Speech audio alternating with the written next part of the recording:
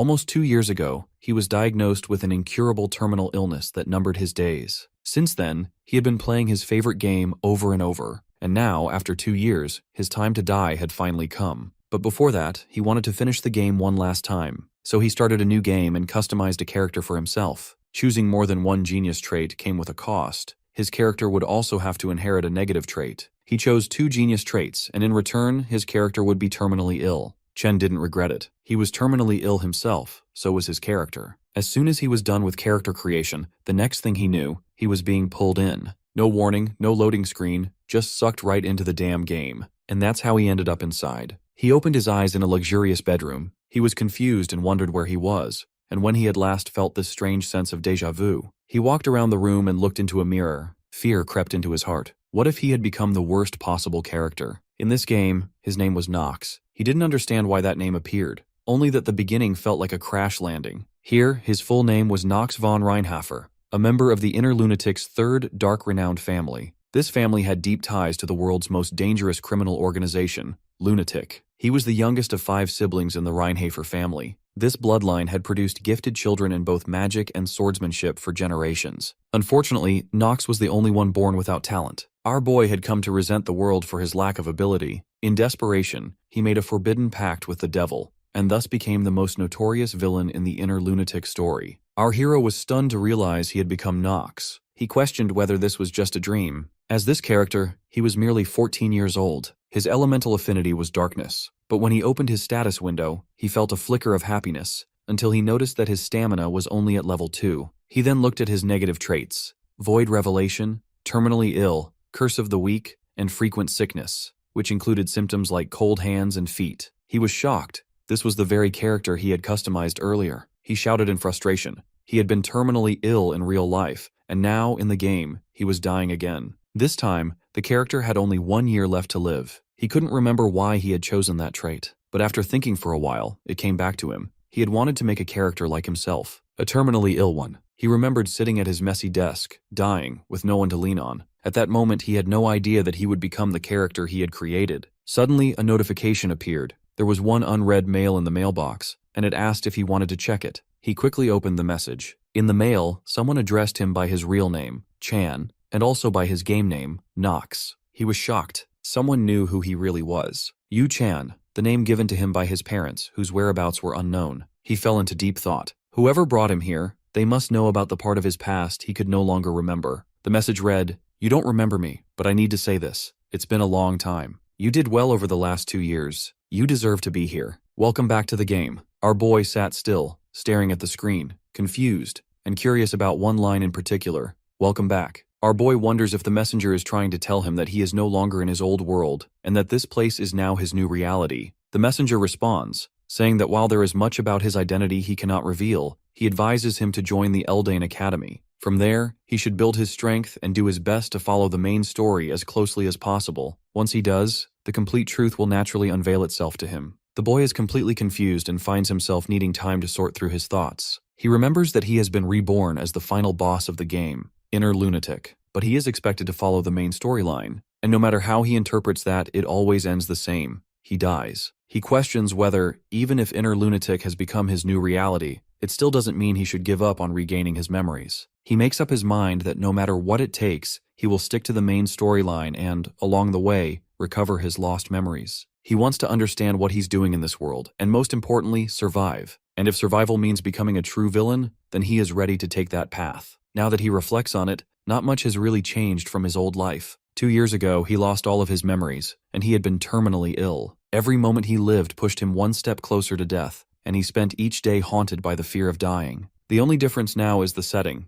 the world he knows best. He asks the system for today's date, and the system replies, "It's the 4th of February, 1812. Once he hears the date, he immediately understands that he doesn't have much time left. He wonders why not begin his 28th clear attempt now. As he reaches to open the door, an intense pain shoots through his wrist. When he checks the system, it informs him that one of his negative traits has been activated. Due to the effects of constant illness, he has developed wrist inflammation, level 1. The system advises him to rest properly and allow himself time to heal. This makes him angry. He mutters to himself, questioning what's wrong with this body. How can it be so fragile? While lost in his own condition, he bumps into a young female housemaid. She falls to the ground and immediately apologizes to the young master. He tries to recall her face. Her brown hair and light orange pupils seem familiar. He wonders if she is Rona. She begs for his forgiveness, insisting she has committed a grave offense by harming him. The only thing he remembers about her character is that she used to talk behind Nox's back. That's all he can recall. Still, he finds it hard to believe that such an innocent-looking girl would gossip about Nox, even if Nox is a villain. He forgives her, but he warns her not to make the same mistake again. For a brief moment, he forgets the personality he's supposed to play and smiles at her. But it doesn't take long for him to realize he is supposed to be insane. He falls into silence, pondering the life he has chosen for himself. The maid timidly asks where her young master is planning to go so early. The young master replies that he's headed to the practice hall. All of the nearby servants are shocked upon hearing this. He then tells Rona to come along with him. Rona becomes excited, but at the same time worries whether her master intends to beat her. As they walk toward the practice hall, Nox reflects on his situation. After experiencing what it feels like to die, he now knows for certain he doesn't want to die again. If he wants to survive, he must adapt to this new world quickly. That doesn't mean he has no chance. As someone who has played the game 27 times, he already knows most of the hidden mechanics. He quickly glances at the status window to check the details of the game.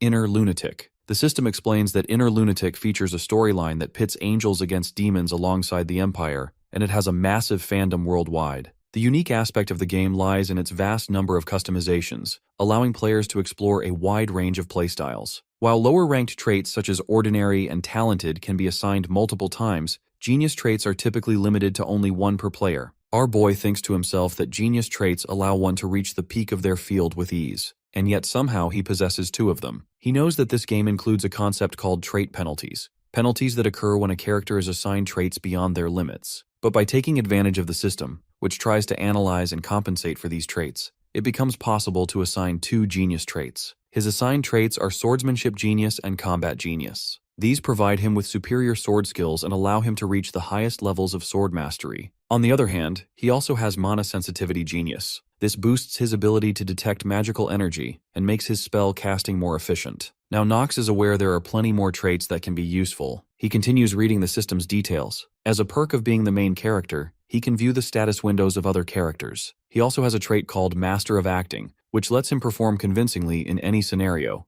a skill he knows will be crucial in his current situation. Another trait is Steel Mentality. When activated during combat, it allows the user to maintain mental strength and stay calm in high-pressure situations. However, the real issue lies in the negative traits. Among them, the terminally ill trait stands out as the worst, but it's not the only one he needs to worry about. He finds it almost amusing that he's practically a walking hospital. The system adds that for individuals with cold hands and feet, entering icy areas without a warming skill is nearly impossible. Additionally, the frequent sickness trait means he will faint from illness at least once every chapter. He sighs and tells himself that he has no choice, so he decides to face things one step at a time. Suddenly, Rona comes to a stop and informs him that they are nearly at the practice hall. She asks if he truly plans to go inside. The young master remains quiet for a moment, then opens the door. The system immediately informs him about a new obstacle, Curse of the Weak. It explains that this curse was placed on him at birth. As a result, his growth rate is reduced by 50%, and he has twice the vulnerability to enemy debuffs. The young master makes up his mind. Before anything else, he must find a way to remove the Curse of the Weak. While he practices inside the training hall, he keeps thinking that no matter how many times he goes over it in his head, he can only come to one conclusion: he's doomed. Just like reading the beginning of the story, that's the final thought he ends up with after thinking it through. After reading all of it, he suddenly feels weak and collapses onto the floor. Now he knows his limit. He can't even swing a sword more than 10 times. He had no idea the Curse of the Weak would make things this hard for him. After resting for a while, he slowly gets back on his feet and starts looking around. He notices a large collection of weapons nearby. The system informs him that this is due to the origin of the Reinhafer family, and suggests that he start with the sword. It also explains that when it comes to the Reinhafer lineage, there are many sayings that describe them well, but the most fitting title is the High House of the Blade and Darkness. They earn that title because of their unique sword skills that involve channeling dark attribute magic into their blades to cut down enemies. And it's all thanks to the Commander's Blade, also known as the Tyrannical Blade of Darkness. That very blade has been passed down through generations, from one family head to the next, and the tradition continues even now. Our boy starts wondering what all of that has to do with him. Aside from swordsmanship, there are many benefits to being born into a noble household, and one of the most obvious is wealth. Nox understands the true value of money, and he's honestly thrilled to have it. The Reinhafer family stands as one of the greatest noble families in the entire story, and that also means they're filthy rich. Even as their useless youngest son, Nox still has enough wealth to live the rest of his life without ever working a single day.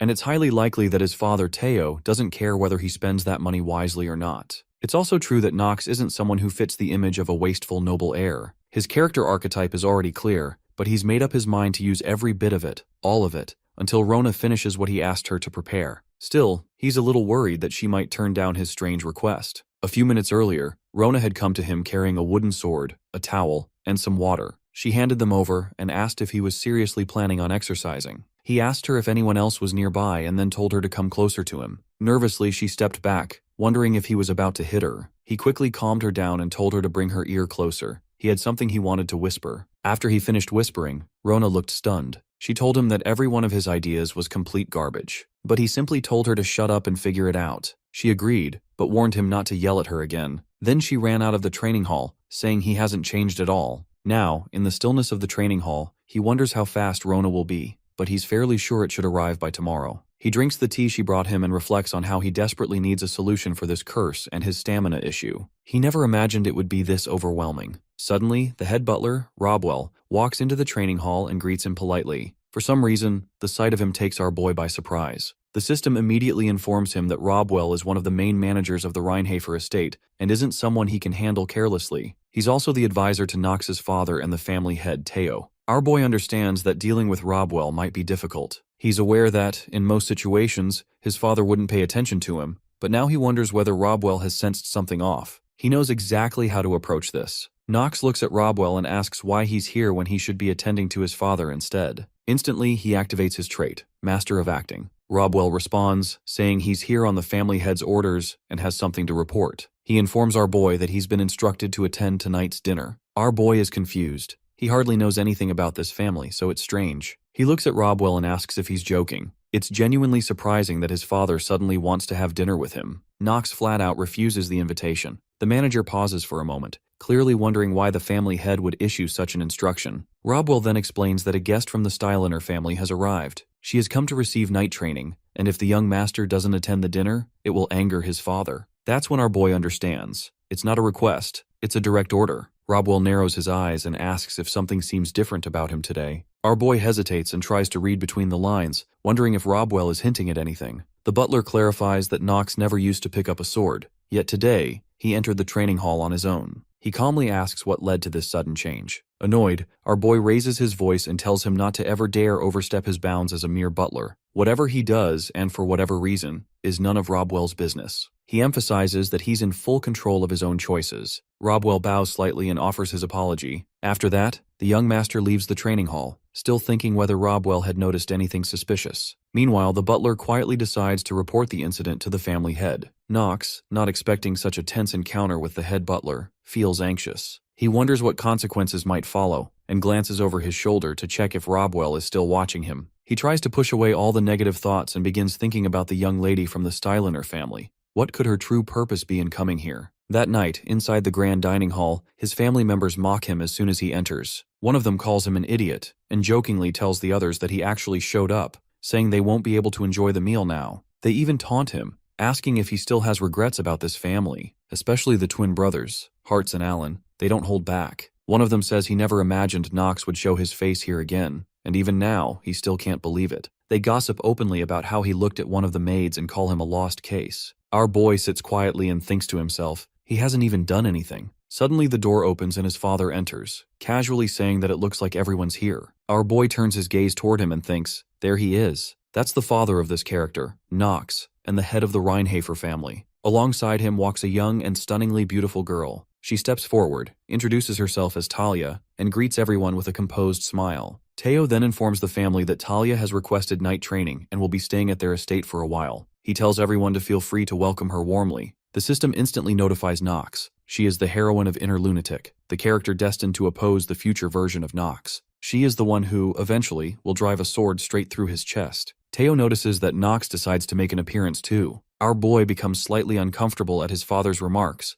and even Talia picks up on it. The family head tells everyone to begin eating. The twins continue taunting him from the opposite side of the table, One of them brings up to their father that they should make the decision now regarding who will be the next to enter Eldyne Academy. Teo becomes curious about their decision and believes it's about time such a choice is made. The system informs him about Eldyne Academy, stating that it is the most important location within Inner Lunatic. Within that academy, students face various situations and fight demons, this being the core storyline of Inner Lunatic. After understanding all of this, our boy also makes the decision to attend the academy, and while sticking to the overall structure of the story, he understands that he must now gather allies of his own. Their father announces that, as everyone likely knows, Eldyne Academy only allows 3 individuals from each family to attend. This restriction is in place to limit the influence of nobles. Since he has already used the first 2 spots on his first and second sons, the Reinhafer family has only 1 remaining entrance ticket for the academy. Our boy is determined. Before he begins forming alliances, he knows he must do whatever it takes to obtain that final entrance ticket. Teo declares that this is why he has decided to follow their family traditions. Nox becomes excited and tells his father that it sounds like he's suggesting a battle between brothers. Their father is caught off guard, surprised that Nox is the first to react. Teo affirms the suggestion and mentions the date. It will take place 1 month from now. He continues by stating that they will determine their next academy attendee through a duel held in the practice hall. One of the twins tells him to keep quiet before he humiliates himself. The other mocks him, saying that weak fools like him, who've never even wielded a sword, stand no chance against them. Surprisingly, our boy remains calm and composed. He tells them they can talk all they want, after they win. The twins grow furious and demand to know if he genuinely believes that someone like him can defeat them. Yet our boy stays focused. To him, this duel is simply another trial that he must overcome in order to secure the entrance ticket. He has no intention of letting their taunts distract or discourage him. Nox confidently declares that he will be the one to attend Eldyne Academy. Teo watches his son's interactions, a little confused by what he's seeing. Talia, on the other hand, is visibly impressed by the young master's confidence and starts showing interest in him. This catches the attention of the twins and sparks a bit of jealousy. Nox quickly realizes that he has drawn the attention of someone he probably shouldn't have. After dinner, Teo sits in his office reading through Robwell's reports. He tells Robwell that, just as he had reported, it indeed appears that something about Nox has changed. Robwell agrees with this assessment. Teo reflects that had he not witnessed today's events for himself, he wouldn't have believed them. He wonders what exactly has caused this sudden change. He even begins to suspect that Nox might have been possessed by a demon. Whatever the reason may be, Nox has caught his full attention. The family head comprehends the situation and instructs Robwell to monitor Nox closely. Early the next morning, the young master is already in the practice hall. The maids gossip about the upcoming duel in 1 month. They also wonder aloud why running is the only thing he ever seems to do. Nox tries to grasp what the maids are talking about, but quickly realizes he doesn't possess the intuition for reading between the lines. The system then notifies him that his stamina stat has increased by 0.1%. He is shocked by the minimal improvement. He chooses to run because his greatest weakness lies in his stamina. The system informs him that in order to unlock the use of swordsmanship and combat genius, his stamina stat must reach level 4. He notes that if someone weren't as weak as he currently is, they would be able to use it without any issue. He tires quickly due to the curse of the weak still being in effect. He discovers that it took him an entire month just to raise his stamina by 1.9 points. The system reminds him that the curse of the weak is a debilitating curse that cuts his growth rate in half. It becomes obvious why, despite running so much, he was only able to raise his stamina by 0.1%. Adding to that, his terminally ill trait also halves his growth rate. He realizes that to keep up with others, he will need to exert 4 times the effort. He wonders to himself why everything is so difficult for him. The system then informs him that his stamina has reached 15 and his mana has hit 30. However, because of his terminally ill trait, 15 is the maximum stamina he can reach. He decides to put that worry aside for now. Rona arrives, bringing all the supplies he had requested the previous day. Our boy is impressed. She's faster than he expected. He feels glad, believing this will allow him to make some real progress now. The only question remaining in his mind is how to break past the limit and reach stamina level 4. He looks over all the supplies Rona brought. He feels confident that using his own knowledge, he can resolve this. He mixes the ingredients together and pours the contents into a bottle. Rona, watching curiously, asks why he needs all of these items. The poison is difficult to handle, the ingredients are those most people avoid, and they are quite expensive. Nox tells her it's because most people don't understand how to use them properly. Rona is visibly surprised by this explanation. Nox then drinks the mixture he just created. Rona immediately becomes alarmed, knowing that it contains poison. The system notifies him that he has consumed the poison of the 3-headed Gorgon, and as a result, his health will temporarily be increased by 1.5 times. At the same time, the system initiates a death counter. He has only 10 minutes left. Rona becomes frantic and wants to call the head butler, but Nox stops her. He then eats the core, something clearly not meant to be consumed, and Rona panics further, frightened by what she's witnessing. The system confirms that he has ingested the core of a golem and warns that his body will now begin to slowly petrify. Suddenly, another notification appears. The system announces that a hidden piece has been activated. The poison of the three-headed gorgon is reacting with the golem's core. Our boy feels satisfied, knowing that everything is proceeding just as he planned. The system explains that normally, the golem's core is used to petrify individuals, rapidly boost defensive stats, or construct artificial golems. However, when combined with the poison of the three-headed gorgon, a special reaction occurs. The gorgon's poison becomes diluted. Then comes the most critical message. The curse of the week has been lifted. Nox is overjoyed to see this change. Rona, however, is still frightened and thinks her young master might die at any moment. But Nox knows there is still one more step remaining. He begins to unbutton his shirt,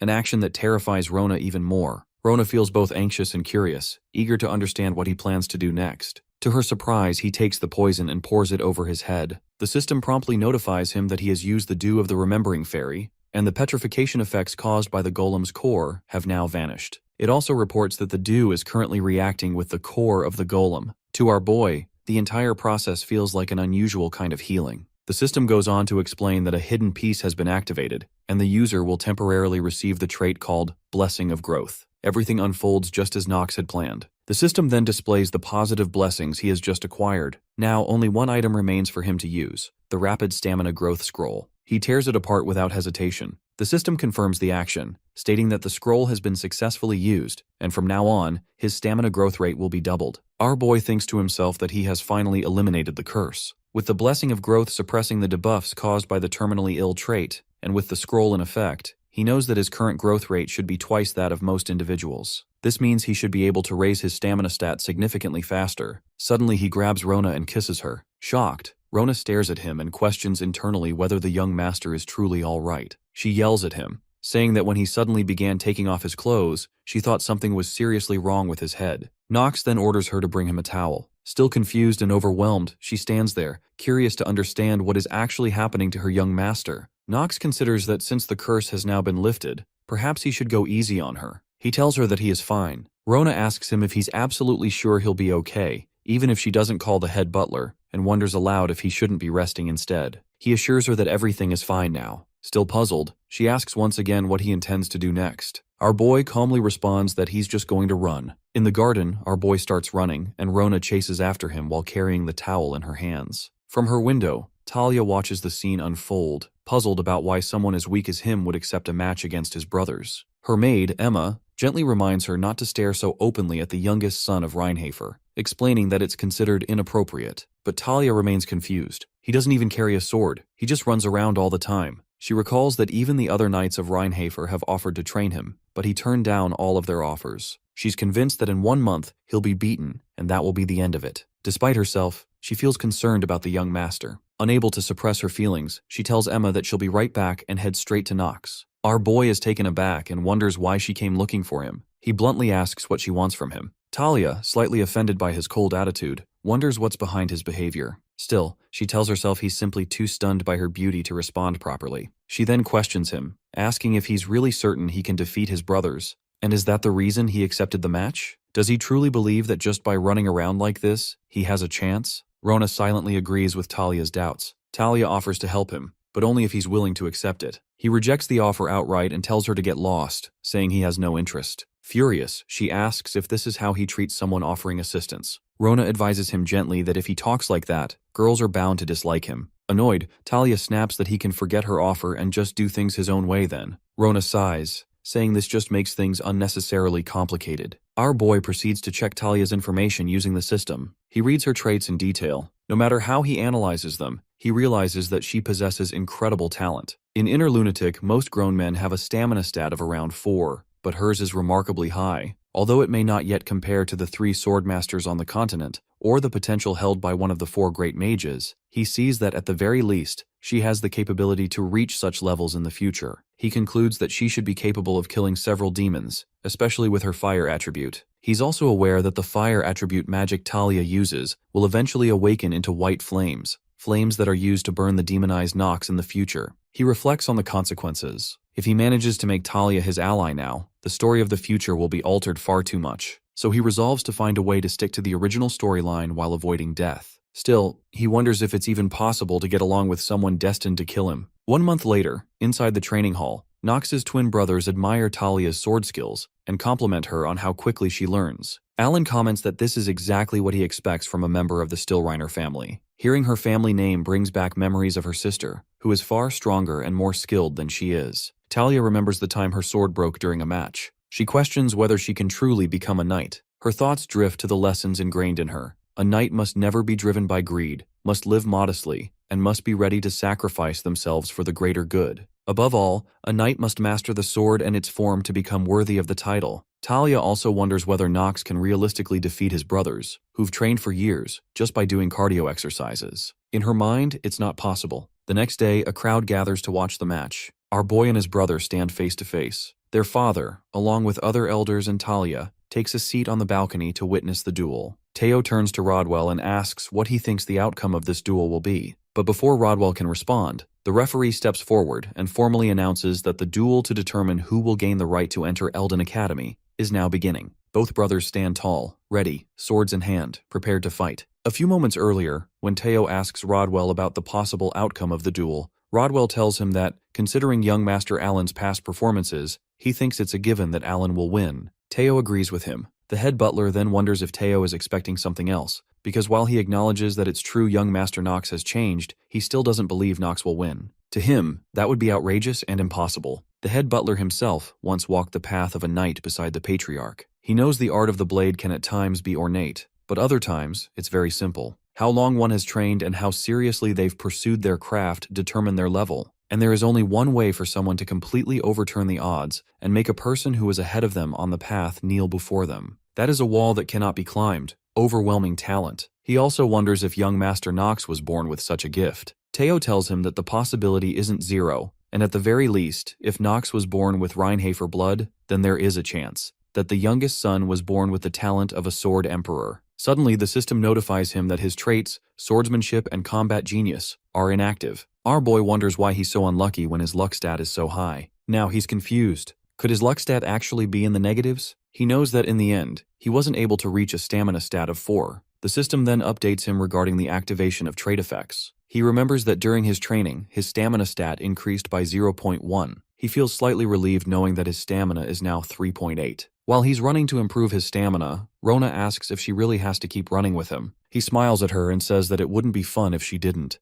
and who would take care of him if she didn't. Nox then returns her towel and tells her to rest for now. She stays quiet and looks at him with anger. Nox gazes into her eyes and tells her that she just cursed him in her mind. She denies it. In truth, our boy is impressed by her stamina. He looks at her details in the system and confirms his suspicion. Her stamina is 4.5. He's surprised to see that a maid is stronger than the average man, and wonders what's going on with the Reinhafer family. He feels somewhat happy knowing that her starting stamina stat is higher than his, even though he's been training his ass off for a month just to improve this one stat. Still, it's a little upsetting for him. Rona informs him that it's already evening, and since the duel is tomorrow, he should get some rest. Now, inside the training hall, both brothers stand facing each other. His brother taunts him, saying why doesn't he just give up? Even if he is the shame of the family, he's still his younger brother, and Alan can't beat him up too hard now. Our boy responds that his brother doesn't look like someone who wants him to give up. Alan tells him that he's right, and to be honest, he wants to impress the daughter of the Stillreiner family, and he believes Nox will help him with that. Nox tells him he's not sure if that's a good choice.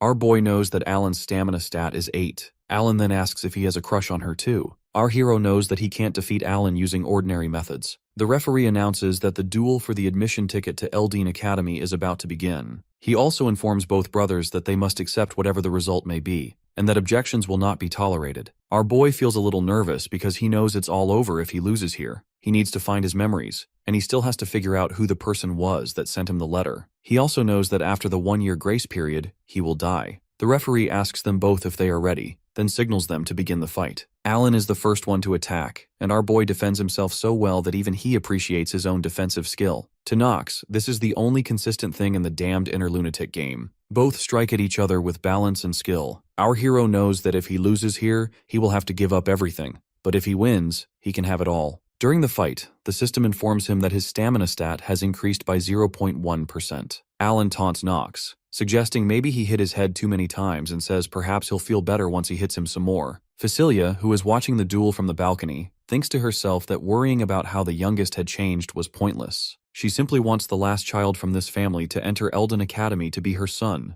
Alan. She dismisses Knox's skills as pathetic. Teo tells Rodwell that he was looking forward to seeing how Knox had changed and now wonders, is this all he can do? The head butler asks if he should stop the duel. He explains that if they let it continue, young Master Knox will take a long time to recover. Teo replies that Alan and Hartz's talents are good, but not that good, especially when compared to his first son, Garen. They lack the ability to put everything beneath their feet, to dominate their opponents with the overwhelming power of the dark sword of domination. He wonders who that power will be passed down to. That thought saddens him, and he instructs the head butler to stop the duel. During the fight, the system once again informs Knox about a rise in his stamina stat. Suddenly, the system confirms that his traits, swordsmanship and combat genius, have been activated. Our boy is already exhausted, but he's happy to have regained his traits. Alan asks if he's lost his mind. Knox immediately activates his skill, the Hour of the Genius. Our boy remembers hearing somewhere that geniuses and the talented each have their own hours during the day. He's glad that this is the genius hour. To him, everything appears to slow down. Thanks to this skill that alters his perception, the world seems to move in slow motion. He understands that perceiving an enemy's movements as slower and him moving faster are two very different things. He knows it will be difficult to fully utilize this skill, but now that his traits, swordsmanship and combat genius, are active, it's over for his opponent. With a quick and powerful swing of his sword, Knox knocks Alan's weapon to the ground. That one move proves his unwavering determination to win. Alan's sword falls to the ground, and Knox appears victorious. The young master shouts that it's fun. Alan remains frozen in shock. The swordsman knows he still can't afford to lower his guard. Not yet. He's well aware that the duration of the skill is only 5 minutes, and he must finish this within that time frame no matter what. He tells his brother that he had been going easy on him until now, but says it's gotten boring and suggests they end this as quickly as possible. He then challenges him to come at him with everything all at once. Knox turns to his father and asks for permission to face both of his brothers simultaneously. Not only his father, but everyone observing the duel is taken aback by his confidence. Talia watches in confusion, wondering what he's doing right now.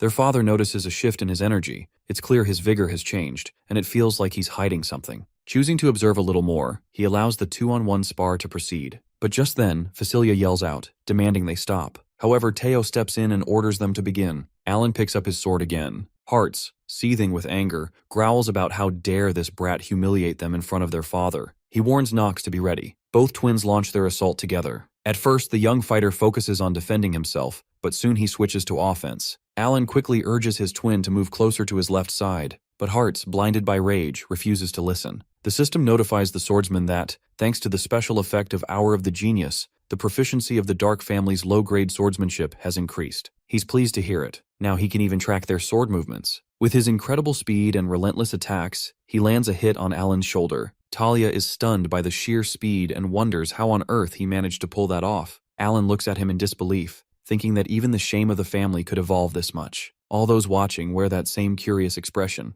Hart scolds his twin, telling him not to get distracted in the middle of a spar. Soon, both brothers begin to tire, and then the young master unleashes his full power. He thinks to himself that even though this is just a spar, there's something significant at stake, and simply swinging the sword feels exciting. Before long, he sends both brothers crashing to the ground. At that exact moment, the system informs him that Hour of the Genius has ended. He's relieved that it wrapped up already. Facilia, fuming at her two sons, shouts furiously at them. Knox turns to the referee and asks whether the winner has been decided. The referee responds affirmatively and declares that the victor is young Master Knox. Everyone watching the duel rises to their feet, even their father. Knox expresses his gratitude for their appreciation and politely requests permission to take his leave. As he walks out of the training hall, Talia thinks to herself that she must speak with him immediately. After leaving, he feels extremely tired and then notices blood on his hand. He quickly realizes that it must be because he pushed the skill a bit too long. He knows that Hour of the Genius carries a major flaw. If the time limit is exceeded, it triggers a debuffing effect called recoil. The system informs him that, due to the recoil of the skill Hour of the Genius, his lifespan has been reduced by 2 days and 17 hours. He recognizes this as the worst kind of debuff. It permanently cuts his lifespan and also makes him more susceptible to illness.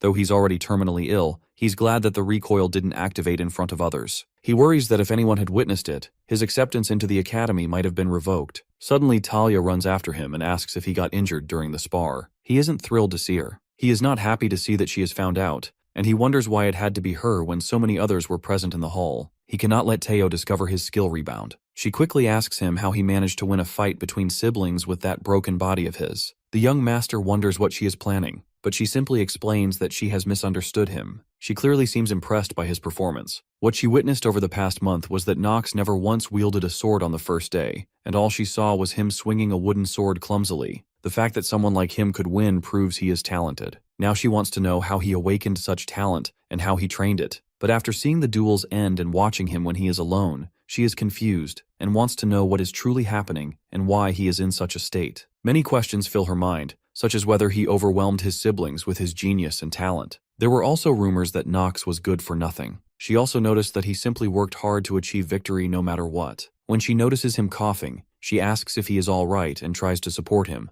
but he rejects her hand and tells her never to touch him. He acts that way because he has been obsessed with gaming for the past 2 years, making it difficult for him to get along with others. He also knows that she is a character who will kill him in the future. She apologizes and tells him she did not know he was that serious about the sword, and she had heard that his body was weak from birth. Now she understands why he was only doing stamina training. She tells him she is sorry for misunderstanding him, and that acting like a good-for-nothing was probably not his intention either. She also mentions that Emma told her people could make mistakes like that. The swordsman feels slightly confused and thinks about how to respond because she is so honest, just like he has seen in the game. Even though he knows she possesses the traits of a knight, he also thinks that as the daughter of a proud, reputable duke family, it must be hard for her to admit when she is wrong. He tells her that if that is what she thinks of him, then please do not tell others about the bleeding. She agrees to keep it a secret. While looking at her, he thinks he probably does not need to worry about others finding out about this matter. He tells her to keep her promise and leave. She feels sad because Nox did not pay any attention to her. That night, in Teo's office, he tells the head butler that it seems his guess was correct, and asks what he thinks of Nox's talent. Rodwell replies that at first, he could not understand why Nox allowed himself to be beaten up,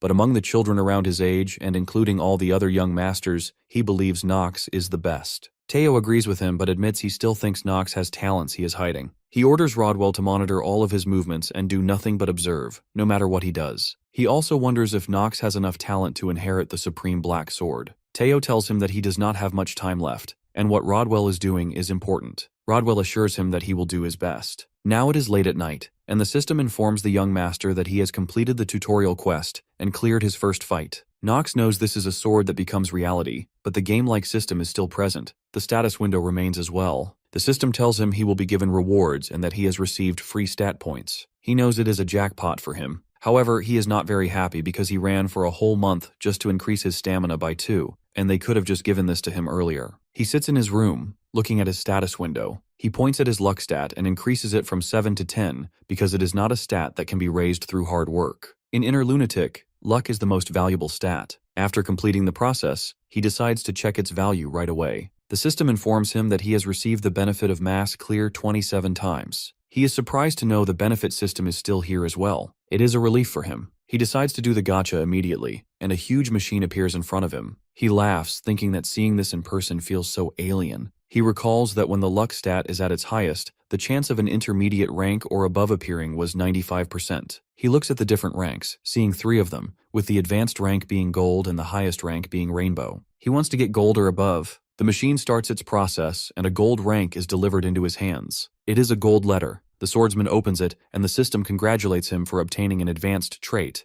the Supreme Ruler's Awe. He cannot believe he actually got it. The system shows him the complete information of the skill. It is a super jackpot for him to think he would get a debuff skill, but he still has another reward. It is a one-time use skill confirmation voucher, and the system asks if he wants to use it now. He thinks that the skill he will obtain from this is already decided. It is one of the hidden pieces that can be obtained in the Reinhafer family, and in order to get it, he needs that skill. He knows Teo will soon gather all the siblings at the estate, and that is when he will use it. He wonders if it is almost time for him to return to the Reinhafer estate since it has been a while since the graduation ceremony of Eldine Academy ended. Vaughn, the second son of the Reinhafer family, should be traveling around to train as a knight. He suddenly remembers that he needs to find the hidden piece and handle Grain. There is no time to rest at all. The only fortunate thing is that he probably does not need to worry about Talia anymore. He is confident she is not the type of character to break her promise, and there is no reason for her to approach him either. In the morning, he reaches the training hall and finds Talia already there waiting for him. He had already thought about this last night. He asks her if they did not settle everything yesterday already, and what she wants from him. She wants to know how he became so strong so quickly. He asks her if she has been secretly watching him train for a month, and she begins walking away from there.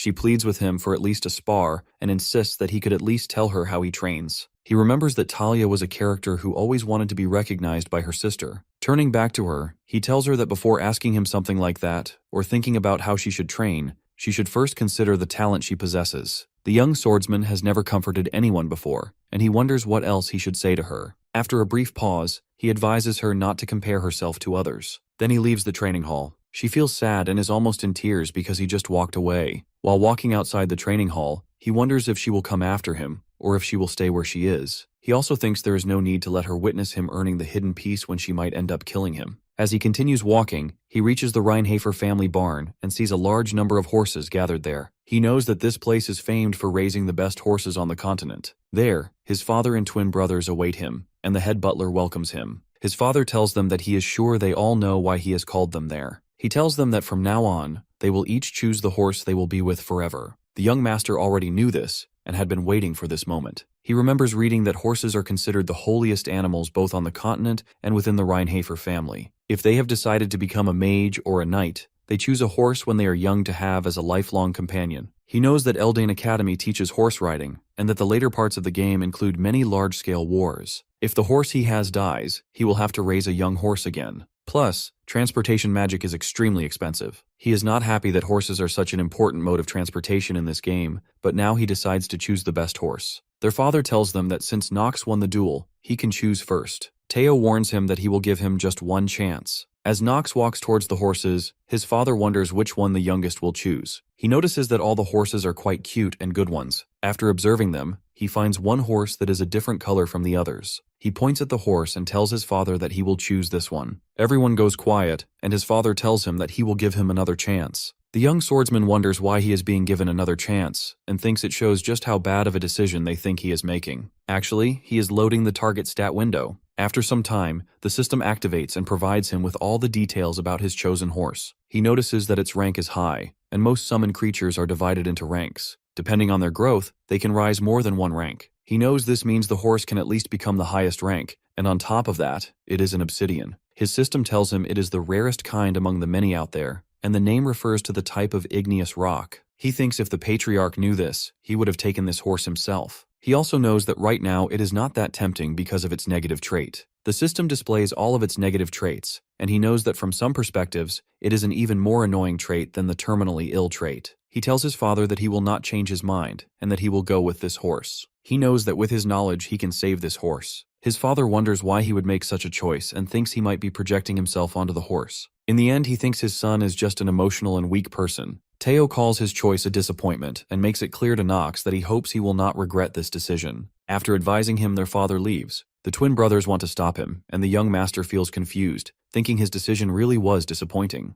The head butler tells the twin brothers that he will watch over Nox and requests them to choose their horses. Rodwell comes to Nox and asks him to choose a name for the horse. He agrees with the idea and names him Carl. The young swordsman tells him that he will go with Carl. He used that name when clearing Inner Lunatic, and it is a meaningful name to him. He takes the horse to his bedroom because he cannot let others see what he is about to do. He notices that the horse's eyes look determined to live, just like he is struggling to live. He notices that Rona is present in his room, so he calls her name and warns her that if she does not answer right now, she will face consequences. She understands his warning and shouts that she is here. She asks him how he knew she was there. He orders her to look after his horse. She is surprised to see a horse on his bed because she is the one who has to clean it. He laughs and tells her that it is a sick horse and she has to do her best. She has no other option but to obey him. He knows this is a bit problematic, and what is about to happen next is going to be quite a shock. The real question was whether Rona would be able to deal with it. 3 days later, Carl dies, and Rona cries for him. Her tears make the young master feel sorrowful. He knows that Rona puts a great deal of effort into taking care of Carl, and he feels slightly bad for her. He already knew that something like this would happen. He orders her to stop crying because she is distracting him. He reassures her and tells her not to worry, because Carl will return to his side again. She stands there confused, wondering if something is wrong with his mind. He simply smiles and instructs her to get behind him now. He takes the scroll out from his jacket. Placing his hand on the scroll, he infuses it with his mana. Something magical begins to occur, and she becomes surprised to see that he can use mana, immediately warning him that this is illegal here. The first time, he is unable to control his mana properly, so he tries again and warns her that if she keeps distracting him, Carl will die once again, and this time it would be her fault. He explains to her that he has become someone who has not yet awakened his trait of genius of mana detection. In this empire, using mana below the age of 15 is forbidden unless one is from the imperial family. Because of this, compared to other students who begin learning mana control later, the descendants of the imperial family are several times more proficient in magic. The only thing he can do right now is pour as much mana as he can into this scroll. At this moment, he begins to feel a faint energy emanating from his palms. He knows that this is mana. He finds it interesting because this scroll is a one-time use energy voucher, and this time, he cannot afford to make any mistakes. From now on, the magic he will be using is black magic. The system confirms that the skill, Book of the Dead Necromicron, has been obtained. The system also informs him that the target, Carl, can be revived as an undead. He remembers reading from the system that within Inner Lucatic, there are two types of beings possessing the trait of an undead. The first type are beings brought back to life through black magic or dark mana, and the second type are those revived without an ego, reborn as stronger beings. He also knows that such beings would remain blindly loyal to their master, almost to a fault. However, the problem is that there is only one family known to revive corpses as undead, and that is the Dark family, the Marvas family. While Reinhafer is also a dark family, it is a night family, whereas the Marvas family are black mages who control the undead. In that case, he wonders, shouldn't players who do not belong to the Marvas family be unable to use their skills at all? He knows the answer is no, because of the one-time use skill selection voucher he obtained. From it, he received the Necromicron, also known as the Book of the Dead. Rona becomes shocked when she sees dark blood begin to flow from the young master's mouth, but he wants to push it a little further. Suddenly, he notices that his mana is running out. At that moment, Carl comes back to life. The system confirms that he has activated the skill successfully. Carl is now stronger than before. The system informs him that his pet Carl has been revived as an undead. He feels delighted to have achieved this skill successfully. Now, he looks at Carl's traits within the system. He is surprised to see that Carl is much more improved than before. However, Carl has some negative traits as well. He tells Carl that he will be his master from now on, and Carl behaves in a way that shows he completely understands his master. Rona becomes emotional and hugs the young master tightly, telling him that she thought something bad had happened to him, wondering how he can use mana so recklessly. She even scolds Carl, asking how he can also be so reckless. She shouts at Carl, telling him that she cared for him so much and orders him to spit out the carrot she fed him. Now the young master shifts his focus onto the hidden piece. A few days later, he goes out at night, looking at the map and thinking that the road is not much different compared to the game. He searches for the second hidden piece of the Reinhafer family, determined that he must obtain this item. It is the key that would help a little in compensating for his terminally ill trait. He wonders if he is being too sensitive, but this is not a game anymore. This is reality. He reaches a point where he sees a notice board with a warning written on it, stating that this is Mia's forest, and if young children enter, they may get lost and die, so please do not enter no matter what. He thinks to himself that he does not want to die a second time. The system warns him that he has entered the missing child's forest, and that failure to clear this place will result in death. In reality, the missing child's forest lies within Reinhalfer's territory, a forest where entry is prohibited. Due to the darkness and thick fog, no matter how skilled a ranger or pathfinder is, they would still have trouble finding their way around here. He discovers that it is just like its name suggests, a place that causes everyone to get lost like a child. But he also knows there is a different meaning to it. Even if a fully grown adult kills a monster in this forest, they will not be able to obtain any artifacts. Additionally, the difficulty of the monsters increases if the intruder is an adult. He remembers that he died a few times here while trying to find the right way to clear it. That is why the difficulty rating of the missing child's forest is at least 2.5 stars, with 5 stars being the maximum. Since this is a game where the difficulty is the worst, he recalls how hard he tried to clear it without knowing what items would appear. Now that he thinks about it, this is the perfect place to find an item suited for his terminally ill trait. Lighting his torch, he begins searching the forest. He knows that the crucial key to clearing the missing child's forest is the direction of the smoke. To be precise, it is the opposite direction from where the smoke is heading. He shouts loudly, asking how long the person intends to keep hiding and suggesting that they reveal themselves now. Looking around, he finds no one there and wonders if the person is planning to hide until the very end. Right now in the palace, Talia is still thinking about him and cannot believe that her beauty had no effect on him. She is completely unable to understand this at all. Suddenly, her maid Emma requests her to please stop following young Master Knox around. Emma also tells her that if she keeps doing this, she herself will end up getting scolded.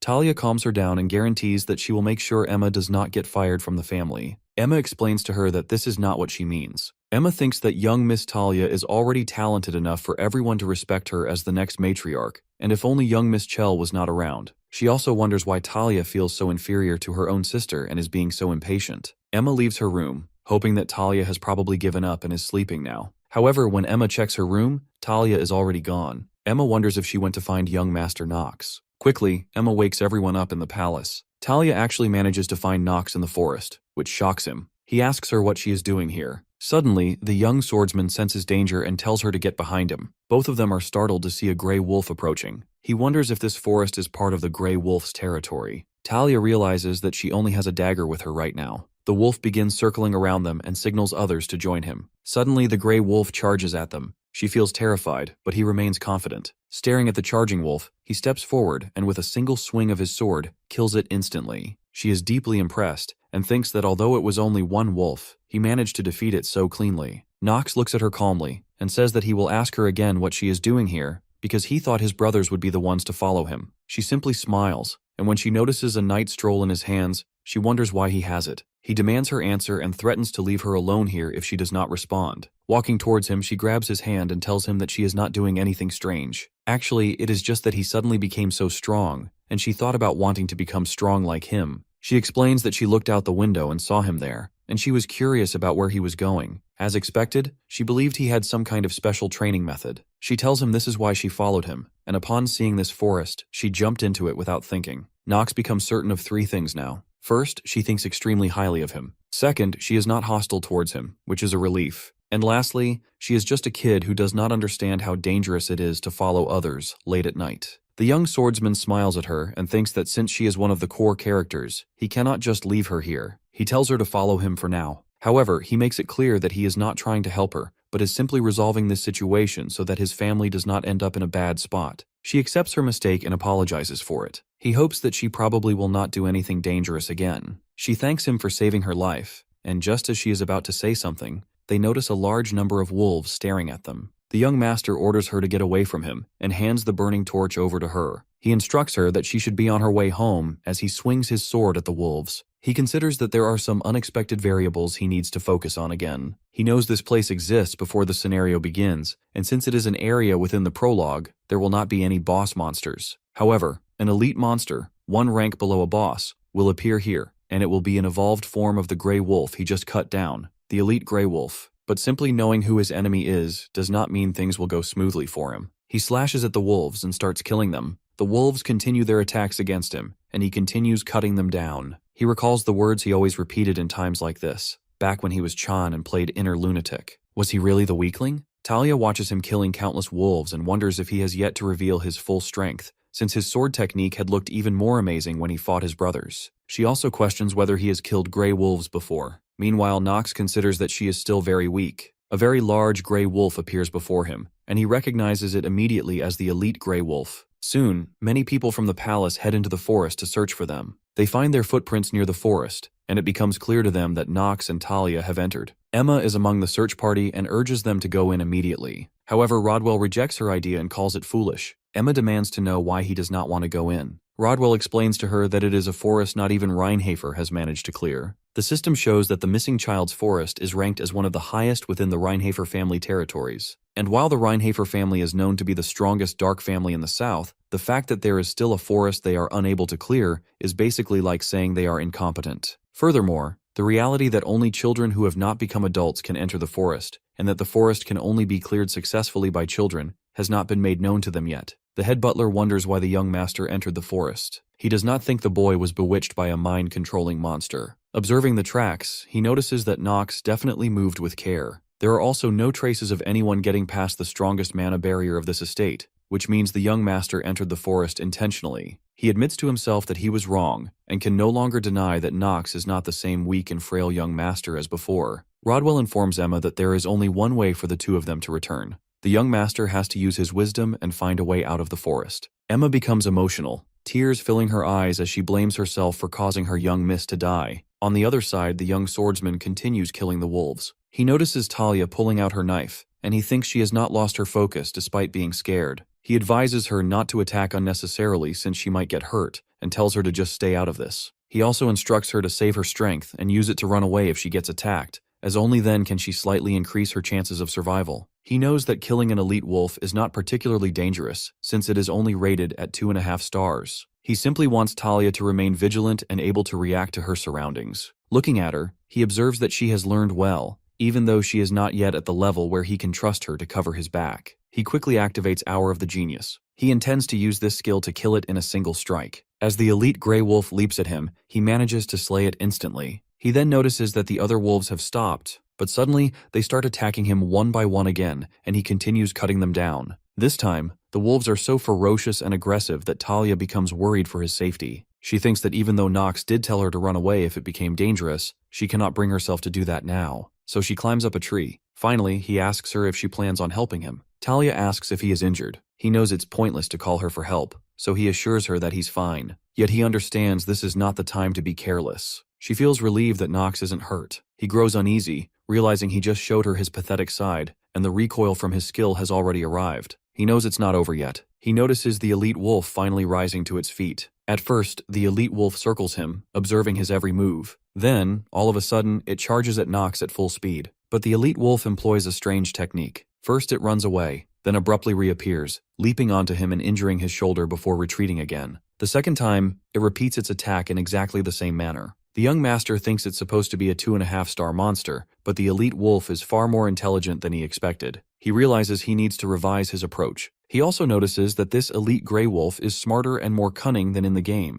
He knows it is hiding now, watching him, waiting for another chance to strike. The last 2 attacks took him completely by surprise. He regrets not recognizing its intelligence earlier, when it was commanding the other wolves, and to think it would even exploit the terrain and geographical advantages. He knows he needs to raise his guard first. Suddenly, the elite wolf attacks again, and this time, Nox lands a hit. But it has no effect. It seems like the wolf had been waiting for him to attempt a large swing and reveal an opening. The elite counters immediately, and the swordsman fails to predict it. He wonders if he got too excited just because he has cleared this game multiple times. He knows that was a foolish judgment. Then, out of nowhere, Talia's dagger pierces its eye. He thinks that if the elite wolf can create openings, then so can they. The person who created that unexpected variable was Talia. Seizing the opportunity, he slays the elite gray wolf with a single swing of his sword. Talia notices 2 other wolves observing their battle, and when Nox manages to kill the elite, they retreat. Watching this, she descends from the tree and runs toward him. She wants to know if he is all right. He tells her he survived only because of her and thanks her for it. After expressing his gratitude, he wonders if he just thanked the enemy who will kill him in the future. But for now, it's not his concern. She asks if he got injured just now, having noticed some large wounds on his shoulder. He replies that it's only a slight wound, and there is nothing to worry about. She feels relieved that he isn't hurt elsewhere. Suddenly, a tiny spider jumps onto her shoulder, and she screams that it's another monster. She quickly leaps into his arms and clings to him tightly. She tells him there is a spider and clings to him tightly. The young master wonders how long she intends to hang on to him. He is also curious whether she is truly afraid of the spider, or if she simply wants to hug him. He casually flicks the spider away and questions her, asking if something like a spider scares her. Then why on earth did she follow him into the forest? She asks if he isn't scared of spiders. The swordsman responds that with fear like that, she definitely won't be able to become a knight. Upon hearing this, she becomes angry and steps back from him. He smiles, thinking that finally she let go of him. He knows he survived only because of her, but he feels hesitant to say this, since she might suddenly scream. Now they just need to get out of the forest. It is morning now, and the search party is still waiting outside the forest. Emma is worried, wondering whether they survived or not. She feels anxious thinking that Miss Talia's disappearance could create problems between both families. Rodwell reflects that since many children in this area go missing within the missing child forest, there are people who secretly claim that the Reinhafer family is incompetent. Suddenly, Emma points towards the forest and informs the others that the fog of the forest is beginning to lift. Now they see that the missing child forest has been cleared. She does not know for sure, but that is what she thinks it is. The fact that the miasma is being lifted. Rodwell confirms her observation and tells her she is right. He explains that it means the forest has been cleared, and the only possibility they were thinking of has turned into reality. Now all of them enter the forest, and Emma tells the others that it means their young master Nox did it. Suddenly, they notice the young master and Talia coming out of the forest. One servant remarks that to think he could really clear the forest is hard to believe, and that he is coming out as if nothing happened. Rodwell thinks he can't help but smile. Now, he is certain that the hierarchy of the descendants within the Reinhafer family is about to experience great turmoil. Nox looks at the search party and wonders why everyone has gathered here. Emma runs towards Talia and hugs her, telling her they were so worried about her. Rodwell informs the young master that the family was worried about his disappearance as well. Nox finds it hard to believe that the family would worry over a good-for-nothing like him, thinking it is only because their dark family's reputation is at stake. Emma wants to remind Talia about the 7 rules of the Stillreiner family again, and urges her to follow her. Talia apologizes once more, repeating that she is sorry. Emma laughs and tells her that as a lowly maid, how could she dare blame Talia for it, adding that the patriarch will be teaching her the rules personally. Nox thinks that it looks like this maid has extraordinary stamina too. When he checks her status, he sees her stamina is 4.5. Emma approaches the swordsman and thanks him for protecting their young miss. Talia thinks that she did not even have the intention of going with him. He tells her that she pulled her own weight and advises her not to beat herself up too much. After that, they all return to the palace. The young master goes to his bedroom, thinking that it is over for now. He reflects that Rodwell waiting outside the forest with the knights was totally unexpected. He wonders if it was because of Talia, but even so, he obtained the hidden piece. The system confirms that he has obtained a new artifact. It is an accessory called the Black Flame Ring. The system informs him about its basic information in detail. He reads about its special effect, which states that when he defeats a target while equipping it, he will steal a very small amount of their life force and convert it into his own. Furthermore, the higher the rank of the target defeated, the more life force he will steal. Now he knows that the only artifact capable of stealing someone else's life force is this Black Flame Ring. However, he also understands that having this ring does not mean he will gain a longer life, because one's life cannot be extended infinitely. Considering that only a very small amount of life force can be stolen, he realizes it will not be easy to overcome his terminal illness. Still, he believes that as long as he can struggle and progress, it is far better than living a hopeless life on the verge of death. He slips the ring onto his finger. Now he can definitely feel his life force and mana rising. He calls Rona to come in for a short while, knowing she is just outside his room. Within seconds, she enters and wonders if he is able to see through things. He tells her that maybe he can.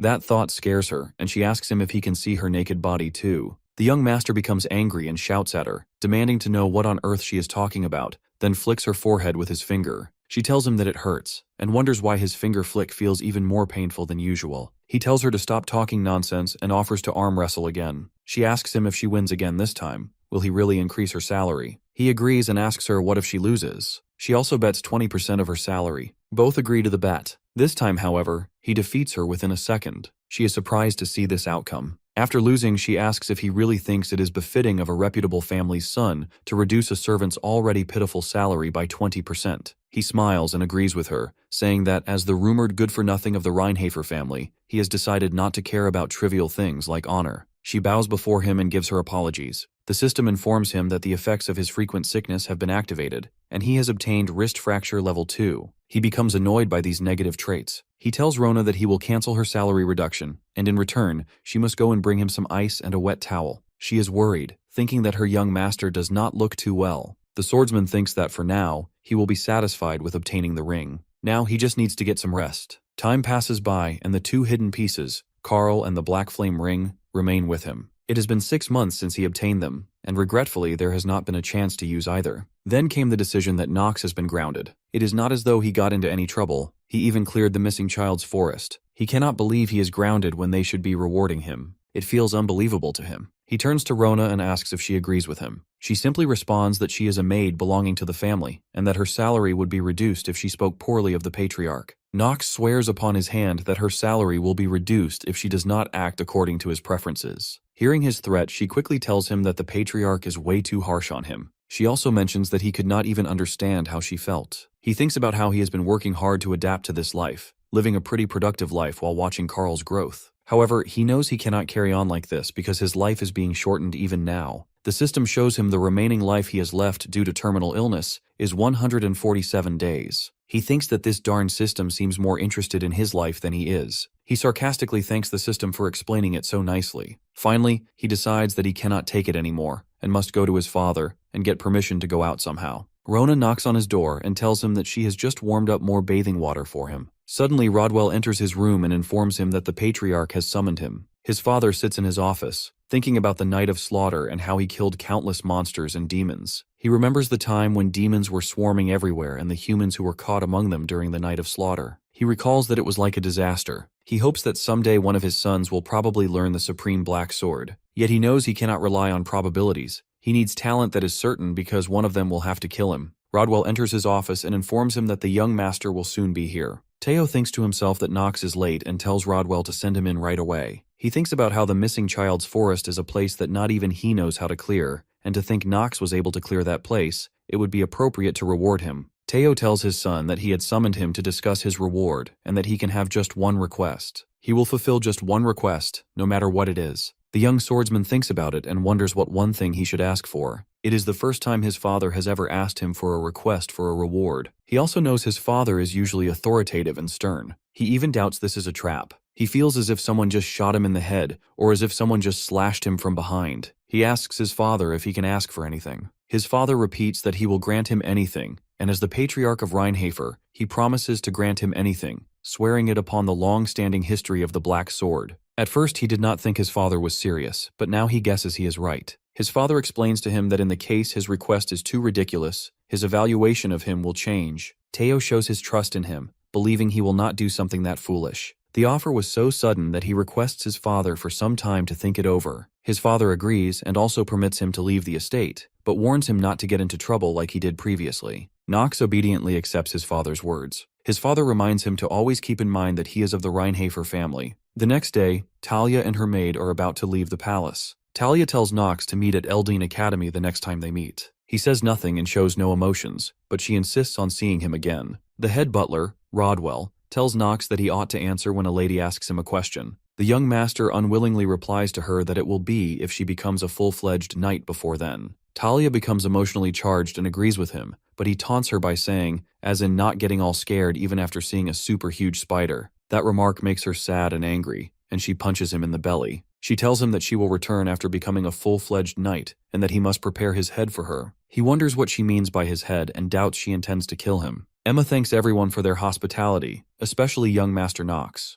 The swordsman very rudely asks Emma what a maid of the style in her family has to thank him for. She thanks him again for saving her young miss, Talia. He explains to her that it is not as if he saved her intentionally, and tells them to stop bothering him and leave already. Finally, Talia and Emma depart from the estate. Nox feels relieved that one person is gone now. He wonders why he feels like he is slowly getting used to this weird life. He cannot find the exact reason, but he is kind of enjoying it. The system informs him that the remaining life he has left due to terminal illness is 146 days. He decides that he has no time to rest now. A few days later, when the young master is getting ready in his room, Rona tells him that he needs to get a new maid and new servants. He gets surprised to hear that, and as he is thinking about why she said that, Rodwell enters the room and greets him with a good morning. He asks Rodwell the purpose of his visit. Rodwell informs Nox that Eldin Academy has sent a maid in training to assist him, and from today onwards, she will be serving him, so he has come to introduce her. She greets him and tells him that she is his exclusive maid from today onwards, and that her name is Lavilia. The young master quickly checks her details on the system. A few important things he finds out about her are that she has a perfect housework active skill, and that she is monitoring him based on orders from Teo. This information about her makes him feel a little conscious. Suddenly, the system informs him that the remaining life he has left due to his terminal illness is only 140 days. He observes that when one's time is limited, it feels like it goes so darn fast.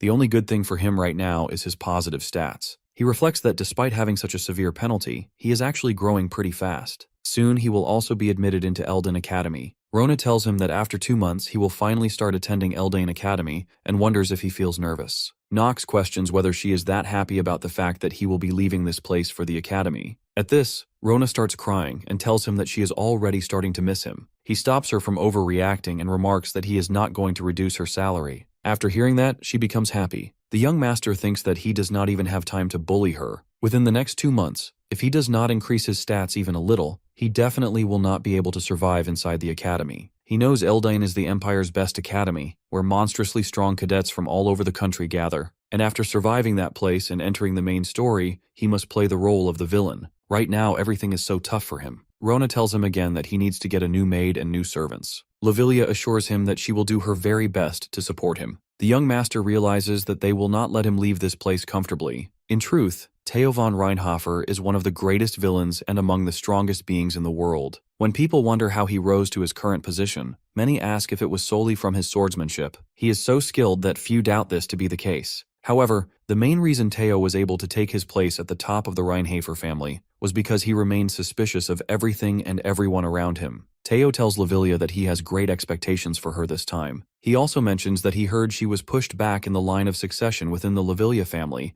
and states that if she does well this time, the Rheinhafer family will spare no efforts to support her in the succession. She assures him that she will assist young Master Nox with all her heart. Theo, however, tells her this is not what he wants. She then confirms to him that she will monitor Nox strictly and report every single thing to him. Theo reminds her to never forget who her master is. She comes out of his office and decides that from this point onwards, she must not waver any further. On the other side, the young master is lying on his bed, thinking about Lavilia, a spy. He knows Teo probably wants to confirm whether the person within Nox is really Nox or not, since demon possession is something that happens quite frequently within the inner lunatic. Nox is a character whose body was stolen by the #1 demon, Baal, in the original storyline. He realizes it is all right as long as Teo does not find out who he really is. Still, he knows Lavilia is the problem. While she is not involved in the main storyline, it would be a waste to throw her away like this. Originally, she was supposed to become the next head of the Lavilia family, but her father and mother were killed by her uncle, and she lost her position as the next head. What happened next is obvious. In the end, she became a maid of the Reinhafer family and managed to escape from her family. She looks cheerful on the outside and is always smiling, but inside she is so jaded and rotten, a character on the verge of breaking. Her final decision was that before the first part of the main story started, she would commit suicide. Now, he wonders what he should do to create a change in the storyline. He thinks that saving someone who ought to be dead might be the correct decision, despite knowing that doing so would mean placing a noose around his own neck. The next day, he informs both his maids that from today onwards, they will be hunting monsters within the forest in the territory, and both of them will accompany him and assist him. Lavilia stays confident and says nothing, but Rona is shocked to hear this, and tells her master that she is going to take a leave of absence because she is sick. However, Lavilia agrees to obey her master. Rona warns her that she cannot just agree to everything so easily. The young master observes their reactions very closely, knowing it is normal for a maid to be scared of hunting monsters because it is a ridiculous request, after all. Lavilia's immediate answer makes him curious. He tells Rona that he knows she has used up all her leaves. Rona starts crying and asks if she is not allowed to take a sick leave today, questioning how he can do that. Nox asks if she forgets that he is good for nothing and warns that if she does not follow what he says, he will reduce her salary. For starters, he will go easy on her, maybe about half her annual salary. Rona keeps crying and asks whether he wants her to bring along a bow or a sword. Lavilia asks him if she should inform Sir Rodwell that he will be leaving the estate before she starts preparing. He suddenly remembers that from now on, his top priority will be increasing his lifespan, and since he is now free to go anywhere, he intends to act on that. Afterwards, all three of them mount their horses and ride into the forest. Mr. Teo watches them leave from his office window. A few days later, in the missing child's forest that now looks like an ordinary forest after being cleared, Nox slays another gray wolf. The system notifies him that he has absorbed a very small amount of the wolf's life force. It is almost 2 hours of life that he gains. After killing countless wolves in the forest, he begins to wonder if he has exterminated all the wolves in this area. Since he obtained 2 hours of life from a single hunt, this could be considered quite a successful hunt. Countless dead wolves are lying scattered on the ground. Lavilia mentions that it has been 1 hour since he started hunting and questions if he is not tired, offering him water. The young master realizes he forgot to activate Hour of the Genius, causing the hunt to take a long time. This means he has earned only 1 hour. He knows the calculation never balances out perfectly, but this is far too off. Besides, it is not as if he can go around killing monsters every single hour. His biggest concern is that there is a limited number of monsters. Since he has been hunting continuously for the last few days, he has already slain most of them. At this rate, he understands that his plan of living a great life is in danger of completely falling apart. He considers that the current lack of monsters in this vicinity is also a significant problem. Lavilia remarks that she cannot believe he thinks having no monsters is a problem, and if other people heard what he just said, they would think he had become strange. He informs his maids that it cannot be helped and tells them to return to the mansion for today. Lavilia asks if she should prepare warm bathwater for him and promises to set it at a comfortable temperature. The swordsman was expecting such consideration from a support genius. He orders her, saying he wants to bathe before dinner, so she must make sure the timing is correct. Rona reminds him not to forget about her, adding that she will clean his room. He simply tells her to do as she pleases. Before leaving the forest, Nox wants to ask Lavilia something. He asks who she serves. She is surprised to hear this. The young master thinks that no matter how beautiful and great a sword is, if he cannot use it, he will not hesitate to throw it away. She remains silent. The swordsman comments that her silence is her answer. She quickly responds that she has not said anything yet. Before she manages to say anything further, he tells her that he already knows what she wants to say, and assures her that she does not need to worry, as he does not intend to interrogate her any further. The young master also adds that he is actually thankful towards her, at least for not lying. He informs her that no matter who she serves, he will still think of her as one of his own. He also allows her to make use of him if she ever needs to. He thinks that rather than having mutual trust, It is sufficient for them to simply make use of each other. After all, that is the kind of relationship he has with her. That night, in Rona and Lavilia's bedroom, Rona asks if young Master Nox is just too much. She tells Lavilia that during training, he would say to them that if they did not run together with him, it would not be fun for him to train, and it happens every single time they train. Lavilia says nothing and lets out a small laugh. She thinks about the rumors she has heard countless times since her days at the family palace, rumors that young Master Nox has changed. She had believed those rumors were probably fabricated, since it is rare for someone to change this much. However, they said that he defeated the twins in one move and obtained the right to attend the academy. He is also someone who should solidify his standing within the family, completely different from her, who had fallen all the way down despite being a legitimate successor. She wonders what he meant by what he said to her today. Shortly after that day, a groundless rumor begins to spread within the Reinhafer family. The rumor claims that Lavilia was expelled from her family and no longer deserves to be a maid of the Reinhafer family. She receives a letter calling her an incompetent family head who sold out her own family, stating that she will be held accountable for her sins, and she has been stripped of all rights as a direct line descendant. Now she understands that she will not be able to stay within the Reinhafer family for long. It is to be expected. The Reinhafer family is one of the top dark families after all. It is clear she is only being used as a maid for a good-for-nothing son,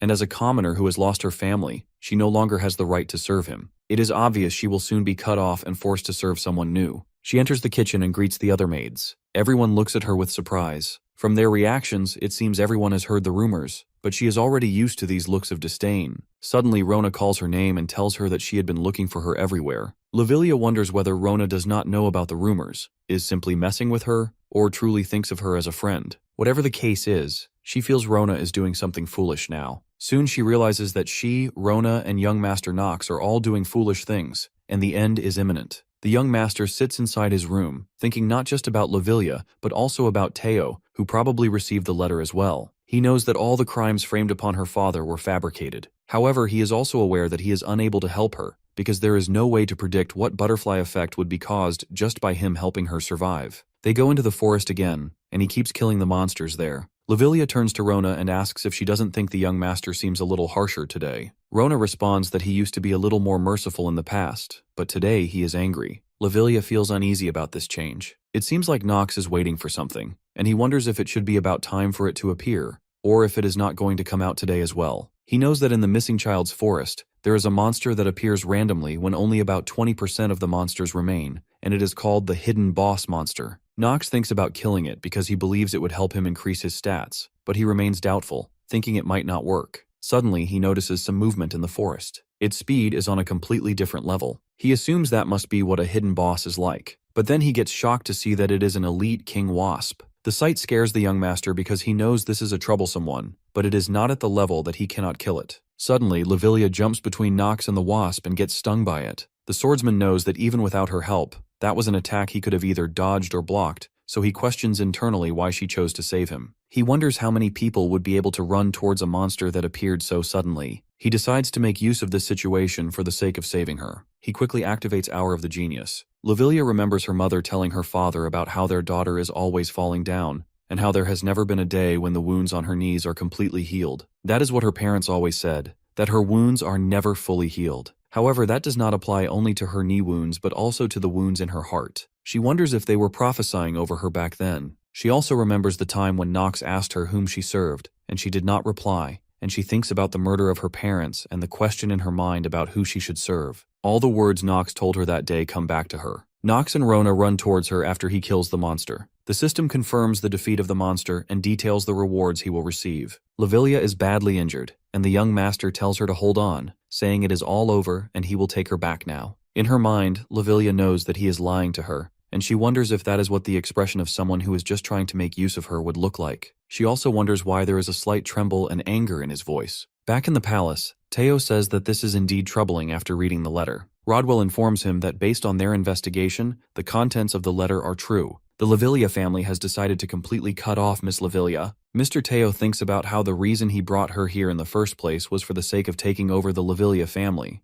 and since they have lost their previous head of the house and are in an unstable state, he thought this would be the perfect chance to take them over. For example, if the situation within the family is so unstable that the successor's position in the family would be shaky, then with the involvement of Reinhafer, they should be able to bring them into submission somehow. But what if she is expelled from her family? Because it is written in the letter that she has been stripped of any rights she had as a direct line descendant. He knows that before any plans can even take place, this changes everything. He tells Rodwell that this cannot be helped then, and asks him what he thinks they should do with her. Rodwell advises that while it is regretful, if they place a maid who does not belong to any family beside young Master Nox, they will be looked down upon within Eldon Academy, and they ought to deal with this quietly on their end. Teo agrees with him and confirms that he had similar thoughts. Suddenly, a servant enters the office, and Rodwell asks him why he is barging in without permission. The servant apologizes and informs them that the young Master Nox carried back a maid who had been injured during his hunt, and the maid has been poisoned and is in a very critical state. He also tells them that Nox has used a very expensive antidote without permission, so he is here to report that to him. Rodwell asks if Nox used the Mandrake Purifying Potion. The servant confirms the potion. Teo wonders if he already grew attached to the maid so quickly. He feels worried because no one knows what result could come out of personal feelings like that. In the hospital, Lavilia finally wakes up, and Rona gets emotional upon seeing her regain consciousness. After gaining her senses, Lavilia wonders what happened to her, and if young Master Nox is safe, and also questions internally why she did what she did back then. Rona tells her that the young master used an antidote on her, the Mandrake, which is supposed to be very effective. Rona also tells her that he completely ignored the doctor's refusal to use it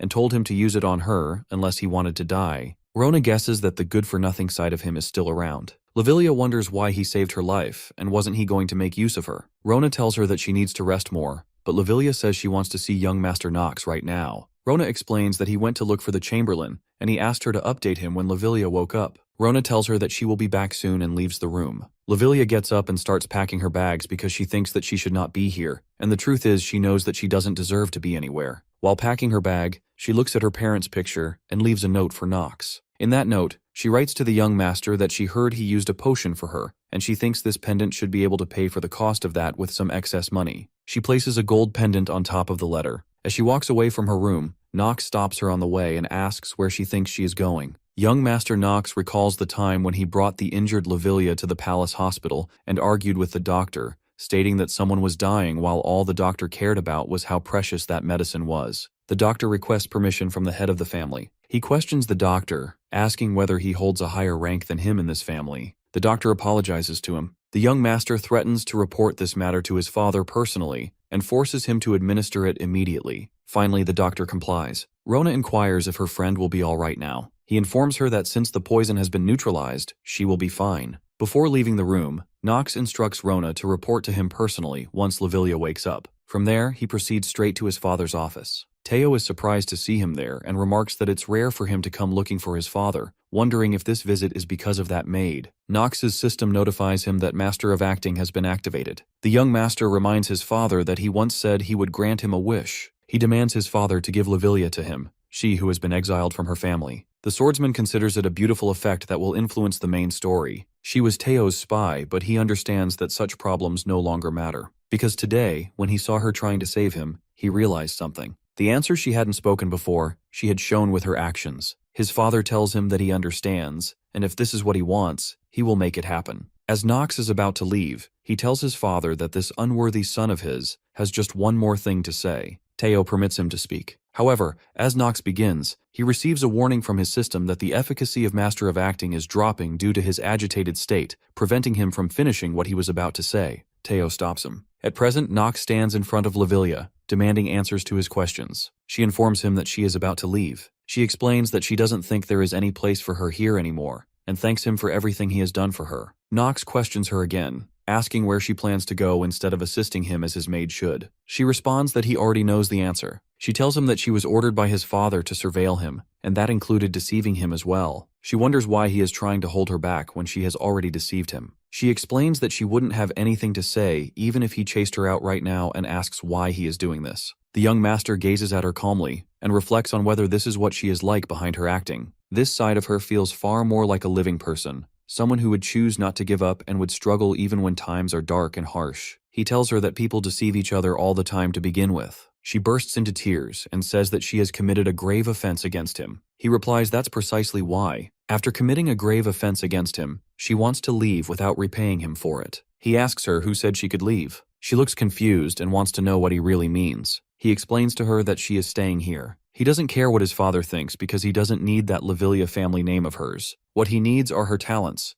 and so he wants her to assist him by his side until she repays the offense of deceiving him as his maid. She agrees to stay and tells him that she will remain by his side until the end and assist him. She recalls that he asked her this previously, asking whom she serves. He confirms that he did. She then asks if he knows whom she serves, and he replies that he actually does. The next morning, while Rona is mopping the floor, she tells the other maids that the young master threatened the doctor, saying he would kill him, and the doctor became terrified. Suddenly, Nox appears behind her and orders her to refrain from insulting him in front of him. She is startled to see him there and wonders if he was listening to everything she said. He mocks her, stating that she has given up on trying to wriggle out by claiming she didn't insult him. Rona suddenly turns to Lavilia and asks if she is all right, telling her not to overwork herself and that she will handle the laundry instead. The swordsman wonders why she is always causing trouble. He asks Lavilia if she knows that she will be going to Eldine Academy with him in 2 months. She tells him that she has already made quite a few preparations for that. He wants to know what kind of preparations she has made. She explains that she has prepared basic tools he will need: books, medicine, emergency items, clothes, and a cadet uniform for external trips. He notices that she no longer forces herself to smile in front of him. The reason is that last time she decided she was tired of acting and admitted to herself that she was no good at it anyway.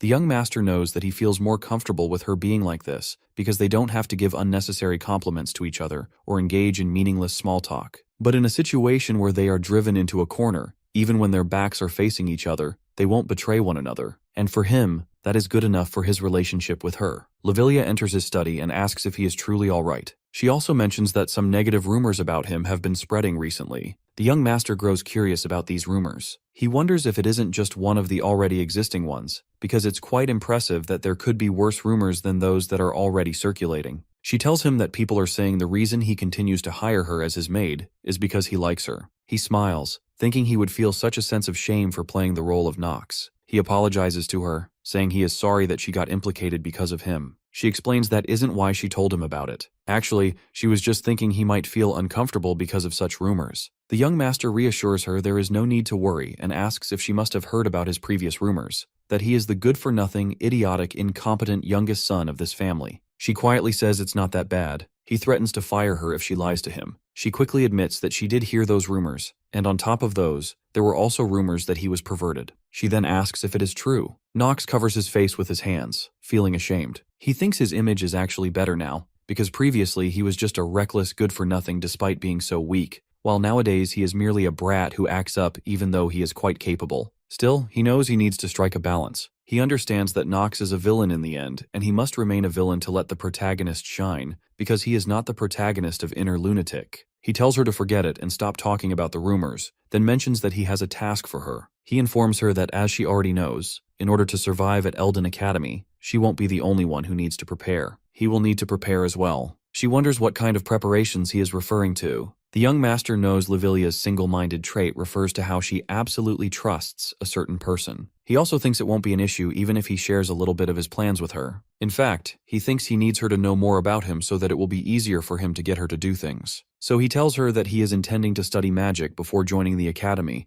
and wants her help with that. She looks surprised and asks if he is thinking of doing that despite knowing it's illegal in this empire. He responds positively. She tells him that he is acting so brazen. He smiles and says that he is a good-for-nothing after all, and a lustful one at that. She says that he sure holds grudges, and she is certain there is a reason behind his decision. She tells him that she will look for basic books that could be of help to him. The swordsman feels happy and thinks she is competent, as expected. Suddenly they hear Rodwell ordering the servants to be quick and get prepared. He wonders what is going on at the palace entrance. The head butler warns the servants that they will be in trouble if they mess up the preparations. He announces to them that young Master Grain has returned. That news surprises Nox. He thinks Grain has come back after graduating from Eldine Academy. He almost forgot about such an important event. They look out the window and notice a large number of horse carts carrying Grain's luggage. The chance to extend his life is finally here. He tells his maid that it seems he will need to go on a faraway mission for the time being. She asks him what he is up to now. At night, in the palace dinner hall, Teo appreciates Grain for doing a good job graduating from Eldine. Grain thanks his father for his appreciation. Actually, he is Teo's second son and one of Nox's older brothers. The young master quickly checks his details on the system. He finds out that Grain is 16 years old. His main element is dark achievements, and his skill is precise detection.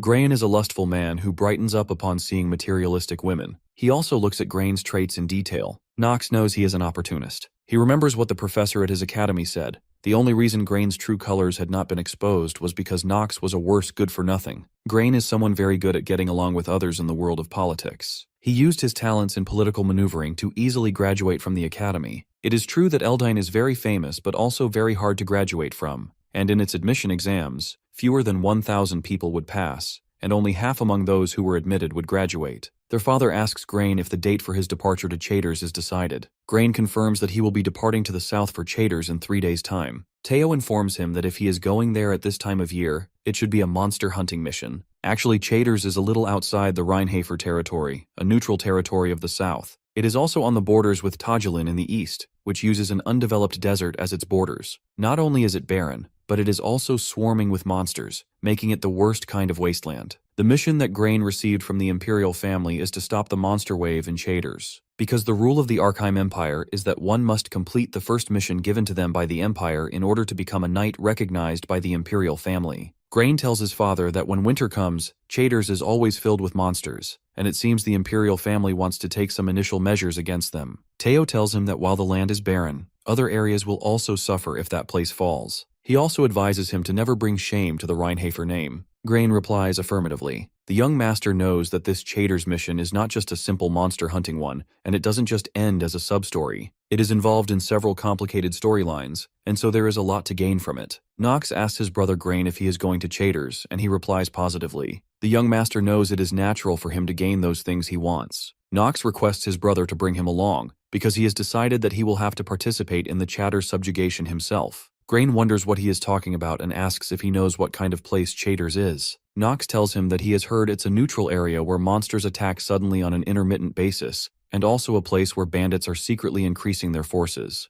Grain tells him that he has been hearing a lot about him recently. Nox knows about the skill Grain has, precise detection. Grain asks if it is true that he cleared the missing child's forest together with the second daughter of the Stillreiners. The young master confirms that it's true. He knows that Grain's skill allows him to figure out why someone is restless, and if his target's stats are lower than his, then he can find out the reason for it quickly. Simply put, that is the skill that made Grain an expert at living in the world and playing politics. Grain tells him that in that case, it must also be true that he defeated the twins and took in a commoner maid. The swordsman quickly activates his steel mentality and affirms that it's all true. Grain says he gets it. Nox has accomplished a lot of great feats recently, but he can't let someone who has not even been admitted to Elden Academy come along with him on the mission. He also tells him that he would prefer not to be the one to collect his corpse. Things grow heated between both brothers, and they stand up from their chairs. Their father quickly interrupts and tells Grain that he thinks he can be the one to guarantee that won't happen, and orders Grain to bring his brother on the mission with him. Grain protests, but Teo tells him it is an order. Teo then informs them that their family will provide the necessary supplies for the mission, and orders both of them to make the necessary preparations for departure in the next 3 days. Nox wonders what just happened, thinking about how his father gave permission so easily. He grows curious, wondering if Teo is up to something. His brother asks if he has really lost his mind. The young master replies that no matter how crazy he is, he couldn't be any crazier than he used to be. Grain gets angry at him for joking and grabs his collar. The swordsman warns his brother to watch himself. Grain tells him it would be a real pity if he got injured after getting the rare chance to go to Chaders. Suddenly, Lavilia enters. Lavilia spills tea on Nox's jacket and immediately apologizes to him. She offers to wash it for him right away, and requests that he heads to his room first without her. Grain finds the situation slightly awkward. The young master apologizes to his brother for his maid's mistake and takes his leave from there. While leaving, he tells his brother that he will see him in 3 days on the departure day for the Chaders subjugation.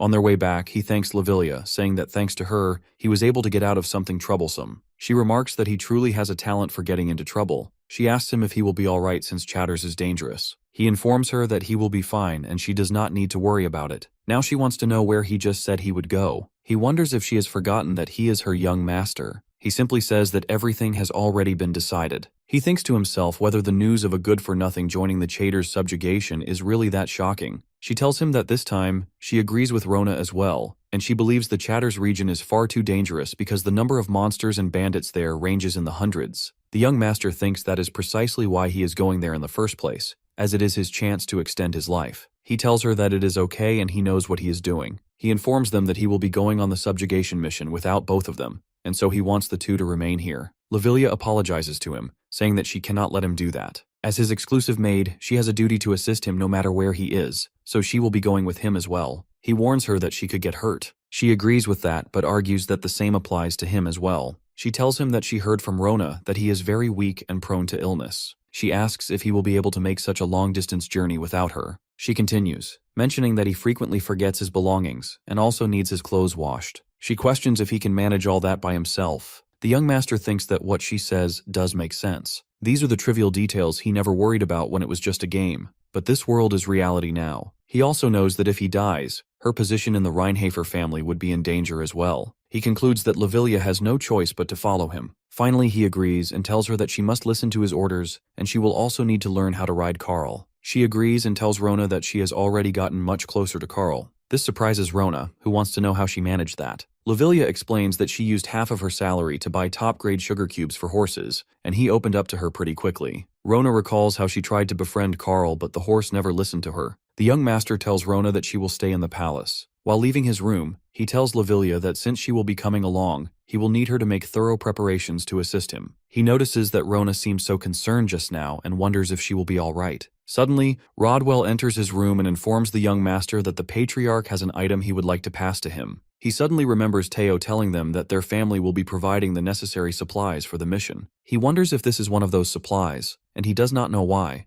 but Teo took his side during dinner just now. He is sure that Teo is up to something. The young master quickly reaches his father's office and tells him that he heard he has something for him. Teo tells his son that whether he can obtain this item or not will depend on him. Teo shows him a sword and tells him that this is the sword of Reinhafer's first patriarch. This surprise is completely unexpected for him because this item never appeared in Inner Lunatic before. Even as a veteran player who cleared the game 27 times, he does not know about this sword. Nox wonders why his father would give that to him. He is unable to understand the current situation, and now he wants to put his hands on it. His father says that it probably looks worn out to him, but this sword accompanied the first patriarch for his entire life and remained with him always. He requests his father to tell him the test that he must go through for this. Teo tells him to try holding up the sword. He moves forward and takes it in his hands. Suddenly, he feels his mana being absorbed and notices the blade's color changing. Teo tells his son that, as expected, he has already started to sense mana. Teo praises him, saying it is just as he had thought, and informs Nox that the sword absorbs the mana of its master and releases it several-fold. This surprises Nox, and he says to his father that he guesses this will not be an easy sword to use. Suddenly, the sword begins absorbing his mana at a rapid rate. The system notifies him that due to the abrupt change in condition, the Master of Acting trait is unstable. He quickly realizes that if his mana is being absorbed this quickly, it will get dangerous for him. His father warns him that if he wants to receive that sword, he just needs to last 10 minutes while holding it. 10 minutes feels like a long time for him to waste his mana continuously. Teo tells him that the name of that sword is Stormbringer. It becomes harder and harder for him to hold the sword in his hands. He quickly checks its complete details in the system. The system also notifies him that after it has absorbed a large amount of the player's mana, it will discharge it and unlock its power. He understands that this kind of information isn't important right now. The system informs him that his mana has been completely exhausted, and it is now changing the source of energy. It is forcefully converting the player's life force into mana. That terrifies him completely. The system states that his life is being depleted quickly. The young master reaches a point where he no longer cares about his father anymore, knowing that he has to give up now. He attempts to throw the sword away but notices that he cannot let go of it anymore. He curses the sword while his father continues to watch him silently. In truth, Stormbringer is a magic sword that grants one tremendous power because it harms the person who holds it. The first patriarch used this sword to build up the family. However, while Reinhafer rose to become a reputable dark family, his descendants were unable to properly wield this sword. It is also true that 9 out of 10 people would collapse immediately from exhaustion as soon as they held it, and to be able to last more than 10 minutes is already considered a long time. Even he can only hold it for barely an hour. But Teo orders his youngest son, who has not fully learned how to control mana, to hold this sword. Including the recent incident of him saving the maid and all sorts of huge incidents that happened within the family, Nox was always involved, and none of this is a coincidence. Teo notices that he is growing more than expected, or perhaps Nox is as talented as a sword emperor. That is why he decides to test Nox. If he is able to last 10 minutes while holding the sword, it means Nox will be able to become the greatest patriarch in their family's history, and he will surpass Teo, eventually succeeding in killing his father. Teo remarks that, as he thought, Nox was hiding his strength. The young master wonders what he is talking about. Teo informs him that this sword is now his. After saying that, Teo leaves his office. But Nox wants his father to give back his life force before leaving. 3 days later, on the departure day for the Chater subjugation, Lavilia sits behind the young master on his horse. She tells him that there were a lot of things to bring along, and she is glad that the dimensional pouch can hold all of them. She glances at him and wonders why, Although he had been waiting to go for this subjugation, he looks like he is in a bad mood. While he wonders if Teo did give another item to bring along other than Stormbringer, he does not feel thankful at all after seeing his life force being taken away. He glances at Grain and thinks that he really brought quite a lot of things. Among the monsters that he has learned about at the academy, it seems a little too much since Grain made it a condition for him to carry these things in return for letting him tag along. But it is alright since he will be making use of him. Suddenly, he notices two servants starting to argue about the direction they have to choose. One of them is certain about one way, and the other is convinced about another route. The young master wonders if they have already lost their way. Grain becomes angry and questions his servant, asking didn't he say that he would be able to get them there for sure. Ron apologizes and explains that it is because he has never taken this route before. In truth, Ron is the Night Order captain hired by Grain. Nox becomes furious with Ron and the other servants, calling them idiots. Lavilia thinks he is angry at her, but he clarifies that he is not speaking to her. His words are meant for those incompetent buffoons. He moves forward and remarks to his brother that it seems they have gotten themselves into a situation. But Grain very rudely rejects his comment, saying that it is none of his concern. Nox tells him that they have lost their way, but his brother insists it is none of his business. The swordsman offers that he can get them there. His brother thinks to himself that despite having only lived in the mansion all his life, he claims to be able to get them there. The young master requests his brother to hire him as the pathfinder because he is quite talented, and even their family vassals complimented him for it. Grain wonders if the vassals really said that. He doubts Nox, thinking he is blatantly lying now, but he also considers that arriving late could become a problem, and what if Nox fails to get them there? He thinks he might be able to bring down that confidence of his. In that case, it might not be such a bad idea, even if it means taking a little detour. So he tells him that since he is so confident, he will let him take the lead for now. He confidently leads them in the right direction. At night, they set up their camp in the forest. Grain becomes curious and asks how he managed to find the right path so quickly. He questions his guides, stating that this is the south, which has not yet been explored, and even trained guides have a hard time finding their way around here. He yells at them, demanding answers. He doubts his captains for supporting Nox and asks if they expect him to believe that Nox managed to find the way so quickly on his own. The young master listens to their conversation while hiding behind a tree. Nox already knows the way, as it is an easy task for a veteran player. And since the Chaders area is a strategic hub, he has visited it more than a few hundred times. Finally, Lavilia asks her master how he found the way so quickly. He asks her if she saw what was on the ground. When she looks down, she notices some footprints and feathers of an owl bear. He explains that it is a monster with a bear's body and an owl's head that lives in the south, and their habitat is on the southern Chaders border. He further elaborates that if they just follow the direction of those tracks, they will be able to easily find their way to Chaders. She quickly asks if it is all right for them to set up an overnight camp in the habitat of the owlbears. He explains that since they are afraid of fire, they won't enter a camp where there are so many people. In the camp, the servants talk about young Master Nox and how he has changed a lot. Ron asks the other servants if he isn't much better than the second young master who studied at the academy.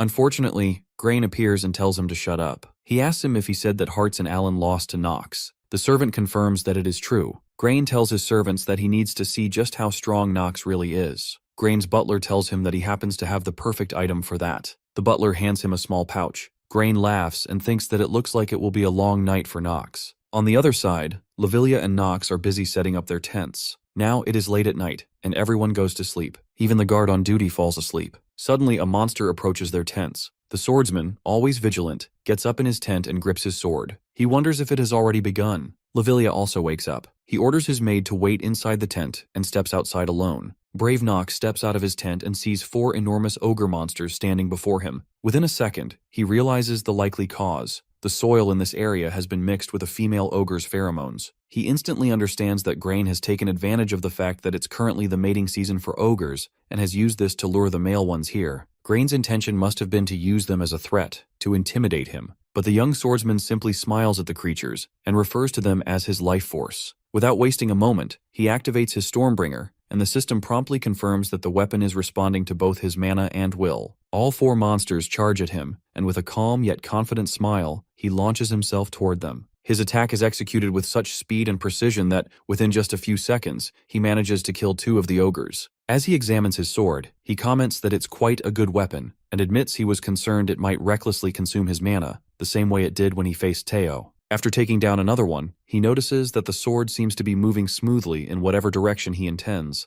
almost as if it's attuned to his intent. Now, with only one left, he feels a sense of pity for the final monster. The last ogre, clearly terrified, stares at him for a moment before throwing away its weapon. Then, turning to flee, it begins to run. Nox quickly notices that the creature is attempting to escape, but he knows he cannot allow that to happen. He mounts his horse Carl, and together they ride after the fleeing beast. Very soon they catch up, and he kills the last ogre. The system then informs him that he has earned 1 day and 9 hours of additional time after defeating the group of monsters. From inside the tent, his maid peeks out, concerned for her master's safety. She runs toward him, and the young master questions whether he didn't tell her to wait inside the tent. She hesitates, but then expresses her confusion, asking how it's possible for ogres to appear right at the entrance of the forest. She asks if they should call the night watch and wake the others, just in case something more happens. Nox calmly tells her that the ogres were deliberately lured to this location. She appears slightly confused, clearly unsure of who could have done such a thing. He explains that Grain manipulated the ogre's behavioral instincts, and that's the reason why he intentionally set up his own tent farther away from the rest of the group. She wonders aloud if this means young Master Grain is trying to keep him under control. Nox then tells his horse Carl that he can go and rest now. Quietly, he reflects that Grain probably assumes he doesn't understand how to position himself as a candidate for succession within the family. That's why he decided it would be better to test Nox's capabilities in advance. But Nox knows that when compared to the eldest son, Grain isn't as strong. He had no choice but to come up with such a cowardly tactic to gather information about him. However, Nox intends to make it clear that such a strategy won't work against him. He sits down near the corpses of the fallen ogres. Lavilia, curious, asks him what he plans to do now. He asks if she knows how one could lure even more ogres to this place. Then, taking a small bottle, he collects some of the ogre's blood and tells her that the idea is to make use of the monster's own blood. According to him, these beasts are similar to humans.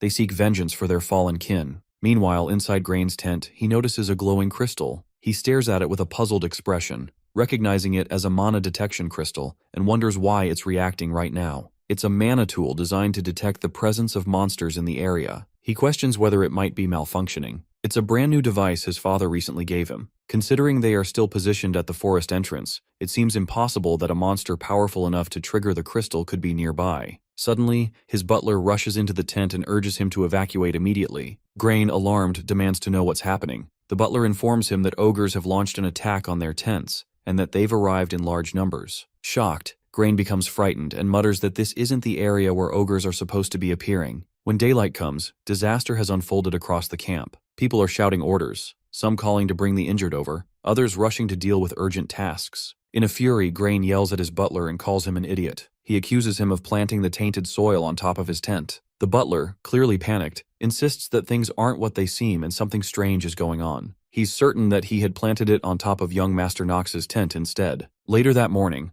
both Nox and Lavilia awaken from their deep sleep. The young master comments that the morning feels refreshing. Lavilia, now hungry, says they should eat breakfast. He invites her to join him and take a seat. However, she declines, saying that she is a maid and cannot eat alongside her master. He explains to her that, given their current mission, it would be troublesome if she had to prepare her meal separately. Besides, if monsters were to appear again, it would be dangerous. Tens of ogres could show up here, just like they did at his brother's camp. She begins to ponder something, and when the young master asks what's on her mind, she responds that she was just thinking that the master she's supposed to serve is a little shameless. He laughs and tells her to get used to it. Elsewhere, Grain orders his men to tear down the tents and dispose of the ones stained with blood. He mutters that this is probably the reason they keep getting chased by ogres. Lavilia asks her master what he intends to do next, and wonders if they should help Grain and his group. Nox refuses to offer any help to his brother and questions why he should. She comes to the realization that they will continue to be attacked by ogres, and that even if they move from this location, the monsters will likely keep pursuing them. Nox doesn't respond to her remark, because that's exactly what he wants. He also knows that if he told her, she'd probably start nagging him. And right now, he needs more ogres to appear in order to extend his lifespan. After they finish their meal, he tells her it's time to pack up and get ready to depart. As they begin to move out, he spots an ogre not far away and kills it. On the second day, Nox and Lavilia ride on Carl, and by now, Carl has successfully memorized and adapted to the terrain of the entire area. Nox reflects that Chaders is still quite far away, which had caused him a bit of concern earlier, but now, realizing their current position, he feels reassured. His brother rides up beside them and questions what Nox intends to do about the ogres that are still on their trail. He also asks whether Nox believes he can manage to shake them off. Nox answers with calm confidence, saying that while they could attempt a large-scale subjugation operation right here, doing so would definitely attract the attention of other monsters lurking in the area. Therefore, instead of risking that, they'll focus all their efforts on getting out of the forest as quickly as possible. He assures his brother that as long as they escape the forest in time, there won't be any problems. Grain, however, silently questions whether things will truly be that easy. He also notices how every soldier is now turning to Nox for advice and protection. He finds himself wondering how, without anyone realizing it, command of the troops has suddenly shifted into Nox's hands. Meanwhile, the captain of Grain's unit asks with a puzzled expression, since when Nox had studied so much about ogres. A young soldier then turns toward the young master and curiously asks why he keeps tapping the ground with his stick. Nox replies that he's doing it because monsters might appear at any moment. Hearing this, all the soldiers grow uneasy and tense, but the young master simply smiles at their reaction. Just then, a massive worm monster bursts out from beneath the ground. The sudden appearance causes everyone to panic and cry out in fear, but the young swordsman appears delighted to see it. The creature before them is a worm, a monster that resembles a fusion of a snake and an earthworm. Within Inner Lunatic, it's known as a malformed dragon, a beast that never managed to fully evolve. Nox knows that the worm cannot cast any magic, but despite that, it remains well known for its overwhelming strength. Even if 10 or more ogres charged at them together, this worm would still be a tougher opponent to defeat. But Nox had been waiting for it. In fact, he had deliberately lured it out. He knows that if the soldiers realized he had been tapping the ground specifically to provoke the worm into appearing, they'd be stunned. The thought makes him chuckle. Still, he's confident. They can't stop him. He orders everyone to prepare for battle and take cover in the bushes. The soldiers, still in panic and confusion, wonder aloud if they're seriously going to fight the worm, but Nox doesn't plan to do that directly. He intends to let their enemies take care of each other. His maid anxiously asks whether he's referring to the ogres. Nox nods and tells her there won't be any problems as long as they get out of the forest quickly, because from the beginning, he never had any intention of shaking the ogres off. At that moment, Lavilia warns him that a large number of ogres have already caught up. Nox gently calms her down, assuring her there's no need for concern. He has a plan. He then turns to her and asks if she knows which monster the worm both loves the most and hates the most at the same time. Lavilia, startled and unsure, can't answer. She hides behind him nervously. Nox answers the question himself. It's the ogres. He explains that worms treat ogres as one of their main food sources, but the two species are constantly locked in revenge-driven conflict. They are, in essence, natural enemies. That's why experienced adventurers know how to exploit this hatred. And exactly as he predicted, the moment the worm spots the ogres, it immediately begins devouring them. The ogres in turn retaliate and begin attacking the worm. It's a perfect outcome for the humans. Both threats are now locked in combat with each other. Everyone, hiding in the bushes, watches in stunned silence as the two monsters clash. Grain, overwhelmed with envy, wonders to himself how Nox knew such specific information. Lavilia then asks her master if all they need to do now is wait. At the same time, Nox casually picks up a few stones and throws them at the ogres. His frightened maid urgently asks what he's doing and questions whether provoking the ogres might cause them to attack the humans instead. As the battle continues and the worm slaughters more ogres, the system updates Nox, informing him that his strength stat is steadily increasing. Eventually, the system notifies him that his life has been extended by 8 hours as a reward for defeating the ogres. He quietly apologizes to his maid, explaining that in order to earn experience points, he needs to damage the enemies at least once. The system continues to inform him of further increases in both his strength and lifespan. Even his older brother now seems impressed by the strategy, thinking to himself that while it was brilliant to use the ogres this way, they still lost in the end, and now they have the worm to deal with. He wonders what they're supposed to do next, considering how difficult the worm is to kill. Grain then gives an order to his men, telling them to prepare for an attack, but no one moves. The soldiers remain frozen in fear. It's at that point the young master steps forward and suggests that they should either fire arrows or throw spears into the worm's mouth, its most vulnerable spot. Suddenly, the soldiers regain their resolve. The captain rises, rallies his men, and commands them to follow young Master Nox. The troops surge forward and begin attacking the worm with their spears and arrows. Then, without any hesitation, Nox rushes toward the beast and strikes it with his sword. With one powerful swing, he slays the monster. The system immediately alerts him that his life has now been extended by 10 full days as a result of defeating the worm. His total remaining lifespan increases to 122 days. He hadn't expected to gain such a large extension. 10 days just from that kill. The worm was a mid-sized monster, and they wouldn't have stood a chance without the ogres softening it up beforehand. The system also shows him an increase in his traits and stamina. He's pleased to see that these gains also affect the Curse of the Weak and the Hidden Piece, the Blessing of Growth, that he had previously used and which has now disappeared. At last, he reaches stamina level 5. He turns to the soldiers and encourages them to keep fighting with bravery. In response, they begin chanting his name in unison. He humbly tells them it was nothing and advises everyone to reorganize and prepare for what's next. Suddenly, the ground breaks open again, and another monster emerges. Nox quickly commands the soldiers to get into formation. All eyes turn to the young master for guidance. But before he can act, a young man unexpectedly leaps at the new worm and kills it with a single strike of his sword. Even Nox is stunned by what he just witnessed. It's the sword genius. Only the young master knows that he is the strongest character in Inner Lunatic. He is one of the 3 sword emperors, alongside Teo and the student of Celsus. This man is Paracelsus. He looks at them and remarks that he just saved their lives, then wonders aloud whether he won't even get a single word of thanks. Nox knows that Paracelsus also despises nobles down to his core. The butler scowls and calls him an impudent bastard, asking sharply if he even knows who he's speaking to. The stranger lowers his head slightly and apologizes, introducing himself as Paracelsus. He tells them they can simply regard him as a mercenary. Nox understands. It's easy to grasp Paracelsus's hatred for nobles when one considers the kind of treatment he must have endured in his youth. But what concerns him more right now is the fact that their first encounter with Paracelsus was supposed to take place at Eldine Academy. He's played this game countless times, and not once has Paracelsus appeared before the academy begins. The captain, still skeptical, insists on checking his identity, and Paracelsus agrees to show it. After that, the group continues their journey, with the mercenary now among them. During the travel, Grain turns to the mercenary and asks if he is also headed toward Chaders. Paracelsus answers affirmatively, saying that it's his first stop. He adds that he heard this region is an excellent place to hunt monsters around this time of year. Nox keeps thinking about the monster hunt. He already knows that Paracelsus is pursuing this journey as part of his training. He had traveled extensively throughout the Empire before the academy term started. Nox wonders if he deliberately chose random locations to train in.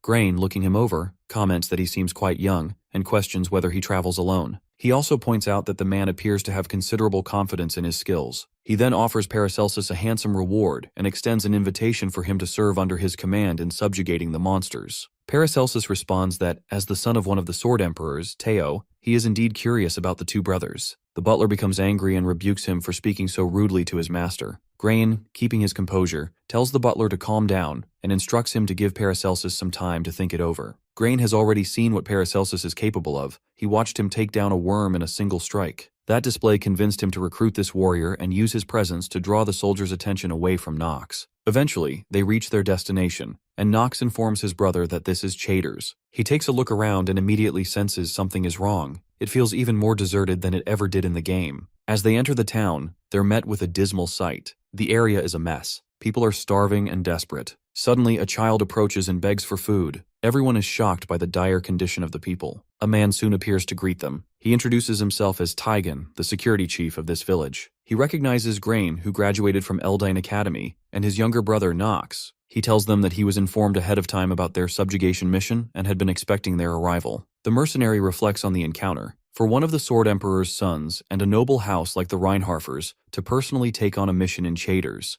that had stirred his expectations. But although Grain did handle the worm with respectable swordsmanship, they're still just pampered young lords from a noble lineage. He finds it disappointing. He also observes that this town is clearly falling apart. The Night Order is corrupt, misappropriating funds just to fill their bellies, while the citizens are powerless to withstand the approaching monster wave. The fact that they would be satisfied just to have food is heartbreaking. Taigen informs them that since it's already quite late, he'll brief them on the mission details tomorrow. He gestures toward the nearby inn, apologizing for its poor state, but hoping they'll find some rest after their long journey. The soldiers begin unloading supplies and gear from their horses. Paracelsus walks up to Grain and mentions the offer Grain made to him earlier. With calm politeness, he turns it down. Grain, slightly irritated, questions what he intends to do then. He asks if Paracelsus is seriously planning to fight the monster wave alone. The mercenary replies that, first and foremost, he plans to proceed as originally intended and wishes Grain a safe subjugation. Grain scoffs and calls him an obnoxious commoner. Paracelsus simply responds that in this world, those with true skill will always find their place.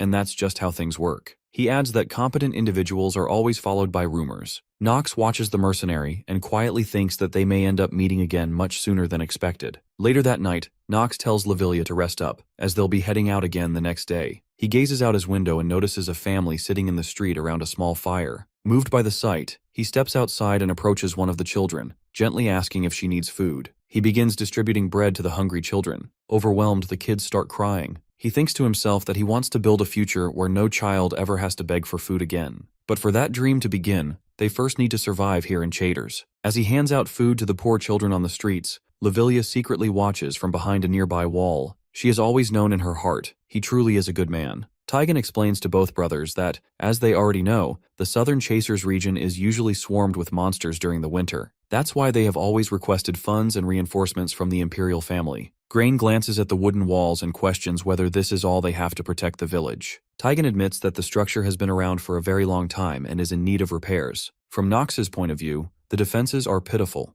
Once the monster wave begins, he estimates the village won't last even an hour before being wiped out. Since this is just a subchapter for him, it's entirely up to him whether or not he wants to save the village. And most of the time, he does choose to help the Chasers region. The reason is obvious: the land holds high value. In the future, Chasers will become a tremendously expensive piece of territory. Taigen remarks that something feels different about the monsters this year. The number of rampant beasts has increased significantly compared to previous winters. Through their conversation, Nox realizes something these people don't understand yet. The rise in rampant monsters might actually benefit them in the future. Taigen then adds that the worst part is that some villagers have even seen a griffin. Grain reacts immediately, stating that a griffin definitely makes the situation far more severe. He questions Taigen about where the sighting took place. Taigen replies that it was in the wilderness. The young swordsman knows that one of the most critical elements of the Chaytor's subjugation will be whether they can drive away the griffin. Griffins are, in fact, the kings of the wilderness. They were designed to be halted, never truly defeated. But Nox fully intends to defeat one. Taigen then leads them outside the village and shows them the vast, endless horizon of the wilderness. He explains that the area stretches all the way to Tahalan in the east, which is a neutral zone, and it's widely known as barren land. The young master recognizes the landscape but notices that something feels off. He informs the others that griffins don't typically dwell near Chaytor's village. They usually stay closer to Tahalan. He asks them if they understand why the creatures are here now. Everyone looks at him in silence, and from their facial expressions, he picks up on something. Now, he has a strong suspicion about who the traitor is, the one who will eventually betray them during the subjugation. And just like that, the subquest begins. He decides the first move should be to eliminate the most rotten part of the village. Inside the village office, Grain's butler pores over the records. Initially, he wasn't the least bit concerned about Nox, having heard that the boy was just a useless brat. But now, to think that he himself had fallen for the swordsman's scheme and lost Grain's favor, that infuriates him. He had gone to great lengths to win Grain's approval, and now he's determined not to let Nox off so easily. As he descends the stairs, he spots Lavilia and shoots her a filthy glare. He's well aware that she's a commoner. Without warning, he grabs her hand and yanks her toward him. She asks sharply if he has any business with her. He stares at her and replies that he has plenty of business with her. Then, with a twisted smile, he tells her it's nothing serious. He just wants to have a little chat. The moment hangs heavy between them. She immediately pulls her hand away and says she doesn't believe there's anything they need to discuss alone. He regrets his haste for a moment but justifies it to himself, thinking that even though he's a knight serving a master, he still deserves to enjoy himself. This time he places his hand on her shoulder and asks if she really thinks the same way. Lavilia shouts for him to let her go, but in that moment, she hesitates. If she outright rejects him now, her young master Nox might fall out of favor with young master Grain. That could bring him trouble or attract unwanted attention from the family. She doesn't want Nox to suffer because of her. The butler growls that, thanks to her master, he has lost more than 10 years of hard-earned progress, and now she's going to pay the price for that. Suddenly, Nox appears and slices off his arm. Coldly, he asks the butler if he wants something, then he'll pay for it. He follows up by asking him again, with a deadly calm, how he'd like to pay. The butler collapses in pain, screaming, and demands to know what Nox thinks he's doing. He insists that not even Nox can get away with something like this. He threatens him, asking if he really believes that young Master Grain will stand by and let this happen. The swordsman glares at him and asks if he's seriously threatening him with his brother. Without another word, he severs the man's other hand. The butler wails that this is all wrong, and even though Nox has his family behind him, this is going too far. But Nox tells him that he's not the one acting out of place because of family backing. Then, without hesitation, he steps forward and kills the butler. Lavilia is clearly shaken. She looks at him in horror and asks what he just did, warning him that Grain won't let this go. At that moment, Grain arrives with his guards and surveys the scene in disbelief. He asks his brother if he truly killed Schultz, the butler. Nox answers plainly that he did. Grain's fury explodes. He accuses Nox, someone he considers good for nothing, of daring to claim that he cut down his knight. Nox explains that Grain has the sequence of events wrong and questions why he's not first asking for the details of what happened. Grain grabs him by the collar and demands to know why he killed Schultz. If there isn't a justifiable reason, he warns, Nox won't escape punishment. Nox responds that he overheard Schultz attempting to sexually harass his maid. As her master, how could he possibly stand by and let that happen? But Grain shouts back that it was over something so minor. After all, she's just a commoner. Nox stares at him and asks if he realizes what he just said. Can he take responsibility for that? Suddenly, a massive surge of mana bursts out from Nox's body, and it startles Grain. He wonders in shock if this is really Nox's power. Could this so-called good-for-nothing younger brother actually be that talented? Nox smirks and reminds him, has he forgotten that he's their family's famed disgrace? Grain stumbles back, visibly shaken. Nox tells him that he isn't the kind who reports or waits for permission. He suggests they leave the resolution of this matter to their father once they return to the estate. Grain agrees, albeit reluctantly, to let their father decide how to handle the situation. Nox instructs Lavilia to leave with him, and the two of them walk away. Left behind, Grain stares at his retreating brother and wonders, since when did he become so powerful? That sword he was holding, he's sure he's seen it somewhere before. With narrowed eyes, he resolves not to underestimate Nox during this subjugation mission. Both Nox and his maid step outside to the well, and he reflects silently, thinking there will soon be quite a ruckus among the soldiers. The military ranks are already fractured into different factions, and now they've reached a critical juncture, a point where they must make a decision. He wonders whether they'll choose to follow his brother or side with him instead. He turns to Lavilia and asks if she's all right. She responds with a firm nod, confirming that she is. Then, with concern in her voice, she asks if her master will be okay, and wonders aloud why he did what he did. If this incident gets blown out of proportion, it will only result in more enemies being added to his list, and if that happens, he'll find himself in danger once again. In response, he questions her. Does she even know what kind of person the master she serves truly is? He is the so-called good-for-nothing of the Reinhafer family, which means, no matter where they are, she must never bow her head. She acknowledges this and assures him that she will keep it in mind. That night, Grain lies in his bedroom, brooding. He thinks about his younger brother. How dare that worthless brat attempt to rise above him? Back when their father first placed Nox under his care, he'd thought of him as nothing more than an annoying responsibility. But now that they're out here, involved in this mission, Nox is proving to be completely different from the weakling he imagined. His thoughts shift to the sword Nox wields, and he considers the possibility that its resemblance to their father's blade might just be a coincidence. Even so, he understands he must stay vigilant. And now that Schultz is gone, he wonders to himself, who can he trust now to keep a close eye on his brother? A servant enters the room and announces that the situation on the first floor has been taken care of. He also mentions that young Master Nox is not at all like the rumors they've heard. Grain, who is clearly drunk, slurs his words as he responds. He tells the servant that Nox isn't the only one who's different. He himself has changed as well. Then he looks at the man and questions him. Wasn't he supposed to be the captain of a night order that's operated in this area for a long time? Grain even conducted a background check to confirm it. So how could someone like Nox, who has only studied books all his life, be more familiar with this place than he is? He accuses the servant of incompetence and reminds him that he didn't pay such a hefty sum for such a sloppy job. Thinking to himself again, Grain notes that since the monster wave hasn't even started yet, he may as well put this night order to some use. He orders the servant to make sure all the bandits and monsters in the surrounding area are wiped out. And if Nox begins acting suspiciously or behaves strangely, he is to be informed right away. The servant respectfully obeys his master's command and leaves. Meanwhile, on the other side,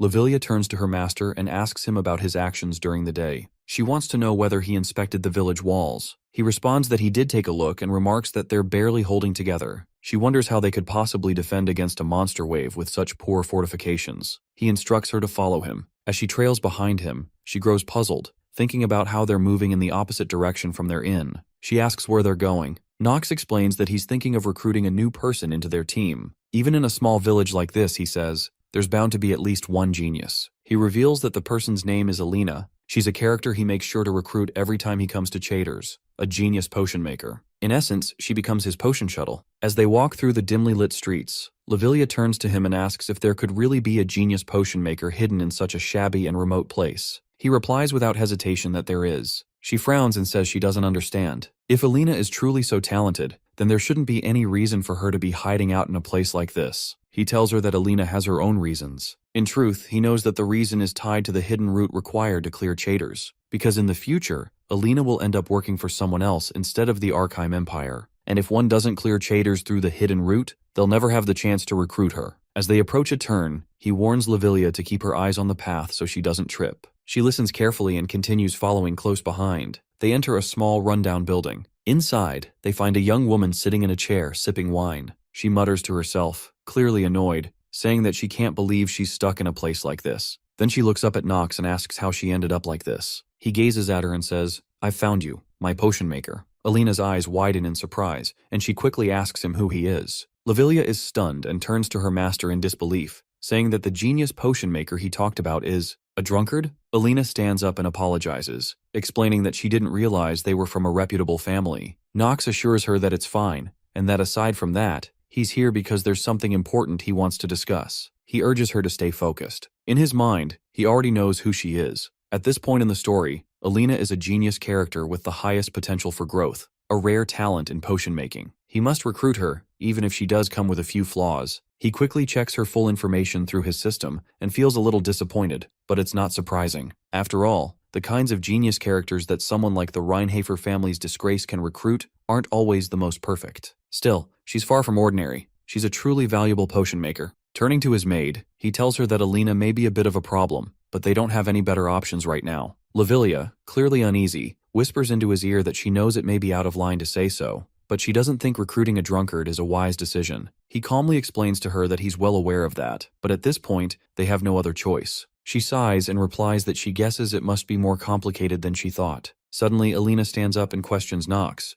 Why has he come looking for her? He decides to be direct. I'll get straight to the point, he says, and offers her a place by his side. He tells her that if she chooses to follow him, he will give her exactly what she needs the most. He observes her reaction and sees that she's confused. Alina declines his offer politely. She explains that there's something she must do here, and for that reason, she can't leave. She apologizes sincerely. He asks her whether that something is related to her friend, May. That visibly startles her. She asks how he knows that name. Nox then reveals a crucial truth. In the near future, May will be executed. But if Alina accepts his offer, there's a chance he can save her. He asks her if that possibility has changed her mind, even just a little. Alina's friend raises her voice publicly against the government's taxes. She openly tells the establishment that people are dying here, and although the imperial family is already sending soldiers and funds, the walls have still not been repaired. She publicly calls out Tigan, demanding answers. She was Alina's only friend, and Alina would have preferred that it had been her who was dragged away instead. She admits to herself that she cannot rescue her friend alone. Even so, she doubts whether Nox will be able to save her either. The thought of her friend lingers, and it becomes hard for her to forget her for a long time. At the bar, some soldiers are talking about Grain. One of them asks who he is,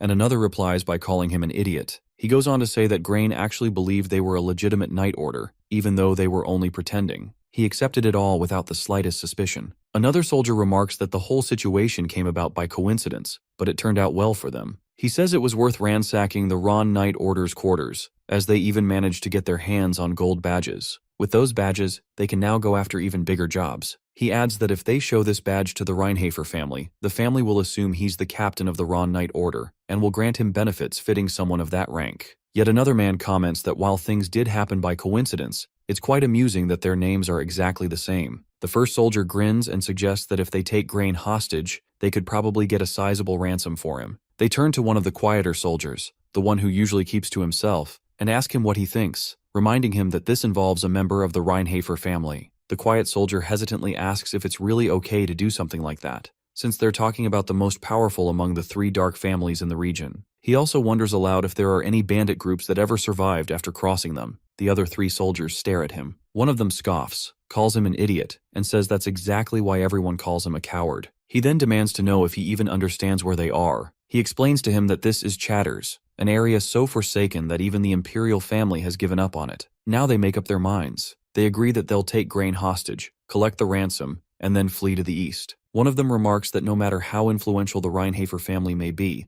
they won't be able to do anything here, in an enemy nation surrounded by sand. He tells his comrades that all they have to do is seek asylum, and then they can enjoy a life of luxury. The others agree, having expected such a plan from their captain. Then, the anxious soldier nervously brings up Nox. He reminds them they'll have to deal with him too. The captain agrees and acknowledges that Nox is indeed a dangerous individual. He says Nox has a persistent personality and instructs the others to warn the rest of the group not to get involved with him until they've wrapped things up here. One of the soldiers laughs and tells the captain that Nox is just a kid, and he thinks worrying about him is unnecessary. The rest laugh along with him and start drinking. Suddenly, someone extinguishes the lamps in the bar. Everyone immediately tenses, wondering what just happened. The captain tries to calm his men, but then he suddenly feels blood splash onto his face. They all notice that one of their comrades has been killed. Panic sets in as they assume it's an enemy raid on the village. The captain freezes in shock when he notices a man standing right behind him. That man asks why he's speaking so rudely. It's Nox. The young swordsman has just killed one of the soldiers. He demands to know why they're hiding in this hole like rats, and how they dare try to rob the Reinhafer family. He tells them that they've clearly overestimated themselves. Captain Vermin quickly tries to defuse the situation,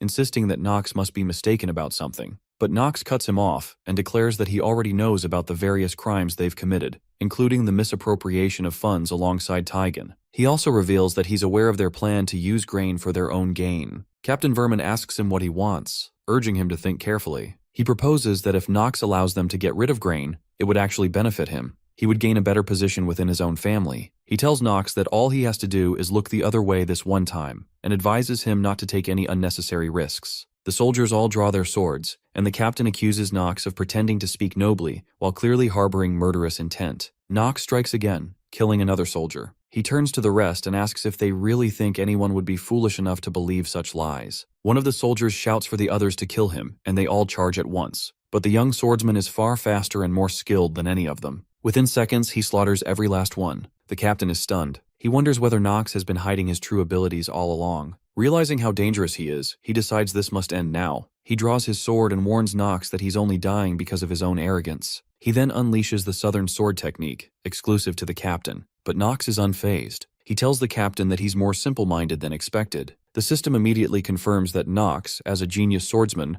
has completely nullified the enemy's attack. The captain is shocked and demands to know how Nox managed to stop the Chater sword technique. Now it's Nox's turn to mock him. He calls the captain a lowly vermin and asks how he dares question him about what he wants. As the battle intensifies, Nox successfully learns the Southern Sword technique for himself. The system confirms it, and it's exactly what he was after. A question comes to his mind. What does it mean to be a genius? He remembers himself walking alone and wonders, does being a genius just mean that one is more exceptional than others? And if that's not it, then does it mean someone who has proven that they can reach a level that most people cannot reach? In that moment, as he risks his life, he keeps asking himself that same question over and over again. What does it mean to be a genius? Compared to the sword techniques that he will be learning in the future, this might not seem like much. But even so, this much would be enough. For now, it would be enough for them. It's about the Chater's Southern Sword technique. The captain thinks about how this sword technique had taken him more than 10 years of his life to master. He wonders how a kid like him knows it. Now Vermin is on the ground, on his knees, terrified, scared of death. He warns our boy that if he kills him, Taigen won't let him get away with it, and he might have already heard about what he has done. Our hero tells him that there aren't any witnesses who have seen Nox kill him. Vermin shouts that everyone here who is still alive will see it. Nox tells him to listen carefully, that he is simply assassinating them, guys, and he says that it seems like he still doesn't get it, that if no one lives to tell the tale, then this will only look like an assassination, and that's what the world will believe, and he kills Vermin. In the jail, Taigen asks Mei if she is saying that she doesn't want to work, and that she doesn't want to be sold off to the other nobles. And after taking so much beating, she replies to him that there is no way she will listen to people like him. He tells her that there is nothing she can do right now, and that the only thing someone as lowly as she is can do is to struggle on the ground.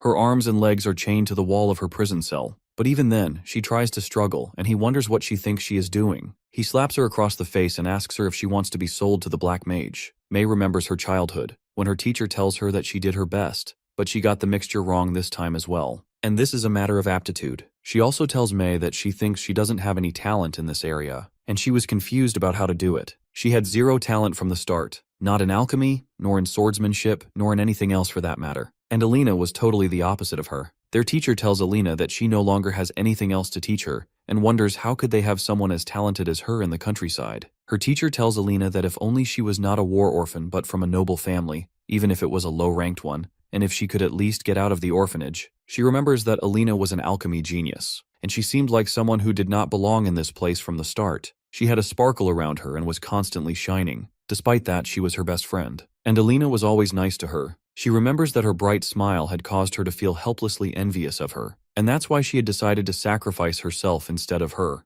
because she was certain that Alina could accomplish way more than someone like her ever could. She knows that struggling on the ground was the norm for her all her life. Mei tells Taigen that whatever he wants to do after her death is none of her business. She even sticks her tongue out to taunt him. She doesn't want to become Alina's burden. Taigen gets angry and slaps her so hard that her mouth starts bleeding, and calls her a bitch and tells her to stop trying to harm herself. Suddenly, our hero enters there and tells him that if he makes it out of this place as a corpse, Alina will be sad. Taigen wonders what brings the young master here. Nox tells him that by the law of the imperial family, he will be executed. Nox informs him that his partner, Ron Vermin, is also dead, and advises that it would be in his best interest to surrender now. Taigen reacts with a flicker of sadness and calls it an unfortunate mishap.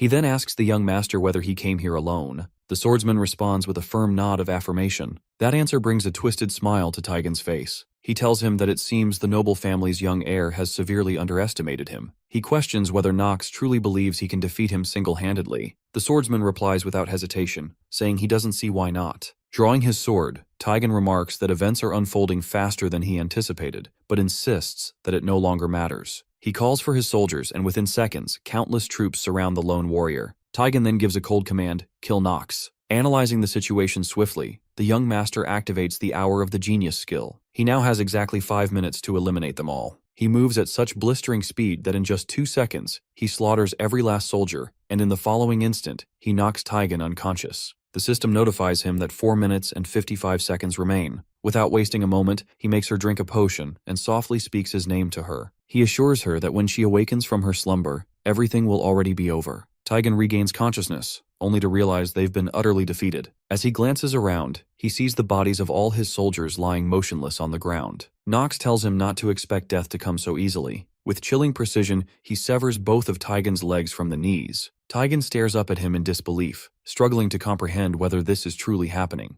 That he, the great Taigen, was defeated by a mere boy. In that moment, Nox once again reflects on the question that haunts him. What does it mean to be a genius? He tells Taigen that it's not him, but the character Nox, who is the true genius. Taigen stares up at him in disbelief, struggling to comprehend whether this is truly happening. That he, the great Taigen, was defeated by a mere boy. In that moment, Nox once again reflects on the question that haunts him. What does it mean to be a genius? He tells Taigen that it's not him, but the character Nox, who is the true genius. Taigen remembers his father. He was the most outstanding person in the village. Every man aspired to be like him, and everyone showed him respect. He recalls a moment when his father was beating his mother. During that violent act, his father looked at young Taigen and asked if he knew why the people in the village followed him. At the time, Taigen, still a child, had no idea. His father grabbed him by the hair and told him it was because of his strength. He claimed that if someone possessed overwhelming strength, then they could do anything they wanted and still get away with it. That, he said, was the law in a city located on the borders of the Archeim Empire. Young Taigen asked him if he was the strongest person on the continent. His father let go of his hair and answered that he was not. He told him that even he was merely one of the countless nobodies scattered across the continent. He explained that there were numerous swordsmen across the land, unbelievably strong ones, and that there were also many children around Taigen's age who were far more powerful than him. They were geniuses, prodigies that surpassed him even at a young age. That, he said, was the reality of a continent consumed by war. The reason he had managed to survive, he told his son, was simply because he chose not to fight those monsters. Now, Taigen looks at Nox and tells him that he must be one of those unreachable geniuses his father spoke of, so incredibly talented that no one else could ever reach his level. That, he says, is what it means to be truly gifted. And then, he tells the young master that the only reason he is dying now is because he chose to fight him. After hearing that, Nox kills Taigen. Alina is sitting alone in her laboratory, looking sad and withdrawn, when she sees her friend May walk in, accompanied by Lavilia. At first, Alina is shocked to see her. Then she suddenly jumps out of her chair and runs to hug her. Both Alina and May begin crying. Alina tells her that she was terrified. She genuinely thought that May had left her for good. May holds her and gently comforts her, telling her that it's all right and that she's sorry for everything that happened in the past. She admits that she had been selfish and wrong to think she could go through everything on her own while leaving Alina behind in this place. May then glances at Lavilia and begins to think about the young master. She wants to thank him properly. Lavilia tells them that her master should be wrapping up the situation right now and is probably having a conversation.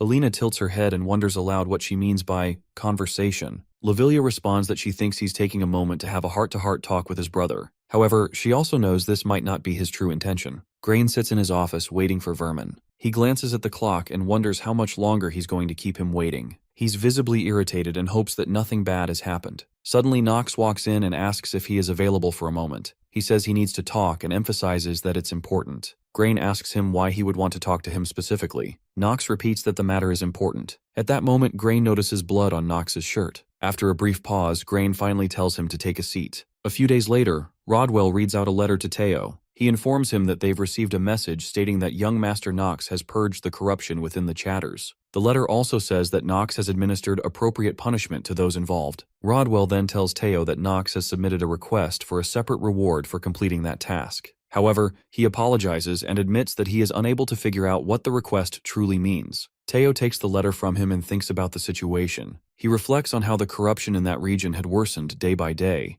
but no one had ever bothered to intervene. The reason, he concludes, is simple, because there was no profit to be made. However, he also knows it's not that simple. That region has always been a major headache for the imperial family. The eastern part of Chaders, he thinks, is the final line of defense. If that region were to fall, the monsters would start marching toward the central territories. He knows that the central government has already allocated a large amount of funds, troops, and even hired mercenary corps to protect the surrounding regions. Chaders may be a useless wasteland in terms of value, but it cannot be completely abandoned. That, he believes, is what kind of place Chaders really is, a territory with no inherent value, but one they cannot afford to lose. Teo then tells Rodwell that all the bandit groups in the area, including Vermin and Tigan, are extremely dangerous. Even someone like Grain would have trouble dealing with them. Rodwell nods in agreement with his master. He then asks what would happen if Vermin's bandits launched an attack. In that case, the situation would likely spiral out of control. He adds that if they can't overcome a situation of that level, then they don't deserve to be called part of the Reinhafer family in the first place. He reminds Teo that he had already stationed the Black Sword Knights with them,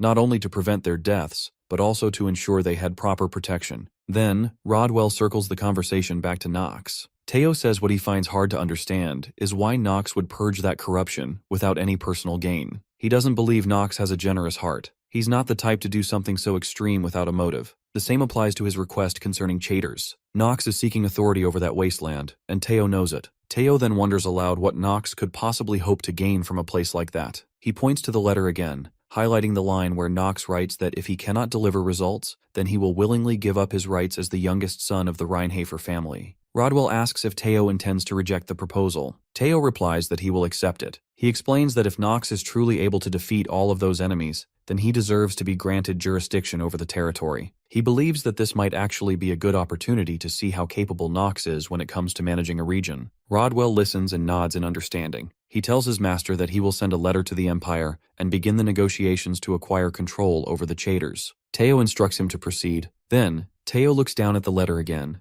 deep in thought, and wonders just how far ahead Nox is planning. At the Chaders estate, Grain asks Nox if what he's saying is true, that Ron and Tigan intended to kill him, and that Nox was once their underling. The young master replies that, unfortunately, it's the truth. Grain grows upset, troubled by the thought that their family had already verified their identities. What infuriates him even more is the realization that they tried to leech off him by deceiving the Reinhafer family. Nox notices the way Grain is looking at him and questions him about it, wondering if he's scared of him. Grain finds it almost amusing that Nox genuinely wants to provoke him, but he chooses to restrain himself, for now. He knows that if he fails this test, he cannot become a knight. In the end, he has no choice but to accept his brother's proposal. He reins in his anger and asks what it is that Nox wants. Nox, unsurprised, comments that Grain is quick to weigh the pros and cons. He then informs his brother that he doesn't want much. The first thing he wants is command over all the soldiers under Grain's authority. Grain agrees, knowing that even if he refuses, his life is already in Nox's hands. Though he doesn't want to admit it, he still doesn't know exactly how strong Nox really is. Grain makes a condition in return. Nox must guarantee his life and yield the outcome of this conflict to him. Nox immediately points out that guaranteeing his life and yielding the outcome are two entirely separate demands. After hearing that, Grain changes the offer. He will hand over the mineral rights and artifacts from his large mine instead, and advises Nox to make sure everything is handled properly. Nox tells him it's a small price to pay in comparison to his life, and warns him not to think of it as too much of a waste. Grain wonders silently if, while Nox stays in Chaders, he'll be under his care. He hopes his brother won't do anything reckless. Meanwhile, in Alina's laboratory, Ilona and May are reading some papers. Alina tells them that she has never made a metallization potion or a corroding potion before, but she believes it's possible. Nox is satisfied with her answer. Lavilia, however, expresses her concern, questioning whether everything will truly be all right since his plan is incredibly dangerous. She admits that, as an ordinary maid, it might not be her place to ask, but wonders aloud if there's a real reason why he needs to kill the Griffin. May agrees with her, adding that they cannot afford to lose their hero in vain. Nox tells them not to be afraid. If it were impossible, he would never have brought it up in the first place. Deep down, he understands their fear, but since he cannot reveal that there's something vital he needs to acquire after slaying the Griffin, he has no choice but to lie. He simply tells them that he's thought everything through, and asks them not to question it any further. Lavilia assures him that she'll do her best to prepare everything he needs. He reflects that killing the Griffin in Chaders at the beginning of the game is practically impossible, and no one has succeeded in doing so. At least that's true when they exclude him. With that in mind, he begins to explain the plan to the girls. He makes it clear that he won't repeat himself, so they must listen carefully. He reveals to them the hidden route and explains that defeating the Griffin through normal play isn't possible. The path is concealed, only revealed to so-called stagnant water gamers, and he is one of them, a veteran who has cleared Inner Lunatic 26 times. After outlining the entire strategy, he asks if they all understand. All three respond affirmatively. He concludes the briefing and tells them they'll move forward with the plan tomorrow. The next day, while feeding his horse, Nox reflects that unless he's willing to stake his life, he won't survive, because Inner Lunatic, the world he's transmigrated into, is just that kind of place. Suddenly, a swarm of monsters charges toward the village's outer wall. Nox climbs up to the ramparts to observe the incoming horde and commands everyone to prepare for battle. He reminds his soldiers that they only have one chance. Grain, watching the scene unfold, finds the moment strangely refreshing. Nox, meanwhile, acknowledges that he has become not just Nox, but the sole strategist. His mate asks if he'll truly be all right. Nox tells her to trust her master. He's not going to die. With that, he draws his sword and leaps from the wall like a superhuman, hurling a potion at a large monster. The system announces that he has slain the Iron Golem, and his proficiency in the Chater's Southern Sword technique has increased. He reminds himself that without that promise anchoring him, he might actually die. That's why he's determined to turn these monsters into stepping stones. With that thought, he charges at the horde, and his soldiers rally behind him. Suddenly, he spots the Griffin among the monsters. A thrill runs through him. He thinks to himself, "Shall we get started?" Griffin locks his eye on the young master and heads straight toward him. The swordsman wonders if he is dreaming.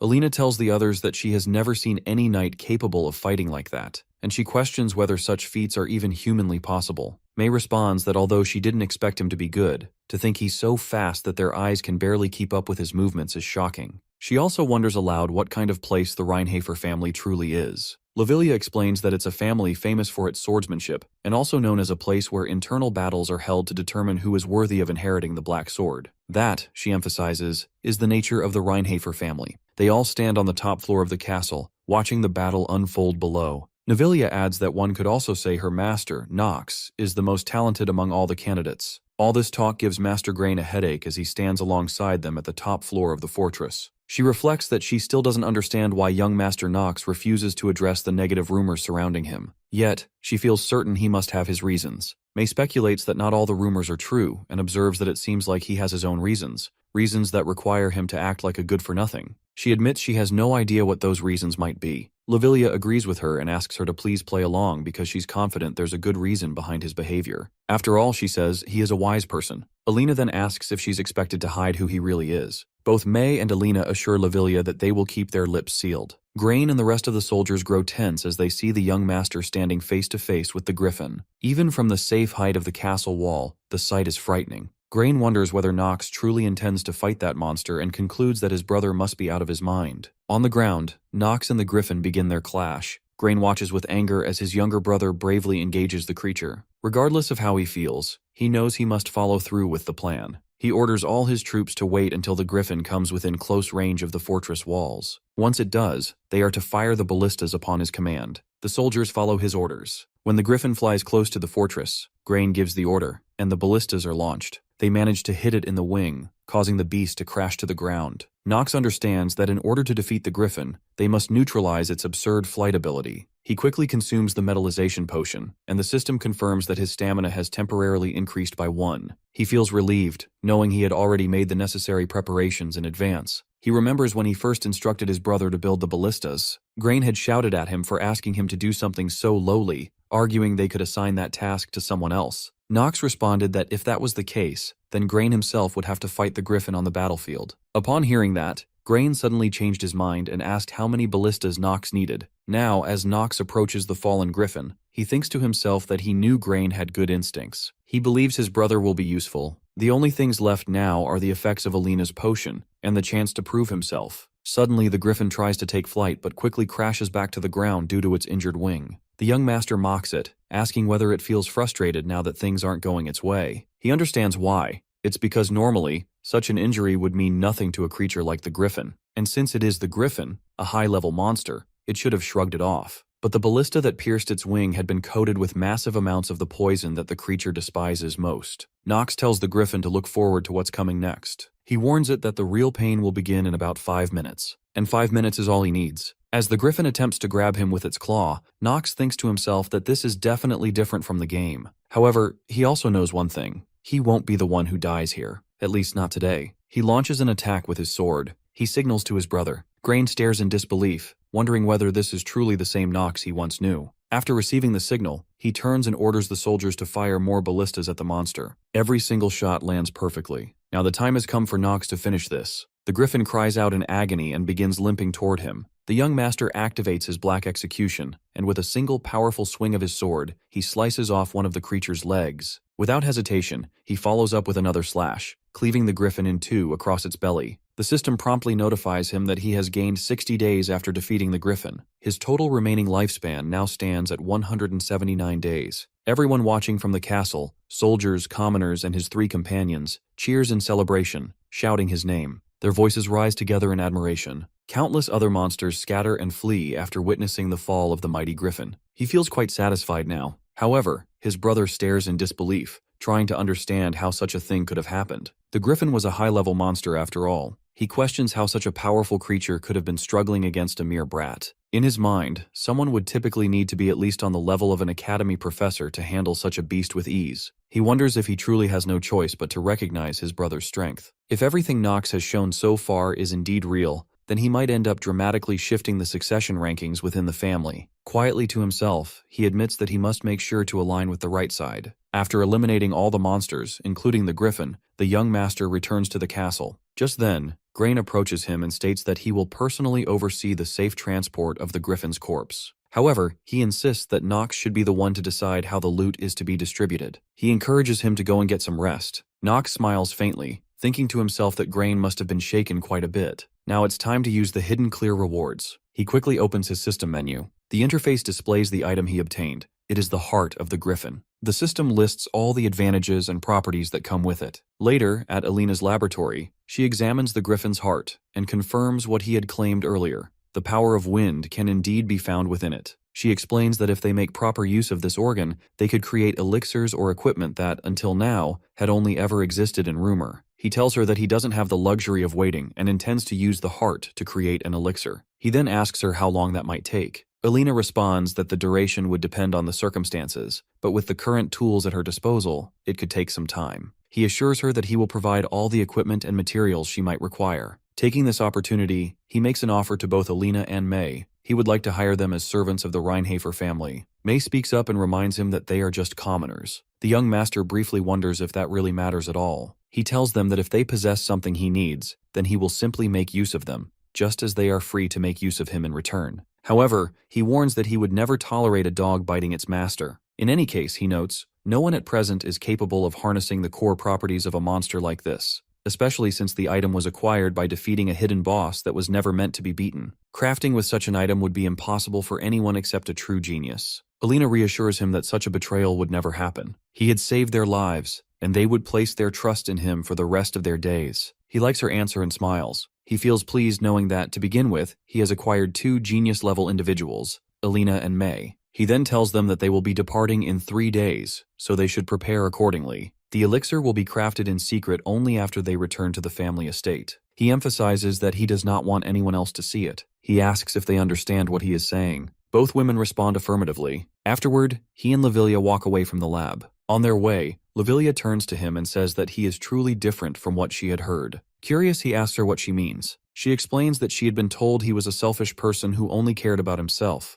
but at the very least, she now knows that part isn't true. Still, she wonders if he can promise her one thing. No one knows when that moment might come, but she asks that if he ever finds himself in a truly difficult situation, he should let her know if she can be of any help, even if her status is lowly. She also admits that she doesn't understand why so many people dislike him. He promises her that if that day does come, he will let her know. He then asks if she's planning to stand around out here, because the night is growing cold. He urges her to move quickly, saying it would be unfortunate if they caught a cold. And that's exactly what happens. He catches a cold. Now back in his bedroom, lying on his bed, he rests as Lavilia tends to him. He tells her that he already knows what she's about to say, so she shouldn't say it, because it's humiliating. She replies that it's all right. Things like this happen. After all, he's still growing. His system notifies him that he has contracted a negative status effect, cold level 2, due to frequent illness, and also chronic cough level 4. Back at the family estate, a servant announces that both young masters have returned. At the entrance gate, Rodwell wonders aloud if Alina and May are the new servants under young Master Nox. Another servant responds affirmatively. The servants begin whispering among themselves. One remarks that Nox apparently couldn't even restrain himself and brought back 2 women again. Another scoffs, saying that a leopard doesn't change its spots, even if he appears to be improving. The first servant warns her to be quiet unless she wants to get in trouble. Young Master Nox had a reputation for being reckless with women in the past. Some even believe that his feat of clearing the missing child's forest is a lie. As Nox walks closer to Rodwell, he thinks to himself that no matter what he does, he just can't shake off that good-for-nothing image. Rodwell steps forward and informs the young master that the patriarch has requested a private meeting with him. The young master heads straight to his father's office. His father welcomes him, and Nox asks if it's true that he was called for. Teo confirms that he was and mentions that he has something to discuss with him. He also suspects that Nox has something he wishes to talk about as well. Teo goes on to say that he heard Nox contributed significantly to the safe return of everyone from the Chatters region, as well as to the eradication of the malignant existences over there. He adds that even Grain acknowledged his capabilities.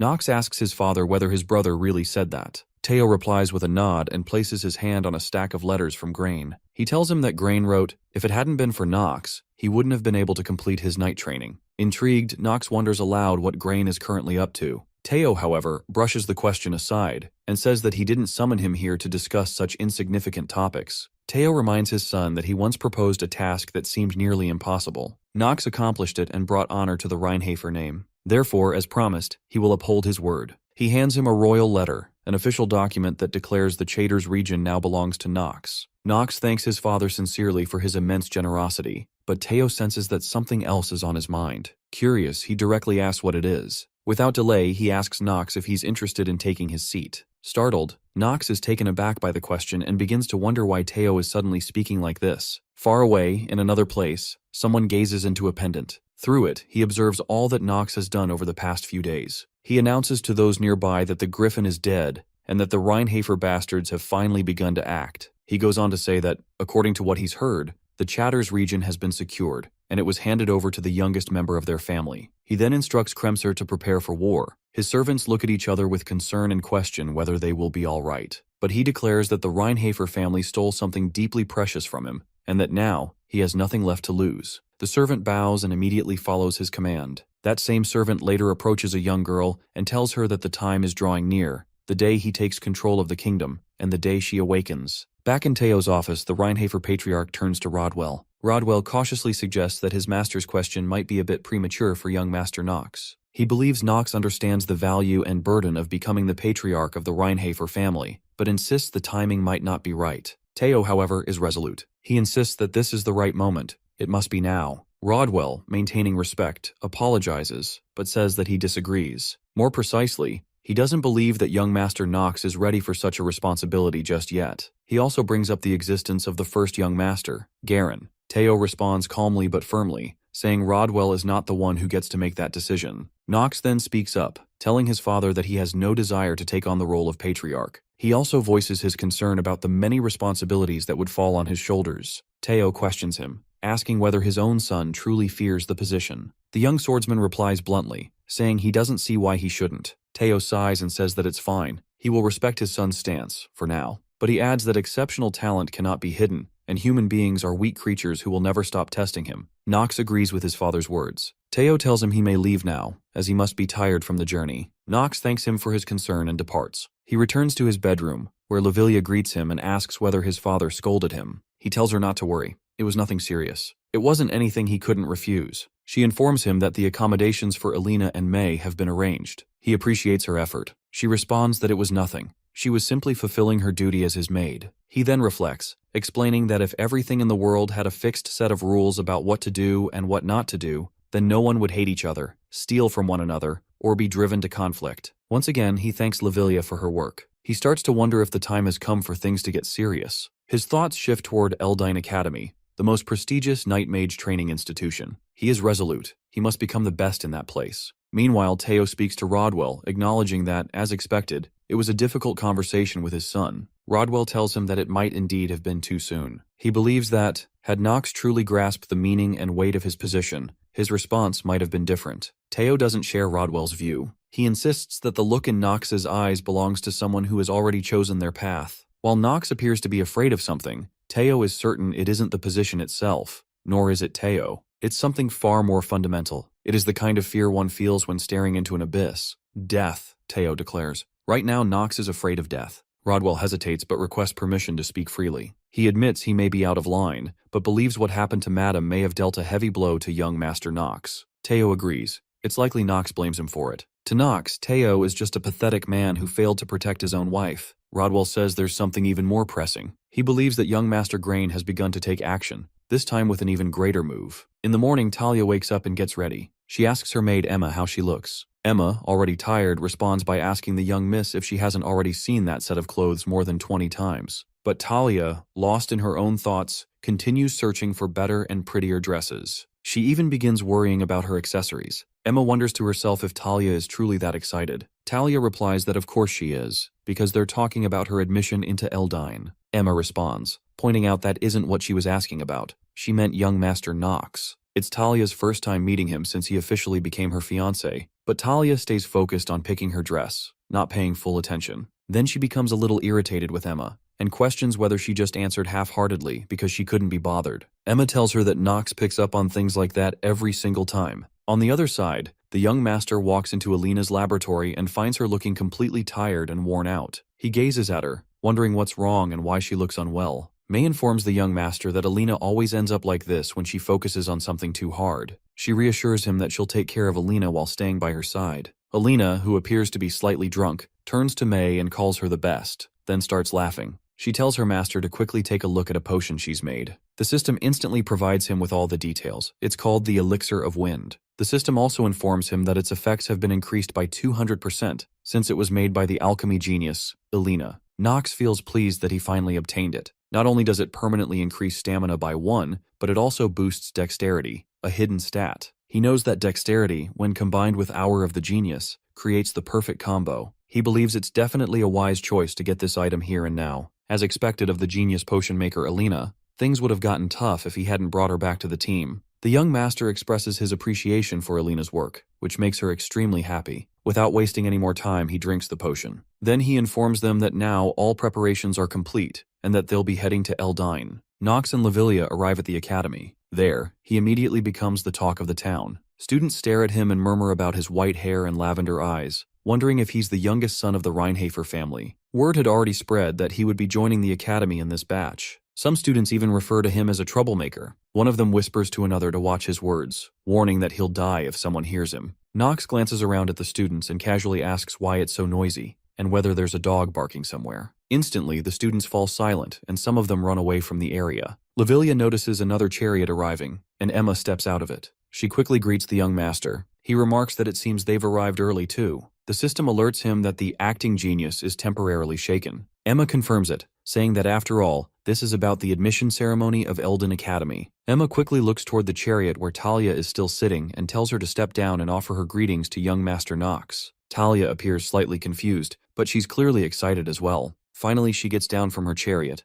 The young lord gazes at her, thinking that she was originally the ambassador. He never expected something like this to happen without his knowledge. He recalls the time his maid told him about rumors of his engagement with Talia, something that everyone seemed to already know. He had shouted that this was exactly the problem. He didn't know anything about it. So after checking things out, it turned out their families had really agreed on the engagement behind their backs, without their knowledge. Talia walks straight up to him and greets him. Lavilia then asks if this is Lady Talia, the fiancée he mentioned before. The young master quickly reminds her that he had already told her not to talk about it. Talia asks him if he's doing well. He replies that he's been all right, and in return asks how she has been feeling. Suddenly, another noble arrives at the scene. The swordsman knows instantly that it must be her, one of the genius figures of Eldin Academy, known as the Merchant Star and the head of the Rivalin family, which dominates the entire continent. Her name is Eleanor de Rivalin. She looks at him and says, "Look who it is. Isn't this young Master Nox of the Reinhafer family?" She admits that she had no idea he would be getting admitted into Eldine, and tells him it's nice to meet him. He recognizes her at once. She's the woman who held great hostility toward the old Nox. He calls out her name, Eleanor. She confirms that it's her, the noble from the merchant family he had once looked down upon. She introduces herself again as Eleanor de Rivalin,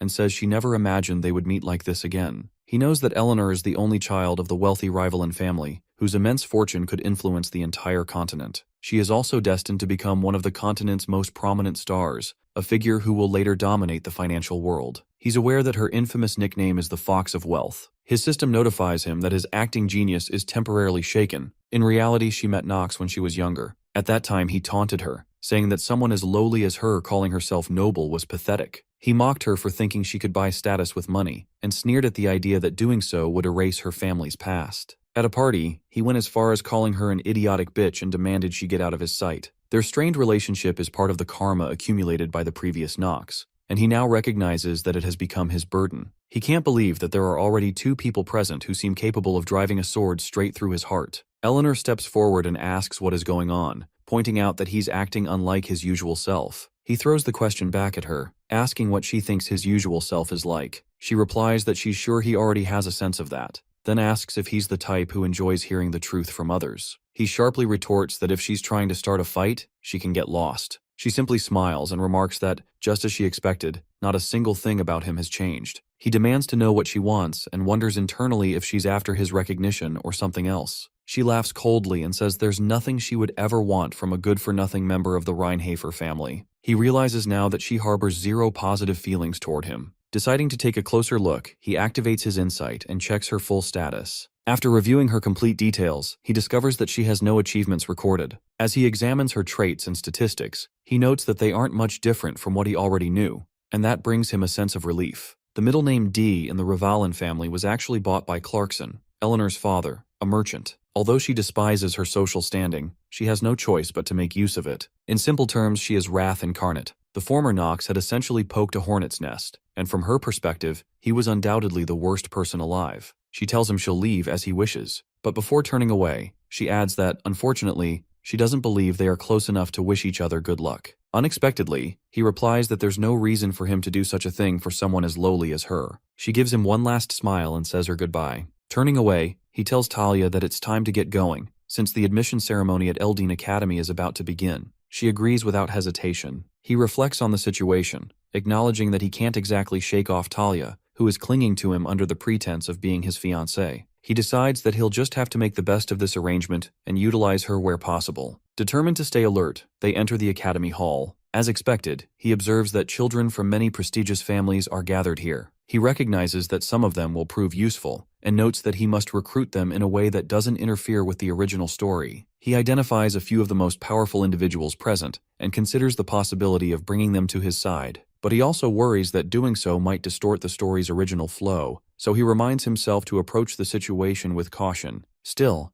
it feels like a lot of people are watching him. He starts to wonder if he's just overthinking things. Just then, Lavilia informs him that quite a few nobles are glancing his way, and it seems he's become fairly popular. He agrees with her, but Talia notes that their gazes seem to be filled with hostility. He shrugs it off, remarking that hostility still counts as popularity. Suddenly, a girl's voice rings out, shouting for everyone's attention. He immediately realizes this is where it begins. She welcomes everyone to the academy. The crowd turns to look at her, surprised that someone so young is standing on stage. Some students murmur among themselves, confused, asking where the professors are. One student wonders aloud what a mere child is doing at the sacred admission ceremony of Eldin Academy. Others speculate that maybe she wandered here after following her parents and got lost. But he knows that these fools have no idea who she really is. They're judging her by appearance alone, unaware that she's a total monster, someone far beyond their comprehension. He checks her details through the system. Her name is Noah Von Trinity. She is the expansion of Eldine Academy and one of the four sages. He also examines her traits and statistics.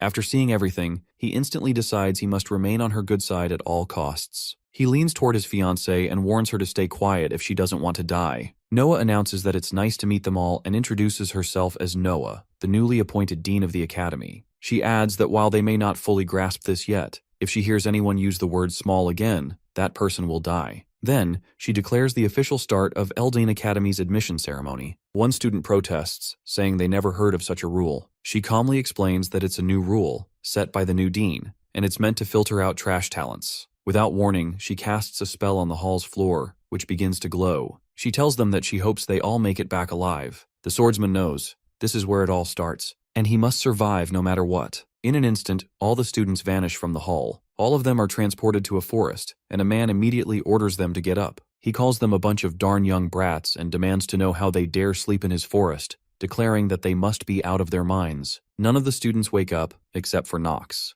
The men assume that one has survived, having somehow managed to endure. The young master guesses that the aftermath of the intermediate magic force teleportation can't be ignored. He walks directly toward the stranger and starts wondering. It's just as shiny as it looked in the game. In fact, it's so shiny it appears to have a halo. Nox is actually thinking about the man's bald head. He remembers the storyline did mention that the guy once had a full head of hair. His name is Bernan. He's a combat instructor, and also a former student who graduated from the academy during its earlier days. In the game, users gave him the nickname Takoyaki Bernan, a fairly dishonorable moniker, all thanks to his baldness. Despite that, Bernan is quite skilled, particularly when it comes to footwork. The swordsman knows that nothing bad could come from getting close to someone like him. Bernan yells at him and asks what's up with the white hair, wondering why the boy is looking at him with pity. Nox quickly realizes he was too obvious and that he must have done it without realizing. He tells Bernan it's nothing and instantly activates his acting genius skill. Bernan then explains that he'll tell him this in advance, so he better keep it in mind.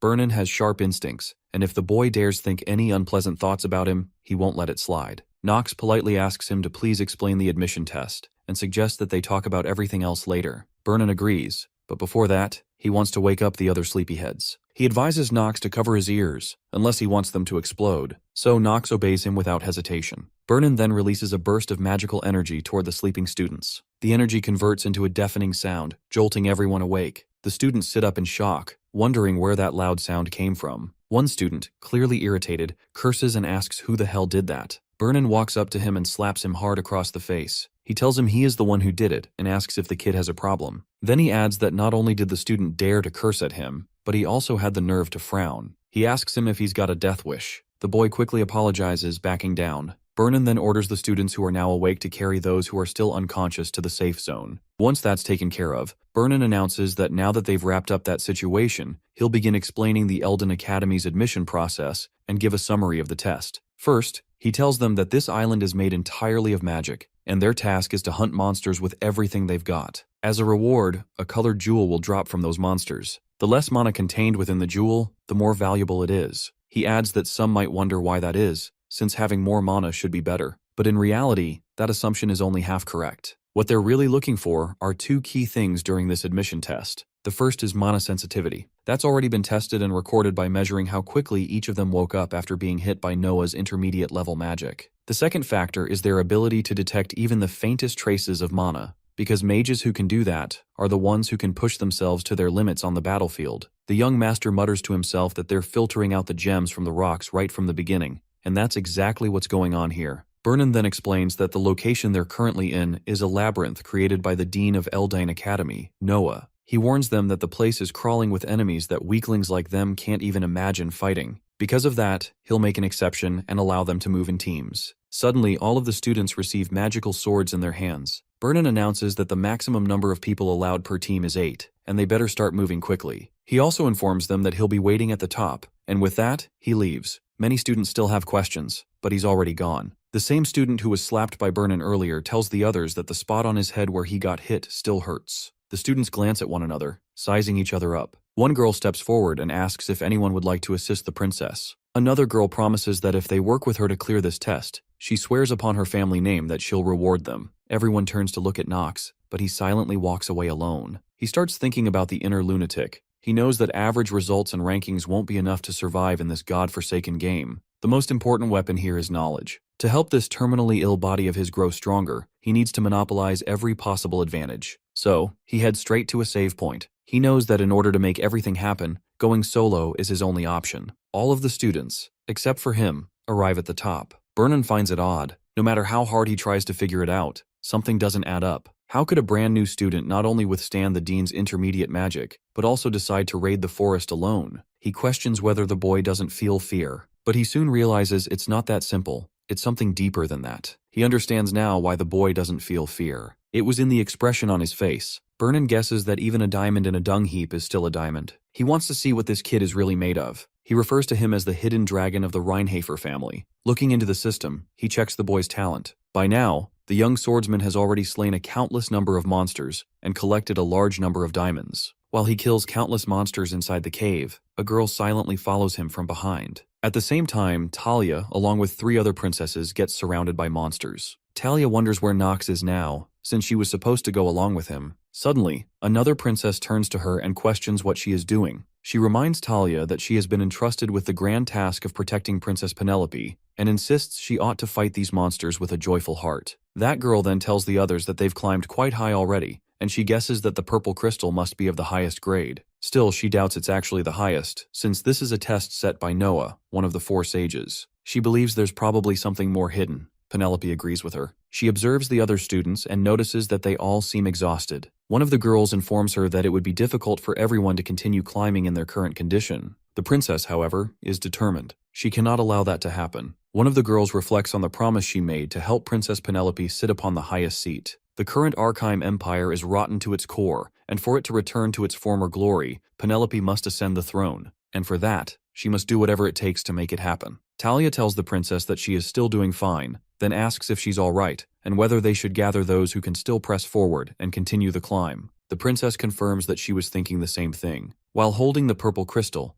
Princess Penelope thinks of her father and urges him in her heart to move forward. They all just need to hang in there a little longer. Meanwhile, the young master is notified by the system that his negative trait, cold hands and feet level 3, is currently active. His movement speed and breathing capacity have decreased, and now he's moving much slower. He already knew this would happen. He immediately ignites his magic, and the system informs him that the penalties caused by cold hands and feet have disappeared due to the activation of basic magic ignition. He realizes that if he wants to make proper use of this troublesome body, he needs to eliminate the coldness within it first. He suspects he should be getting close. As he looks around at the frozen forest, he reflects that this is exactly the kind of thing the frozen witch, Noah, would do. He knows he's at the top of a mountain, but the sheer amount of ice here is far too much. He sits down and places his hand on the ground. While it looks like a normal island on the surface, he knows that's not the case. In truth, this entire area, including the artificial labyrinth, was designed by Noah, and everything here is created through her magic. Because of that, all the living things and monsters appearing in this place are also born from her spells. He has no idea how much darn mana she must possess to maintain all of this. Still, he knows it's not something worth focusing on right now. Suddenly, a large group of ice trolls appears before him. He immediately recognizes them. These monsters are infamous for having massive amounts of HP and exceptional regeneration. He also knows that they're among the creatures responsible for killing many newbies, but that means absolutely nothing to him. He draws his sword and launches an attack against the monsters. He's aware that even though Noah is insanely obsessed with talented students, she wouldn't push those who haven't even been officially admitted yet into such a desperate situation. And on top of that, ice trolls aren't weak enough for just any student to handle. They are at least classified as lower intermediate grade. If this were a real situation, it would be the kind of test that perfectly ensures participants get slaughtered. He wonders what exactly that could mean. While he's surrounded by monsters, the same girl continues observing him from a short distance. He starts to notice that the trolls in this trial follow a specific attack pattern. The first troll to appear always goes for a vertical strike and positions itself at the center. The next one performs a horizontal slash. Though this troll has a wider attack range than the first, it is noticeably slower. The last one uses stabbing attacks. It is the weakest in terms of raw power, and the young swordsman thinks he might be able to parry it like this. After understanding their attack tactics, he proceeds to eliminate the monsters one by one. In the end, he discovers the gray crystal. He realizes now that this is the reason he hasn't even bothered checking the other crystals until this point. The gray crystal is a hidden piece planted here by Noah herself. He knows that it can be exchanged for the scroll he needs more than anything right now. He activates the Hour of the Genius and decides that once this part of the storyline is over, he's going to focus on strengthening that particular skill. On the other side, Eleanor and the 2 girls on her team are discussing their diamond. They believe that, at this level, they should be among the top scorers in comparison to their peers. One of the girls says she'll be looking forward to seeing that. They're convinced they've done incredibly well, but Eleanor knows they aren't truly the best. She tells them that while it's just as they've said, this should be enough to produce a solid result, she still can't shake off a feeling of unease. A memory resurfaces. Her father once asked if she had gotten into a quarrel with the young master of the Reinhafer family, and why on earth she would do something like that. He also asked whether he hadn't already told her that their goal was to become a family no one could ever look down upon. They had to rise even higher. He advised her that she should have drawn him to her side, even if it meant giving up everything she had. She knows deep down that he has never once seen her as his daughter. Eleanor begins to wonder, why did Nox disappear on his own, especially when there was nothing to be gained from attempting this test solo? Another question follows. Could he perhaps know a hidden secret related to this test? Turning to the others, she declares that she would like to make a proposal to everyone present. If anyone wishes to climb even higher alongside her, then the Rivalin family promises to reward them even more handsomely. One of the girls on her team asks if Eleanor didn't like this crystal. Another expresses concern, saying that they might get injured if they go any higher and thinks it would be too dangerous. Eleanor responds that, naturally, greater risks come with greater rewards. A few of her team members agree with her decision. Somehow, though, it leaves her feeling slightly sad, as it all boils down to money in the end. She thinks to herself that she doesn't know what Nox is thinking, but checking it out won't cause any harm. Finally, Eleanor and her team members decide to go even higher. Meanwhile, on the other side, the young master, who is already at a very high level, reflects on the reason he chose to take such a massive risk and proceed alone. The answer is simple: because the return is massive. He also knows that the chances of enhancing the hour of the genius are close to zero. In fact, it's nearly impossible, unless he unlocks the hidden stat, agility. And even if it draws attention, it can't be helped. Suddenly, someone throws a sword at him. He reacts instantly and dodges it. As he turns back, he sees Paracelsus. Paracelsus tells him that he hadn't expected to meet him again in a place like this. He also says that he's quite pleased they've crossed paths once more, and refers to him as the young lord of the Rheinhafer family. The swordsman finds it strange and thinks to himself, this situation shouldn't be happening. Quickly, he checks all the data within his system. Now he realizes that Paracelsus is one of the strongest characters in Inner Lunatic and one of the 3 Sword Emperors. He starts wondering why such a major character like him is here, especially since he's supposed to fight the protagonist in this chapter and be inspired by the protagonist's kind nature when he chooses to save Eleanor from danger. Nox senses something's off. Suddenly, Paracelsus throws a knife at him. He blocks it with his sword. Paracelsus tells him that he's somewhat interested in the thing he's carrying, and that he'll need him to hand it over. The young master instantly activates his acting genius. He hurls an insult, calling him a filthy vermin, and charges at him. He thinks to himself that if the protagonist who's supposed to exist in this world isn't here, then it's up to him to stop what's coming. Nox asks if he plans to take responsibility for disrupting the storyline. Paracelsus replies that he doesn't know what Nox is talking about, but something has smelled suspicious from the very beginning, because when they met in Chatters, Nox was already wielding that sword with flawless skill. The swordsman begins to wonder what Paracelsus is trying to imply. Paracelsus then says that Nox seems worried about something, and suggests he just hand over the sword so they can go their separate ways. He also mentions the black crystal. It appears to be the key to obtaining the highest score. The young master wonders whether Paracelsus will refuse. Paracelsus replies that if that's the case, he'll have no choice but to do whatever it takes to take it from him. Nox responds, calling it detestable, and accuses him of planning this from the beginning. He says that if that's how it is, then it can't be helped now that he's caught on. Nox thinks to himself that he may be on the path to becoming one of the strongest characters, but his talent still hasn't fully matured. He knows that even though his opponent is a genius, he could definitely win if he used the hour of the genius. However, he also understands that he can't use it in this battle. He comes to a conclusion.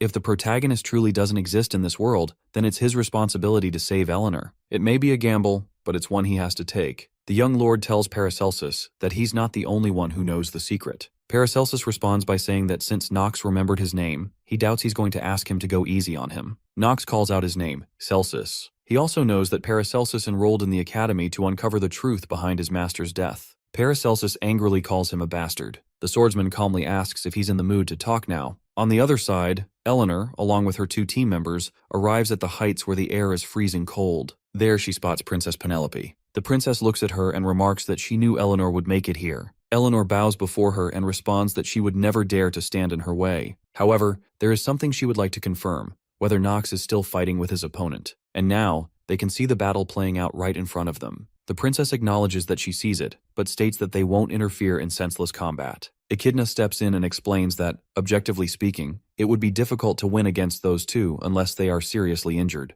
Moreover, if the 2 fighters decide to cooperate because they're both in a crisis, the situation could become even more dangerous. She assures the princess that she will follow her orders. Eleanor silently reflects that it's strange. The Nox she used to know was supposed to be a helpless good-for-nothing. She questions how he became so strong. Echidna then asks her if she's watching their fight. She adds that she had no idea the Destroyer of the East would be among the new students, and she believes his name is Paracelsus. Eleanor wonders if Echidna knows the person clashing with Nox. Echidna confirms that she does. It's the Grey Wolf, Paracelsus. Even from a young age, he was well known for massacring numerous bandit groups across the eastern regions. But now, Eleanor sees the 5th son of the Rheinhafer family in an entirely new light. Echidna admits she never expected him to be this skilled with a sword. She adds that if he weren't such a lustful good-for-nothing, he could have made an excellent knight. Talia interrupts, saying that she doesn't believe Nox is all that lustful. Echidna, raising a brow, questions how she could possibly know that. Meanwhile, the Grey Wolf, irritated by Nox, curses him and calls him a bastard. He has noticed that Nox is wavering,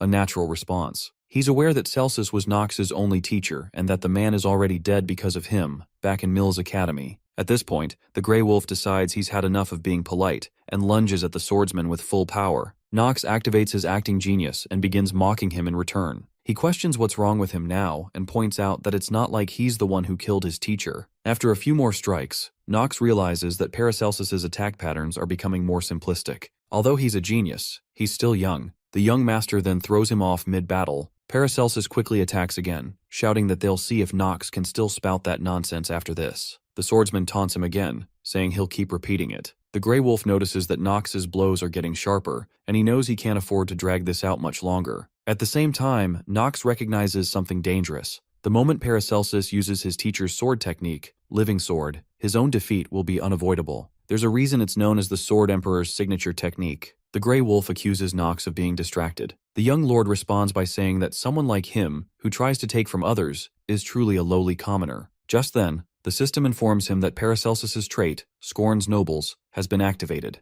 The Grey Wolf retorts that the ones who created this terrible world above them are none other than the nobles. Nox replies that his objections are ridiculous. He simply needed someone to direct his hatred toward, and wasting his time on that is meaningless. The fight continues. The swordsman asks him if he's truly okay with things ending like this, guessing that Paracelsus doesn't want to talk about his teacher. He thinks to himself that he just needs to stall a little longer, because the monster destined to attack Eleanor will appear exactly at 9 p.m. Suddenly, the system pings him with an alert. The current time is 8:58 p.m. Paracelsus declares that he can still extract that information from Nox, even if it means cutting off a limb or two. The young master warns him, asking if he truly believes he can harm a noble and walk away unscathed. The Grey Wolf says he'll think about that later and points out that they seem to have a rather large audience now. Nox coolly replies that he doesn't care, since this will be the final attack. Paracelsus remarks that he's awfully confident, so he decides to put that confidence to the test and launches at him again with his full strength. Both of them rush toward one another. This time, Nox also unleashes all his power. He shouts at Paracelsus to get lost. He doesn't have the time to deal with someone like him right now. Eleanor notices that Nox accelerates in an instant. Even though he's up against Paracelsus, the strongest among the new students, he doesn't falter. At the same moment, she senses something approaching, a black shadow moving swiftly, and she immediately suspects that it can't possibly be a Nightwalker. She realizes she won't be able to dodge this one. Fear overtakes her, and a cold thought crosses her mind. She might die here, just like that. In terror, she screams that she's scared, but suddenly, the young master rushes in and strikes the black shadow, saving her at the last second. He calls the scene a pathetic sight. Nox destroys the dark shadow. Eleanor steps forward and questions him about why he did that. He informs her that he simply cannot believe they couldn't even defeat a single monster, despite fighting together. In truth, this reaction comes naturally, because a Nightwalker is classified as an upper intermediate rank monster. What's even more troubling is that this creature never existed in Noah's Labyrinth to begin with. That's because the real monster was the protagonist himself. He's also the one who killed Paracelsus's teacher, and the reason he's involved in all of this likely stems from the fact that Eleanor was originally supposed to die because of him. However, her cold personality had mellowed after the protagonist saved her. Yet now, that no longer means anything, because the protagonist doesn't exist in this world anymore. The princess moves forward and comments on his harsh words. She adds that, although he did save Eleanor, what just happened was far from normal. The young man acknowledges her presence and remarks that she must be the princess. He bows his head in front of her. She tells him that the people responsible for the current situation are the instructors of Eldine and Noah. After all, a Nightwalker is not a monster that students can reasonably be expected to defeat. He responds by telling her that enemies don't choose their opponents. Strangely enough, a princess should be the one to understand that best. Suddenly, Echidna steps forward and warns him not to dare insult the princess. She yells at him and demands to know if he doesn't also agree that their situation was clearly problematic, and that's why he stepped in to help. He takes a moment to observe her. Dirty pink hair and vertical pupils. She must be Echidna, the princess's closest aide and the next head of the Janos family. Her nickname is the Snake of Greed. He knows she's not on good terms with the Reinhafer family. After all, a dark family getting along with a holy one was never likely in the first place. He ponders the idea further. There's no way a development like that could happen so easily, not within the inner workings of Lunatic. Nox replies that he has nothing to say to a dog from a holy family. Echidna fires back, asking if he's daring to insult the Janos family. He shrugs and responds, so what if he is? Just then, Bernon arrives and tells everyone that the fighting amongst themselves needs to stop. He calls them all bastards. The young master asks if the test is over. Vernon confirms that all testing has been halted. The boy reveals the black crystal. Vernon eyes it with surprise and admits that he never imagined someone would actually come into possession of a black jewel. He notes that the swordsman is far more impressive than he expected, full of surprises even. Vernon then announces the results. The top student of the admission test is Nox, for having obtained the black jewel. Those who earn the purple jewels will share second place. He turns to the students and asks if anyone has any objections. Princess Penelope steps up and questions whether the Nightwalker's attack that happened earlier will be taken into consideration. She insists that a monster like that doesn't belong in this place, and they'll need a proper explanation for its presence. Vernon tells her that an investigation will be conducted. He admits that he knows it isn't a sufficient explanation, especially when lives were at risk. He adds that separate compensation will be provided to Cadet Eleanor. He then informs Nox that he will receive a special reward for saving a fellow cadet. The boy turns his back on him and replies that he doesn't need it, because he knows accepting it would only pull him deeper into involvement with Eleanor. No matter how messy things have become, and regardless of the fact that the protagonist no longer exists in this world, this isn't right. More importantly, if he accepts the reward, he'd have to admit that he intervened on purpose. He wants to avoid any more unnecessary misunderstandings, and so he walks away. Eleanor calls out his name and asks why he saved her. He already suspected that things had ended a little too smoothly. The system alerts him that his acting genius is beginning to waver. He tells her plainly that he was merely taking down a monster, and she just happened to be near it. He doesn't like the way she seems impressed by him. He knows that, as her nickname, Fox of Wealth, suggests, she's cold and calculative. She believes that everything in this world, including a person's loyalty, can be bought. After returning, she talks to her friend and tries to make sense of it. She wonders aloud why he saved her, especially since he even rejected the reward offered by the instructor. She still remembers his words, and she knows it was such a ridiculous lie. Her friend responds by saying he doubts Nox meant anything by it. He reminds her that she herself already said so, that Nox is just a good-for-nothing, but she counters that she doubts it. She doesn't believe it was a lie. He must have had other reasons. She tells her friend that she thinks she'll have to investigate further. Her servant agrees and offers to help by looking into it himself, but she refuses his offer. She tells him she'll handle it alone, because if the Reinhafer family discovers they're being investigated, they won't let them off easily. Her servant nods in agreement. Elsewhere, Nox sits alone in his room, attended by his maid. She's concerned and asks if her master is truly all right. He looks very pale. She wonders if he's experiencing cold hands and feet again. He explains to her that he was already cured of that condition some time ago. There's no need for concern. Still, he understands her worry. Someone will eventually have to take on the role of the missing protagonist. And doing so is necessary, for the sake of recovering his memories and finding out who sent him that mysterious message. He decides he can't afford any more unexpected variables, but the person he's possessed, Nox, is a villain. He closes his eyes and reflects on everything. Then suddenly he stands up and shouts that there is, in fact, a way to make this work. His maid is left shocked and confused, unsure of what her master is talking about. But he knows, if he is to play the role of both a villain and the protagonist in this twisted world, then somewhere out there, a battlefield awaits. Countless monsters lie slain on that ground, and standing among the corpses is a young woman named Luna, gripping a sword in her hand. A soldier approaches her and gives a report. He addresses her as Miss Luna, and tells her that the demonic humans have started to move. He adds, he will awaken. She informs him that a storm of blood is about to descend upon the continent once more. She tells Death to prepare. They must accomplish their mission, and he already knows what that goal is. As she puts on her jacket, a badge gleams upon it, a moon and star. While walking away, she thinks to herself that all of this is for one purpose, the destruction of the Archive Empire. Now, inside his messy room, Chen is playing a game on his computer. He knows there's one thing that gamers who have played countless games tend to agree on, the fact that a very thin line separates the protagonist from the final villain. And he agrees with that too. Both of them often go through overlapping situations, excluding the boss monster, which stands as an embodiment of absolute evil. In most recent games, the villains who appear usually have experienced trauma or live under harsh, disadvantageous conditions. And it's the same case for the protagonists. Simply put,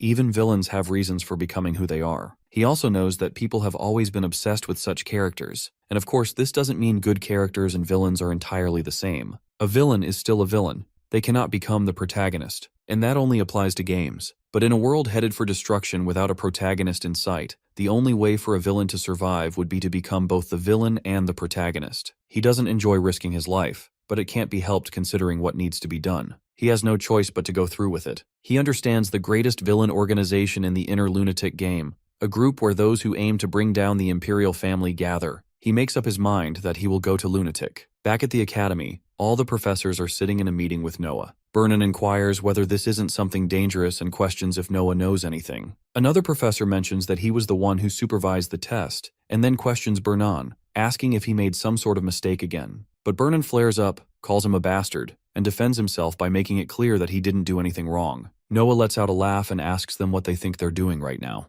Vernon chuckles too and tells her it's nothing, suggesting they pick up where they left off. It's obvious that Vernon is intimidated by her. She wonders if she hasn't already said what needed to be said. Then she reminds them that she already informed everyone of the situation and questions if the two of them weren't paying attention. An old professor explains that the dean is referring to the enemy who appeared during the admission test and posed a threat to the academy. Noah confirms it and elaborates that this individual's objective is likely the downfall of Eldon Academy and even the collapse of the Empire. She emphasizes that Eleanor is just the beginning. She then turns to her team and asks if they know why someone like her, dubbed the star of the finance world, was targeted. One professor replies that it's because the Rivalin Merchantry, run by the Rivalin family, handles 70% of all goods distributed throughout the Arkheim Empire. Vernon adds that if their enemy is intentionally targeting the Rivalin Merchantry, then it means the next target must already be decided. Noah agrees with him and states that what happened this time wasn't just an attack, it was both a challenge and a warning aimed at the academy. She advises that they must prepare thoroughly for what lies ahead. All the professors voice their agreement. Then suddenly something crosses her mind. She tells her team that there's one more person who might be considered dangerous,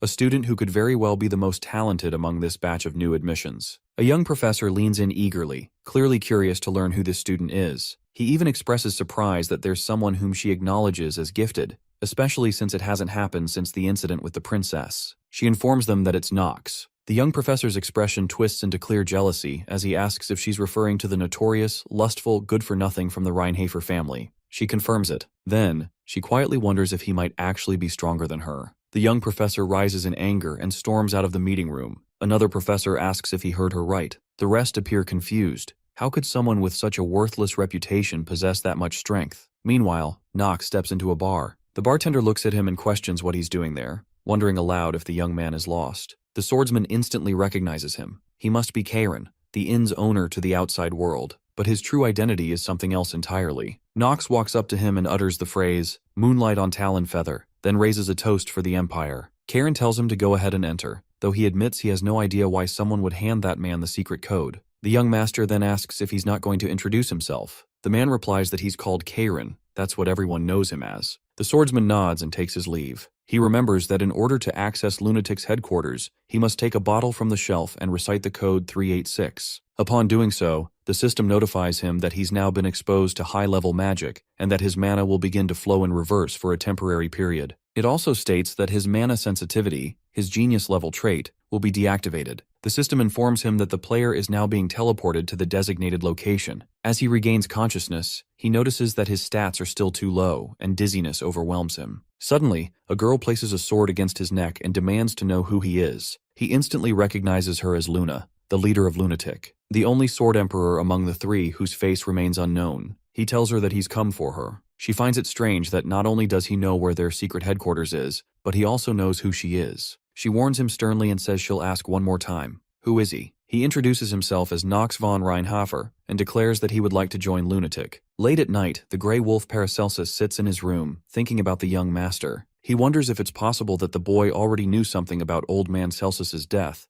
because he had known from the start that his teacher was no longer alive. Paracelsus harbors suspicion. He doubts that the death of one of the three Sword Emperors was just a coincidence, or caused by someone else. He can't believe the Reinhafer family would fabricate such a story. The shame of that household disgusts him. He also recalls, even if only for a fleeting moment, how Knox had completely outmatched him in speed. And he has never seen anyone move like that before, except for the old man. It unsettles him. Paracelsus also begins to doubt all the information he received about the boy. He realizes that everything, the rumors about his nature and behavior, must have been falsified. What torments his sleep is a single question. Why would the Reinhafer family go so far as to hide someone with such extraordinary talent? He doesn't understand the reason, but even so, he reminds himself that it's not his business. He resolves to crush anything that dares block his path, and even more so if that obstacle is a noble. Exhausted, he shuts his eyes and tries to sleep. Memories of his childhood come back. He remembers the day his teacher informed him that the Empress of the Empire, Esteban von Arkheim, had lost her sanity and tried to impose rule through sheer tyranny, which fractured the authority of the imperial family. Her daughter, Penelope, gained a reputation as a benevolent princess and began building her own forces, standing in political opposition to the first prince. His teacher had advised him that survival would require choosing a side. He had also urged him to enroll at Eldine Academy and use the time there to consider which faction he would ultimately support. That advice was given as his final assignment. The Grey Wolf recalls it all in his dream. He remembers his mentor telling him that everything he had was passed on to him. But then, someone approached from behind and stabbed his teacher. As he lay dying, the old man apologized for departing this world before fulfilling his duty. Paracelsus jolts awake. A red mark catches his eye. It's on the back of his hand. He mutters to his teacher, telling him that if he truly is dead, he should disappear from his life once and for all. He can't understand why someone who's gone keeps appearing in his dreams. Meanwhile, Luna holds her blade against the young master's neck. He opens his system and begins checking her stats, traits, and skill sets. He realizes she's a monster, standing shoulder to shoulder with knights who've reached their peak at only 20 years of age. Now he understands. Luna's swordsmanship isn't something just anyone can master. More importantly, unlike the black sword arts that he can only learn by becoming the patriarch, Luna's techniques can be learned if he manages to earn her trust. But of course, that would only happen if he joins Lunatic and proves his worth. Luna asks him why the son of the Reinhafer family would be interested in a criminal organization. Just then, the system alerts him that bleeding level 1 has occurred, because her blade is pressed against his neck. He responds that his motive is to bring down the Arkheim Empire. He explains that she likely already knows this.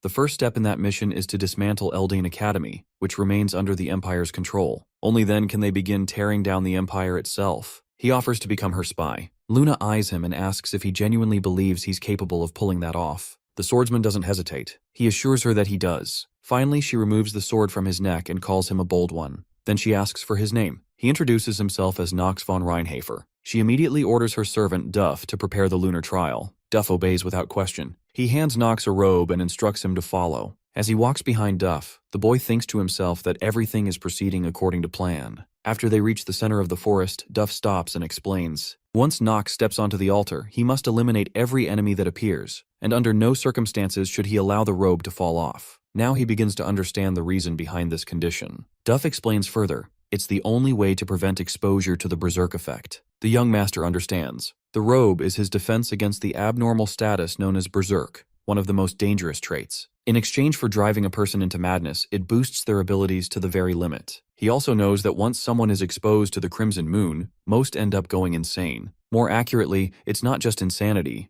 it's full-blown berserk. He recognizes that there are two conditions to pass this trial. First, stand within the red moonlight while remaining vigilant against the berserk state. Second, defeat the wave of monsters that will appear. Originally, the game offered no information on how to clear this trial. After all, in a world ruled by a protagonist, no one would ever willingly attempt to join a villainous organization. He realizes that no one ever knew how to survive this ordeal, but he believes he can manage it. Luna then informs him that once he begins the trial, only one of two outcomes awaits. He will either pass and become a member of Lunatic, or he will die and rot as a corpse. The young lord simply smiles and tells her they'll see which way it goes. Duff then slices his own palm with a small blade and lets a few drops of blood fall onto the center of the altar. Instantly, the ritual activates, and countless monsters materialize. Nox quickly realizes the situation is far beyond his current capabilities. Each monster is a chimera, creatures at least at the intermediate rank, and their numbers are outright absurd. But there is still a way. He casts off the robe. Luna watches, stunned, wondering if he's gone mad. The system immediately flashes a warning.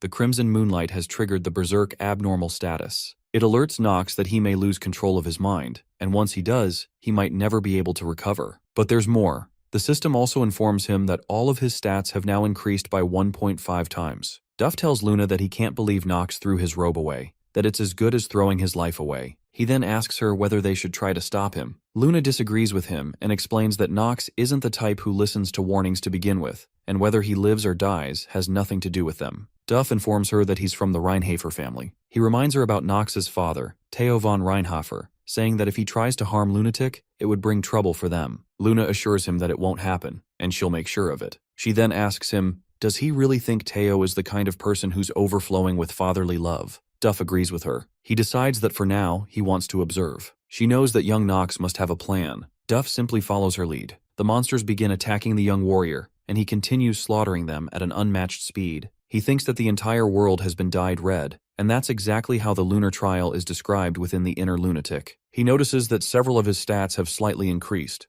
but that's not all. His talents, height, and even his shoulders have improved. He's grown taller and broader. He has now reached a level that his peers wouldn't be able to compete with easily. Then there's the berserk status abnormality, one of the worst traits hidden within the inner Lunatic. It's also a condition that only appears under a crimson moon, but he came here intending to use it from the very beginning, because of the talent he possesses. The system informs him that, due to possessing 2 specific genius traits, he has neutralized the Crimson Moon's status abnormality. Now he holds the titles of Swordsmanship Genius, Combat Genius, and Mana Sensitivity Genius. The system notifies him that the abnormal status has been neutralized, but only temporarily. To him, it's all very straightforward. When viewed from this world's standards, the level of his talents is completely unfair, and he's the one gaining all the advantages. By now, he has already slain countless monsters. He now uses Black Execution to kill them with even more efficiency. It's obvious that both Luna and Duff are jealous of him after witnessing the high-level skills he displays. Then, the system notifies him once again.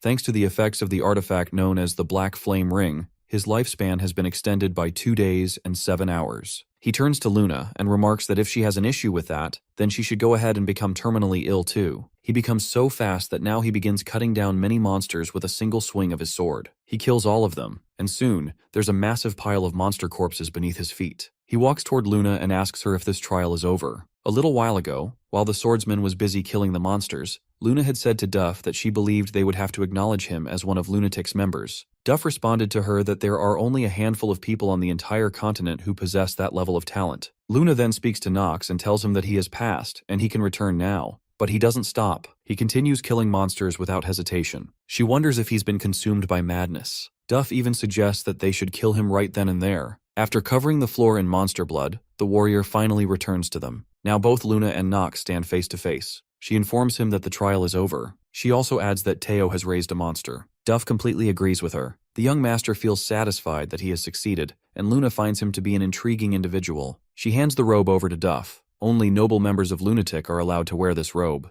The system confirms that the equipment has been acquired. It then displays the information related to the item, stating that he has obtained a Lunatic member's robe. Duff presents the robe to Nox, and he puts it on. Now this is the conquest of Lunatic. He reflects that the passive skill Oath of the Moonlight is also something that will be useful anywhere. He understands it's a pity that it can only be used at night, but even so, it's a passive skill that increases his attack power by 1.2 times. And that's something truly rare inside the inner circles of Lunatic. He quickly checks his stats in the system, and notices that he has also gained an extra stat point in willpower. He's gotten the best possible results. Both of them hold eye contact for a few seconds, and she asks if he wants something more from her. He responds that, as far as he knows, no newcomer has ever performed as well as he did during the lunar trial. And with that being the case, he was thinking that he should be treated accordingly. She smiles and remarks that he's not bad, quite a bold newcomer. Internally, she wonders how long he'll be able to continue acting so audaciously. She then instructs Duff to bring something. He follows the order and returns with a white mask. She explains that this is an artifact Lunatic recently acquired.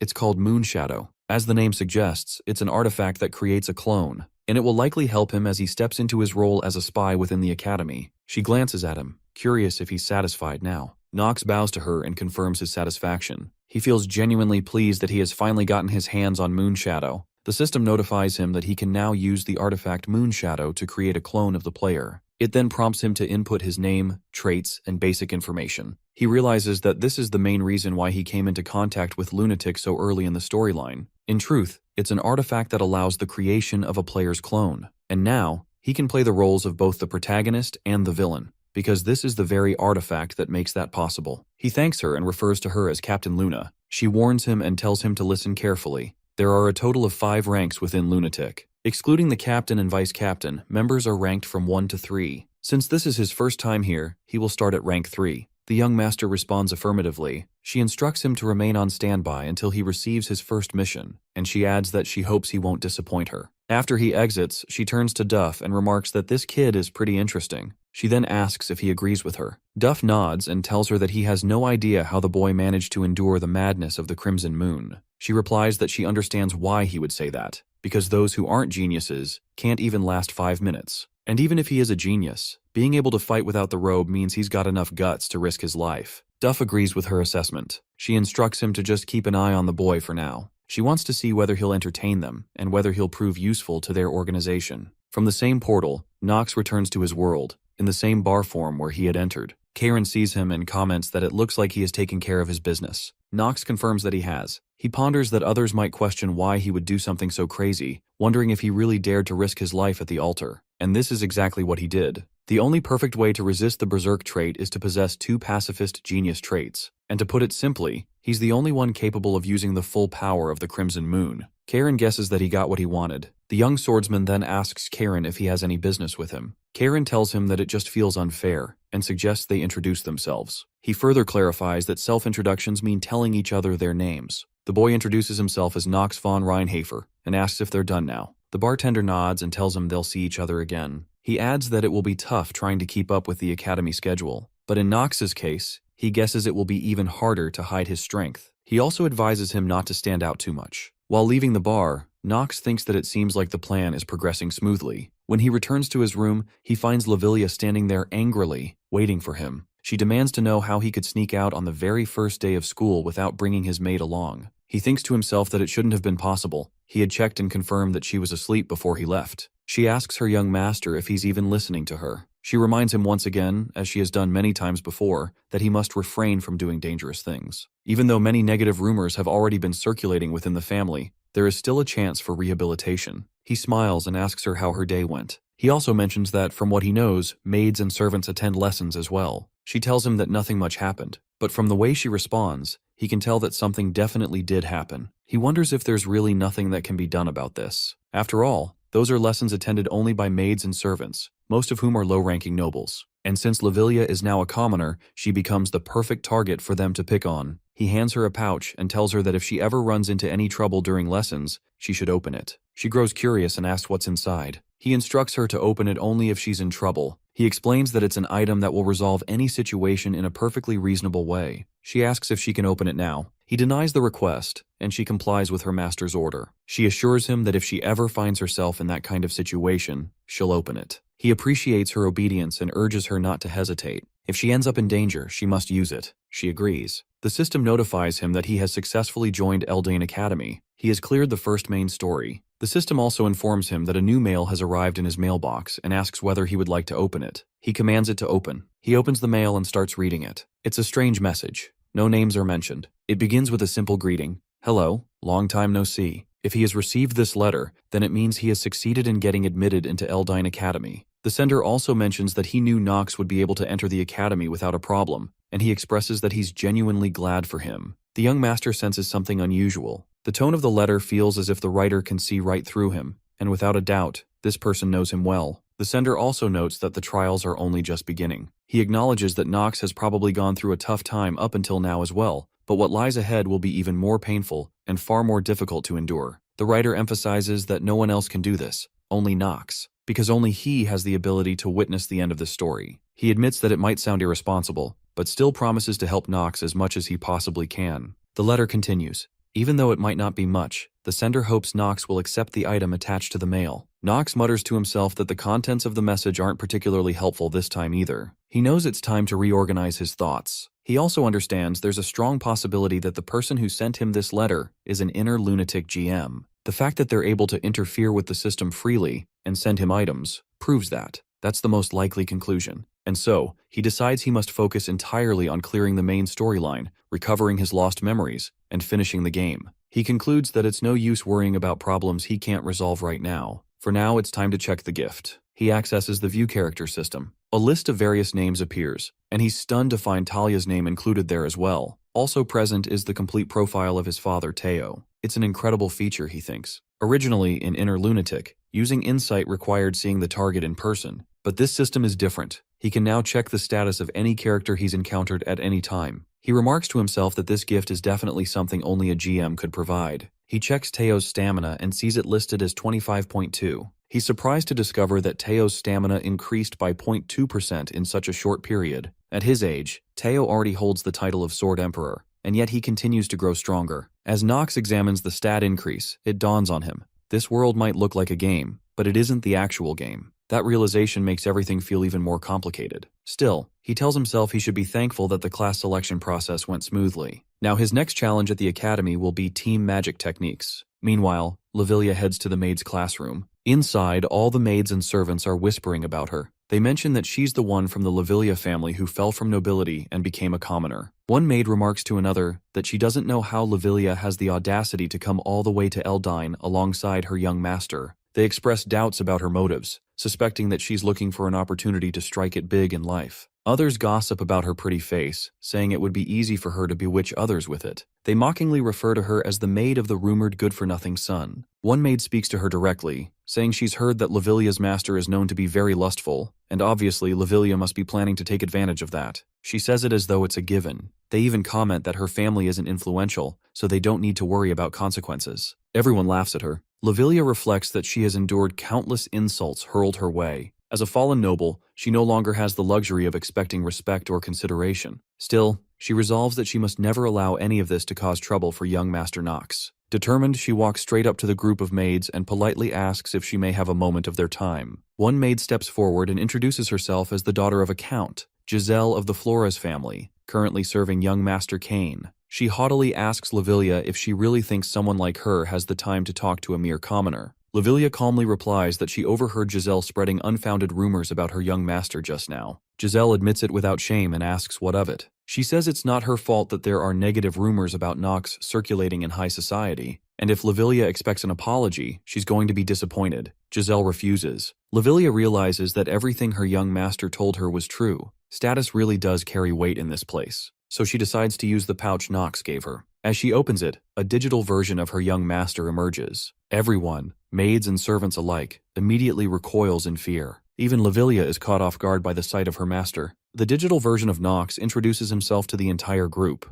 He states that he doesn't know what happened here, but it doesn't matter. If Lavilia was forced to use the pouch, then one thing is certain. Someone, or all of them, disrespected her. He threatens them outright, telling the maids and servants that they're all dead meat. He declares that he'll be sending their heads back to their families. With that chilling message delivered, the digital version of Nox disappears. Lavilia wonders if this is the object meant to resolve situations peacefully. Strangely, it actually works. Giselle falls to her knees and asks for Lavilia's name. All the other maids and servants are now terrified of her. Lavilia calmly states her name. Giselle trembles in fear, thinking to herself that even a sigh from Lavilia could now be dangerous. She realizes the Reinhafer family could wipe out her own family from existence in an instant. She lowers her head to the ground before Lavilia and begs for forgiveness. She promises never to be disrespectful again and pleads with her to let this go just this once. All the maids and servants bow deeply before Lavilia. She feels a sense of relief. It really did resolve itself exactly the way her young master had said it would. But the outcome also worries her. This might only lead to even more negative rumors about him. She quietly wonders what he was thinking. Without saying another word, Lavilia simply walks away. At night, Nox and his maid Lavilia walk along the street. She glances at him with concern and wants to know if her master is all right,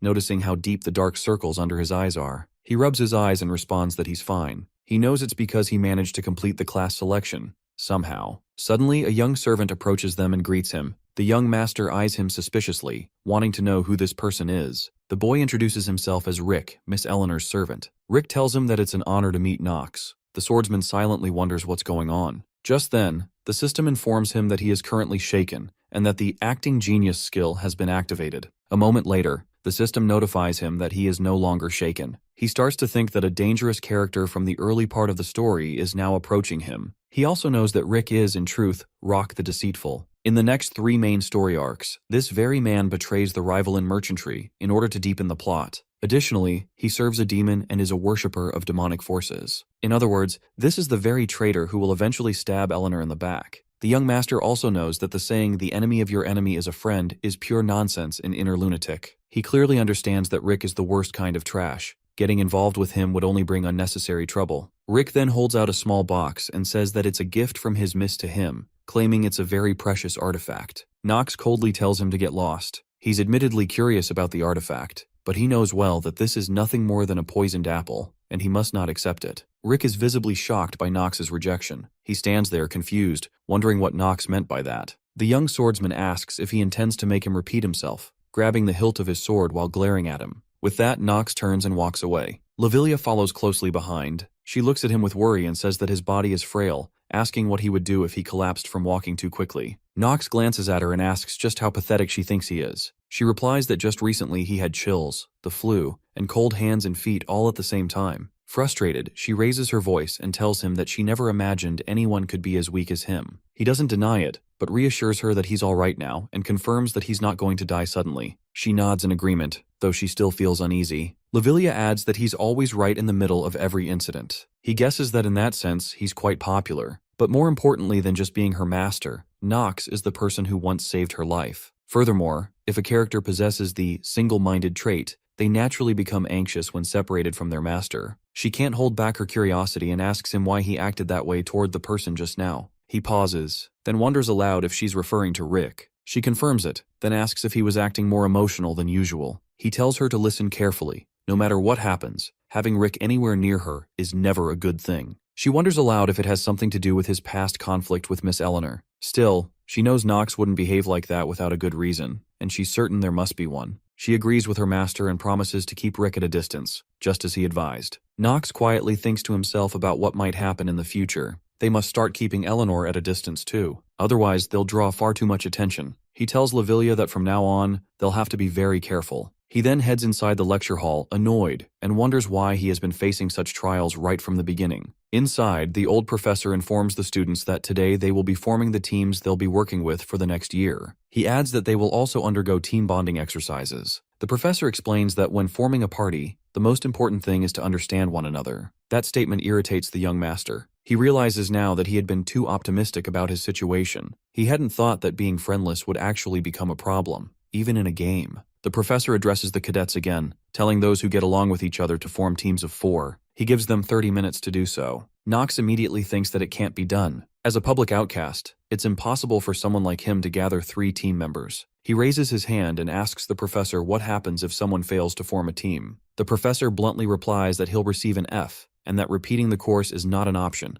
so he should take note. Then the professor snaps at him, shouting that working alone is not allowed. He nods, acknowledging the rule, and wonders what receiving an F truly means. He realizes it's extremely difficult to graduate from Eldine, and if he receives even 1 F, he'll be expelled immediately. That's something he absolutely can't allow to happen. Meanwhile, many students rush to assist Princess Penelope. All around, the cadets begin asking each other to team up. But Nox remains seated alone in his chair, trying to come up with a way for someone like him, a complete outcast, to make friends. One boy approaches Eleanor and offers to team up, boasting that he's quite athletic, even if he doesn't look like it. A girl chimes in, saying she'll join her and even treat her to a special meal that only her family can provide. But Eleanor ignores them both. Without saying a word, she walks straight toward Nox. She comments that it seems he didn't like her gift. Then she asks him whether he'll give her the chance to repay her debt. He looks at her and asks what she's talking about. She then offers to form a team with him. He thinks it sounds rather arrogant, but deep down, he instantly knows that he'll end up on the same team as her. To add to that, Talia also comes over to join his team. He sighs internally, thinking that another burden has now joined him. Eleanor understands that Talia is somewhat with him. She also wonders whether or not Talia likes him, but she must feel sad that Nox is her fiancé. Seeing that he is all alone, she wants to support him. The young master mutters that this drives him nuts. Eleanor comments that it's unexpected. The swordsman questions what she means by that. She responds that she finds it fascinating someone like him has a friend. He reflects that based on what he has done so far, he can't exactly refute her words, but strangely, he feels anger rising within him. Talia asks him again if he is going to team up with her. Nox simply smiles, and Eleanor informs him that they just need one more member. Nox questions both girls, pointing out that it seems his opinion doesn't even matter anymore. Eleanor explains to him that it's not like he has any other choice. He responds by telling her that she and her sharp intuition never fail. Nox knows that to recover his memory, he needs to stay in Eldin Academy, and he also has to achieve good results for the sake of the upcoming first episode,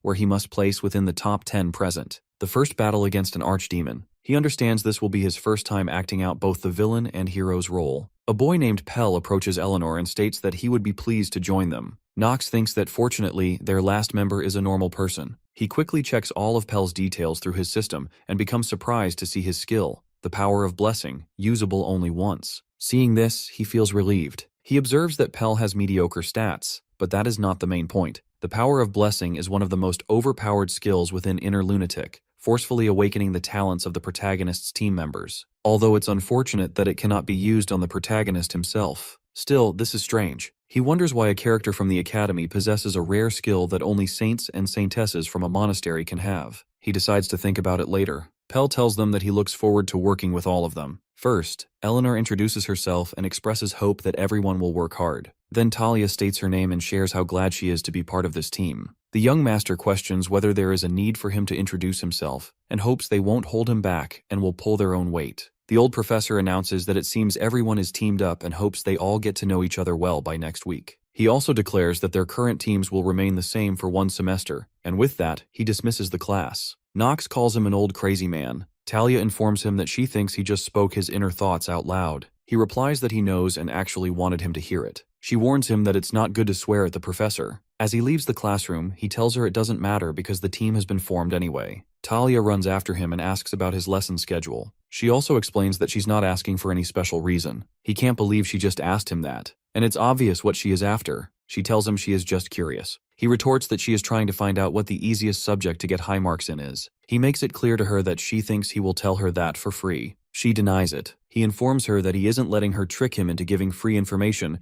and clarifies that it's not going to happen. At Academy 4th District, in the market, Lavilia tells her master that as expected of Eldine Academy, there are quite a lot of things that need to be bought. All the grimoires, equipment, and textbooks. She guesses there is a reason why they say commoners would have a hard time graduating due to money. He simply replies that it doesn't affect him. He thinks in any case, if one has the talent to graduate from this academy, they will be able to gain a lot of sponsors even if they are a commoner, unless that talent is truly useless. He knows there is a low chance money will become a problem. The marketplace is a little noisy, and Lavilia doesn't like it. He warns her that this is a district where all sorts of people gather, and anything can happen. He also comforts her, assuring her they don't need to worry about them. As he looks at a person, he becomes surprised to see him. A shopkeeper tells this man to get lost if he isn't going to buy anything, and asks why he is getting in the way of other people buying. The young master recognizes him as the son of a top 3 dark family, the young patriarch of the Marvas family, and his name is Leon von Marvas. He also guesses that Leon is probably poor right now because his family went broke. Nox mumbles that even so, Leon is a kind person, so he hopes he will get past this. Leon apologizes to the shopkeeper and tells him that he is just trying to make a reasonable purchase. The shopkeeper shouts at him, asking how it's reasonable when he is just lifting and weighing the same items. He tells Leon to stop with the nonsense and get lost, adding that the standards of Eldine have surely dropped if they took in a beggar. Hearing the word beggar, Leon becomes angry and tells him that even though his family is poor, he can't forgive him for saying that, then casts a magical spell at him. Nox wonders if Leon is out of his mind and runs towards him, thinking he shouldn't be doing this even if the shopkeeper triggered him. The young master feels anger towards Leon because there are so many people here in the 4th District, and he is using his mana to cast black magic. He informs Lavilia that this kid has gone completely crazy, and those eyes look like he is about to cause trouble, so he needs to stop him. The shopkeeper shouts at Leon, calling him crazy and wondering if he knows what he has just done. 2 skeletons appear and start walking towards the shopkeeper. Nox reaches in front of the shopkeeper and tells him to get out of there immediately, unless he wants to die. The foolish shopkeeper shouts at both of them, calling them rascals and asking how dare they try to climb over his head. He demands to know if they know who he is. He grabs Nox by the shoulder and asks him who he is. The young master turns back and, in a meaningful tone, replies that he doesn't need him to tell him who he is. At night, Talia sits in her room and asks her maid, Emma, if she is saying that even though she teamed up with Nox, he still won't let her know what his class schedule is like, and if this is him being shy because he's going through puberty. She wants to confirm if that's what Emma means. Emma informs her that there is no way she would know what he is thinking. She also advises her to calm down a little. Talia explains that she tried to be as mature as she could, that she avoided judging people easily, and that she tried not to hold Nox back. But despite all that, she still received a cold response from him. Emma believes she will remain dejected for a few days at this rate, and she wonders what she should do. She thinks that if she had known this would happen, she would not have spoken so nicely of Master Nox to her. While traveling in a carriage, Talia asks her maid why her fiancé is so cold towards her. Emma explains that it is because he is undergoing puberty. Talia is surprised to hear that. Emma elaborates, telling her that boys at his age usually act like that they grumble all the time and behave coldly towards others. Emma reflects that looking back, she thinks that was when she started to develop more feelings for him, and at that time, she did not think it would become such a huge problem. She also wonders if she should have been more careful with her advice. She knows for sure that Miss Talia definitely likes Master Nox, and since things have turned out like this, she tells Miss Talia that she does not think this is what Master Nox truly feels. Talia wants to know what she means by that. Emma tells her that since he is already her fiancé, he might be acting this way so he can keep a clear line between his personal life and her life in the academy. Talia holds Emma's hand and tells her that she knew she was knowledgeable about dating. When they reach her room, Talia tells her that she sounds like a pro in dating, and that she will keep asking her for advice whenever she has concerns from now on. Emma apologizes to her and informs her that she has never dated anyone before. Suddenly, Eleanor enters their room, and Emma introduces herself as the maid of the Stillreiner family. She asks Eleanor the purpose of her visit. Eleanor introduces herself and tells her that she is in Talia's team for the Team Magic Combat class, and she was wondering if she was available for a short moment. Emma tells her that if she did not make a prior appointment, then please arrange for one at a later date. Eleanor informs her that she is here to talk about Nox. These words grab Talia's attention, and she moves closer to her. Eleanor remarks that this is the second time they are meeting today. On the other side, the young master stands between the shopkeeper and Leon. He questions the shopkeeper, asking if he needs to tell him who he is. The rude shopkeeper answers that he has white hair and purple eyes. Suddenly, the shopkeeper wonders if he is the one from the Reinhafer family who got admitted into the academy. The swordsman simply tells him that he doesn't like repeating himself. The shopkeeper quickly apologizes, saying he was unable to recognize who he was because of the robe he is wearing. Nox orders him to get lost, saying that this is him being generous, and he hopes he doesn't have to repeat himself for the third time. The shopkeeper obeys and leaves the area. Leon tells him that he was talking to the shopkeeper. One of the skeletons approaches Nox, and he grabs its skull, shattering it into many pieces, and it disappears from there. Nox comments that Leon might as well beg the Imperial family to arrest him. Leon understands, since it is illegal for them to learn magic before becoming adults, and he admits that he doesn't think that far ahead. Leon quickly bows in front of him, apologizing and thanking Nox for helping him. The young master advises him that if he understands his situation, then he should buy what he needs and get lost, and if he doesn't have enough money, then he should use his. Nox throws a bag full of gold coins towards him. Leon looks at the gold and wonders why he is helping him. He makes it clear that if Nox is trying to make him feel indebted, then it won't work. The swordsman tells him that those few pennies mean nothing to him, and he can't say he has no purpose behind it. Leon agrees with him and returns his magical skeletons. He supposes this money is for shutting his mouth. He tells Nox that he feels the unique power used by the Marva's family, who control the undead, coming from him. Leon takes one gold coin and tosses it in the air, telling the young master that he is breaking the deal down. He asks Nox why he possesses the power of his family. On the other side, Eleanor and Talia sit together at a coffee table. Talia recalls that Eleanor mentioned she had something to talk to her about. Eleanor observes her reaction, finding it quite different from what she had imagined, and notes how elegant Talia appears. She also wonders if Nox could truly have feelings for her, but soon concludes that it isn't possible. Someone like him would only see an engagement as a restraint, and she decides she will need to be more straightforward as she speaks. Eleanor suddenly states that Nox is a dangerous person. She explains that first of all, he is the son of one of the top 3 dark families. Additionally, there are numerous negative rumors regarding his behavior. Talia responds that she doesn't think Nox is a bad person. Eleanor ponders whether other people share Talia's perspective. She calls Talia strange and questions why someone as honest as her would like a good-for-nothing like Nox. Eleanor notices the emotions reflected in Talia's eyes, sensing her hostility and anger towards her. Talia wants to make it clear that while Nox might be somewhat lacking, she doesn't believe he is the type of person who would do something bad. Although he is easily misunderstood because he acts coldly towards others, that is only a small part of who he is. She also informs Eleanor that she has heard about the marriage talks involving her and Nox. However, that alone isn't enough for her to support him, and she knows it as well. Marriage discussions between noble families can change as easily as flipping their hands. Talia tells her that this is not the reason she trusts Nox. Eleanor comments that people don't change easily. Talia replies that may be true, but hopes she remembers one thing. Nox saved her, and if he hadn't been there back then, she would definitely have died. She believes Eleanor already knows this too. Talia wonders why she remains suspicious of Nox. Eleanor admits that it seems she has misspoken and suggests they end their conversation here,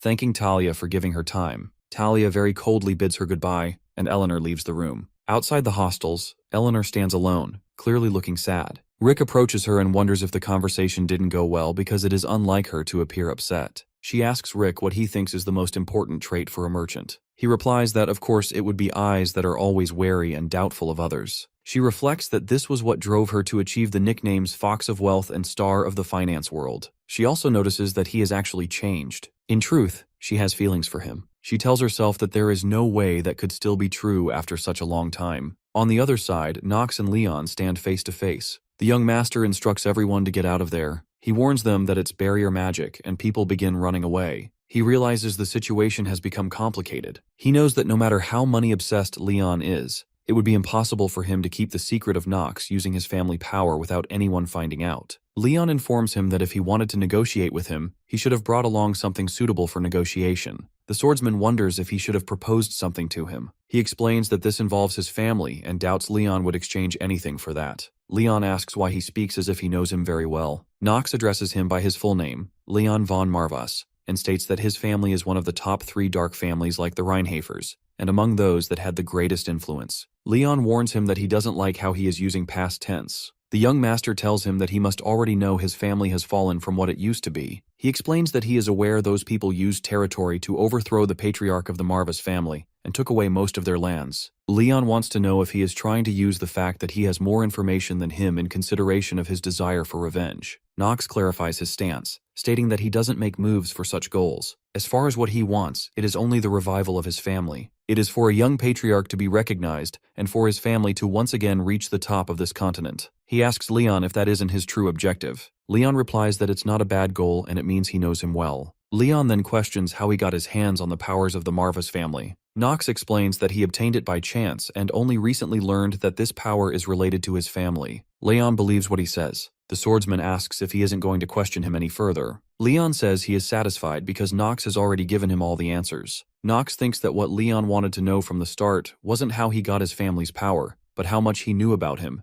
and why he decided to intervene in his matters. Leon tells him he is glad to have his answers and thanks him for his help today, promising to repay him in the future, as long as it doesn't involve money. The young master walks away, telling him not to worry about it since he isn't expecting any repayment. The next day, he enters Noah's office. She reflects on his lifeline, light, and resting place. He knows it is the moment to strengthen the hour of the genius. It is the hour of the genius, and even among the skills of inner lunatic characters who possess the genius trait, it is considered the strongest skill. Right now, Chen is sitting in his room, playing the game on his computer. He could say that this is a kind of downloadable content for inner lunatic. This time, his desk and room are clean. The system informs him that he is the first to succeed in completing inner lunatic 10 times, and he has unlocked a hidden trait. It also notifies him that his playable character has been granted the active skill Hour of the Genius. The system adds a warning, explaining that this is a skill that can only be obtained when his character possesses at least 2 genius traits. For him, it was just a game he liked at first, so he had no idea what was in the DLC when he bought it. If it were not for that decision he made back then, he would have died several times by now, and thinking back on it sends chills down his spine.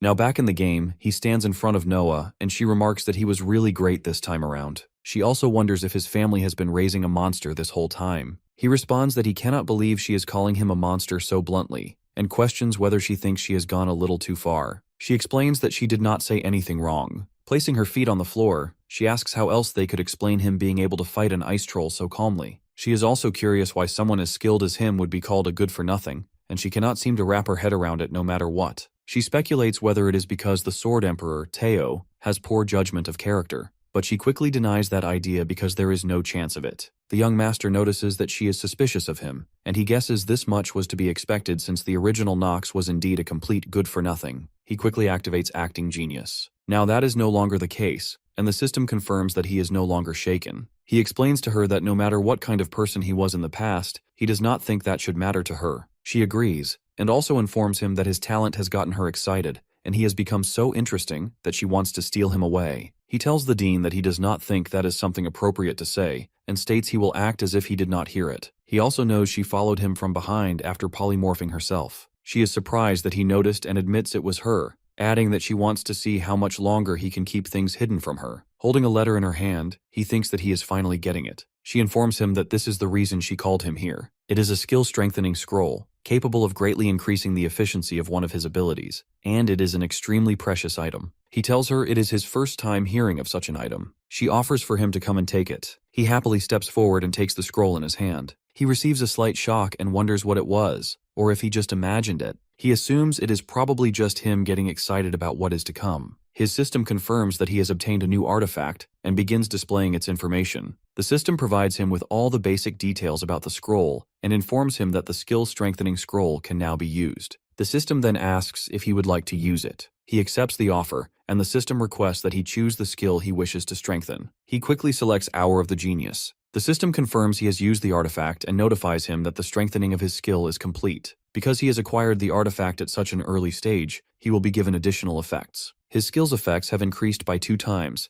and the active duration of Hour of the Genius has been modified to 10 minutes. He knows Hour of the Genius is a skill that is very difficult to strengthen, and as an overpowered skill to begin with, there are not many ways to make it stronger. One of those ways, however, is by using this scroll. He understands that obtaining this artifact at such an early stage is the best harvest he could hope for. Noah wonders if he got the results he wanted. He thinks he cannot get any more involved with her than this. He replies affirmatively and says that if she has nothing else for him, he will take his leave. She allows him to go and mentions that he might be tired from rescuing his fellow student during the test. Now he knows that hiding the fact he saved Eleanor from the Dark Walker would be meaningless. He simply tells her that it just happened somehow and requests her to ignore it, saying he does not want to attract the Academy's attention. She agrees and tells him not to worry about it, advising him to go back and rest. Before leaving, he sincerely thanks her for her generous heart. She understands that he is a dangerous one, and as he leaves, he thinks that he will have to be careful for the time being. Noah reflects that she looks forward to seeing what kind of monster he will grow into. The next morning, a young professor delivers his lecture in the hall. He tells the students that they need to learn the properties and traits of each element. Nox thinks that this is basic magic of the Empire, and it was never discussed in detail in the original story, but what is important here is not the class itself. He quickly checks the details of Professor Ras in his system. After reviewing all his traits and skills, he understands that Ras will play a critical role in this chapter. He also finds out that Ras is not very strong, but it is good to know all this information in advance. Nox also thinks it is actually impressive that Raz was able to become an academy professor with those abilities. Professor Raz tells the class to begin the lesson. Ras notices that Nox is already acting proud and looking down on his fellow students, and he wonders what kind of incredible talent someone like him could have. He also knows the Dean Noah can be really stubborn. He explains to the class that every single human on the continent possesses elemental mana, not just students of their academy. Today they will find out what element they have and how to manifest it. The first name he calls is Cadet Nox. The professor wonders if Nox knows what element he has. He replies, darkness. The professor asks about the characteristics of darkness. Nox explains that unlike the four main elements, it is corrupted and does not mix well with others. However, it is considered to possess a great amount of destructive power compared to the other elements. He further explains that in return, it is notorious for being hard to control, and only a few individuals or families are able to use it properly. Ras asks about the opposing element to darkness. Nox replies, divinity. Ras then questions, in that case, if divinity and darkness were to clash, which does he think would come out on top? He answers that divinity would. The professor reflects that people usually do not speak ill of their family element, and guesses that Nox is a special one. Ras tells him he will ask just one more question. If he were to fight someone with divine mana, what would he do? The swordsman explains that while that person was still unaware, he would kill them, and he would make sure it was a definite kill so that it would not create any future trouble for him. Everyone is shocked by his answer, even the professor. Ras mumbles, wondering what the hell he just said. On the other side, Rick is sitting in his room, injecting something into his arm. After injecting it, he feels slightly dizzy. He mutters that now he just has to put in a bit more effort, and he will be able to become a real demon. Suddenly, a demon enters his room and remarks that it is just as he said, Nafer, and he will indeed be able to become a real demon instead of remaining a mere human. The demon continues, telling him that after that, he will no longer need sleep and he will not age, becoming a demon that surpasses the limits of humans. Rick expresses his gratitude to the demon and promises that he will do everything in his power to revive him. He bows deeply in front of the monster, then puts his clothes back on. In the classroom, after Nox finishes explaining his technique, the professor reflects that he would want to pull out the roots before they grow into any future issues. He acknowledges to himself that he was not expecting such an answer. The young master apologizes if that was not the correct answer, explaining that he simply thought it was the most efficient way of doing things. The system informs him that the acting genius has activated powerfully. The professor notices his unwavering eyes, upright posture, and shoulders that do not droop. Now he understands that Nox truly means what he says, and he is starting to comprehend a little why Dean Noah showed disinterest in him. Ras orders his assistant to prepare the IMP right away. His assistant looks slightly surprised to hear this command. Ras questions his assistant if he did not hear him, then repeats himself, stating that he is asking him to prepare for the magic adequacy test. Ras thinks to himself that this kind of arrogant attitude needs to be brought down a level, and that in order to obtain a sharp sword, it must be tempered thousands of times. All the students gather around the professor as his assistant brings a handcart near him. The students are shocked to see a tiny demon inside a cage. Ras explains that these are the lowest ranked demons provided by the association and are known as IMPs. He elaborates that while they are very aggressive, they are not that threatening, and because they have low health, cadets can easily kill them. One student complains that it is only their first class. Another student guesses that this must be the level of Eldine Academy. The professor instructs them to stay focused, explaining that they are the elites who got accepted into this academy, and they must remember this. He tells them that their ultimate goal is not to become a knight or a mage, but to subjugate all demons that exist in the world. For them to achieve this, they will need to get used to beings known as demons, of which they still know very little. He orders all the students to infuse their mana into the caged IMP to force it into submission. The young swordsman stands in front of the demon's cage, thinking about the process the professor just explained to force a demon into submission. He wonders why something feels out of place. He thinks that based on the original storyline, this lesson should only take place in the second year. He still feels that something is off. The professor instructs him that after he condenses mana into his palm, he should let it flow into his target. He tells the student that his test will end in 15 minutes. The professor thinks that no matter how incredible the Reinhafers are, there is no way they would expect to see an IMP in their first lesson, and a new student would definitely fall for the deception of the IMP and end up drooling uncontrollably. Ras is determined to teach him how things work here. Suddenly, the professor notices that the demon is holding its head and bowing to the ground. He shouts, demanding to know what is happening. Talia turns back and tells Emma that it will not happen again. Not only the demon, but Nox also enters the minds of all the students. One student murmurs that she is feeling something strange. Another student tastes something like a delicious pie. One girl complains that her consciousness is fading away. Talia still apologizes to Emma. The young master raises his hand and asks the professor if he can change his IMP. He also explains to the professor that he has not done anything, but the demon is already trembling in fear. Professor Ras shouts very loudly. The swordsman smiles and remarks that someone is making such a loud noise in the sacred classroom. Ras demands to know how Nox forced that IMP into submission. He explains to Ras that he just said he has not done anything yet. Ras behaves foolishly and admits that he cannot help but feel like a fool for not noticing such great talent within him. The professor calls his talent incredible and tells him that he will give him a chance. Ras repeats that he will give him the chance to become the best student. Nox wonders what he means by best student, fearing that the professor wants him to become his assistant. One student says that he is so jealous that Nox gets to become Professor Ras's best student. However, the young master refuses his offer and tells him that being the best student in name is really just being a slave. Professor Ras becomes furious and shouts at him for refusing his offer. He demands to know what Nox thinks he is saying. All the students are still not fully recovered, and one girl wonders if he is the only one standing up normally. She also wants to know more about Nox. A few hours ago, while walking through the gallery, Mr. Bernon informs Professor Ras that the filthy-looking white-haired bastard is freakishly strong. He guarantees him that Nox is a crazy bastard. However, Ras insists he is just a new student and argues it is too hasty to make any conclusions merely because he has achieved some things. He suggests Bernon should not place such high expectations on new students. Bernon warns him that his problem is being too close-minded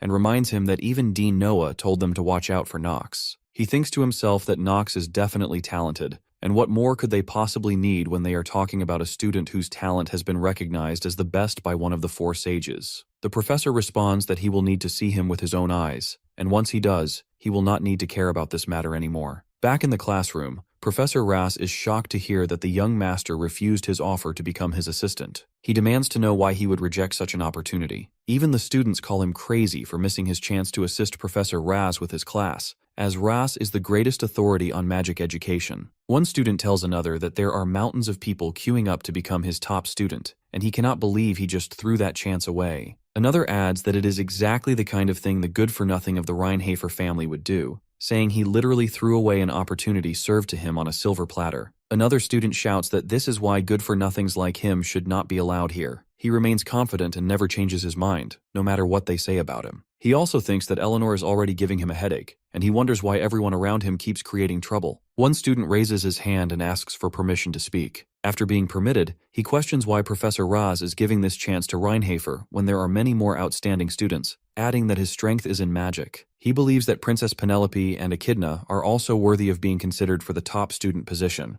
The swordsman dislikes his attitude and notes how desperately he tries to leech off a rising family. But Nox considers him a smart bastard because he knows exactly whom to butter up, deciding he should remember him. Ras announces that the professor is the one who decides who the right person is, but he admits that if he says so, they might not be convinced. There could be negative rumors claiming he is biased towards Nox's talent, so he wants to set the record straight. He declares that he will tell them right now why Nox is the right person to become his top student. At the same time, Nox mumbles slowly that he already told him he is not doing it and calls him a crazy bastard under his breath. Professor Ras explains that firstly, he subdued the imp's mana. The young master thinks Ras's opinion would be something like this. Number 1, he does not know why, but Nox was able to subdue the imp quickly, and although it might be a low-ranked demon, it was not easy to do, so it is no surprise that Ras is fascinated by it. Number 2, he possesses mana sensitivity talent to a genius level. He also knows Ras has studied magic for a long time, and someone like him would easily identify who has talent for magic and who does not. Professor Ras declares that for these reasons, it is only fair for Nox to become his top student. Nox replies firmly that he already said he is not doing it. Ras shouts at him to take his time to reconsider and advises him not to rush his decision here. The swordsman requests him to speak after wiping his saliva and suggests Ras choose a more suitable candidate instead, telling him not to expect gratitude if he gives up on him. Professor Ras feels confused and frustrated.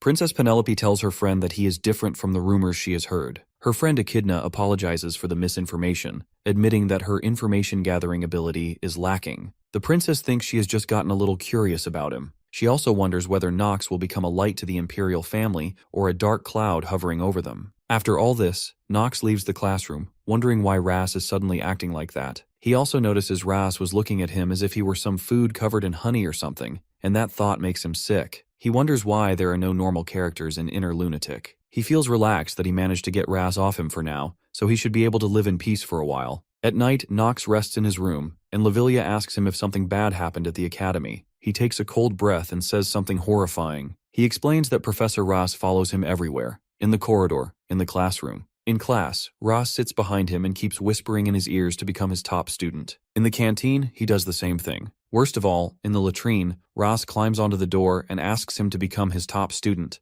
And when he comes out of the toilet, Ras again asks him if he has finished considering becoming his top student. Nox tells him to stop it and calls him a crazy bastard to his face. But Professor Ras just laughs and does not mind his harsh words. Ras even tells him that he likes how rough he is with his words and that he loves it. The young master tells his maid that this bastard Professor Ras keeps asking him to become his top student. Lavilia comments that there is a term in there she thinks should not be mentioned alongside a professor's name, but asks if by Professor Ras he is referring to the person known to be the best in magic theory. He nods in confirmation. She says that is strange, as from what others say, she remembers him being a good professor, and she wonders why he would do something like that. He admits Ras is an alright person as well, but also remembers Ras's negative traits, that he can be obsessive, paranoid, traumatized, weak-minded, and cold-hearted. He tells her that the problem lies in those traits he has. Later at night, guards shout to stop someone and not let him go out. One guard orders everyone to stop him, saying it is the Patriarch's command. Another guard tells his companions that they were told not to let Master Garen into the room. Master Garen, holding a bloody sword in his hands, keeps walking towards the guards. Garen tells them that it is so harsh and that this is not how a father should treat his son. After killing all the guards outside the office, Master Garen enters Teo's office, where he finds Teo and Rodwell waiting for him. Rodwell thinks to himself that he cannot even move and wonders how Master Garen has gotten even stronger in such a short time. Teo says he never thought Garen would come back to the Reinhafer family again. Garen questions what reason he would need to come back to his own home.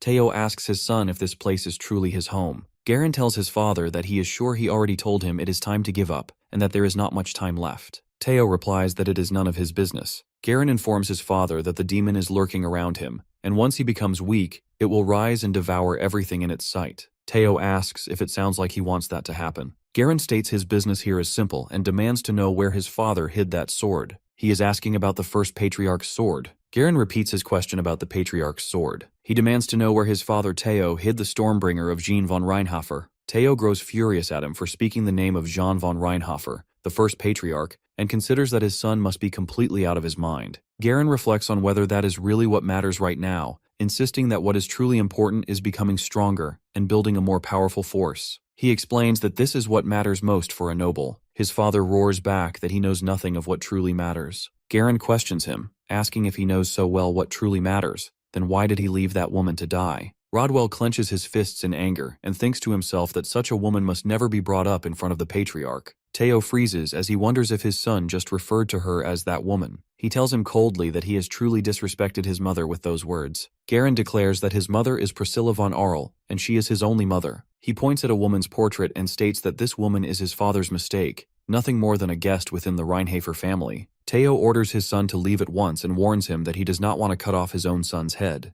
Garen glares at his father and says that he will regret this, and soon enough he will understand that this family is prepared for his sake. With that, Garen storms out of his office. Rodwell looks at his master with concern and wonders if he is all right. Teo informs him quietly that he slipped up and showed an unsightly side of himself. Rodwell quickly pleads with him not to say that, reminding him that he is someone who swore his eternal fealty to the Reinhafer family. But he admits that if the world discovers that Master Garen is working with a demon, things will become dangerous. He suggests to Teo that it would be wise to decide on a new successor soon. Teo considers his advice, and Rodwell informs him that it just so happens they have received some good news through a letter. Master Nox has been named the top student of this year's Eldine admission test. Teo shows clear surprise at this and remembers that the new dean of Eldine Academy is Noah. Rodwell continues, explaining that one of the four sages has acknowledged Master Nox's talent. Although he believes Nox's growth might still be insufficient, if he truly possesses the level of talent they witnessed before, then he has great potential. Eventually, Master Nox might end up sitting on Teo's chair. The next day at the academy, Professor Ras once again invites Nox to become his apprentice. His answer remains the same as before. He does not want to.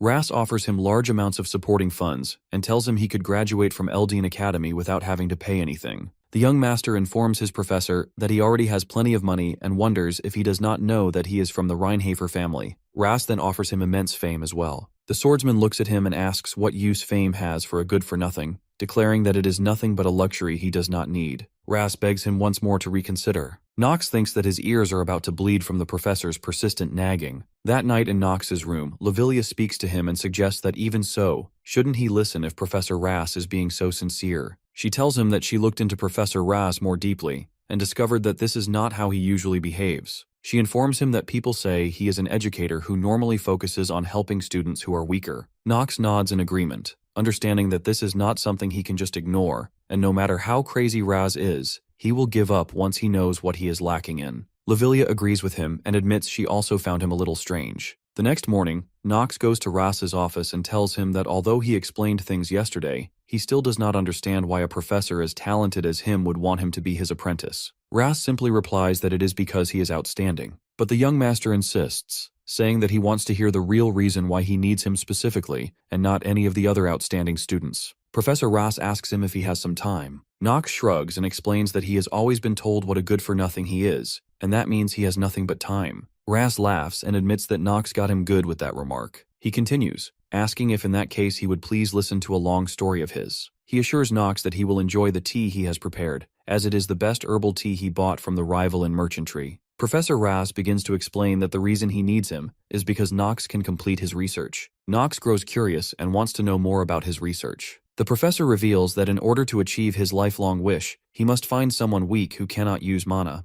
That is why he needs Nox, because he no longer wishes to see anyone die while being too powerless to even struggle, just as his own son died. The swordsman thinks about these hidden stories of each character that he never knew while playing through Inner Lunatic. He also notices there would always be an abrupt new situation that would appear. Professor Ras continues his story, telling him that he was born as the first son of Viscount Celestia's family and had led them. He possessed no outstanding talent but managed to gain admission to Eldine Academy with just his theoretical skills and eventually became a professor. Despite that, he always received poor results in practicals, and his peers constantly looked down on him. No matter how good he was at written tests, it never erased the contempt they felt for him. He overcame his low confidence through research. After constantly working hard, he finally became a professor and even married a woman. However, there was not a single person who fully acknowledged his achievements as a professor. The accomplishments he made and the theses he wrote were published under another person's name, and everyone continued to look down on him. Even with everything that happened, he was able to have a son with his wife. His one and only child grew up and was admitted into Eldine Academy. His son overcame all hardships and graduated from the academy. He had told his father that he would work hard so that people would be able to speak highly of him. Ras was happy hearing that. His son joined the squad directly under the Emperor and went to the battlefield at the forefront. He wanted to achieve victory so people would speak highly of his father and raise the reputation of the Celestia family.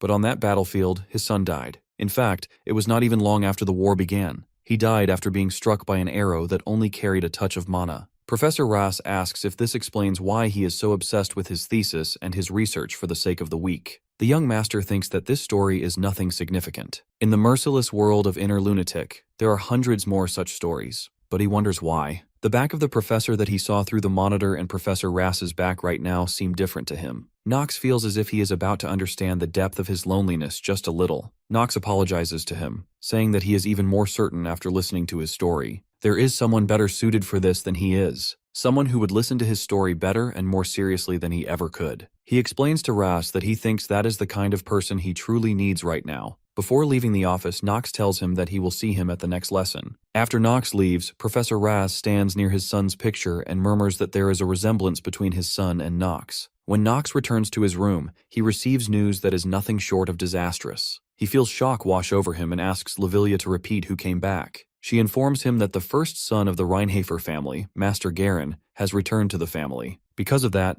several bodyguard knights have already died. That news fills him with rage as he thinks to himself that the first crown prince, Louis, and the #1 bad ending maker of Inner Lunatic have finally started to move. He asks Lavilia if she has been to his family estate recently. She replies affirmatively and informs him that the head butler, Rodwell, summoned them, so she went there with Rona. He knows that Garen despises Teo's second wife, Nox's mother, whom Teo truly loves instead of Garen's own mother. He ponders that he has no idea whether Garen hates Nox, but if that is the case, then he might even harm Lavilia. He feels curious why Nox has to make so many enemies. He questions his maid about whether Garen did anything. She reveals to Nox that Garen tried to scout her. She explains that when she and Rona were in the hall, Garen appeared there, and as he walked by her, he noticed that she looked extraordinary. Garen asked about her identity, saying he had never seen her around before. She greeted him and told him that she is the exclusive maid of Nox, and her name is Lavilia. He told her to drop the formalities, declaring that he wanted her to become his maid, and mentioned that she is capable. He also stated that she has enough ambition within her to satisfy him. She apologized to him and told him that she is already serving Master Nox and that she is afraid she will have to reject his offer. He warned her that she should know who he is, and questioned why on earth she would refuse his offer. He also asked if that Nox brat was giving her a lot of money. She informed him that it is because she wants to serve Nox. He shouted at her, saying it is not something a mere commoner gets to decide. Lavilia explained that her master respects her, and while she does not know what kind of person Garen is, above everything else, she wishes to stay by Master Nox's side to see what he will do. Garen grew surprised upon hearing that, and could not believe she wanted to serve a brat like him, finding her a strange one. He even offered to pay her 3 times whatever Nox is paying her. She respectfully rejected him. The young master thinks that although he does have money, the real story has not even begun yet. He knows that he cannot use that much money, but he cannot give up on Lavilia. So he offers her a wage raise, telling her he will match Garen's offer and pay her 3 times more. He instructs her not to worry about it and to focus on her work. She laughs at him, and he wonders why she did that. She apologizes to him. The swordsman feels confused and wonders if she just laughed at him. He asks her if she has already decided to work with Garen. She explains that whatever he is thinking of, that is not what is happening. She confirms to him that she will not follow Master Garen, and the wages she is receiving now are sufficient. He asks why she laughed then. She simply replies that she cannot tell him that. He orders her to tell him the reason. She explains that something funny came to her mind, so she laughed. He warns her that she has gotten worse at lying.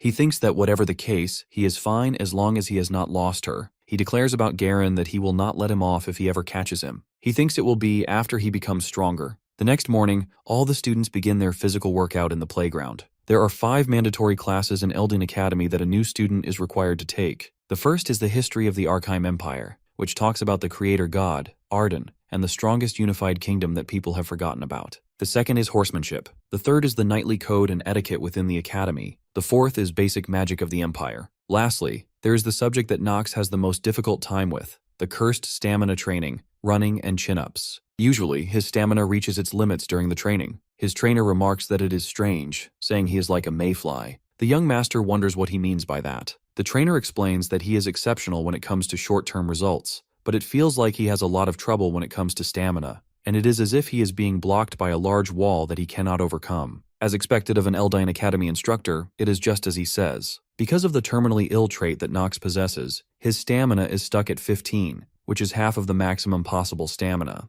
The swordsman asks him if he is not an instructor, then why would he say such discouraging words? The trainer apologizes to him for being rude and explains that it would be good if he took heed of what he said, as if he moves recklessly in this manner, he might end up shortening his life. Nox agrees and confirms that he will keep that in mind. He knows there is a countdown for his heart, and how could he not heed what the trainer said? His system also confirms that because of the trait, terminally ill, his lifespan is decreasing at a fast rate. It is quite annoying for him. He did not realize, but Paracelsus was standing just behind him, observing his condition. Paracelsus the Grey Wolf ponders that he cannot figure Nox out at all, because Nox did all that stuff at the admission test to get first place, yet he is hiding his stamina now. This is definitely related to him acting like a good-for-nothing. Nox looks at him with a smiling face and calls him an annoying bastard, warning that if they fight again, he will get it good. After his classes, he goes into the marketplace while wearing his robe. He finds Rick there and greets him, saying he did not expect to meet him in a place like this. Rick also recognizes him. Actually, the young master feels angry at him and wants to know why he is doing this to him, calling him a game destroyer in his thoughts. Rick smiles and greets him, saying it has been a long time since they last met. He knows that Rick's real name is Hausholtz de Nefer, known as the worst bad ending maker, on par with the first prince, Louis von Archeim. Knox quickly checks his detailed information on the system. He also knows that Rick will later attack the rival in merchantry and betray Eleanor, which means he is the #1 person to avoid. The young master asks if he is the one who came to give him that gift previously and questions what business he has with him. The system warns him about the wavering of his acting genius. Rick responds that it's nothing serious, explaining that he simply saw a noble of the influential Reinhafer family walking around without a servant, and he was just a little puzzled. Knox tells him it's none of his concern. Rick agrees with him and calls it fate that they meet again, offering his help while he purchases some items, mentioning that he has a lot of free time right now. The swordsman doubts that was the only task the head of the Rivalin family assigned to him. Rick explains that since the past, great nobles have always turned a blind eye to servants who deviate slightly from their duties. Knox decides he needs to find out what Rick is scheming, knowing there must be a reason why he approached him. The young master warns that he doesn't like people who talk too much. Rick smiles softly and assures him he will make sure to remember that. Meanwhile, in the academy hostel, Eleanor's maid hands her the documents she requested. Among the documents, there is a paper with Knox's picture on it. She wonders why on earth he saved her, as there was no reason for him to do that. In the first place, the Reinhafer family has pretty much no interaction with the Rivalin family. If he wanted to gain something, he should have accepted Professor Bernon's proposal, but he rejected it. She knows the youngest son of the Reinhafer family she knows does not have that kind of personality. What's for sure is that he started behaving differently after resolving the missing child's forest incident, but she has no idea what caused this change. She has also noticed that Rick's recent movements have been strange. He is gathering people within the merchantry, but she believes he probably can't accomplish much anyway. She closes the file and looks outside the window. She remembers the day her father got angry with her for simply having an argument with Knox as a child. She recalls his words when he told her that if it was needed, she should have given everything she had. She also remembers the day her mother died. Back in the market, Rick helps Knox negotiate with the shopkeepers. He advises him there is no need to buy a high-grade orb to use in magic classes, as when he becomes a second-year student, he will be given an even better orb for free. For the pot and ladle needed for alchemy, he instructs that he needs to buy ones made with a special type of iron. Rick explains that the items will usually be made in the empty chemical room, so he just needs to meet the minimum requirements. He also mentions that the store he sees further down has connections with the Eleanor merchantry, allowing him to get items at an affordable price. The young master thinks he doesn't want to admit it, but Rick's talent is genuine. The con artist trait and his passive skill negotiation revision are real. He wonders if Rick were not a demonic human, he might have considered recruiting him. After some time, Rick mentions that he thinks Knox has probably purchased everything he needs now. Knox agrees, saying this will be sufficient. The swordsman asks him again, saying he still doesn't know why he was looking for him. Receiving no answer, Knox grabs Rick by the collar and demands to know why he approached him. Rick plays innocent and wonders what he means. Knox shakes him roughly and warns him that wasting time is not in his favor. Rick remarks that it looks like his conversation with him will be a quick one and says he will get straight to the point. Suddenly, the young master feels a barrier appear near him. He recognizes based on its appearance that it is magic that blocks out sound. Rick offers him to betray the Reinhafer family and become a servant of the first prince. Rick opens his shirt and shows his dark chest. Knox states that the one he serves is not the first prince but a demon.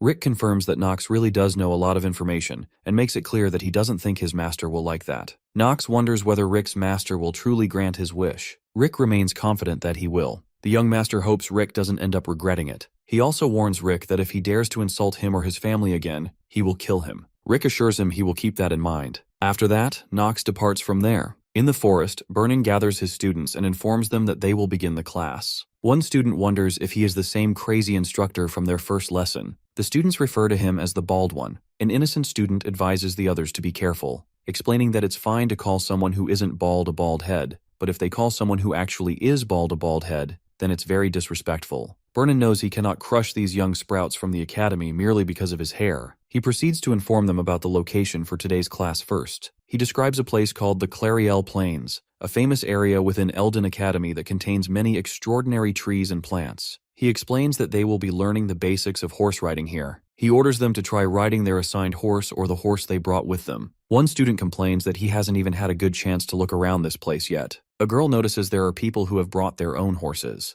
A few students have never ridden a horse before. One girl wonders why they must come to Eldine Academy just to learn how to ride a horse. Another boy worries that they don't have a choice, since it's a mandatory subject, and they will be expelled if they get an F. The young master has brought his horse Carl here. Professor Bernon instructs the students to try riding their horses and advises them to hold on tightly so they don't fall off. He notices Paracelsus and observes that he is quite skilled at horse riding. He thinks that Paracelsus has lived in the East for so long, so he should be able to ride a camel or a horse. Some girls notice Nox's horse and wonder if it's an obsidian, questioning how a good-for-nothing like him could have such a horse. They also mention that while the Rheinhafer house is rich, it still isn't as wealthy as the Rivalin house. The young swordsman knows this is the benefit of being a veteran player. Vernon appreciates the students for riding their horses and advises them to slowly communicate with their horse while riding. When he notices that all the students have become familiar with their horses, he informs them that it's time to start the main race of the class. A few students complain that some of them only started riding horses today, and it makes no sense. One student even complains that his horse tried to kick him with its hind legs. Some students call it madness. One student wonders if Vernon is angry because some students called him a bald head. Suddenly, Vernon slaps that student and knocks him out. He then explains the rules, stating that each of them will ride their horse to the corner located in the nameless forest at the end of the woods, and then return to this place. He declares that the first to get back will be given additional points. He thinks that the rules are as simple as Vernon's hair. Talia comes up to him, but he tells her to mind her own business. He knows that even though horse riding is a class everyone takes,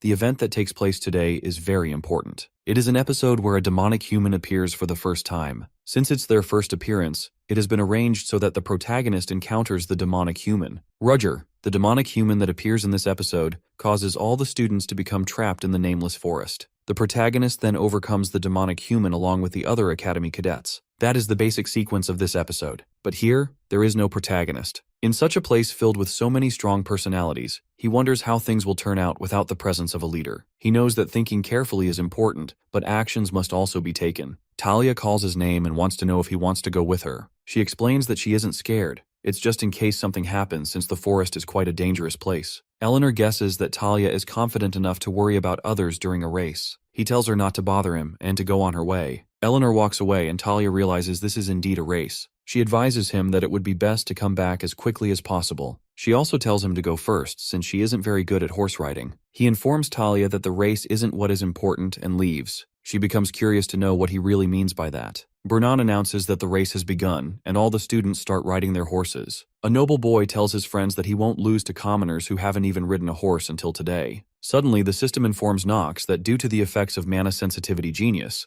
the circle has been revealed. The students are shocked to see strange circles on the ground. The young master shouts that it's teleportation magic and advises everyone to stay still unless they all want to die here. Suddenly, all the students get teleported away. On the other side, a very large and strong demonoid human waits for them. He declares that finally, it's time for his revenge. A few moments ago, when the circle appeared on the ground, Nox warned everyone to stay still unless they all wanted to die there. He swiftly jumped off his horse and informed Carl that he was counting on him, and Carl immediately ran away from the spot. Suddenly, all of them were teleported from there into an unknown forest. One student complained that her head hurt, and everyone wondered where on earth they were. The students remained confused about their current location. He was certain that this was some kind of teleportation magic. He also noticed that it was different from Dean Noah's, as the formula itself seemed unstable. The princess questioned him, asking if he knew what was happening right now. He responded that he was trying to figure it out, but one thing was for certain. There were outsiders involved who were not with the academy. Echidna moved forward and shouted at him, demanding to know what he was talking about.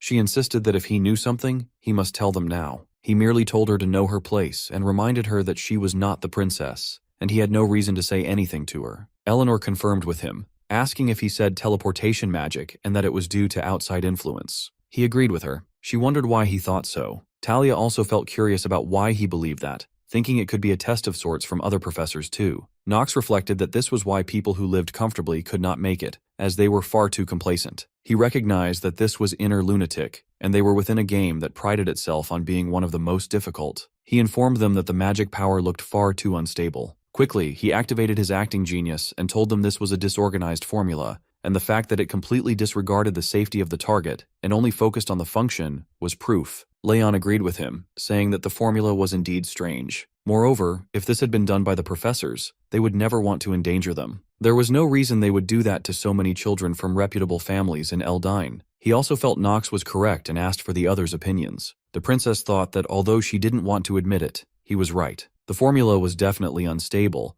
and it was right to think that outside influence was at play. She wondered if this could have been done by her brother. Leon advised that they needed to get out of there quickly. Most of them agreed with him. Echidna shouted that the dark families were trying to take matters into their own hands and insisted they needed to prove what they were saying first. The princess stopped her and informed Echidna that everything they had said was correct, and if they stayed in this vortex of unstable mana for too long, they would be as good as dead. Leon came to think that the way the magic circle was deployed was indeed strange. His friends agreed with him. He also mentioned to the students that the princess was sharp and had learned magic earlier than they did. Paracelsus, the Grey Wolf, had been listening to them quietly, and suddenly he drew his sword. Echidna asked him what he was doing. He questioned if she couldn't smell the stench of blood. He explained that this was a monster of intermediate rank or above, and its location was above them. Suddenly, a very large and dark bird jumped down from the tree and attacked them. Nox alerted everyone to get ready and cut down the bird. He informed the others that in this dangerous situation, he would take command of the fight. Many students did not agree with him, and some even called him good for nothing. The princess thought about the ambush of a monster whose presence she had not even detected, and he had been the first to notice it. She wondered how he was suddenly so different. On the other side, Professor Burnin waited for the students at the finishing line. He wondered if the current batch of students was completely talentless at horse riding. He felt surprised that no one had returned yet, and this was the worst time record in history. Suddenly Raz approached him and informed him that they had a problem. Burnin questioned why he was there, and if he wasn't supposed to be having a class with the second years. Raz warned him that wasn't what was important right now and asked him about the students. Burnin told Raz that they were having horse riding lessons on the plains. Raz explained that a person using demonic magic had been spotted in the academy 3 hours ago, and a huge magic circle had been activated, which they tracked down to those plains. Burnin regretted that of all times, this had to happen when Dean Noah was not around, and now they needed to get going quickly. Suddenly Nox's horse Carl approached them, and they recognized it as his horse. They received a message with Carl. Nox informed them that the demonic human had appeared at the nameless forest entrance, and they needed immediate assistance. Ras urged Burnon to move quickly. They knew it would take at least 2 days to reach the nameless forest, and it was too late to use more teleportation magic. Ras hoped they would be safe. In the nameless forest, all the students stood quietly, and Echidna said she didn't want to admit it, but she would. Nox's judgment had been the correct one. However, he told her to forget it, as he didn't need forced apologies. He informed her that this incident was an extension of what had happened previously, and requested that they give him the authority to take command of all the students under the law of the imperial family. She hesitated, thinking it could be dangerous, but finally, she announced that she, the princess, would take charge of the students personally. He knew this would create trouble for all of them. He instructed Pell to tell him the manual that needed to be followed in emergency situations. Pell informed them that the top priority was to protect a member of the imperial family, and that the authority to take command would be given to the most exceptional knight or mage. He told the princess that she was the only member of the imperial family in this place, and that she was also one of the most powerful characters who would be needed to defeat the demons in the future. Because of the lightning mana and power of punishment she possessed, abilities only passed down within the imperial family, he explained that even if everyone died here, they must protect her life, as that was the law of the empire. Nox recognized that he was the one who had been able to make the fastest judgment during the ambush and react quickly to the situation. He requested her again to give him the authority. He demanded control over the life and death of everyone present, including her. Talia believes he wants to become the leader with everyone's lives on the line, and she is indeed right. Nox truly is the role model of a knight. She gazes at him with loving eyes. He wonders what is wrong with her. He declares that if there are no other opinions, then he will take charge as the leader, and if they dislike this decision, they can prove their worth through their own abilities. If they manage that, he will gladly relinquish this position. All the students remain silent, and Leon thinks that if something bad happens in the process of taking responsibility for protecting the princess right now, the leader will definitely face severe punishment. Leon considers that even if he somehow does well at the start, something is bound to go wrong later, meaning Nox is drinking poison from a holy grail at this moment. Leon calls him a mindless fool and tells him to do whatever he wants. When Nox glances at him, Leon flinches in fear. The young master then announces that it is settled. From now on, they will follow his instructions, and if they refuse, they will be punished according to the law. He orders them to start moving immediately and keep following him. Talia urges him to wait and wonders if he intends to tell them where they are going. He responds that he is not good at explaining things, so they must follow him closely. Nox thinks that if they knew just how many times he has played this chapter, they would be horrified, because he is a veteran of this damned game. Inside a cave, Rugger, the demonic human, keeps watch over the students through his magical marble ball. Suddenly, he receives orders from the demon to devour the humans of Eldine and eliminate all the sprouts that fail to grow. The demon promises that if he does so, he will share his power with him, even though he does not deserve it. Rugger bows to his lord and replies that he will handle this in a way that shall not disappoint him. With the powers bestowed upon him, Rugger decides to kill them all. He whispers to himself that this is the perfect mission for him. He is determined to punish Professor Raz for the sin of abandoning him. On the other side, the students hunt 3 large boars for food. Nox announces that from here on, they will need to assign roles. He orders Leon and Paracelsus to assist him. Paracelsus admits that Nox has defeated him, so he will comply for now. Leon steps forward and informs him that although he is probably lacking in skills, if he can be of any help, he will do his very best. The young master feels glad that he has the strongest new students on his side. He tells them that there are two ways to get out of this forest. Either someone breaks the barrier from outside,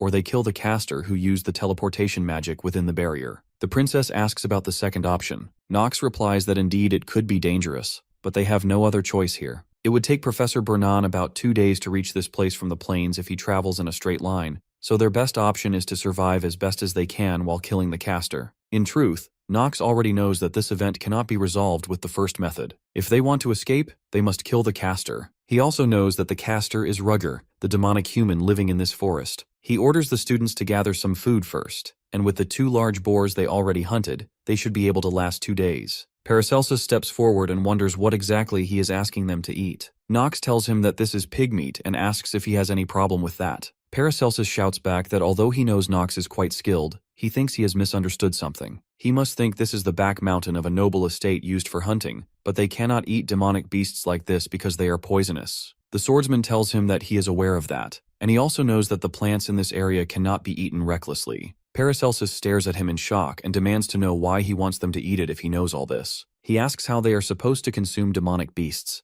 No matter how starved he was in the East, he never went this far. He also wonders if Nox knows how long their stomachs would be in pain after eating such meat. The young master decides it is best not to get too involved with him. He orders him to shut up and be quiet because he has his own ways. He instructs Leon to summon undead to protect the students from monsters. Leon obeys immediately. Nox then commands Paracelsus to guard the princess, and tells him that except for his cheeky mouth, he actually possesses impressive skills. Paracelsus retorts that he is definitely going to beat him half to death in the future. The swordsman knows it is time to get started. They cut the pig meat into pieces and start a fire. After that, he begins cooking it. While cooking, the meat produces strange colors. Some students fear they will die after eating it. Nox tosses some herbs onto the meat, and suddenly, one student notices the color changing. He informs everyone that he simply used this plant to neutralize the poison in the meat. The crimson rake plant is capable of neutralizing the poison of middle-rank monsters and below, and the horned boar is one of those monsters. A student confirms that she has read about it in a book somewhere. The princess approaches him and asks why, when the Reinhafer family has no reason to starve, he knows such information. He replies that he does not know either. He then asks her if she prefers it rare or medium rare, boldly excluding the option of well done. He knows there was once a mention within the game that well-done meat is thrown away. All the students gather around the fire as the smell of cooking meat increases their hunger. While riding their horses, Raz contacts Dean Noah and informs her that the demonic human is at least intermediate rank or above. He also reports that the Academy has determined this to be a grave matter, and they are on their way to rescue the children with Professor Brennan, while the other elite professors are already out on other dispatch missions. Suddenly, they hear a sound resembling someone eating snacks. Brennan thinks to himself that he knows she is crazy, but there is no way she would be casually snacking in a situation like this. Raz questions her, asking if she is eating snacks right now. She laughs softly and wonders if they heard that. She tells them there is no need to be so worried, assuring them that the children will come back without any major issues. However,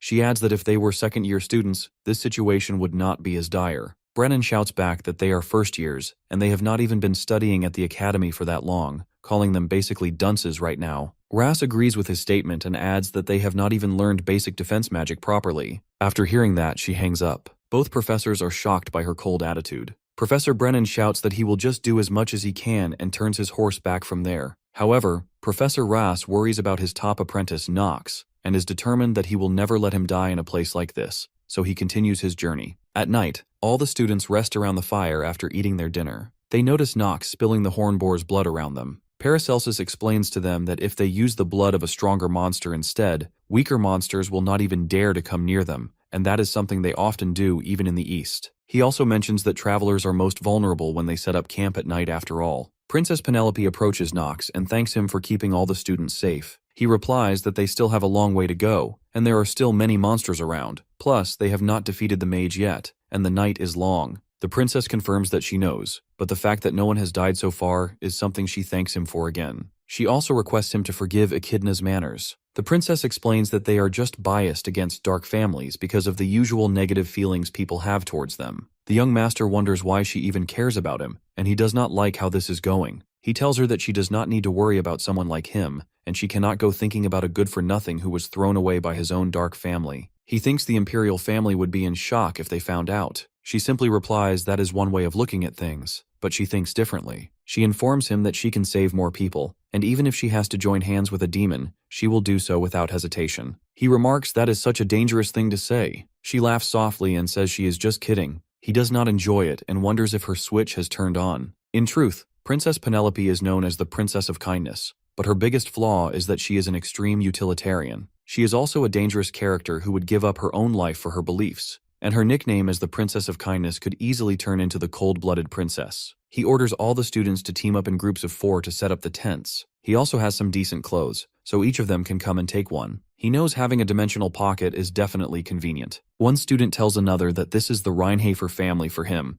and he heard that when they turn 5 in that family, they are pushed off a cliff. The swordsman wonders how such bad rumors could be going around, but he guesses that is how things are for a dark family. He mumbles to Talia that they better be careful. She asks what they should be careful of. He says nothing and orders them to decide on the night shift rotations and take turns guarding the place. He knows it is time for him to get started too. He recalls that there is a problem that exists in the second episode of the Academy during this ambush. If they do not kill the mage who set up the barrier quickly, it will become impossible to clear this scenario. And that means if no one kills the mage, they will not be able to complete this story. All the students start sleeping. Suddenly Pell hears some sounds and gets up. He shouts and awakens everyone. He informs the princess that they have gotten into trouble, and a huge number of creatures that possess mana are gathering near here. All the students get ready to fight. Echidna urges the princess to get behind her. Paracelsus shouts that they are coming, saying the Hornboar's blood does not mean anything in the face of stronger monsters after all, and asks what she intends to do. Talia shouts that Nox is not here. Leon tells them that he has gone elsewhere temporarily, and he has left this battlefield to him. Echidna shouts that Nox was so confident about protecting the princess,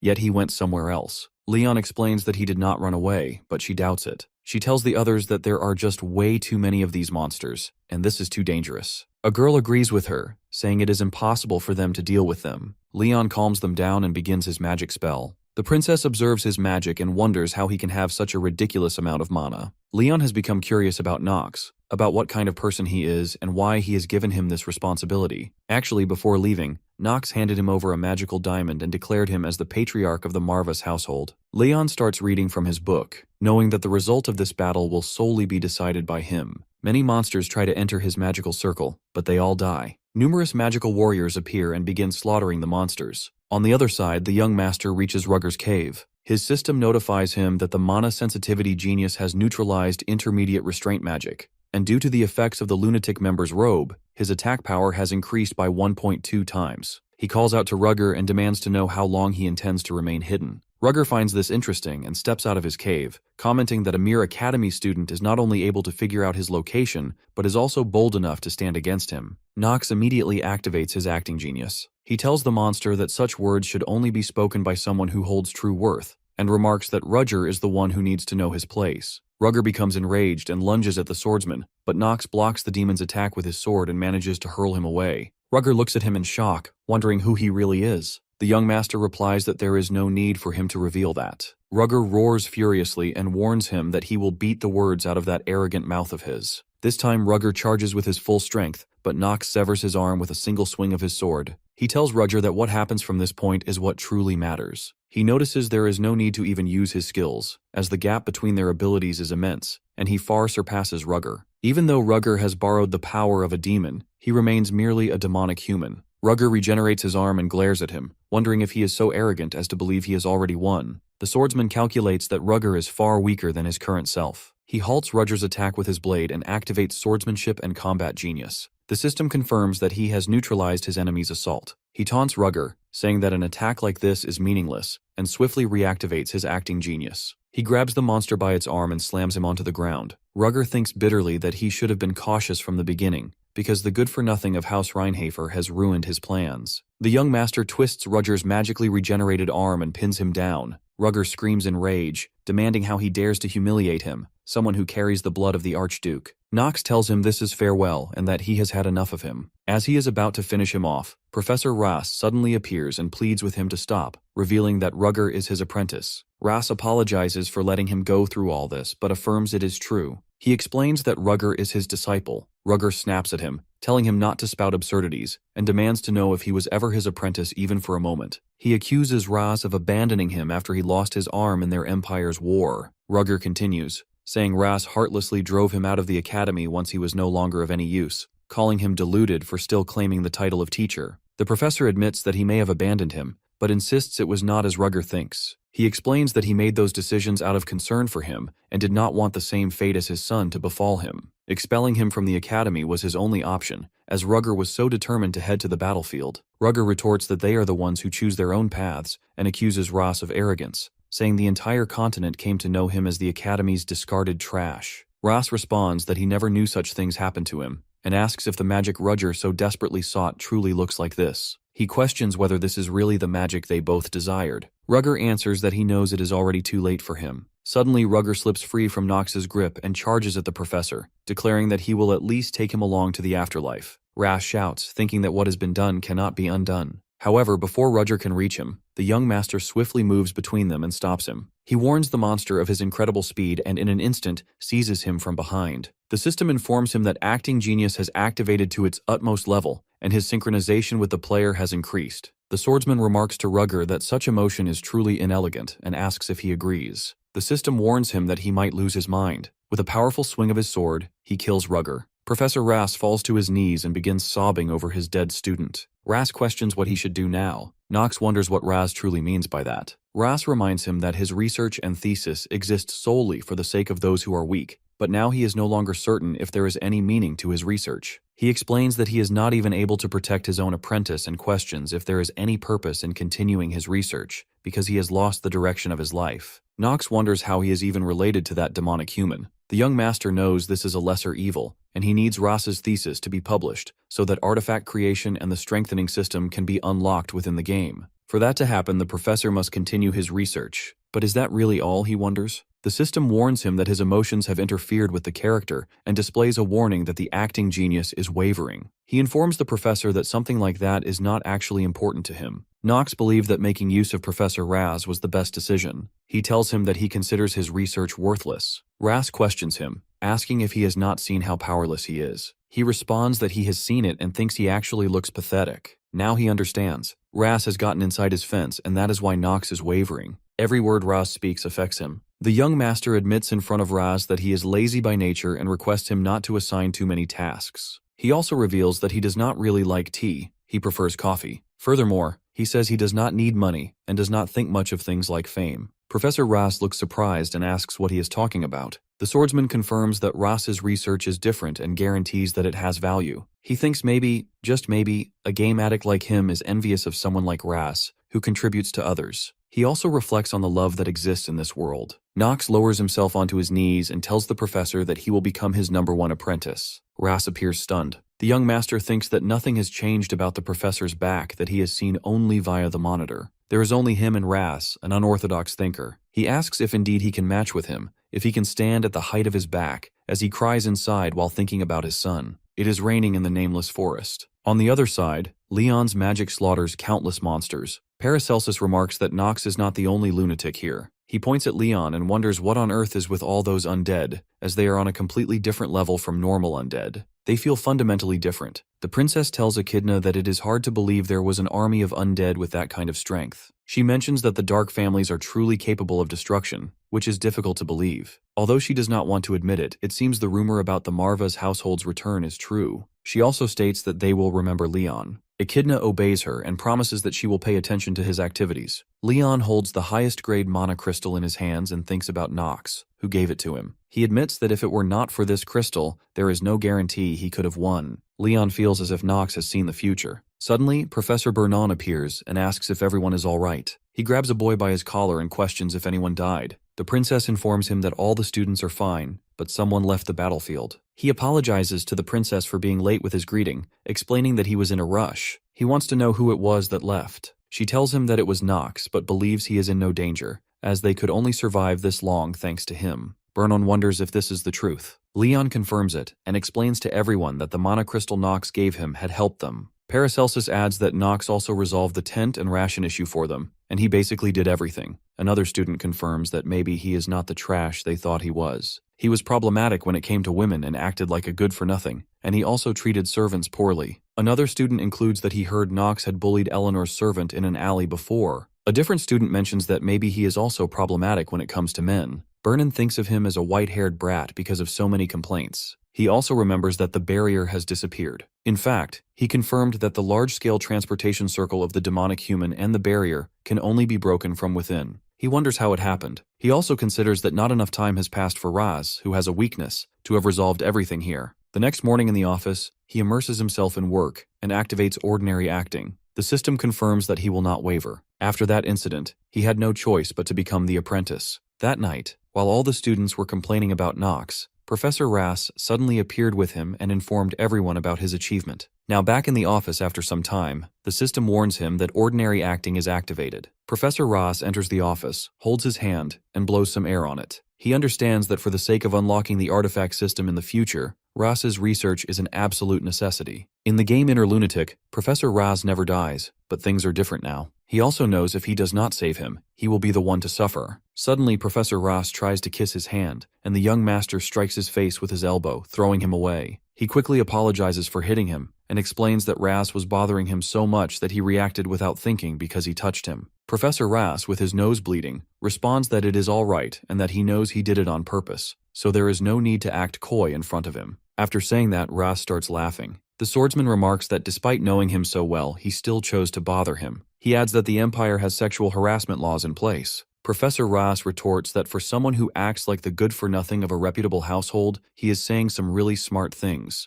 After a few seconds, Ras thinks about the Empire's laws and tells him that if he looks at the relationship between a commoner and a noble, he would see that the laws have been broken down for a long time. He counters that he does not think such words are befitting of a professor of Eldyne, an institution directly under the command of the imperial family. Professor Ras says it does not matter as long as he does not report him. Knox thinks Ras is seriously insane. Ras then informs him that this time, he has recommended him along with Leon. He explains that he is talking about his recommendation to the imperial family for the two of them to enter the treasure vault of Eldyne and take an artifact. He shows him the bracelet. The young master is surprised to see it and wonders if Ras really did that. Ras confirms it and tells him that, as he knows, he can be quite convincing. Doing this much for his top apprentice is not a big deal, so there is no need to feel pressured. He becomes angry and stands from his chair, asking his professor who said he felt pressured. He declares that since Ras went through the trouble of preparing a gift like that, he will gladly accept it. Ras observes that he seems even happier than when he became his apprentice. Knox thinks of Eldyne's treasure vault, considering it an unexpected jackpot. As he enters the Academy's treasure vault, he thinks about how this place is co-owned by the imperial family and the Rivalin household. While there are many incredible artifacts here, he knows which one will have the best efficiency. If he obtains it at this point in time, he will be able to grow several times faster. Suddenly, Eleanor enters the vault and remarks that she would have never imagined him opening the treasure vault of Eldyne. She also says it seems he got himself a good teacher. He simply tells her to think whatever she wants. He knows that Eleanor, acknowledged by the Rivalin merchantry, is going in with him, and he hopes she does not cause any trouble for him. She tells him that he is greatly mistaken if he thinks she does not want to give away the artifacts she donated. She has every intention of ensuring he is properly paid for saving her. He comments that she likes to make things troublesome for him as usual. She asks if he heard how it works from Professor Ras. She then takes the keys and opens a large door, asking which artifact he is going to take. He becomes excited and mumbles. She asks what he said he wanted. He asks if she is going to make him repeat himself twice. She wonders why he would want an antique like that, but guesses it is not completely surprising if it is just a hobby of the son of a rich family. He tells her to give it to him first before continuing their conversation. She stops him and informs him that she wants to test whether he is fit to receive an item from this place or not. He explains that he was not told about anything like that. She says it is her special right as the person who donated the artifacts, and the Rivalin merchantry is already fully in control of Eldyne after all. Suddenly she uses some kind of magic, and he recognizes it as space teleportation magic, remembering he has seen this countless times in the game. She asks if he is not surprised. He replies that he has experienced things even more surprising than this after all. She offers him a seat first. He agrees, and now both of them sit on chairs. She tells him to not waste any more time and begin the test. He knows she is making him work for the artifact, and since it is just a formality, it should not take long. She asks again why he saved her. He wonders if that is the test. She replies that it is up to her to decide what question is asked. He answers that he has told her previously. She suddenly stops him and says she forgot to tell him that lies do not work on her. Her behavior makes him slightly angry, and he thinks there is something he forgot. In Inner Lunatic, the difference between acting genius and ordinary acting is that acting genius can see through the lies of another person. That means what Eleanor says is the truth. He tells her that she really is such a pain in the ass. She wonders if he did not already say something like that just now. He wonders what he should do now. She informs him that he appears extremely frustrated. He shuts her down coldly, telling her to keep quiet, accusing her of lying about wanting to give him the artifact personally. She questions whether that really matters right now, insisting that what's important is he will lose out if he doesn't answer her questions. He considers that it's far too risky to have come all this way only to lose the artifact. To begin with, she would become suspicious if he tried to get out of this meeting, and it would be better to face it head-on here. Finally, he makes up his mind to answer her question about why he saved her. He responds that it was something necessary for him. She asks why. He explains that he needs her in his plan. She presses further, wanting to know what that plan is. He replies that he doesn't think there is a reason to tell her that much. She requests to ask one more question. The young master allows her. She wonders what happened in the ballroom in the past, asking if he didn't save her because he felt indebted to her because of that. He responds with a clear no. She becomes surprised upon hearing that he didn't save her because of that incident, and realizes she is involved in his plan, wondering what on earth that could mean. He states that everything he has said is true, and she probably already knows it. She remarks that it's not good to have too many secrets. He counters that she is the one to talk. She mentions there are people in the world saying he has changed, and she doesn't believe that.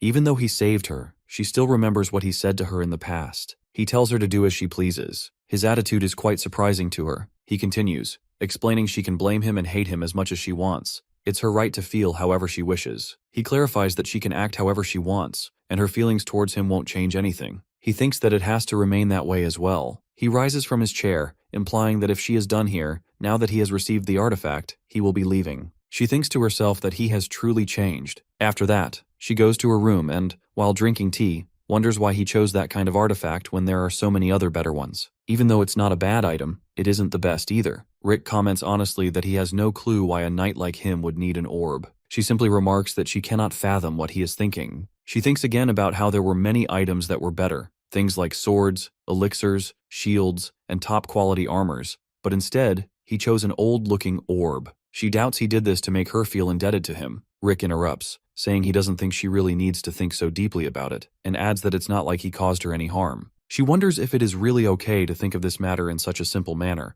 and it's not like he has any other choice. She inquires about the situation with the merchantry from Rick. He informs her that things are going well, and nobles of the capital and Talonfeather are buying rival and household products in large quantities. He tells her that it is all thanks to her. She shows her satisfaction upon hearing this, and instructs him to keep watching Nox and report back to her if anything happens. He agrees to her orders, reassuring her not to worry about it. On the other side, Nox sits on his bed, holding the artifact in his hand. The system informs him that he has obtained an advanced-grade artifact, the Great Sage, a highest-grade orb, and it provides him with its complete details. It also displays information about the skill gained due to the artifact. He thinks to himself that to be able to get this at this time, he is really lucky. He activates it, and it begins floating in the air. He muses that Eleanor probably doesn't know that this is a good item, but there is a special way to use it. The system tells him the conditions have not been met, and the artifact is unable to utilize its full effect. To unlock it, he has to say the real name of its original owner, which will upgrade it to the highest grade.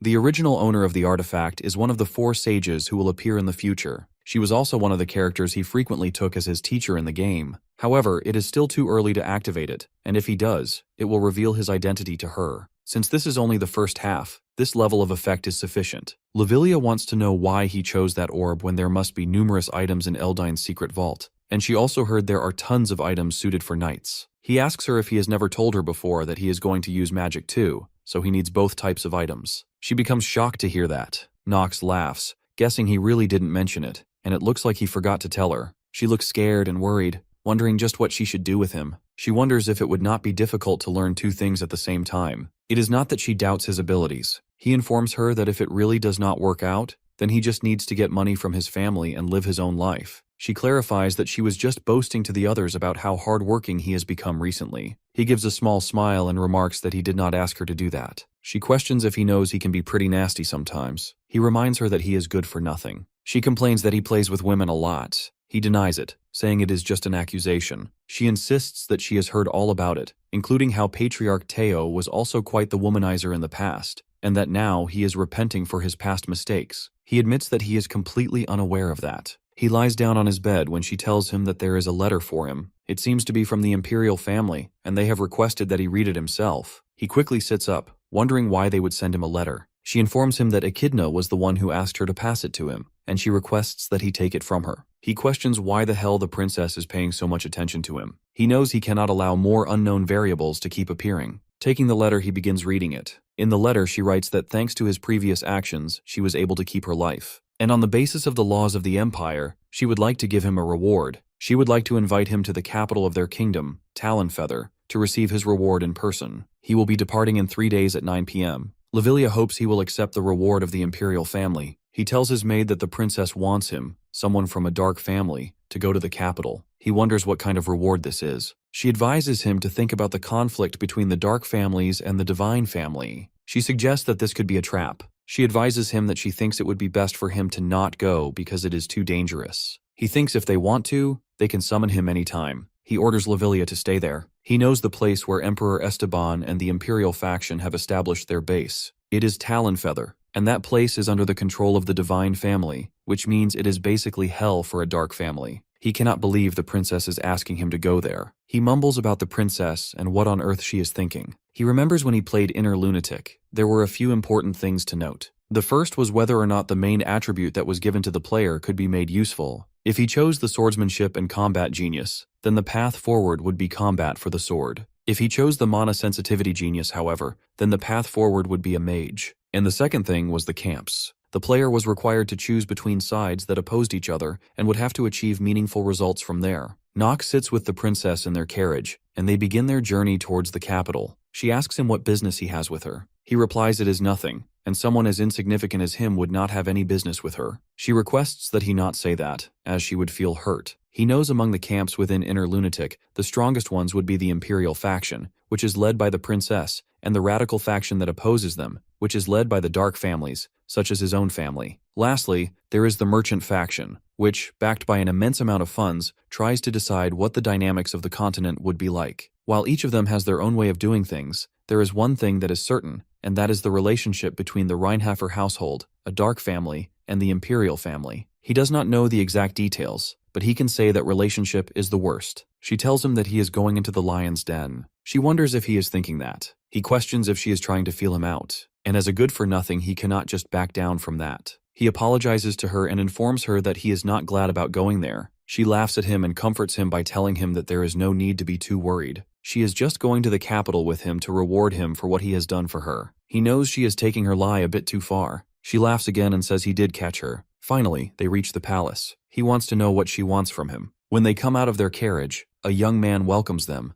saying he heard a guest was coming and he was looking forward to it. He tells the princess that this is unexpected. This young man is the brother of the princess, and his name is Prince Louis. Nox introduces himself as the last word of the Rheinhafer household and presents his greetings to him. The princess asks her brother if she heard correctly that he was supposed to depart for the war in the north. Louis informs her that somehow it got cancelled, and he ought to play host since they have got an important guest visiting. He adds that he will tell the emperor about this visit. Prince Louis expresses his desire to meet Nox often. The young master respectfully agrees with him, but in his thoughts, he feels very disturbed to see this lunatic, and the idea of meeting him often truly disgusts him. He knows Prince Louis is the first prince of the empire, and the only person who is ranked higher than Penelope in the hierarchy to ascend the throne, and he is the notorious bad ending maker of Inner Lunatic. Nox and the princess stand outside the palace as Louis departs with his servants. Echidna approaches her and inquires if she is all right. The princess assures her that she is fine, explaining she was just a little taken aback. She then turns to the young swordsman and remarks that he must have been surprised as well. She invites him to go inside first so they can continue the conversation there. He complies with her command. He considers how the relationship between the princess and Prince Louis is completely incompatible, just as it was in the game. He decides he will make good use of this situation and survive no matter what. Later that night, he lies in his bedroom,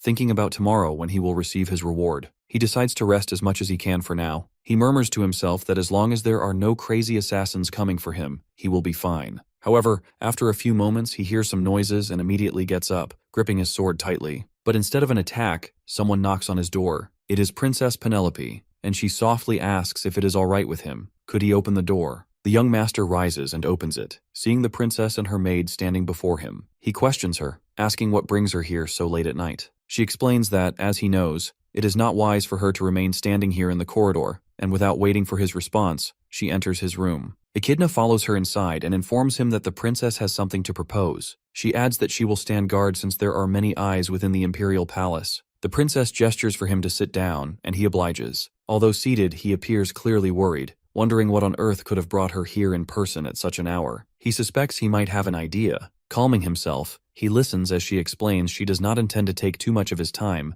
but she needs him to promise her one thing. Depending on his answer to her question, he may never be able to return to Eldine. She corrects herself and tells him that he may never be able to return to the Rheinhafer estate again. She orders him, in her name, to pull the strings behind the scenes for her. The young swordsman had expected this. He tells her that she needs someone who can deal with the first prince, and that it would be easier for her to sever any involvement with the Dark family. He acknowledges that he is a tool she could use, and she must have wanted him to become her pawn. She confirms his assumption with an affirmative reply. He makes it clear to her that if she believes he has no choice in this matter, then she is greatly mistaken. The next morning, he visits the king in the court and presents his greetings. The king's name is Esteban, and to him, Esteban looks completely drunk or half dead. Esteban barely raises his hand in response. This man, Esteban, once known as the Knight of Light and Lightning, who acquired a brilliant reputation in the past, and who remains a legend of the Archime Empire, has since lost his intelligence and has even been given a disgraceful nickname, Esteban the Foolish. The princess enters the court as well and presents her greetings to Esteban, the great son of the empire. Prince Louis then speaks up, stating that he heard the young master has a request to ask of his father, and guesses it is probably to bestow an appropriate reward upon the one who saved a member of the imperial family. The swordsman replies that he was simply doing what he had to do. He recalls that Prince Louis became the new head of the house after Esteban's fall from power, and he resolves to remain cautious here. The prince announces that the imperial family shall bestow a gift upon the knight candidate of the Rheinhafer household who saved his dear sister. He inquires if there is anything he desires, instructing him to speak freely. Knox agrees and requests, if it would be acceptable, that he be allowed to enter the Ark River. The entire court is shocked upon hearing this. The Ark River is a mysterious river that only the imperial family and divine households are permitted to enter, as it possesses the absurd effect of increasing stats randomly. Prince Louis comments that it is true he is a good-for-nothing, and yet he acts so impudently. Bastards from the Dark family are all the same. A minister of the court shouts at the swordsman, informing him that such a thing can never be allowed. Another minister demands how the Ark River could possibly be open to someone from a Dark family, adding that even if he did save the princess, it is not the right course of action. One minister wonders aloud if it is not a river reserved solely for the divine households. All the court members agree with him. He had anticipated all these objections. In truth, he made this request precisely because he did not want to say he refused to receive a reward,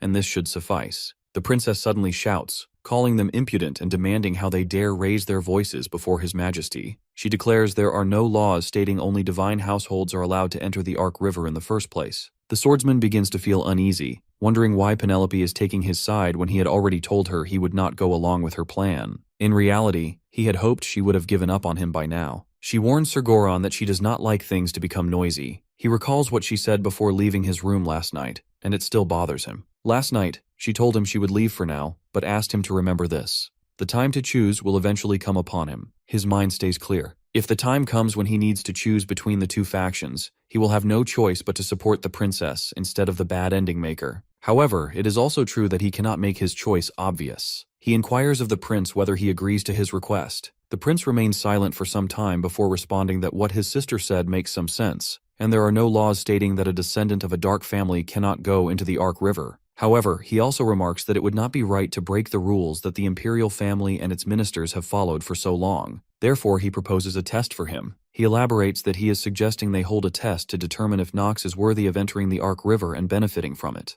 The young master does not expect this development. He recalls Eleanor and her test and wonders if all these characters really like tests. He requests the prince to tell him what kind of test it would be. The prince informs him to spar with him. That leaves the swordsman a little confused, and he asks for pardon. The prince states that from what he has heard, he possesses exceptional swordsmanship skills, and in that case, he finds it only appropriate to ask Knox for a spar. He explains to him that the Ark River is their empire's sacred river, so it is only open to those who are competent. The young swordsman guesses that the prince must be thinking he has suggested a good idea, but he does not intend to lose easily. He accepts the challenge. The prince smiles and declares that he will see him at the training grounds in 1 hour, allowing him to bring and use any weapon he likes. Knox bows with respect and promises to do his best. After that, he departs from the palace court. The princess runs after him and demands to know if he really has a death wish. questioning whether he understands what her brother is truly after. She warns him that whether he wins or loses, the result does not matter. He is merely trying to show off. She explains that her brother is attempting to trample on him because he is young, so that his family will be humiliated. The young master replies that he already knows that,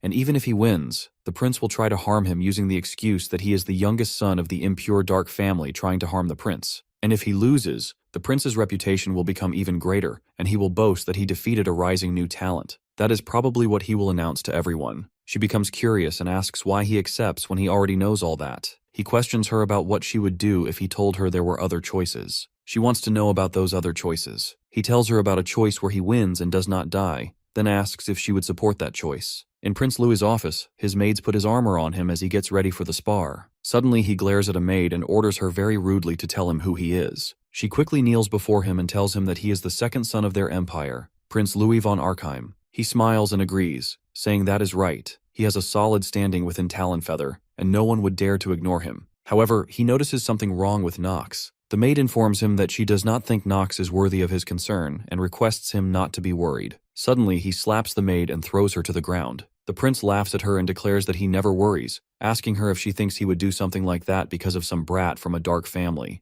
The maid begs for forgiveness. He orders all his staff to act smart from now on. Then he asks his staff members about his father Esteban, the one known as the son of their empire, and questions how long they think he has left to live. He adds that the empire and all its honor will soon be within his grasp, and in that case, theatrics like those they saw today will be needed. He asks his staff if they understand what he means. The maid assures him that she will never make that mistake again. He calls his head butler very rudely and orders him to get rid of that maid. The maid begs him for one last chance. The prince laughs and tells her that chances are things only given to people like him, and even if she was born a noble, the blood that flows within her is different from the blood that flows within the imperial family. He asks if she agrees with him. She keeps begging his highness while two servants drag her away. The prince thinks about Nox and mumbles that no matter how outstanding he is as an up-and-coming talent, he cannot overturn a match when his defeat has already been decided. He wonders what kind of face he will make while crying. Right now, in the training ground, both Nox and Louis stand face to face. In the gallery, the king and the princess sit on chairs to watch the spar. All the seats are filled with the crowd. The prince tells him to do their best in this fight. He smiles, thinking that in the end, Nox will have to play along in his show. The referee announces that the first prince of their empire, Louis, will now begin his fight with Nox. Both men draw their swords, and Louis still thinks that Nox will not be able to go up against the imperial family anyway.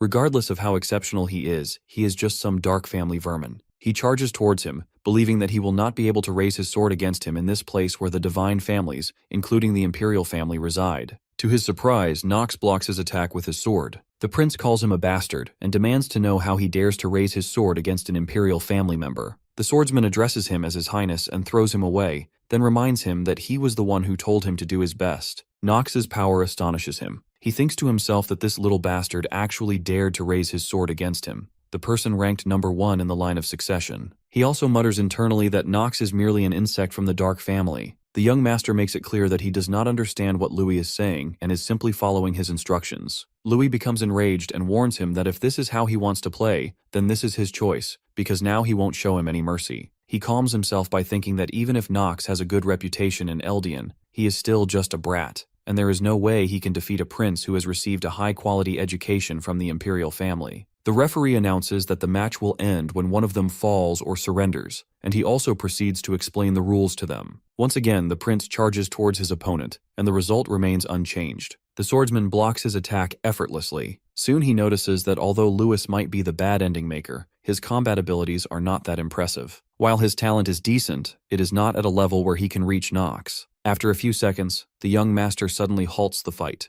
Louis wonders why he has stopped. The swordsman informs him that he has no complaints about the rules or the match itself, but it feels rather boring since nothing is on the line. The prince demands to know what he intends to do. Nox suggests making a bet to see who wins or loses the match. Louis thinks to himself that this way, he will be able to get what he wants easily. The prince responds that it seems this match won't be boring after all and agrees. Nox proposes stating the conditions of the bet after the match. However, the prince apologizes and informs him that he has a rather impatient personality, so he will say his terms in advance. The young master replies that it does not matter to him. Louis tells him that if he wins this match, he wants Nox to serve him instead of the princess. The swordsman wonders what exactly he means by that. The prince retorts that it is pointless to feign ignorance and asks if he has not been bewitched by his sister, suggesting that is the reason he saved her in that forest. Nox thinks Louis is completely delusional and has got it entirely wrong. He explains that he simply followed the laws of the imperial family to save the princess, and he does not harbor any other intentions, nor is there any reason for him to do so. The prince replies that in that case, it will make things easier, and he offers him the position of his knight. He declares that he wants him to become his shadow, not the shadow of the Reinhafer household, and to swear loyalty to him. The young master responds that if he wins this match, he will do just that. Louis contemplates that if Nox were injured here, he would simply put the blame on Eldian, the Reinhafer household, and Penelope. Louis tells him to blame himself for his foolishness in failing to realize that this match was already decided from the beginning, and he can tell at a glance that Nox's sword cannot penetrate those artifacts. He launches an attack at him. The swordsman knows that right now it would be impossible for him to break through all those artifacts and injure Louis. The system informs him that his artifact, the great sage's highest grade orb, is shining. The system also tells him to state the name of the owner in order to properly utilize the orb and reminds him that he has only one chance, asking if he will make an attempt. He knows that they will be surprised at how he discovered the orb owner's name, but it cannot be helped as he needs to survive above all else. Louis continues his relentless assault while Nox keeps dodging them. He thinks that indeed there is only one way to destroy that ridiculous armor. He utters that the owner of the orb is Astrid von Calliwood. His system confirms that the artifact, the great sage's highest grade orb, is shining, and the username has been registered. Now, the orb will recognize him as its second owner, and his mana begins increasing rapidly for a short period. Louis demands to know what he is doing. The swordsman simply replies that he said this was a match. A powerful wind blows towards Louis. Nox informs the prince that there is no rule against using magic. At this moment, the orb floats directly in front of him, and Louis grows fearful upon witnessing its power. The swordsman explains that he probably knows very well that this is a magic missile. The orb starts circling around the prince and opens a portal in the sky. From that portal, countless numbers of creatures descend upon Louis. The swordsman smiles and silently hopes that Louis will be able to dodge them. Long tentacles emerge from the portal and begin attacking Louis. He barely manages to escape them. At the same time, he notices that something feels off. One of the tentacles suddenly strikes him from behind. Louis questions how on earth this is even happening, wondering if someone from the Reinhafer household, supposed to be a reputable sword family, should be capable of such actions. Nox taunts him, saying he probably has an idea of what Louis is thinking right now. He informs him that there are no shortcuts, certainly not when compared to all the armor he's wearing. Enraged, Louis yells, demanding how a good-for-nothing from a dark family dares to ridicule him like this. Nox responds by asking whether Louis wasn't the one who started this. Didn't he attempt to mock the dark families and discredit the results Nox had achieved? Isn't that why he requested this sparring match in the first place? He goes on,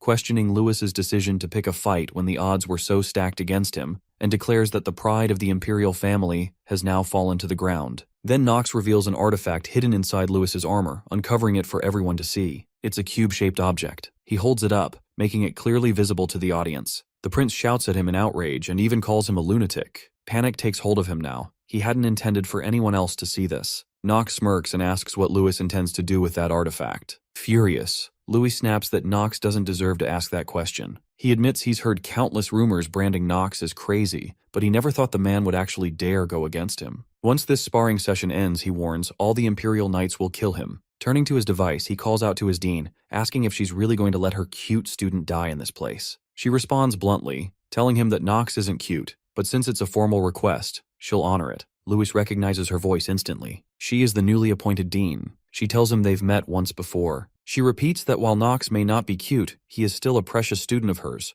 and if Louis is trying to oppress him by abusing imperial authority, then as one of the four sages, she swears upon her honor that she will destroy him. Earlier, before leaving the academy, Nox had met with the dean to inform her that, from what he had heard, the imperial family was planning to give him a reward. They claimed it was to thank him for saving the princess. She simply laughed. Nox told her that if he went there, he would die, and she probably already knew this, but no member of a dark family ever returned alive from that place. She agreed with him, continuing to munch on her snacks. Annoyed, Nox grabbed the snack from her hand and asked if she was seriously eating snacks at a time like this. She replied that snacks were innocent, and tried to take it back from him. He pleaded with her to help him, saying that just one word from her would be enough to make the princess leave him alone. She informed him that, in that case, he wouldn't be able to receive the reward, but if he did something good, then he deserved to be rewarded for it. He responded that not receiving the reward would be far better than accepting it and returning as nothing more than a severed head. He added that he had no idea how things had gotten so complicated. She told him that magic was quite advanced these days,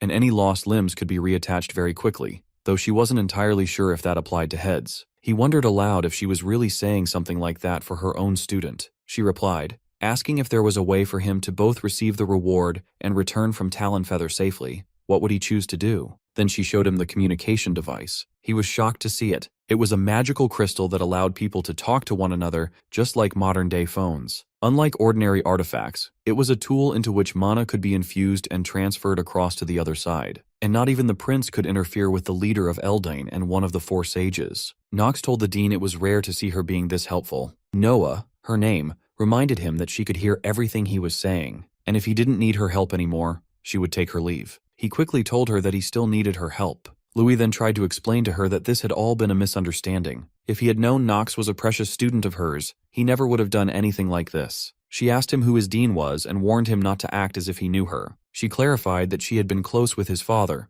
not with him, and besides, he wasn't her student yet. She called him a brat and ordered him to beg for her mercy. He immediately apologized and asked what he should do to calm her anger. She told him to beg and apologize to Nox. If he could do that, she would let the matter go. Nox hadn't expected that at all. He smiled at her in amusement. Tears welled up in Louis's eyes as he turned to Nox and muttered an apology. Nox replied that he would let it go, with a generous and magnanimous heart. Noah called Louis shameless, and warned him that she would be watching the fight, and she hoped both of them would finish it fair and square. She also demanded that the barrier be dispelled. Louis agreed to her terms. As Louis prepared to launch his next attack, Nox, moving at an incredible speed, appeared behind him in an instant, and with a single strike, knocked him out. Louis collapsed to the ground, face first. From the crowd, nobles screamed that a member of a dark family dared to lay hands on the prince. They questioned how something like that was even possible. Even the princess was in shock. She wondered how Nox had managed to do such a thing. The thought crossed her mind. Maybe Nox had two lives. The princess voices her concerns to Echidna, stating that Nox can't possibly be relying on sheer guts alone. He must be hiding some kind of trump card. Penelope suspects that the authority of the Dark family might even be capable of exerting influence in this place, the Archive Empire, but for her, that should be impossible. That realization leads her to believe that Nox must have something else he's depending on. She decides that no matter what it takes, she will uncover what it is and obtain it. Echidna nods in agreement and remarks that, though she doesn't want to admit it, Nox's abilities are the real deal. She remembers the time they were in the forest, and also during the admission ceremony. And now, after witnessing this fight, it's clear to both of them that he has no intention of joining Prince Louis. The princess tells her that there's something that needs to be done right now. Echidna respectfully asks if she may know what the princess has in mind. The princess leans in and whispers something into her ear. Echidna reacts with surprise and questions whether she's truly serious about it. Meanwhile, the royal guard gives an order to have Prince Louis move to the infirmary immediately, stressing that he must not suffer any after effects from the battle. The head butler instructs the maids to act swiftly and warns them that they must not speak to anyone about anything they have witnessed today. The same maid who was thrown aside by the prince earlier now approaches him and attempts to wake him up.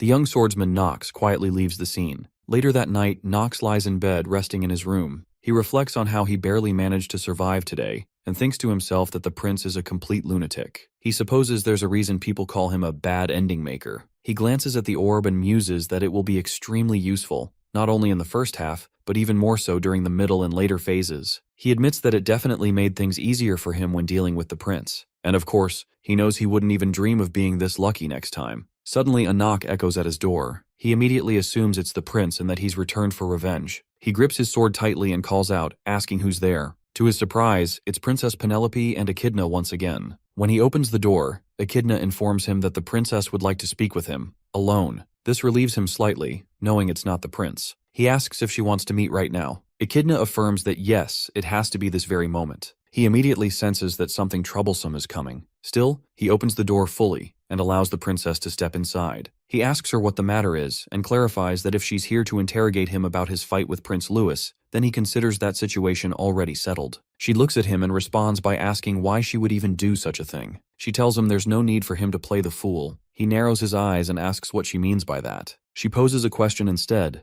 Can he even imagine her and her brother sitting down together at the dining table? As she speaks, she calmly takes a seat. He remarks that it's almost midnight and insists that there's no need to talk at this hour. There will be better opportunities for them to speak later. She rejects that suggestion and insists that right now is the perfect time. He wonders how she could just come into his room at this late hour. If rumors begin to spread, he knows he'll be the one held accountable. She asks if he's worried that a scandal might occur. He answers her honestly. That is exactly what he's worried about. The fact that she is inside the room where a member of the Dark family is currently staying is already enough to cause problems. She replies that he's thinking the same way she is. A scandal will definitely break out, and that's precisely the reason she came here. He's utterly confused. In his mind, he shouts at her to explain herself properly. Crazy bitch. But out loud, he holds himself back and instead politely asks her to explain in detail what she just said. Looking him directly in the eyes, she tells him that she needs him. Then, with complete seriousness, she proposes marriage. At night, inside the lunatic's stronghold, Luna is seated in the meeting room of her castle. She asks if it's true that their remarkable new recruit is heading to the Ark River. Def confirms it, adding that it seems the Imperial family was the one who approached him first. Luna is surprised that he trusted them and actually agreed to go. She wonders if he isn't worried about the kind of humiliation he could face there. Marin, one of Lunatic's top executives, scoffs and says this is exactly why kids can't be relied upon. She acknowledges that Captain Luna must have her reasons for bringing him in,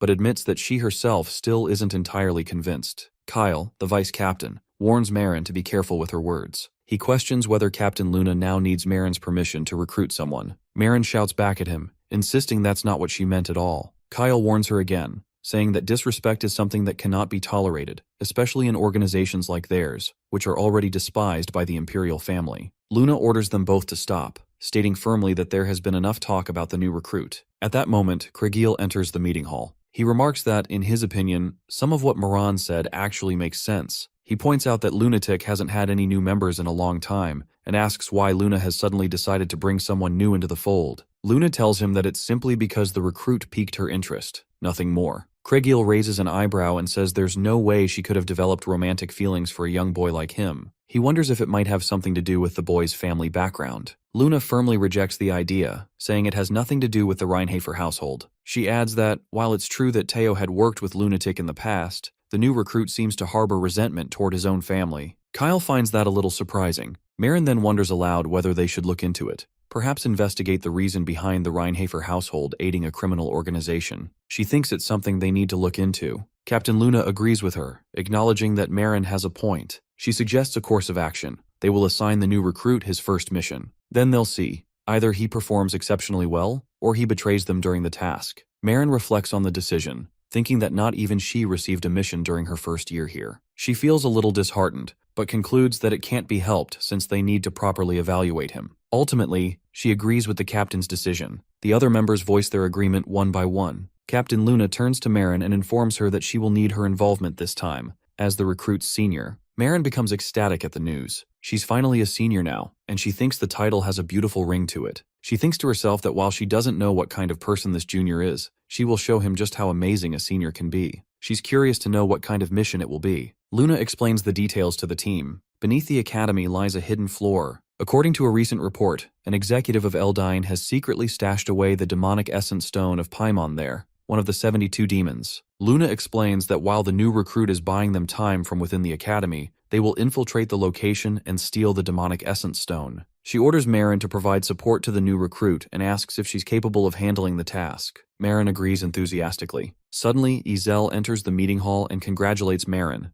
noting that she is finally no longer the lowest in rank. He encourages her to do her best. Marin confidently replies that she will. Meanwhile, in Nox's bedroom, the princess stands before him with a serious request. She tells him that she needs him to marry her. He looks at her and asks if there's a particular reason she's reached that conclusion. She tells him she's sure he already knows about her position and standing within the Imperial family. Now he understands why she made the request. Initially, he had thought she had fallen in love with his face, and for a moment, that thought scared him. She begins to explain. The Imperial family has split into two factions. Inside the palace, rumors are swirling. Many believe her father, King Esteban, is in poor health and will soon step down from the throne. One of the two factions is led by her brother, Prince Louis, whose forces are currently the strongest. The other faction is hers, Princess Penelope's. He asks her why she's telling him something so important. She admits it's true that her position is weak. Prince Louis has a much stronger legitimate claim to the throne than she does. Not only is he the eldest son, but he also has far more noble connections. She says there are even rumors circulating that many nobles have already begun discussing what kinds of rewards they'll receive once Prince Louis ascends the throne. He asks her if she desires to become the new empress. She confesses that she does,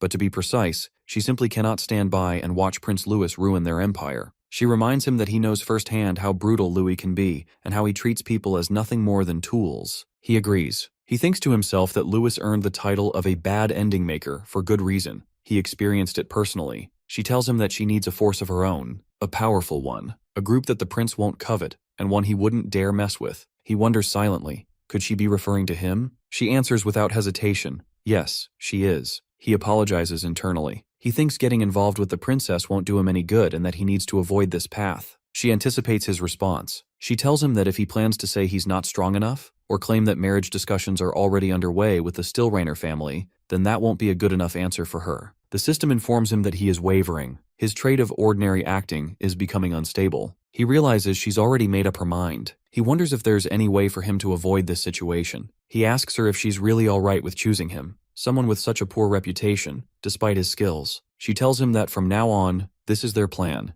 and she wants him to listen carefully. She reminds him that he saved her in the nameless forest. Despite being from a dark family, he did everything he could to protect her. He acknowledges internally that it's true, but something about it just doesn't sit right. She suggests they'll simply say that he was the one who fell in love with her first. Or, if he prefers, they can say that she was the one who fell first. He wonders if she's truly serious. She assures him, anything can happen in this world. As she says it, she takes his hands. She also informs him that, according to imperial law, a royal family member has the right to choose their own spouse. And then, smiling softly, she adds, who knows, maybe she really will fall in love with that handsome face of his. After returning to the academy, Knox rests in his bedroom when Lavilia comes to see him, demanding an explanation. She holds today's newspaper in her hands, and on the front page, the headline reads, Princess Penelope falls in love at first sight with young knight Knox, the opposing force who saved her life. A large photo of him is printed alongside the article. He gives a slight smile and asks if there's already an article about it. Then he remarks that the princess's ability to get things moving is truly frightening.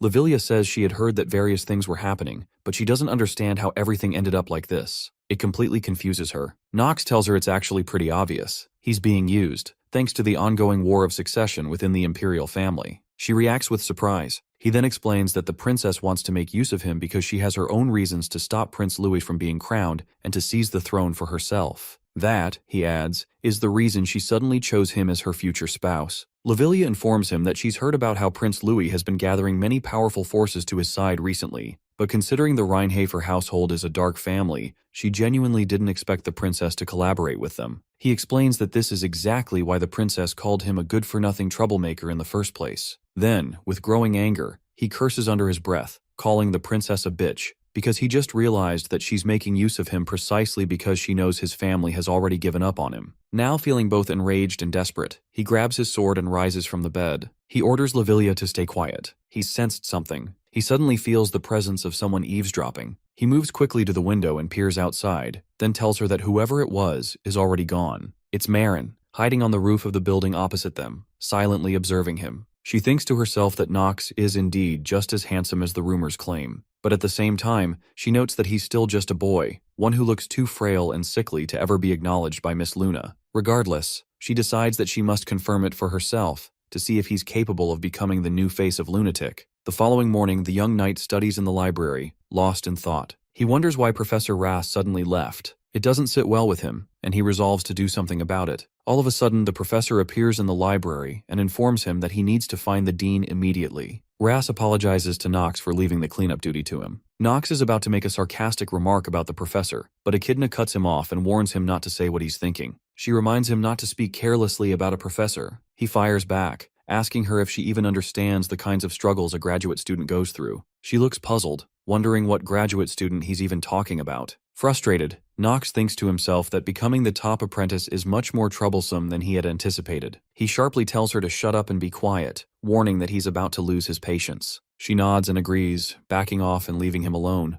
However, he notices that she seems like she wants to say something else. He warns her again that if she's going to say something pointless, he's not going to listen. She quickly clarifies that it's not what he thinks. It just seems like the two of them really don't get along. He tells her to reflect on her own actions. She lowers her gaze and apologizes for everything that happened with the princess, adding that she won't ask him to understand. Her sincerity causes him to grow slightly self-conscious. He looks at her and directly asks what she's trying to do. He reminds her that she already knows he has a marriage partner, and questions whether she suspects that the princess declared she'd marry him just to make his life miserable. He asks if she's referring to marriage arrangements. He admits he was a little surprised, but then asks why she is the one apologizing. She explains that it's actually simple. She's not asking him, a member of the Dark family, to to support their faction. She only wanted to let him know that the princess isn't that kind of person. He comments that she must really care for the princess. He finds himself once again encountering a character that defies the expectations he built from his past gameplay experiences. It's something different from what he had already encountered many times within the game. He starts to feel a growing frustration inside. He wonders whether this sensation is a kind of excitement, or maybe empathy, he's beginning to feel as a gamer. He brushes it off and tells her to forget about it. He's sure she had her own reasons for acting the way she did. Then he mutters that all he can do now is clean up these damn books, and tells her to just ignore him. She sincerely thanks him. He waves it off and tells her to act normally and not say embarrassing things like that. While speaking, he pulls a book off one of the shelves. It stands out. It's clearly different from the others. His eyes lock onto the name written on it, Marin. Inside is a message, contact complete, mission delivered. He hadn't expected them to reach out to him this way. Turning to her, he tells her he needs a moment to himself. He has something to check out. She tells him to do whatever he wants and walks away. Opening the book, he discovers shocking information. A demon that had been sealed on the night of slaughter, along with Paimon's demonic essence stone, has been hidden beneath the academy, underground. He continues reading. His instructions are clear. In order to steal it, he must first gather detailed information about the academy's internal structure and trap as many faculty members as possible. He immediately recognizes it as a message from Luna. It has finally begun. He knows that this is the start of the first main episode in this hellish game. He thinks about the inner workings of Lunatic. On the other side, Emma enters Talia's bedroom and asks if she is all right. She tells Talia that she has been acting like this for the past 2 days, and if she's feeling unwell, she can call a doctor for her. Talia lies in bed, her face hidden beneath the blanket. Emma silently wonders how Master Nox could possibly be involved with the princess. No matter how handsome he is, no one would have ever expected the princess to choose someone from the Dark family as her future spouse. And more importantly, if the patriarch, who adores his daughter, finds out about it, he will definitely try to kill Master Nox. If something goes wrong, it could even lead to serious disharmony between the two households. She tells Talia that it's time to stop crying. Suddenly, Talia sits up in her bed. Her face, drawn and pale from constant weeping, looks terrible. She tells her maid that she has become an adult today. Shocked, Emma stares at her and wonders what she means by that. Talia explains that she has come to understand something important. It's possible for what belongs to her to be stolen. She remembers what her father once said, that one must become strong so that no one can take away what is theirs. She asks Emma if she agrees with that. Emma, slightly taken aback, says nothing right away but thinks to herself that Master Nox must run away now. Meanwhile, on the other side, the Archduke Paimon is revealed to be the central figure responsible for the Night of Slaughter, the tragic event that led to the death of Nox's mother in the past. He is also the one who reversed Noah's time and turned her into a child. And for the young knight, the first major scenario is to kill him. Nox gets dressed and leaves his room. As he walks, he thinks that it is impossible for him to defeat Paimon using only his own strength. The only fortunate thing in this situation, he believes, is that by being in the Ark River, he can randomly increase his stats. And indeed, he has already traveled there. The system confirms that he has discovered a hidden piece and has entered the Ark River. It also reports that one of his stats has increased by 2 points at random. In addition, he has obtained the Dragon's Tongue, the lost ancient language of magic. He thinks to himself that, had it not been for the marriage discussions with the princess, this would have been a truly worthwhile harvest. When he arrives at the designated location, Marin greets him and comments that he made it on time. She admits she was starting to think he might get lost on the way. He looks at her and asks if she is Marin. She confirms that her codename is indeed Marin, but notes that he speaks rather casually. She tells him to listen up. She is both his senior and his archer. Then she pointedly asks if he understands that. In reality, Marin is one of the more troublesome characters within Lunatic. He quickly pulls up her full profile through the system, examining her traits, stats, and skills. He immediately notices that she possesses one of the traits he despises most in Inner Lunatic, her bossy personality. With a proud expression, Marin announces that from this moment on, he is her junior and must speak to her with proper respect. He stares at her and tells her plainly that she is unbelievably bossy. After she hears his remarks, she becomes angry and shouts at him. She tells him that this world has completely gone to shit. The young man doesn't hesitate and replies that it seems she has a habit of being long-winded and spouting nonsense. She fires back, insisting that he needs to show her some respect, because she joined Lunatic several years before he did, and she's also 2 years older than him. He affirms that he already heard her the first time and then asks her what exactly she gains from someone like him, who she considers a good-for-nothing, showing her any respect. He begins to mention the rulers within Lunatic, but before she can respond, he stops her and tells her to wait because people are approaching. He suggests they head to the hideout first. She becomes irritated and orders him to just ignore the others. However, she warns him that she's letting him off easy only because it's his first mission. She agrees to move to the hideout as he suggested, but also instructs him to tear up the scroll first. He recognizes it immediately.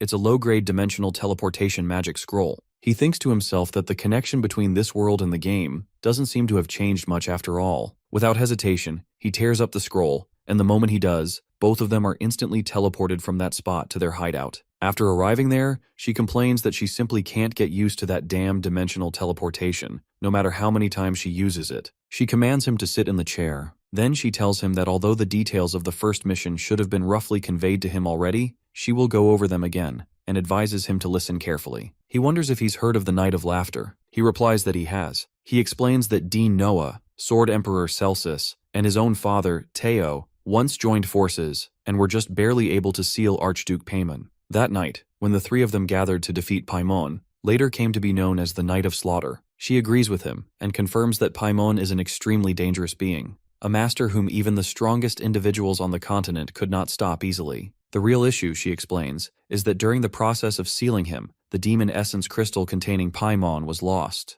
Eventually, after much searching, it was discovered beneath the academy. He begins to suspect that Lunatic's plan is for the two of them to draw attention away while they destroy the demonic essence crystal. She is surprised at how quickly he understands and remarks that, setting aside how casually he speaks to her, he might actually prove to be useful. He proposes that they put the trivial matters aside for now. Then he asks if a date has already been set for stealing the crystal. She replies that it's almost finalized, during Eldin Academy's nighttime self-study period. She explains that his role will be to ensure that the other students and instructors are kept in one place. He knows it won't be too difficult to manage, but he still questions whether it can really be done, especially because if Paimon is revived during the destruction of the demonic essence crystal, he realizes he might be underestimating just how powerful Luna really is. She begins to explain that Luna is the youngest of the three Sword Emperors and the savior of this decaying continent. She assures him that what he fears, Paimon's revival, will never happen. He thinks to himself that while it would be nice if things played out as Marin described, there's absolutely no way they will. He knows this episode. It's the one where Paimon revives. And even though the demon won't return in his full form,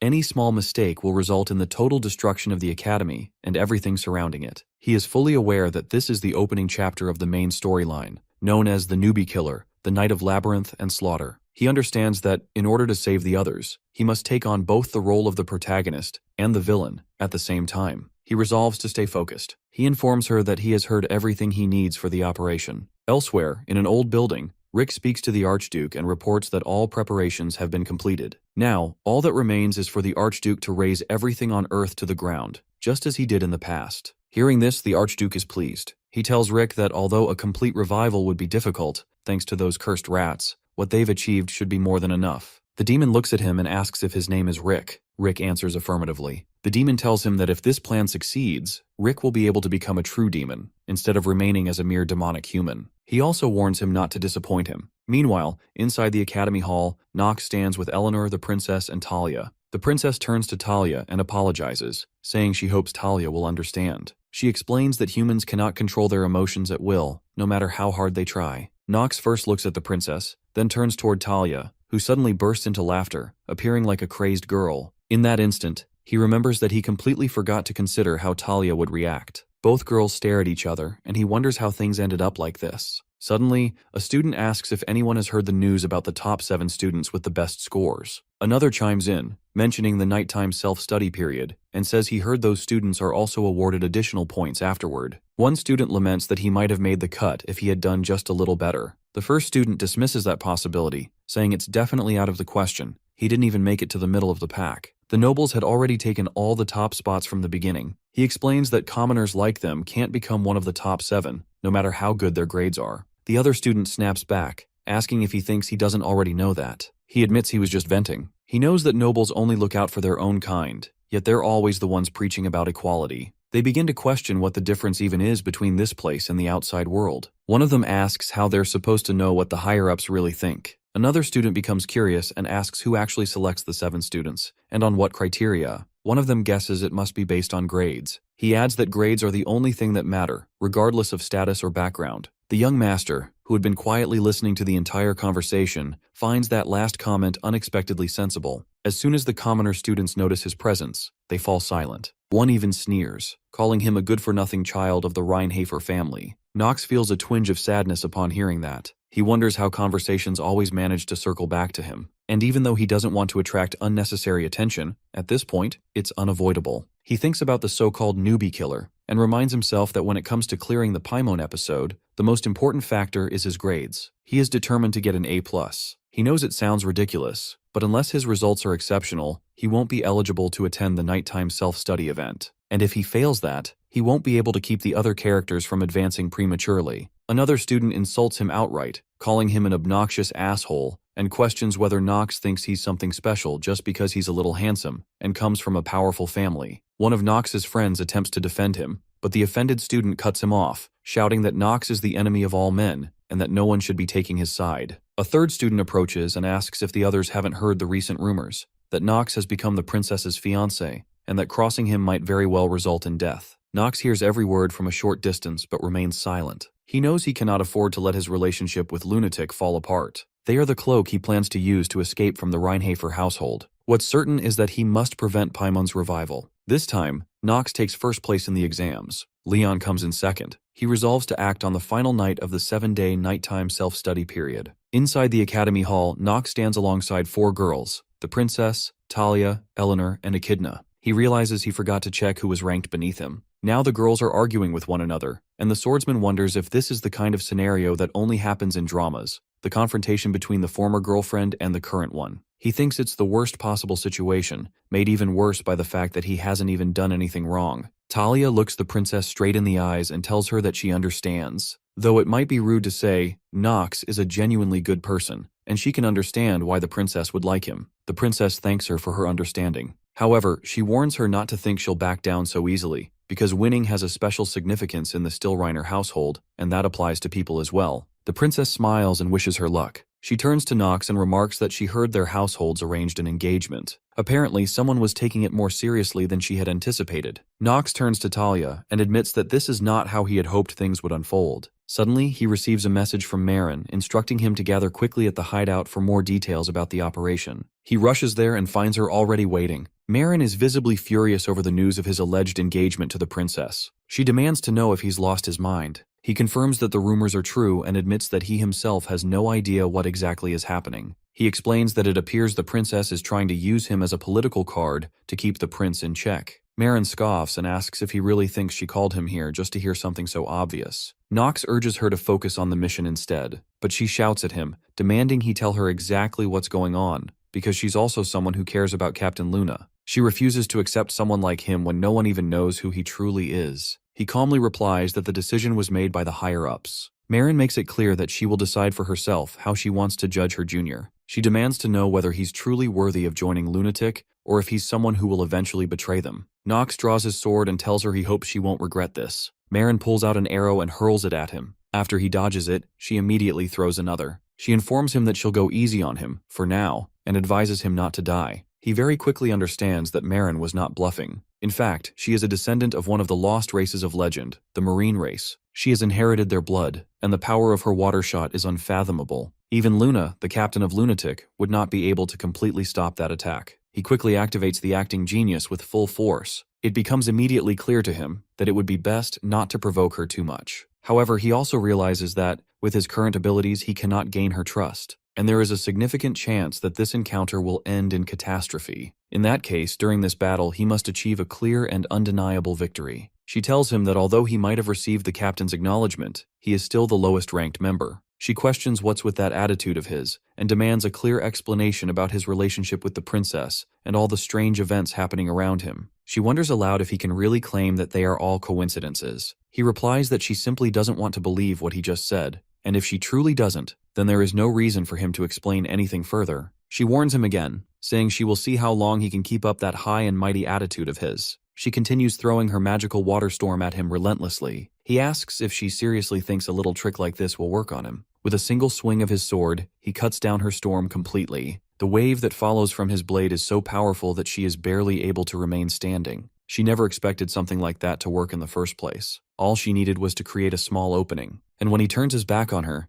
she immediately attacks from behind. He instantly activates his skill, the Hour of the Genius. The system confirms that his sense of time has slowed down. The young swordsman doesn't want to reveal the full extent of his abilities just yet, but he understands that it cannot be helped. She launches another powerful magic attack at him, but he manages to dodge it easily. She is surprised to see that despite being less than 10 meters apart, he was able to evade that strike so effortlessly. After that, he changes his position at such an astonishing speed that Moran is unable to track him at all. She wonders in frustration where the hell he went, while he is now standing directly behind her. She objects, saying this isn't the kind of strength a 15-year-old should possess. Then she asks him directly what his objectives are in joining Lunatic. But before he can answer, she declares that it doesn't matter anymore. She will figure it out on her own. They continue fighting. Every time she attacks him, he dodges her strikes. And with each counterattack, he throws her back. She finally understands that he is extremely dangerous. Even if he isn't trying to make use of Lunatic, she now knows that his talent alone poses a threat to Captain Luna, if he were ever to betray them. What annoys her the most is the unsettling feeling that Nox is holding back. She wonders whether he is doing so because he intends to exploit them,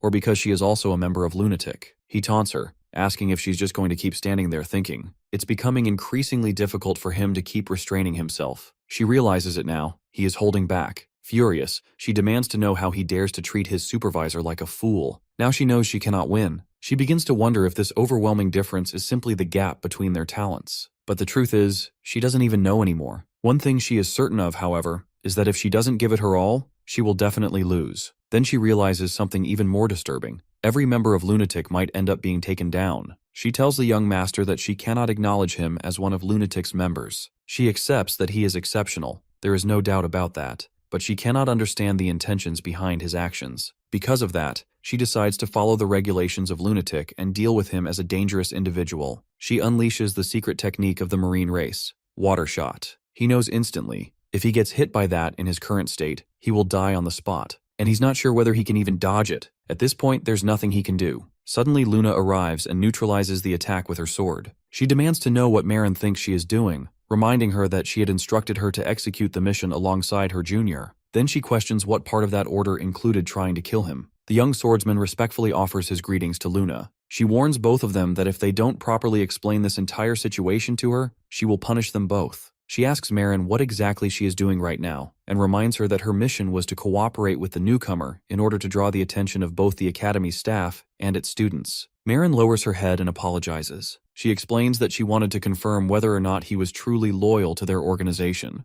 Luna warns her that the authority to make such judgments belongs to her, the captain, not Marin. She also notices that Marin's blade is chipped, despite the fact that the trajectory of her final attack was already off. Luna narrows her eyes, realizing that with that much power behind the blow, Marin must have been trying to kill him. In truth, she's referring to the knife she herself used to intercept Marin's final strike. Luna wants to confirm whether her suspicion is correct. She says she does understand Marin's perspective. She even agrees that the new recruit hasn't revealed much of himself so far. But, despite that, Marin still crossed a clear line. Luna firmly reminds her that there is only one situation in which a member is allowed to kill another, and she's sure Marin remembers exactly what that is. Marin confirms it softly. It's only when someone has betrayed the organization. Luna gives her a sharp warning to never make that mistake again, and she adds that the same warning applies to Nox as well. The young swordsman accepts the captain's words without protest. Luna then suggests they take a walk together, and he agrees. As they walk, she explains to him that she had to reprimand both of them to maintain discipline and order. He responds with a slight smile, telling her that he's done so many terrible things and has sunk so low that a simple warning like that doesn't affect him anymore. He clarifies that he's not complaining. He's just saying it's fine. Marin probably didn't feel he was trustworthy to begin with. Luna tells him that Marin usually isn't like this. It's hard for her to go into details, but there was a reason why Marin acted that way, and she hopes he can understand that. She adds one more thing. He owes her his life for what just happened, because if that arrow of Marin's had hit him directly, he definitely would have died. He lets out a faint chuckle and replies that it sounds terrifying. She studies his reaction and wonders aloud why he doesn't seem surprised. He tells her that with the way he's lived his life, he's come close to death so many times that it feels normal to him now. She laughs and calls his attitude rather boring. Then, she admits that she understands why Marin doesn't like him. She explains that it was just an arrow. Just one. The reason Marin was able to join the Lunatic was because of that one arrow, and the level of destruction that arrow carries, something she spends a long time preparing, is on a completely different scale. She tells him that it's so powerful that not even she can block it entirely if faced head-on.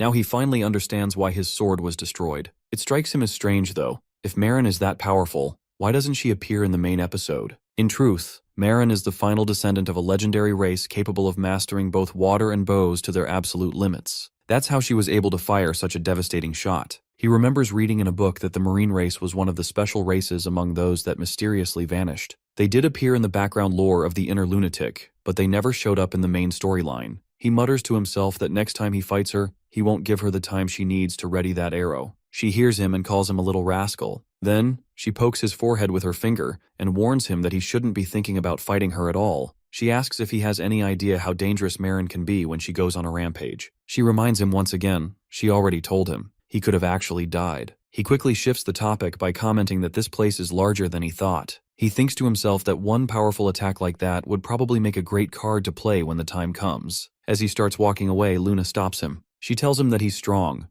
enough to subdue Maren before she completely lost control. And beyond that, he's cold and rational enough to cut down his enemies without hesitation. He smiles and says she's suddenly flirting with him a bit too much. She replies that it's because of that, she has a favor to ask of him. She tells him that if, during this mission, he senses that Maren might lose control and go on a rampage, then he must kill her. And that's something only he can do. Back in the Academy's classroom, a professor addresses the students. He tells them that one can only become a great knight or mage by unlocking their upper, central, and lower energy cores. And while being talented is important, in the end, it's only those who truly work hard who succeed in unlocking them. In the classroom, the young master is seated next to the princess. He notices that Talia keeps glancing in his direction. He wonders to himself what the hell he did wrong this time, and why Talia can't at least give him the chance to explain what actually happened. The princess jokes that Talia's glare looks like it really stings. He shuts her down immediately, telling her not to even start with him, and says he doesn't even want to be sitting next to her right now. She explains that since they're practically engaged, if they don't sit together, it'll make others suspicious. Nox argues that personal and professional matters should be kept separate. After all, she's a princess of a nation. She replies that it's all fine. And now, at least Prince Louis won't be able to kill him so easily, now that he's her fiancé. He finds himself at a loss for words. Suddenly, Iana von Satter walks up to him. He instantly recognizes her as the next head of the Sadar family of succubi. They're infamous for their ability to drain a man's life essence using their charm skill, and they can also amplify their own strength, or that of others. He quickly averts his gaze from her. Leon, who sits behind him, tells him that even though they're supposed to be doing nighttime self-study right now, he's feeling completely exhausted. He groans about how they've got classes both at night and in the afternoon. Echidna chimes in, saying that from what she remembers, they still have 3 more classes left for today. She wonders if he'll be all right. Nox replies that he doesn't think those classes are going to happen. Leon asks what he means by that. Suddenly, the entire room begins to shake. Everyone panics and scrambles for answers, trying to figure out what's going on. Nox realizes it immediately. The main episode has begun. The subjugation of Paimon is underway. Deep underground, Rick stands in front of Paimon.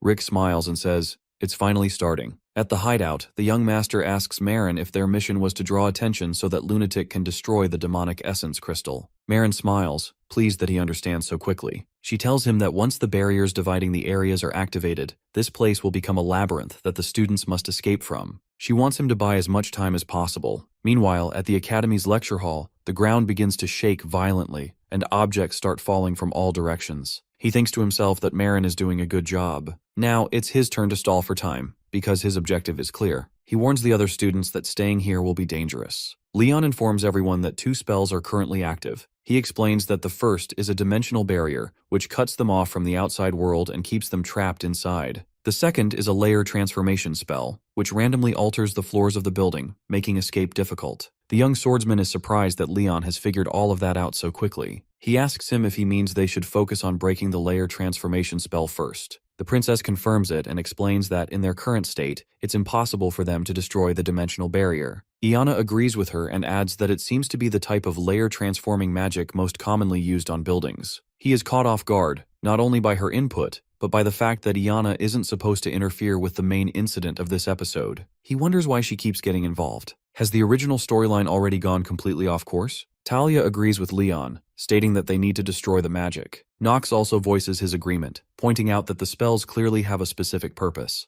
The young master isn't surprised. Talia figuring this out isn't unexpected, even if she normally hates thinking things through. He informs the other students that if they either fulfill the spell's purpose or forcibly destroy it, they will be able to escape. Leon further explains that there is a high probability any powerful attacks launched against the spell will simply be dispelled. Nox tells them they should first check the condition of the building. He suggests they split into 2 teams to assess the situation and then regroup in exactly 1 hour. Meanwhile, Marin, still in her invisible state, rushes into the academy. She thinks to herself that Nox truly is competent, and it's no wonder he managed to defeat her. He wasn't shaken by the large-scale magic and had already gained the trust of the others. She reaches the academy's basement and wonders if it's finally time to begin the first attempt at navigating the labyrinth of the second area. She stands on a large statue, which she believes is called the Labyrinth of Dreams and Delusions. She steps down to the ground and pours some blood from her pot onto the floor. She reflects that the illusion magic, powered by spilled imp blood, steals the minds of travelers and lures them in with their sweetest dreams. Once the blood is spilled, mysterious writings begin to appear on the floor. She thinks to herself that not even the sharpest students from Eldian would be able to endure this easily. And since she has poured out that much blood, it should buy them at least an hour. Now, she needs Nox to get through this somehow. She peers through her magical device and sees that all the students, including Nox, are lying on the ground unconscious. She is confused. This wasn't supposed to happen.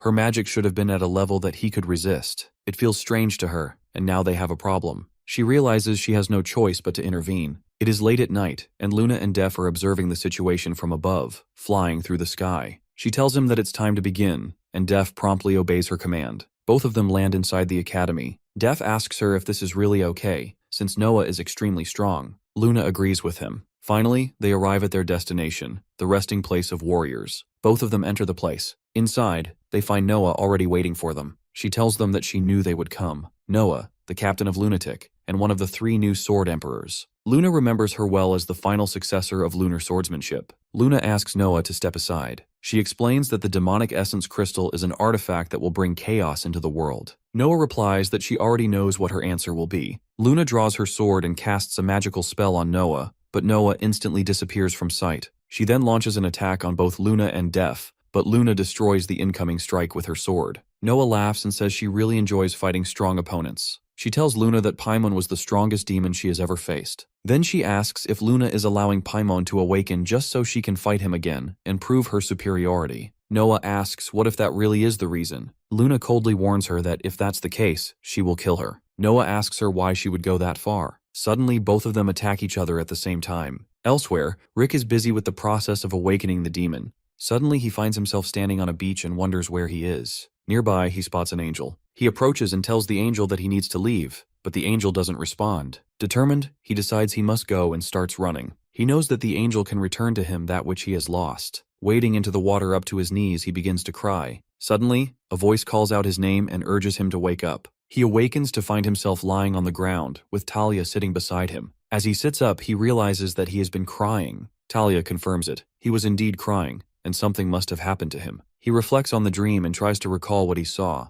The memory is hazy, but he clearly remembers seeing a woman. It felt as though she was trying to tell him something. Eleanor and Talia both watch him with suspicious eyes. He looks at them and says he must have shown them a pathetic side of himself. He asks them to forget about it and insists they move on. He has no time to dwell on dreams. He recalls the second labyrinth and everything that happened there, how a large number of ministers appeared, and how they fought them. Leon summoned his magical skeletons to combat the monsters, and they battled fiercely. After closely observing the creatures, the young swordsman realizes that this level isn't particularly dangerous. During the fight, he deliberately strikes Echidna's foot. When she turns on him angrily, he immediately apologizes and admits his mistake, reminding himself not to forget the importance of dragging things out. Once they have defeated all the monsters, Leon comments that they somehow managed to clear the second labyrinth. The princess observes that Leon appears tired. Iana remarks that he's like that because she still lacks the skill to carry her weight. Iana then turns to Nox and asks if he's alright. Annoyed, he snaps that he's fine and tells her not to compare him with these weaklings.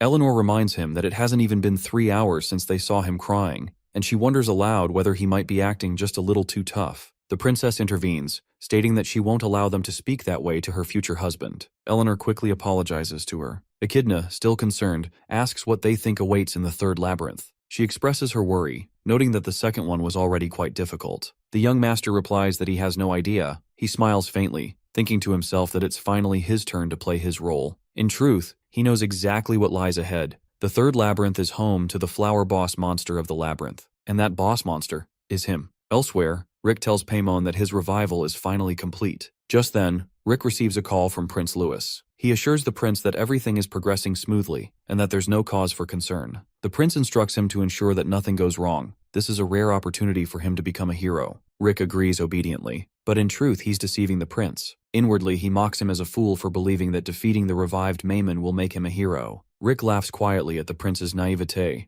Louis truly thinks he can slay a demon just because it will be weak immediately after revival. For Rick, this situation is perfect. He hurls a bottle filled with blood onto the demon, and in an instant, the creature returns to life. Rick greets the newly revived being with a twisted smile and introduces himself as a demonic human. He states his true name, Hausholks de Nefer. Paimon, however, is displeased to find himself revived in such a worthless body. He scoffs, calling it a miracle that he even managed to come back to life in this form. Rick kneels before him reverently. The demon sniffs the air and claims he can sense a familiar human presence beyond the wall. That human is one of the three who sealed him. He is referring to no one, and Rick confirms it. The system informs him that the effect of the artifact Moonshadow has been activated, and it begins to create a shadow of the player. The system then prompts him to decide on the appearance of his shadow. He knows this is the final labyrinth they must clear. However, there is no boss monster present here. He starts selecting from various options to design his own shadow. He knows he has already defeated the boss monster, as he was eager to claim the associated rewards.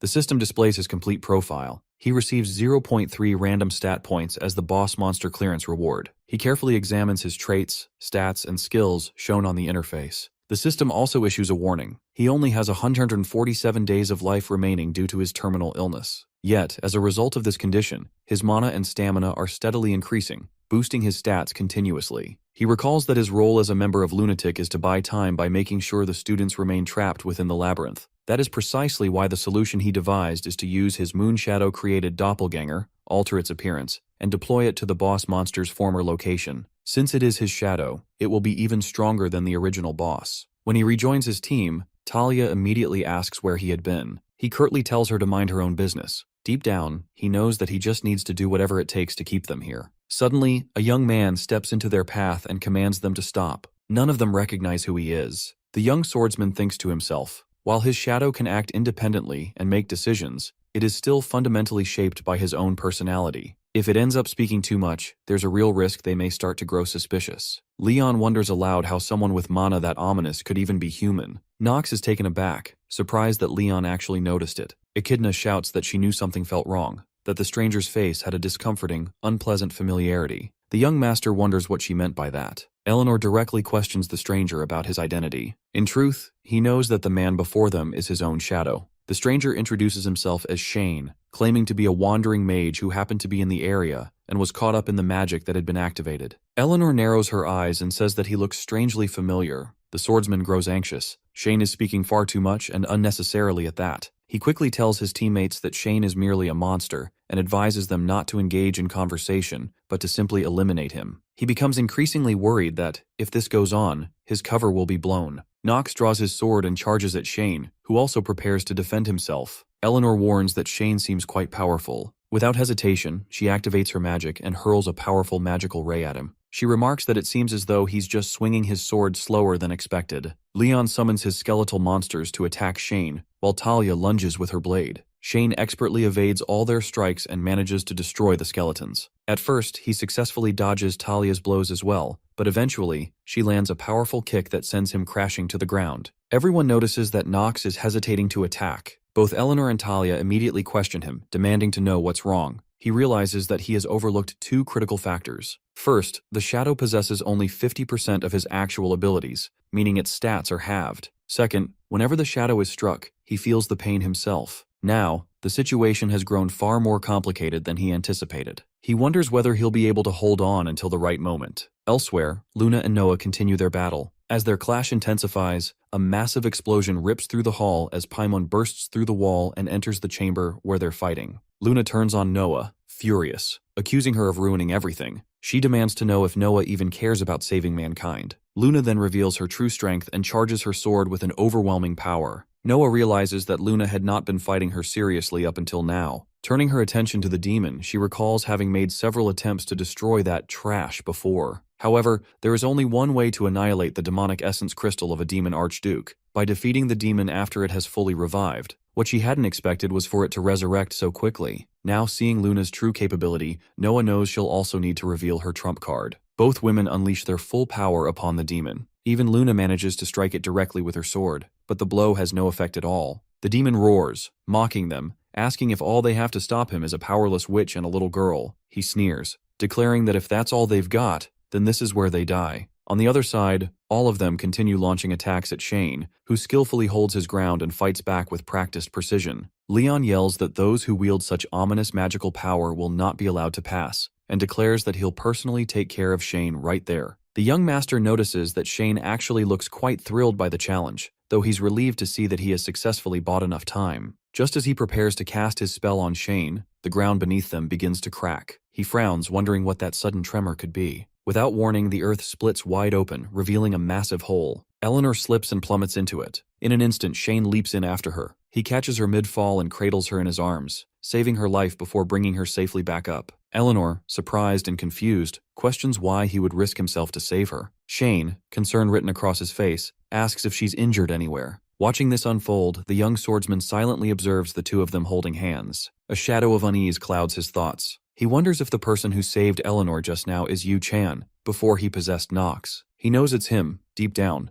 but can't help thinking how lame that side of him is. Still, there's something else that bothers him more. That rupture in the earth, it's not normal. That kind of energy could only come from one being, the archdemon, Paimon. After piecing things together, he abruptly turns and starts sprinting away. Talia, surprised, calls out after him, questioning where he's going. But he understands now, things have gone horribly wrong. As he runs, his thoughts race. Where did everything begin to unravel? He knows one thing for certain. If they don't stop Paimon now, it's game over for all of them. Meanwhile, Paimon is giving Luna and Noah a brutal fight. A massive boulder crashes down toward Def, and Luna immediately tries to go to his aid. But Def halts her with a shout, urging her to focus solely on killing Paimon. Both Luna and Noah are battered, their strength waning. Despite her injuries, Luna turns to Noah and says she expects a proper explanation later. But Noah, voice laced with mockery, calls her a little girl and says she sounds far too calm. He questions whether she truly thinks she has time to be distracted, with the demon standing right in front of them. Though Noah speaks with his usual casual tone, Luna knows her mana reserves are nearly depleted. She realizes that the powerful spell she just used can only be cast twice more.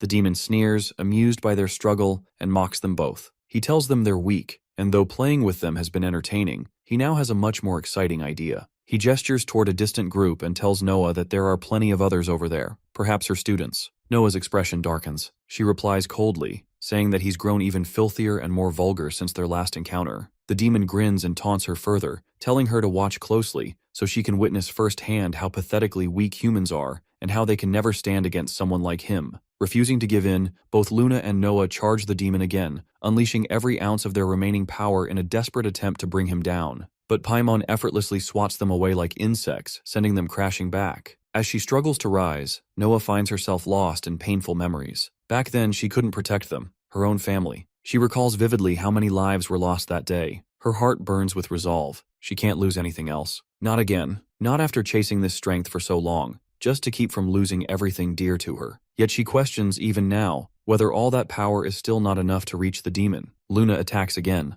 launching herself at the demon. But Noah warns her that it's too late. Before Luna can land her strike, something unexpected happens. An incredibly powerful spell slams into Paimon, hurling the archdemon away. Both women freeze in disbelief, trying to comprehend what just occurred. Then, the young master appears, stepping into view. He looks directly at his dean and demands to know if she intends to give up here again. He reminds her that she has already lost her family. Will she now lose her students as well? Because if that happens, he warns, she will have nothing left. Noah stares at him, stunned. How does he know that? With unwavering conviction, Nox draws his blade and swears upon the ancient tradition of the black sword that, here and now, he will slay Paimon. A mask materializes in Nox's hand as he examines it, realizing that Shane's safe retrieval isn't the real issue.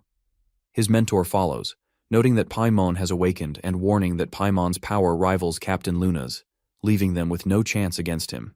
She pledges to protect Nox as his mentor, but he rejects her resolve, insisting that the Reinharber family never avoids responsibility. Marin argues that the situation exceeds their abilities, prompting Nox to ask if she is willing to let Luna die. He reminds her that Luna once saved her from the lab and questions whether she could abandon someone like Luna.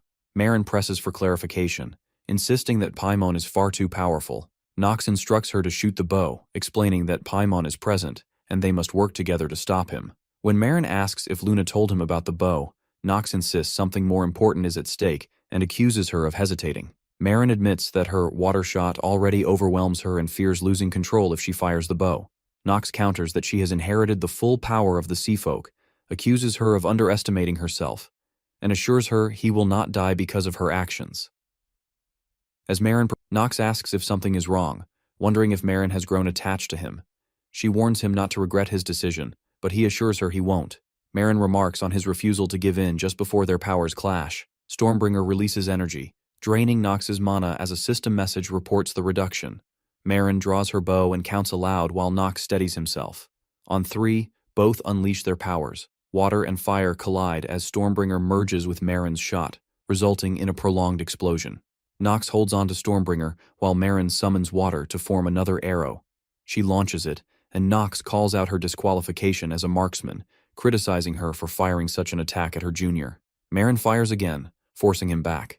Nox dashes forward at a distortion and demands that Ayana von Cedar reveal herself, asking if the heir of the 3 dark families has been following him.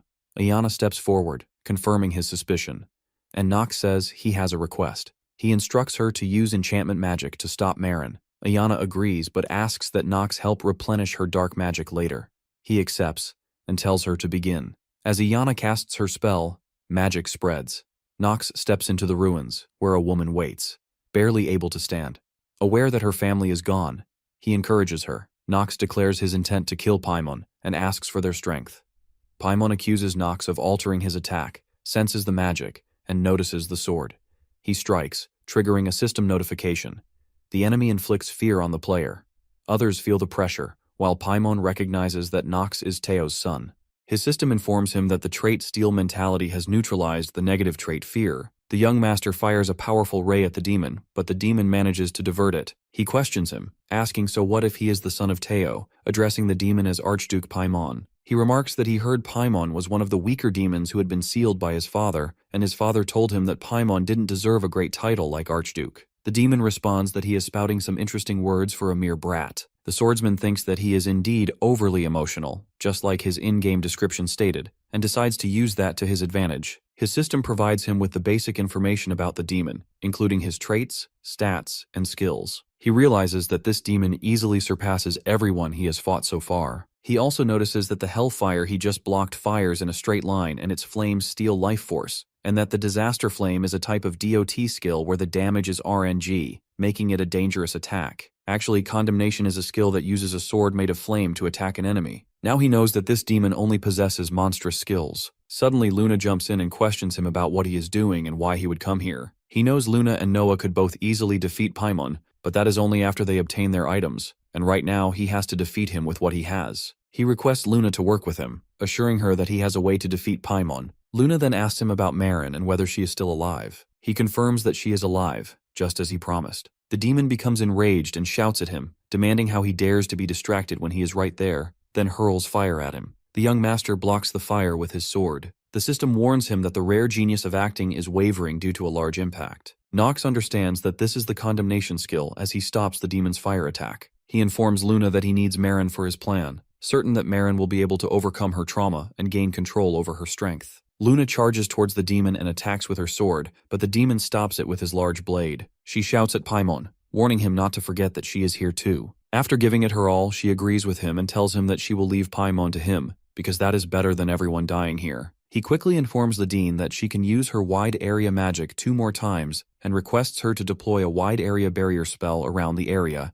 ensuring that no one can enter it. She agrees and wonders if he wants to protect the students. He responds rather rudely, telling her that she can think whatever she wants. She tells him that he is so dishonest with himself, and that is why he is so cute. Meanwhile, the demon, busy fighting Luna, calls Noah's magic a pretty trick. The demon then asks Luna if she thinks she can buy time when her opponent is him, before swiftly attacking the young master, who blocks it with his dark sword. The swordsman taunts him, asking if this is all an Archduke has to offer, saying this much is nothing for him. The demon laughs and asks him if he thinks he is like his father just because he could block a few attacks. Again, his system warns him that his opponent has cast fear on him. The demon tells him that he is mistaken because his father was several times stronger than this, and even then he could not kill him and had to resort to sealing him away. He warns Nox that he will trample him into the ground in an instant. The demon keeps striking him with his sword. The system informs him that the trait Steel Mentality has neutralized the negative trait Fear. He smiles and tells the demon that they won't know until they try. The system warns him that the artifact Stormbringer has absorbed his mana to its limit. He throws the demon back with a strong push and wonders if Noah's barrier is completed. He knows they are almost done, and this is the only plan that can get rid of Paimon. He notices Luna attacking the demon again and looks at her, thinking that she needs to wake up already because he is at his limits too. On the other side, Iana thinks about telling Marin that even though she is an extra in the game who is supposed to die and disappear, she does not wish for her to die. Then she thinks that saying she does not wish for it sounds funny. Suddenly, Nox's system informs him that his remaining mana is low.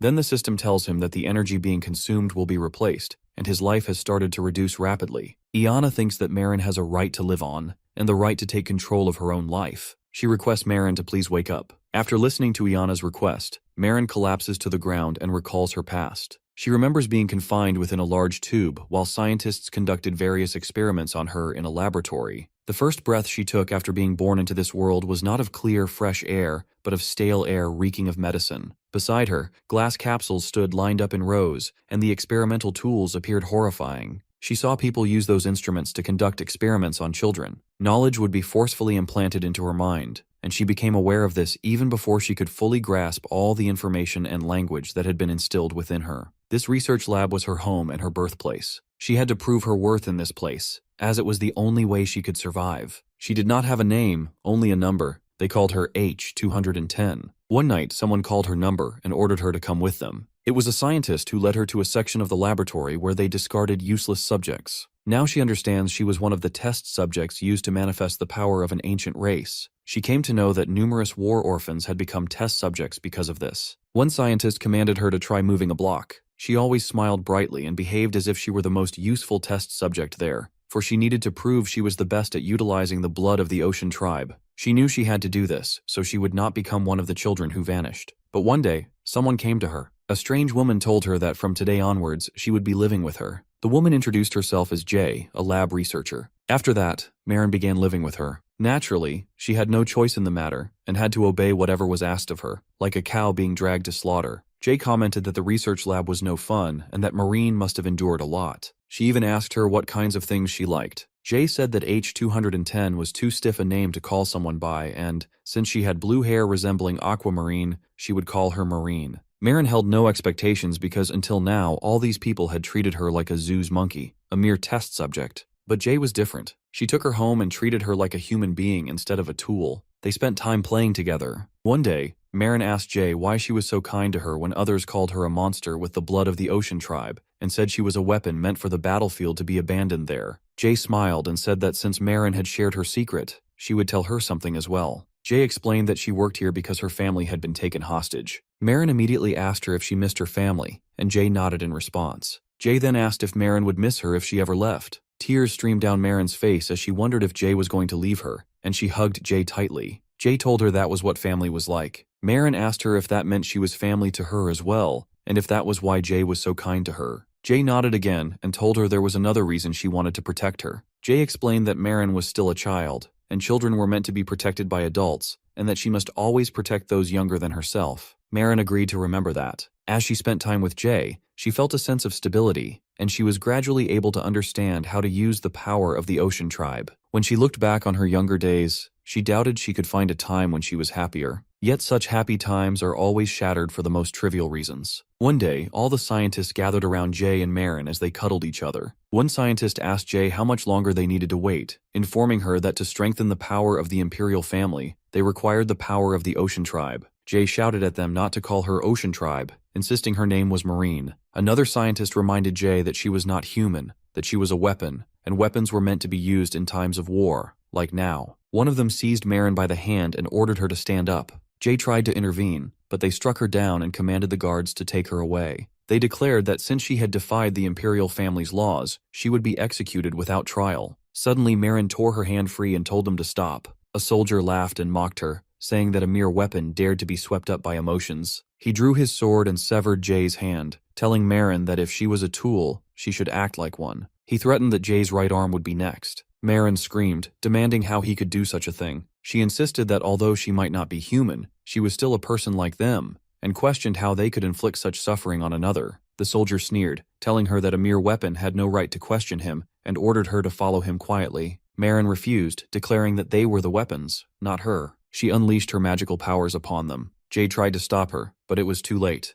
Marin had already fired her arrow at them. After a huge explosion, she wakes up outside the building. She wonders where she is. A woman calls her number and, based on the reports, says that seems to be her name. The woman introduces herself as Luna, the leader of Lunatic. Marin wonders who this woman is and where the research lab is. More importantly, she worries about what happened to Jay. Marin asks Luna about Jay, describing her as a lady with brown hair who looked after her. Luna informs her that Jay is dead. That news shatters Marin's heart. Luna confirms it and tells her there is one thing that needs to be made clear. The person who killed Jay was her. The young girl cannot believe what she hears. Luna explains that Lunatic's current mission was to attack the Imperial Research Lab, which had been kidnapping children and experimenting on them. However, the entire situation was over before they even arrived. Luna goes on to tell her that when she reached the place, she found a badly injured Jay calling for help and requesting Luna to take Marin with her. At that time, Marin had been sleeping in Jay's arms. Luna asks if Marin was overwhelmed by the power of the Ocean Tribe. Jay tells her it was not the girl's fault,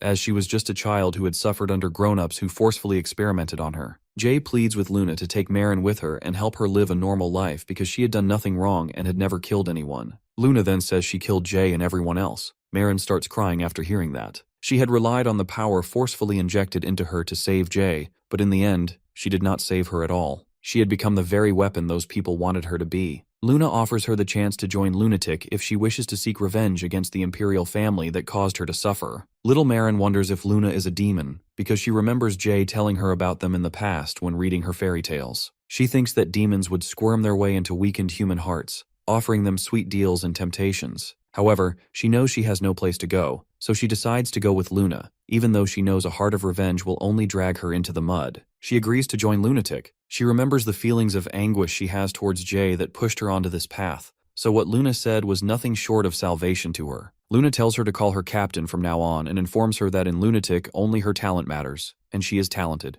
Marin thinks, even though that power and talent do not belong to her, Luna tells her that if she learns to control that power even a little, she will promote her rank immediately. Marin thinks she needs to run towards Luna like a moth to flame and make use of her, for the sake of Luna who saved her and Jay whom she killed. After remembering and thinking about all this, she wakes up in the forest where Iana waits for her. After a few seconds, she remembers what happened there, that she had just fired the water shot. She wonders if she definitely went berserk. She gazes at Iana and thinks about how she is still alive. Iana comes close and tells her she understands if she is very confused. She explains that she used her ability to suppress her, so there is no need to worry about going berserk. This, she says, is the trait of the satyr household. Marin realizes that with such an ability, Iana would be able to put an end to her berserk state, which is why Nox entrusted her to Iana. She asks Iana where Nox is. Iana informs her that he is fighting. Upon hearing that, Marin quickly runs towards him. Nox contacts her through the device and asks if she is finally awake. He informs her that Luna and Dean Noah are still alive. She replies that it is good to hear he is alive too and calls him Rumi. Nox explains that she is under the charm of Iana and she must understand her current situation. She wonders what he wants from her. He tells her to shoot him. That surprises her. He explains that Paimon is very fast, and no matter how well she shoots at him, he will easily dodge her attacks. So when he holds him in place, he wants her to shoot. Marin asks him why he is trying to sacrifice himself. He denies that he is sacrificing himself. She wonders who would ask another person to shoot them in the back if that was not the case. He tells her to just trust him. He won't die. Finally, she reaches the underground building where all three of them are fighting the demon. She asks him again if she can trust what he just said. He replies affirmatively. She smiles and thinks that his words, when he said he will live, give her such relief. She assures him that he can look forward to her and she will make sure to tear that back of his apart. She aims the arrow towards him. The demon warns them that if he had his original strength, they wouldn't even be able to reach his feet, finding it absurd to see them act all high and mighty. Marin releases her arrow at him, and he directs it towards the demon. Luna, noticing this, remarks that unless he's an idiot, he has probably realized it too, calling him an arrogant rookie. She swiftly warns Noah that the defense barrier is at its limits. She observes that it's not just the defense barrier, but Noah has used up almost all of her mana, and she informs Nox that Noah will only be able to block that flame once or twice more. Luna asks him when he plans on executing that great plan of his. He requests just once, for her to pierce through the barrier for him. It's a 3-layered barrier cast with advanced magic. He believes the demon's attacks are weaker because of it, to the extent that even he can withstand them. That also means the defense barrier is extremely strong, and if they can't break it, then having a plan is meaningless. Luna hopes that his plan works. The demon shouts that a young girl who has barely even lived doesn't know her place, then charges towards Luna. She decides to use her lunar sword art, third technique, on the demon. Her attack is so powerful it can split the moon. A very powerful ray of light strikes the demon, but he is far stronger than that, easily blocking it before throwing Luna away. He roars that it's not bad, but it still couldn't reach him, and all she managed to do was break the first layer. The young master moves so close to the demon that even the demon asks if he's really trying to die here. Suddenly, Nox commands the archer to do it now, and Marin, using her full strength, hurls the arrow towards the demon. Nox smiles and tells the demon to die. The system confirms that his skill hour of the genius has been activated. He knows the speed of an ocean tribe's arrow, based on the story settings, would be at least 400 kilometers per hour. Since she's pulling the bowstring from the rooftop, the distance is about 3 meters, and it should reach him in approximately 3 seconds. He also knows he's not a mathematician, so that's not an accurate calculation. He takes a gamble here, relying on the instincts that have helped him survive this long in this damn world. He starts counting to 3, and when he reaches 3, he bends down, and the arrow passes right over him, flying straight towards the demon and piercing its chest. The swordsman knows the demon has lost a lot of strength as well. It's inevitable since the demon has used multiple skills that consume a vast amount of mana consecutively. The demon laughs at him and declares that they still weren't able to break through the last barrier, claiming this as his victory. The young master smiles and asks who said they didn't break through. The system notifies him that he has equipped the artifact Lunatic Member's robe, and the artifact Stormbringer is absorbing the maximum amount of life force from the user. The system also informs him that the special effect of the Lunatic Member's robe has been activated, and finally confirms that his attack power has risen. He then activates the skill Limit Break. The system warns him that his enemy is far too strong, and he has sacrificed a tremendous amount of life for the strike required to defeat it. It alerts him that he will not be able to absorb the life force of the enemy he defeats using Limit Break with the Black Flame Ring. The system demands confirmation from him if he wants to use this skill. He responds affirmatively. The demon tells him there's no use struggling now, and nothing will change. The young master charges straight towards the demon and strikes him with such force that even the demon is surprised. Nox employs the Black Sword Art, the first technique of the first half. He slashes the demon's head with Shadowblade Slash, cutting it into 2 pieces. While dying, the demon laments that he finally got the chance to awaken once again, only to be defeated by the likes of him.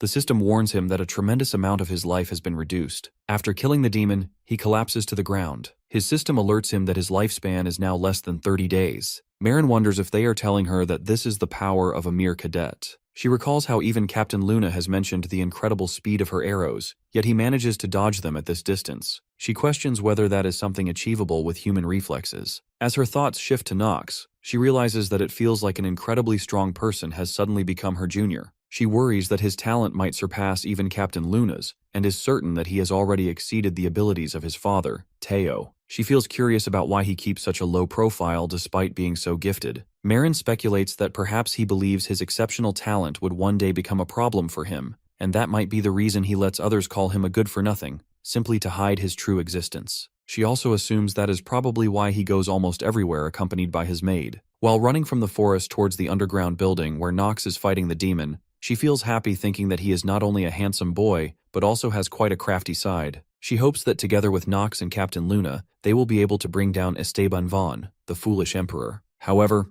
she wonders if they will have to kill his daughter, Princess Penelope, in the process. Meanwhile, Luna and Noah find the demonic essence crystal, and Luna ponders whether this is why Noah allowed Paimon to awaken, so she could destroy his essence crystal. She finds it very strange because it is Noah who has suffered the most from demons, yet she still allows Paimon to wake up. Luna remarks that if it had only been about revenge, it would have been far too childish of her. Noah acknowledges that it is true she wants revenge, but unfortunately, her abilities were not strong enough, and she confirms it without hesitation. Luna accepts her words, but before leaving, she tells Noah that she hopes she will give a proper explanation before doing anything like this next time. Noah laughs softly and says she hopes that will be the case. Luna warns her to recover her strength as much as possible before they meet again, as even stronger enemies will appear. Noah reassures her not to worry and promises she will make sure to look after Nox. Luna entrusts him to her care and departs. While the young master remains unconscious, Noah sits next to him and quietly thanks him. Suddenly, Brennan and Professor Rass break through the protective wall and enter. They ask Dean Noah if she is all right. Brennan questions her about the demonic essence crystal in the museum's basement being released. Noah chuckles and tells him it just sort of happened.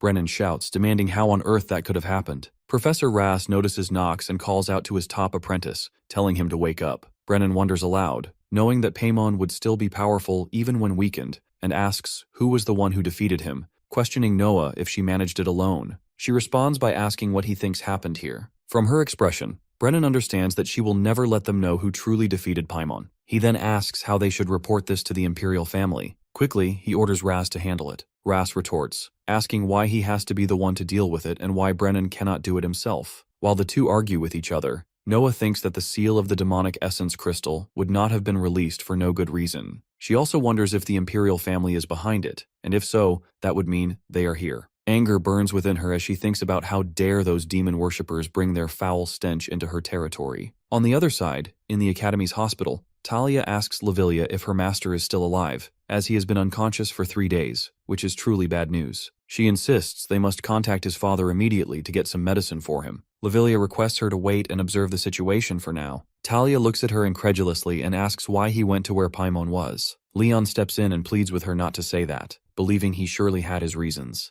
Talia disagrees with Lavilia and declares she is going inside his room. Lavilia tries to stop her. Inside his room, the swordsman hears their conversation and thinks that this is his first time feeling afraid to wake up. He notices that he has recovered at a surprisingly fast rate. His system informs him that the blessings of the moon are upon him, along with the blessing of ice. He figures it cannot be helped since he possesses both blessings. He understands that the Academy needs to appear aligned with the Emperor in the public's eyes, and yet a student belonging to a criminal organization resides within the Academy. He suspects Noah helped with his recovery so she could extract information from him. Deciding to maintain his active sleep, he chooses to buy as much time as he can and drifts off again. When he wakes up once more, it is already night, and Eleanor is standing right beside him. He wonders how things have gotten so quiet. Surprise flickers across his face upon seeing her next to his bed. He asks her what brings her here so late at night. She questions him about Shane, the person they saw in the labyrinth, and asks if he is related to him. Knox wonders what she is talking about. Eleanor questions him,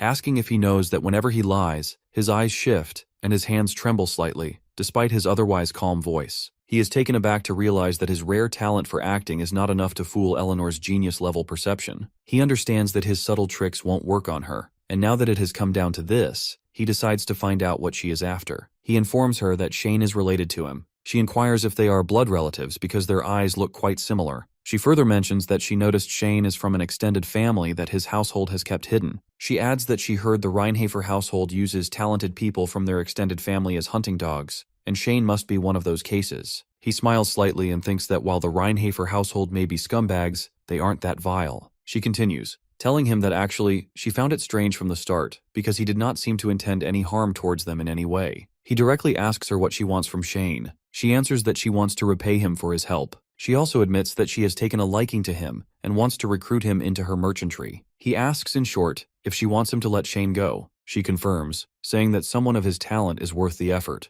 The young master grows slightly angry and states that he can't believe she is trying to steal talent from the Reinhafer household, and wonders if she thinks it will be that easy. She requests him to ask Shane to come to the Rivalin merchantry headquarters 1 week from now. After that, she bids him farewell and leaves his room. The next morning, he gets dressed and heads to the academy. Lavilia, walking behind him, remarks that he is being too reckless and, as she has told him repeatedly, he really went overboard this time. She also warns him that the patriarch is probably worried about him as well. He requests her not to say anything to his family because he does not want to complicate matters. She informs him that she already sent a letter back home because this time it could not be helped, and as his maid, she has a duty to report his actions and whereabouts. The young master enters his room alone and locks the door behind him. He thinks that maybe he should have stayed unconscious a little longer. Suddenly, Iana appears before him and remarks that she is quite sure he is aware that in order for her, a half-blood succubus, to gain mana, there is only one method, so he will have to help her. He realizes that she has appeared, a succubus, demons known for draining men's energy. But the kind of development people would expect will not occur,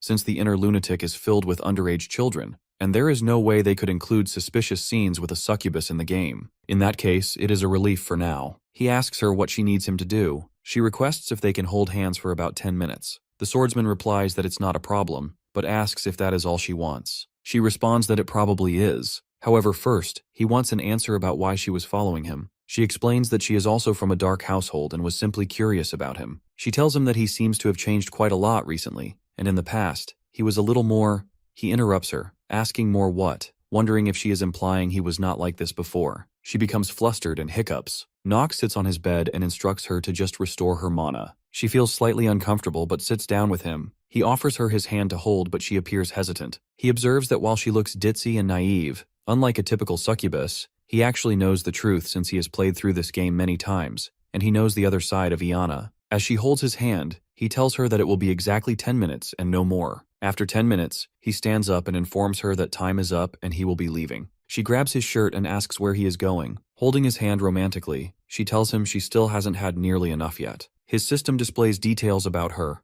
traits, stats, and skills. The system also warns him that the character is currently experiencing a status abnormality known as dual personality, and her personality has flipped 180 degrees. Suddenly, she throws him onto the bed and sits on his belly. He thinks that this had to happen while he has not yet recovered his mana. He tells her to calm down and warns her that she will regret doing this. She asks if he doesn't like her, remarking that it is very strange because she has never met a man who disliked her. She offers to let him dream about the kind of person he likes. He warns her again to stop. She tells him they will kiss for a little while and instructs him to come close and hug her, saying he will feel much better that way. Suddenly, Marin enters his room and calls him a little bastard, scolding him for secretly fooling around with a girl while she is busy wrapping things up. Iana shouts at her, demanding to know who she is. Marin activates a tint water bubble and throws it at Iana's head. With that hit, Iana falls unconscious onto the bed. The young master wonders what she just did to her. Marin explains that she simply blew some mana into her and assures him she won't be hurt. She then asks him if he is really happy that she is here. He agrees, although he doesn't want to admit it. Marin asks if he is feeling alright. He replies that, as she can see, he did share some of his mana, but he feels fine. She remarks that he saved her. He tells her to forget it, and that he only did it so he could survive, then leaves the room. This makes her very angry, and she shouts at him that this obnoxious attitude of his is the problem, asking if he thinks archers are a joke, and reminds him that she is 2 years older than him. Late at night in Nox's palace, Luna stands in Teo's office, and he asks her if she is saying that Nox defeated Paimon, wondering if this is true. She confirms it. Rodwell wonders what storms this incident will bring to their household. Teo listens to Luna patiently and responds that he has no idea what Nox was thinking either. He speculates that if he had to guess, it might be due to the death of his mother. He remembers that on the night of the slaughter, Nox witnessed his own mother's murder. After that, he fell into a half-crazed state and lived like a good-for-nothing, not caring about anyone around him. But now, he must have done this to avenge his mother. Luna counters Teo, stating she believes he is lying. She considers that he might be scheming something, but that power can only be obtained through the bloodline of the Reinhafer household. She thinks about how the Void Revelation is something that can only be activated when one reaches their own limit. Now that she has accepted Nox into Lunatic, she refuses to let him be played by Teo. After a long pause, Teo remarks that parents don't necessarily know everything about their children. She questions him, pointing out that it's not like he has ever been a warm father to Nox. Then she informs him that his first son is already with the Imperial faction. To be more precise, he is working with the demons. Teo replies that it seems a storm of blood will soon sweep across the continent. She steps closer to him and tells him she hopes he doesn't forget his promise. She warns him that if his son dares to stand in her way, she will kill him. That is how Lunatic operates, and that is his contract with them. She advises him to throw away any personal feelings he holds. He acknowledges to himself that he already knows all of this, and it is all for the sake of destroying the Imperial family and the 72 demons.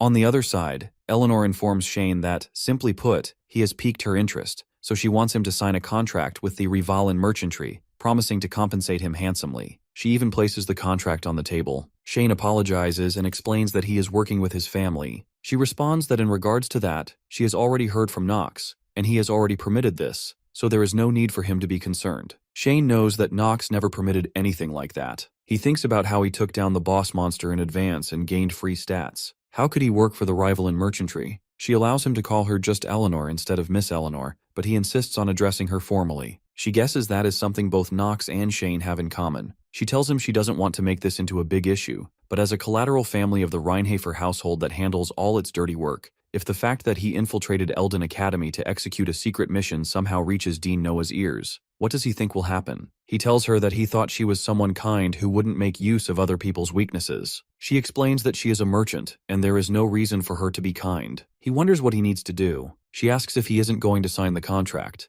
Later that night, Shane walks outside the academy, holding the Fire Spirit's pendant. He thinks about how it is an overpowered artifact that can only be obtained just before the game's ending. Actually, Eleanor gifted it to him for saving her life. She told him it was her present, and also the down payment for their contract. He considers that it is a super cheat item with multiple layers of high-level magic cast on it. But now he realizes that while it's great, it's also being tracked. It seems that Eleanor is truly obsessed with him. Inside Eleanor's room, her servant Rick remarks that it looks like she has really taken a liking to Shane. He adds that he has never seen her personally invite someone to recruit them before. She asks him since when he is allowed to comment on her actions. He quickly replies that he would never dare do such a thing and apologizes, assuring her that she knows he is not that foolish. She acknowledges that he always has a way with words. She thinks about how her accountant Rick and his movements seem suspicious. She wonders if he probably started behaving this way after Paimon was defeated by Dean Noah. While it is too early to draw any conclusions, something feels off. She warns him to be careful with the decisions he makes from now on. He replies that he will bear that in mind. As he walks outside her room, he thinks to himself that he was right. Nox is dangerous, and he needs to get rid of him quickly. He also plans to eliminate that stupid prince at the same time. Regardless of Nox's goals, he believes things won't go his way this time because he will be dead soon. The young master believes that Nox von Reinhofer is a new name he was given in this world. In truth, it had once belonged to someone else, and now he has stolen it. He has grown quite accustomed to playing this role. Activating the Hour of the Genius, he recalls that in the past few days, many events have unfolded. He has slain countless monsters, demons, and enemies. Numerous people have sworn to remain by his side. Yet the more Nox gains, the deeper he sinks into loneliness. The system inquires whether he would like to start a new game. Chen glances around his tiny room where he sits playing. He recalls his room before the possession and wonders whether he would choose to start a new game. Rising from his chair, a sharp headache pierces through his skull. It is obvious he does not desire it, but if he thinks about it for even a moment, everything feels strangely off. He realizes that this situation has become the tragic outcome of someone who only played video games, trapped alone in a room overflowing with trash. He returns to his seat, contemplating this opportunity. He questions himself about his true identity. What kind of connection does he share with Nox, and why did he end up possessing him? While lost in thought, he falls from his chair. He knows none of this ever truly belonged to him. He acknowledges that he has always been aware of it. Unable to escape Nox's shadow, he remains tormented by the pain of uncertainty. Reaching for his medicine, it slips from his grasp and clatters to the floor. In truth, that is what shattered him the most. He finally admits it. Within the game, he gazes into the mirror and reflects that Chen remains an outsider in this world. Despite the bonds he has formed because of them, he has become someone completely different from the Nox he once knew. His father, Teo, questions him about why he risked his life to cut down Paimon himself. Teo suspects it might be related to his mother. On the night of the slaughter, Nox had been forced to watch his mother die before his eyes, and after that day, Teo knew his son had begun to stray from his path. The swordsman wonders if Nox were here. What would he have said in this moment? His father remarks that he pretends not to remember, but they both know that is untrue. The young master keeps pondering how Nox would have acted if he were present now. He decides that he has stopped worrying about such things. He questions his father, reminding him that he had once said he was hiding his true strength. His father affirms it. The swordsman grips his blade and releases a shadow blade slash into the air. He thinks that this name has always belonged to him. Even if he is treated as a villain, mocked by others, and fated to be slain in the end, he accepts it. The maids whisper among themselves about the rumor that young Master Nox ranked first at the academy. Even the servants doubt its possibility, unable to believe that such an infamous good-for-nothing could achieve it. Some claim he must have bribed the academy or something similar, wondering what someone like him could ever be good at. Others insist that his victories against young masters Alan and Hartz were merely because of his equipment, recalling how he barely escaped death when his father counterattacked. Teo instructs him that this is how the Shadow Blade slash should be used. Although he lives on borrowed time, he resolves to continue progressing the story. After evading his father's strike, he swiftly activates his genius trait and counterattacks. He realizes that is why he understands his own desperation so deeply. If there is one thing he must overcome, it is the event that will soon come to visit him, death itself. The system urgently requests that he restore his lifespan immediately. A few days later, everyone gathers in the lunatic world. Luna informs them that they are currently in the northeastern region of Chasers. She questions the swordsman about whether he still intends to keep moving forward like this. He confirms it without hesitation. One of their team members warns him that it is dangerous. More than the monsters, the real threat is the Tajulan Kingdom, sworn enemies of House Reinhafer. He explains to his team that this is precisely why they are doing it. He confirms that from here, he will head towards the Tajulan Kingdom. He instructs Luna to send a letter informing them that the son of House Reinhafer is coming. He actually wants them to prepare for his arrival. His system warns him that he has only 27 days left to live. Nox feels displeased and wonders how things ended up like this. Even after offering his lifespan to Stormbringer to eliminate Paimon, this is what remains. Now, with only a short time left to live, he is approached by Eleanor, who attempts to recruit the awakened succubus, Ayana, and his clone Shane into her guild. He knows that if he doesn't replenish his lifespan immediately, things will get dangerous. He also questions why situations like this keep occurring. His system provides him with complete information about the pendant Eleanor gives to Shane. It shows him its special effects and also warns him that Eleanor will constantly be able to track the user's location once it is equipped. He thinks it's still a relief that the tracking effect only activates after the artifact is worn. Actually, when his mana exceeds 15, a high-rank spirit can be summoned, and once his mana reaches 20 and his stamina exceeds 15, he can form a contract with the Spirit King, Salamander. It is a ridiculously overpowered item, but the problem is that it's a bound item, so his clone Shane cannot equip it. And if he wears it himself, it will reveal that Shane and Nox are the same person. He knows Eleanor possesses a genius acting talent that surpasses his own normal acting ability, making it impossible to fool her with a half-baked lie. He hears that the Academy will take at least 2 weeks to settle the situation over there. First, he needs to return and start planning. He packs his bag and leaves his room. As he thinks about it, it occurs to him that it has been a while since he last visited the Reinhafer estate. He recalls Rona, May, and Alina, and thinks it has also been some time since he reunited with his unit. Actually, he worries about Teo's barrage of questions regarding this incident. He leaves the academy and sits in the carriage to return home. But what troubles him the most is that he has only 27 days left to live. He decides he must do something about it. On the other side, Iana sleeps on her bed. She sees her mother in a dream and hears her shouting that she cannot believe Iana still cannot drain magic from a man's body, and yet she calls herself a bearer of House Sadar's blood. Her mother also says it would have been better if one of her half-sisters had inherited the demon's blood instead. She calls Iana disgusting and orders her to get out of her sight. Iana suddenly wakes up from her sleep, worried about what she has done with Nox. She remembers asking him for a quick kiss and offering him a hug. That thought irritates her, and she cannot sleep. She feels angry because she was unable to seduce Nox. While thinking about it, she falls down from her bed. She gets up and sits in front of her dressing table. Looking at her reflection in the mirror, she sees a very sexually seductive girl in a short dress. Her reflection tells her that she has finally realized it. On the other side, Nox and Lavilia reach their palace. Rodwell welcomes them, saying it has been a while and asking if he has been well. He responds affirmatively and informs Rodwell that he would like to meet with the Patriarch, asking where he is. Rodwell informs him that Teo is in his chambers and offers to escort him. While they walk towards the chamber, he overhears maids talking about the rumor that the young master ranked first at the academy. Another maid says it's impossible because he is good for nothing. One servant mentions to another that maybe he bribed them or something, wondering what a good for nothing could possibly excel at. Another says he defeated young masters Alan and Hartz all because of his equipment. When he enters Teo's office, he finds him waiting. He thinks that Teo truly is a monster, so much so that he cannot believe he ever dared to stand before him in the past. His father calls his name and remarks that he seems to have grown considerably. For him to remain calm even after sensing his presence, it seems the reports were not wrong. He tells his father that even if he hadn't remained calm,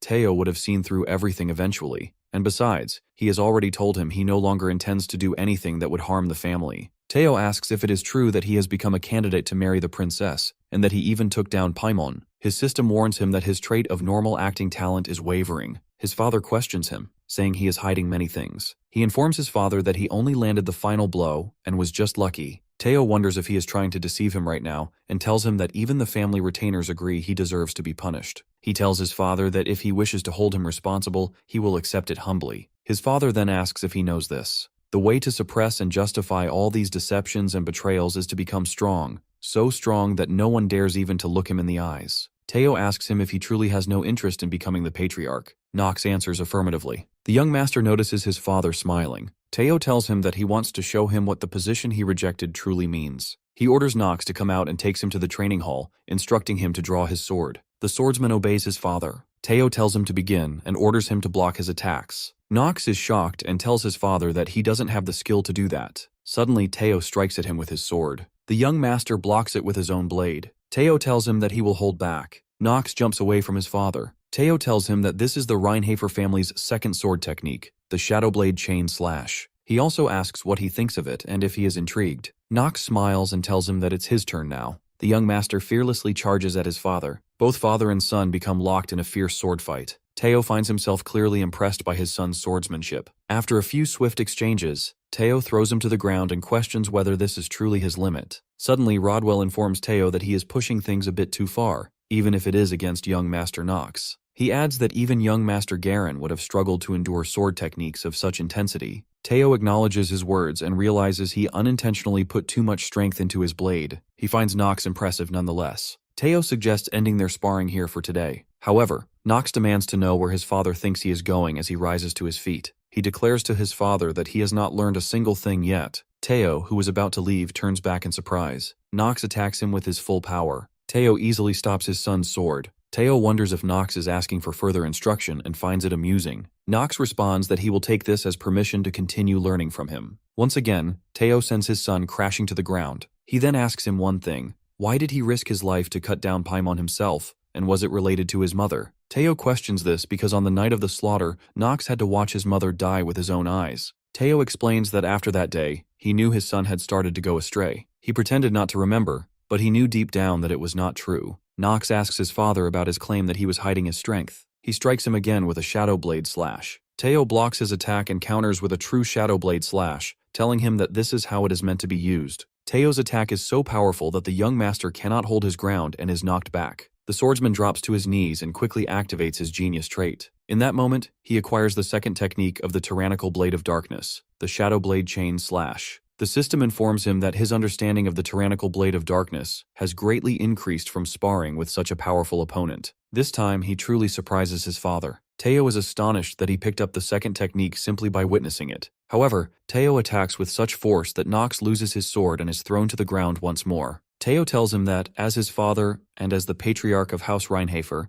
he wants him to remember this. One day, he wants his son to use that sword to pierce through his heart and cut him down with his own hands for failing to protect his mother. He offers Nox the position of patriarch, saying he is more than capable of holding it. Suddenly, in his real room, he receives a message on his computer asking if he wants to start a new game. Chen looks around his surroundings and realizes it is his room from before the possession. He is struck by that off-putting feeling. He stands up from his chair, but his head spins. He rejects the thought because if he considers it for even a moment, it is clearly strange. He remembers visiting the doctor. He recalls how his family abandoned him, how he lost his memories, and how he received a terminal diagnosis. He wonders if it is truly possible for all of this to happen at once, and if all of this is even real. He finds himself unable to remember what his name was before the possession. His gaze falls upon his messy table and filthy room. He collapses to the floor, forcing his mind to remember his name. Suddenly it comes back to him. His name is Nox, and now he awakens in his palace bedroom as Nox once again. He wonders what exactly it was that he guessed,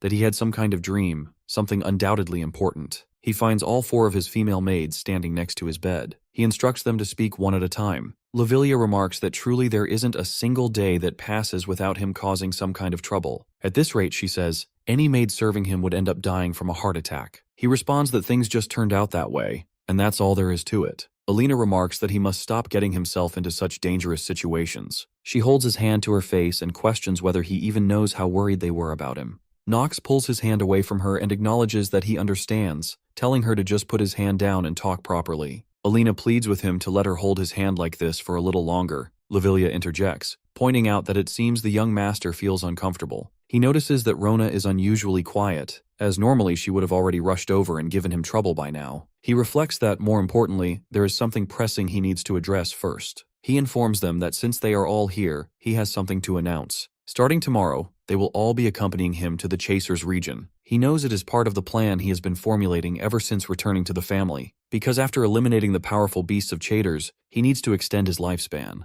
and he has not replenished any of it since his fight with Paimon. He also recalls his system's warning that the player has only 27 days left to live. He orders them to understand his words, and then tells them they may leave, as he would like to rest a bit more. Lavilia replies that she will begin her preparations. After that, all four girls leave his room. Suddenly someone knocks on his door. Unexpectedly, it is Rona who returns and requests his permission to enter, saying she wants to tell him something. He grants her entry. She has tears in her eyes as she comes in and sits on the chair next to his bed. She begins by telling him that on the night of the slaughter, when his mother passed away, he is surprised that she remembers that night. That night, she says, smelled of blood. His mother had taken him and Rona to a safe place to conceal them, but the demon still found them. His mother told the demon that what he wanted was only her life, and she pleaded with him to stop the meaningless killing as she tried to protect them with her light magic. But Paimon told her she could not do anything with such pathetic light, then grabbed her by the neck. Paimon asked whether she truly believed she could drive them away. The demon explained that what they wanted was not only her. While Paimon was strangling his mother's throat, she told Rona to take care of Nox. She also said that he was born with far too much strength,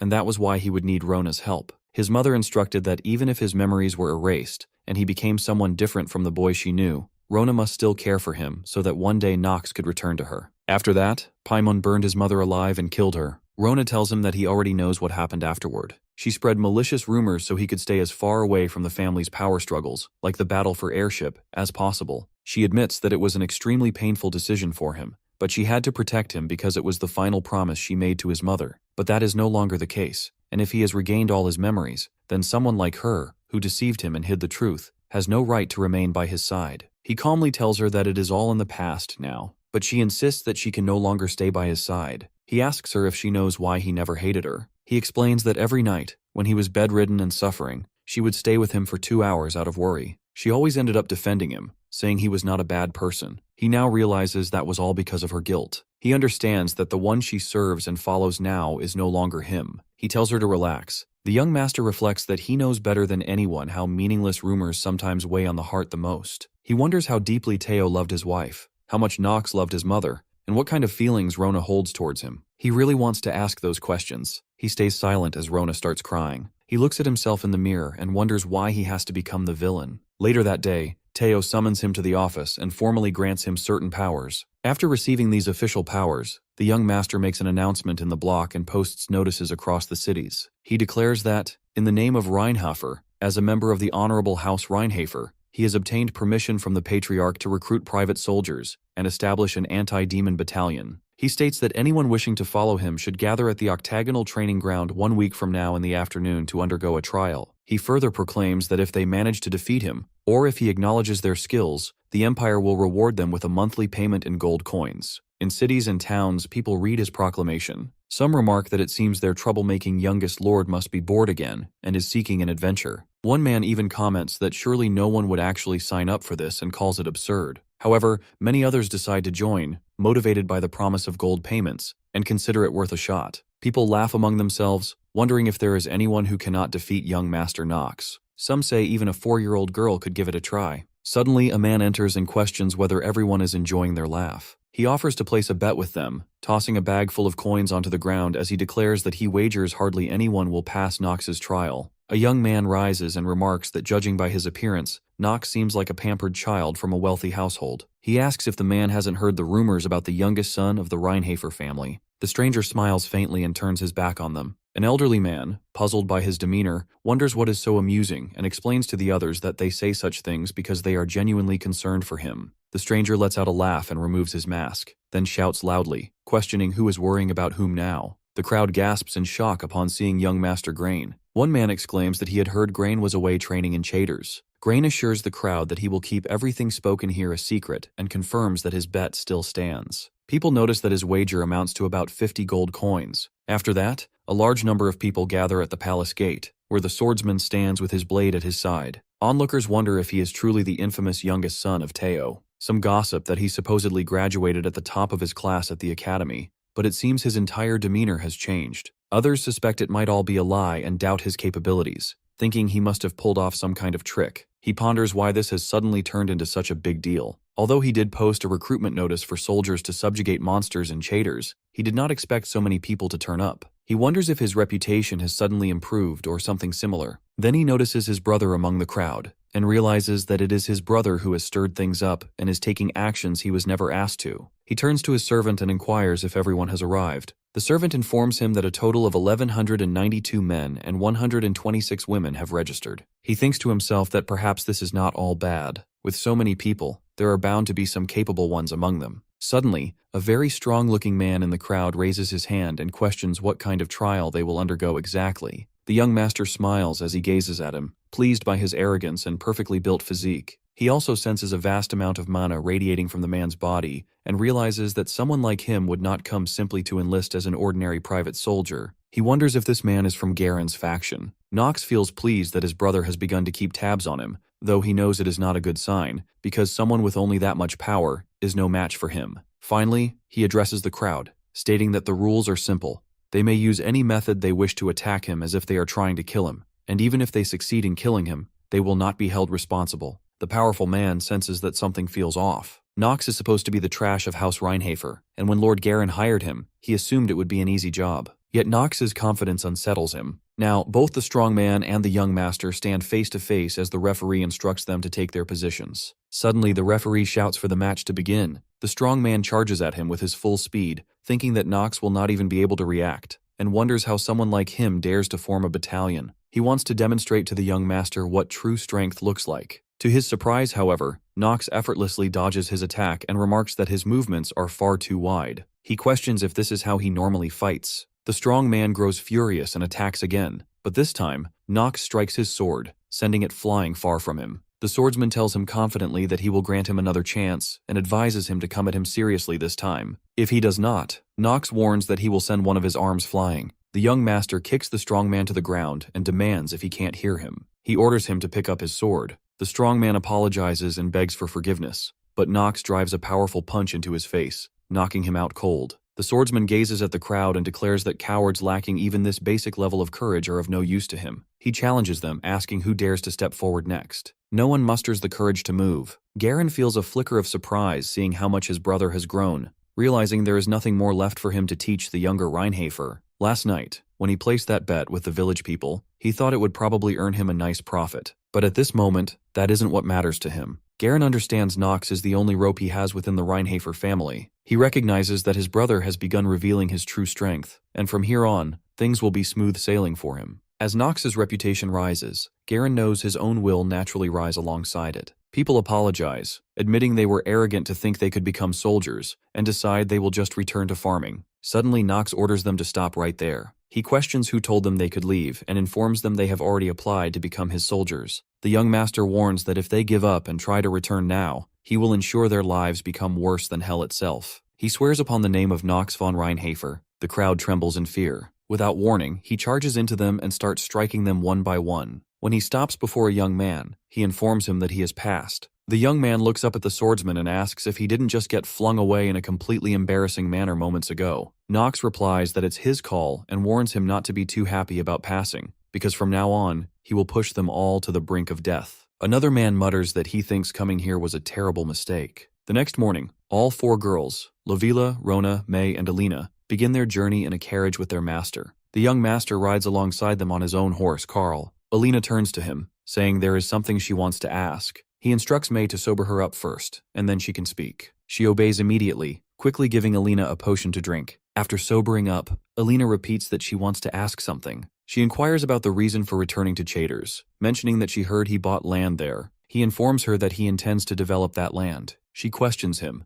pointing out that the land is barren, unfit for farming, and crawling with monsters. He assures her there is nothing to worry about because he already has a plan. She blushes, calling him stubborn and saying she finds it very cool, adding that he is very gallant. May swiftly presses her hand over Alina's mouth, telling her she has really overdone it today. The young master reflects that he understands why the others are tagging along, but even Rona, the family maid, came with them. He wonders if perhaps she still feels guilty about his mother. He remembers how much Rona likes his horse, Carl, and recalls her saying, when will she ever get to ride on that gallant back of his? He thinks perhaps he was worried for nothing. One way or another, the private soldier recruitment for the monster subjugation seems to have gone quite well. One soldier remarks that, to be honest, he didn't know much about the Chaders region. But after Professor Rass's latest paper was published, he realized something. Young Master Nox truly resembles the Patriarch and possesses the same sharp insight. He calls his master an amazing leader. Nox tells them not to all speak at once. By the way, that young soldier's name is Christopher. Christopher is a knight over 2 meters tall and apparently highly skilled, but he is annoyingly talkative. When they finally reach Chaders, May notes that the area has developed quite a bit and is different from last time. Alina agrees with her observation. However, Christopher doesn't seem pleased with the progress. He remarks that he was expecting more but guesses it can't be helped, since development only really started recently. Now that it has become the land of a dark family, it will be hard to attract people here. The young master agrees with him, explaining that this is why he brought soldiers here. Christopher finally understands the reason behind recruiting new troops. Nox confirms it and says there is something that must be done before they can revitalize Chaders. Christopher wonders what that might be. The swordsman explains that it's the monsters in this region. They need to reduce their numbers first. In truth, Nox knows this is only a convincing excuse. To be honest, it is not the real reason. He isn't particularly interested in the development of Chaders. Suddenly, the system warns him that he has only 10 days left to live and suggests he restore his lifespan immediately. Right now, his only priority is saving himself first. The young master, accompanied by his convoy, enters the castle, where his brother Garen greets him. Garen presents him with all the gold he had won in the bet and mentions that he meant to give it to him. He tells Nox that he has earned this reward and expresses his gratitude for his efforts. At first, Nox had thought it was unfair that he did all the work while the money went to Garen, but now, seeing him handing over everything feels like too much flattery coming from him. Nevertheless, he feels pleased because he had intended to make use of Garen from the beginning. He inquires about how the development of the Chaders region is progressing. Garen informs him that there aren't many settlers yet. After Professor Rass's announcement, quite a few young men have considered migrating, but with the poor soil where crops fail to grow well, the presence of dangerous monsters, and unpaved roads, people remain hesitant to move based solely on potential. Nox assures him not to worry, explaining that this is why they dispatched the anti-magic corps. Seeing the large army, Garen brightens and states that if the youngest says so, he feels reassured. He asks when they are moving out, and suggests that they should rest today since they have traveled a long way. However, the young master declares that they will be moving out immediately and announces his departure without delay. A few days earlier, when Teo had asked Christopher why a knight as exceptional as him would want to follow Lord Nox, he had also mentioned that he was certain Christopher was treated well by this house, and, from his perspective, saw no reason for him to leave. Christopher had explained that it was because he saw the light, the overwhelming talent that Lord Nox displayed. He had seen the clue that could help him perfect his swordsmanship, and that was why he now wished to refine Lord Nox's swordsmanship. He had also admitted that it wasn't for anyone else, but for himself. Teo had pondered if he meant the northern sword technique, and Christopher had confirmed that he was right. Finally, Teo had agreed and granted him permission. Christopher intends to mold Lord Nox into the greatest knight, but finds himself surprised to see him using magic. He asks Lavilia if she knows anything about it. She explains that recently Nox has shown interest in magic, but to see him grow this much is a surprise for her as well. By using magic, he attracts a large number of monsters near the castle gate and strikes them with a powerful ray of light. May feels shocked to witness the young master becoming even stronger within just a few months. Elena begins praying for her master's safety. His system notifies him that he has defeated a Null, and his lifespan has increased by 2 hours. Each time he kills another Null, his system gives him the same message. He feels worried that he is gaining only 2 hours with each kill, knowing that a Null is a fairly strong mid-tier monster. According to Black Flame Ring, the stronger the opponent is in comparison to his own strength, the higher lifespan he will receive as a reward. After waiting a little longer, he releases an enormous ray of light and eradicates them all. His system informs him that his remaining lifespan is now 14 days. He feels dissatisfied because even after killing so many, his lifespan has only increased by 4 days. Determined, he resolves to find a solution. When dawn breaks, the young master returns to the castle. Elena quickly hugs him and tells him that he is amazing. Christopher remarks that he had thought Nox was only skilled in swordsmanship, but seeing him proficient in magic greatly surprises him, and he wonders just how far his limits extend. Realizing they didn't know about his magic skills, Nox leads them inside the castle and informs them that he learned all this from Professor Rass, since Rass possesses immense theoretical knowledge, and if they don't like it, then they don't have to believe him. Lavilia suggests revisiting the issue later and reminds them that they are currently in the northeastern region of Chaders. She asks if he plans to continue moving in this direction. The young master confirms that he will be heading northeast. Christopher warns him that it is dangerous since stronger monsters reside in the eastern region. Suddenly he laughs and states that this isn't the real concern. Rather, the greater issue is the Tagelin kingdom, which remains hostile towards House Reinhafer. He advises that it would be better to avoid it. Nox responds that this is exactly why he intends to go there. He then orders Lavilia to send them a letter, informing them that a son of House Reinhafer is on the way, and they should prepare accordingly. Early in the morning in the Tagelin kingdom, Prince Kushan wakes up and looks at himself in the mirror. His servant informs him that the infamous youngest son of House Reinhafer is expected to arrive soon, remarking that his arrogance must know no bounds. The servant speculates whether he believes his father's influence extends all the way to Tagelin. Prince Kushan questions his servant, asking if he knows that Teo killed his own father and brothers on that day. Kushan still recalls every person who stood by his side and protected him. He tells his servant, Kramser, that although people criticize him for being a mere regent, he knows the truth, that Kramser bore some of the prince's duties when he was overwhelmed with grief after losing his family, all for the sake of lessening the burdens of his responsibilities, even if only slightly. The prince confirms with him if his name was Nox. He states that once he kills him, Teo will finally understand how much he suffered and how he managed to endure that hell. The servant bows to his master and replies that he understands and will prepare accordingly. Kramser adds that now this heavy decision has been made, he must rest easy. At the palace of the Tagelin kingdom, a guard orders a group of strangers to state their identity. It is Nox, and he questions the guards if such a formality is truly necessary. The guards quickly apologize to him. The young master remarks that standing in this heat for too long has made his blood boil to the point where he feels like killing someone.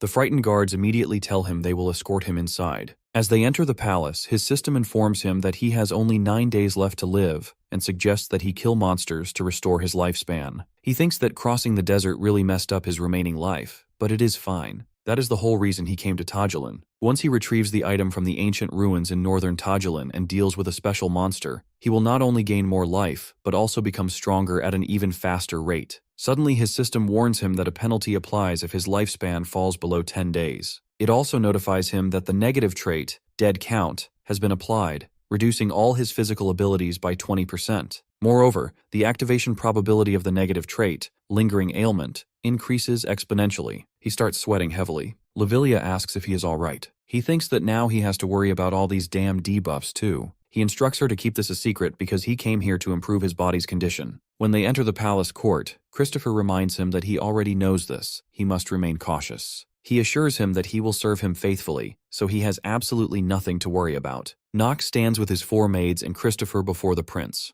The prince states that they have received his letter. The swordsman draws his sword and, with a single strike, breaks the floor. He tells the prince that he is merely a prince and not even the ruler of a vassal state. Nox threatens him, asking if he wants his nation erased from the map. He orders the prince to kneel here and now, warning him that otherwise, he will erase him first. Meanwhile, at the Reinhafer estate, Rodwell asks Teo why he did not stop the young master from heading to Tajulan. Teo wonders what he means by that. Rodwell questions him, reminding him that he chose Nox as his heir, and states that if Nox goes to Tajulan, he could end up in grave danger. Teo replies that he believed Nox could handle that much. He also acknowledges that Rodwell's insight is unmatched, to think he would read his thoughts so clearly. Teo admits that he is right and reveals that he has decided to name Nox as his heir and place him in that seat. That is why attracting too much attention before he is ready is dangerous. Teo explains that until he reaches a certain level, he will not be able to protect himself. Rodwell agrees with his master, realizing that is why he assigned the Black Sword Knights to guard him this time. Teo states that he has always preferred certainty in situations like these,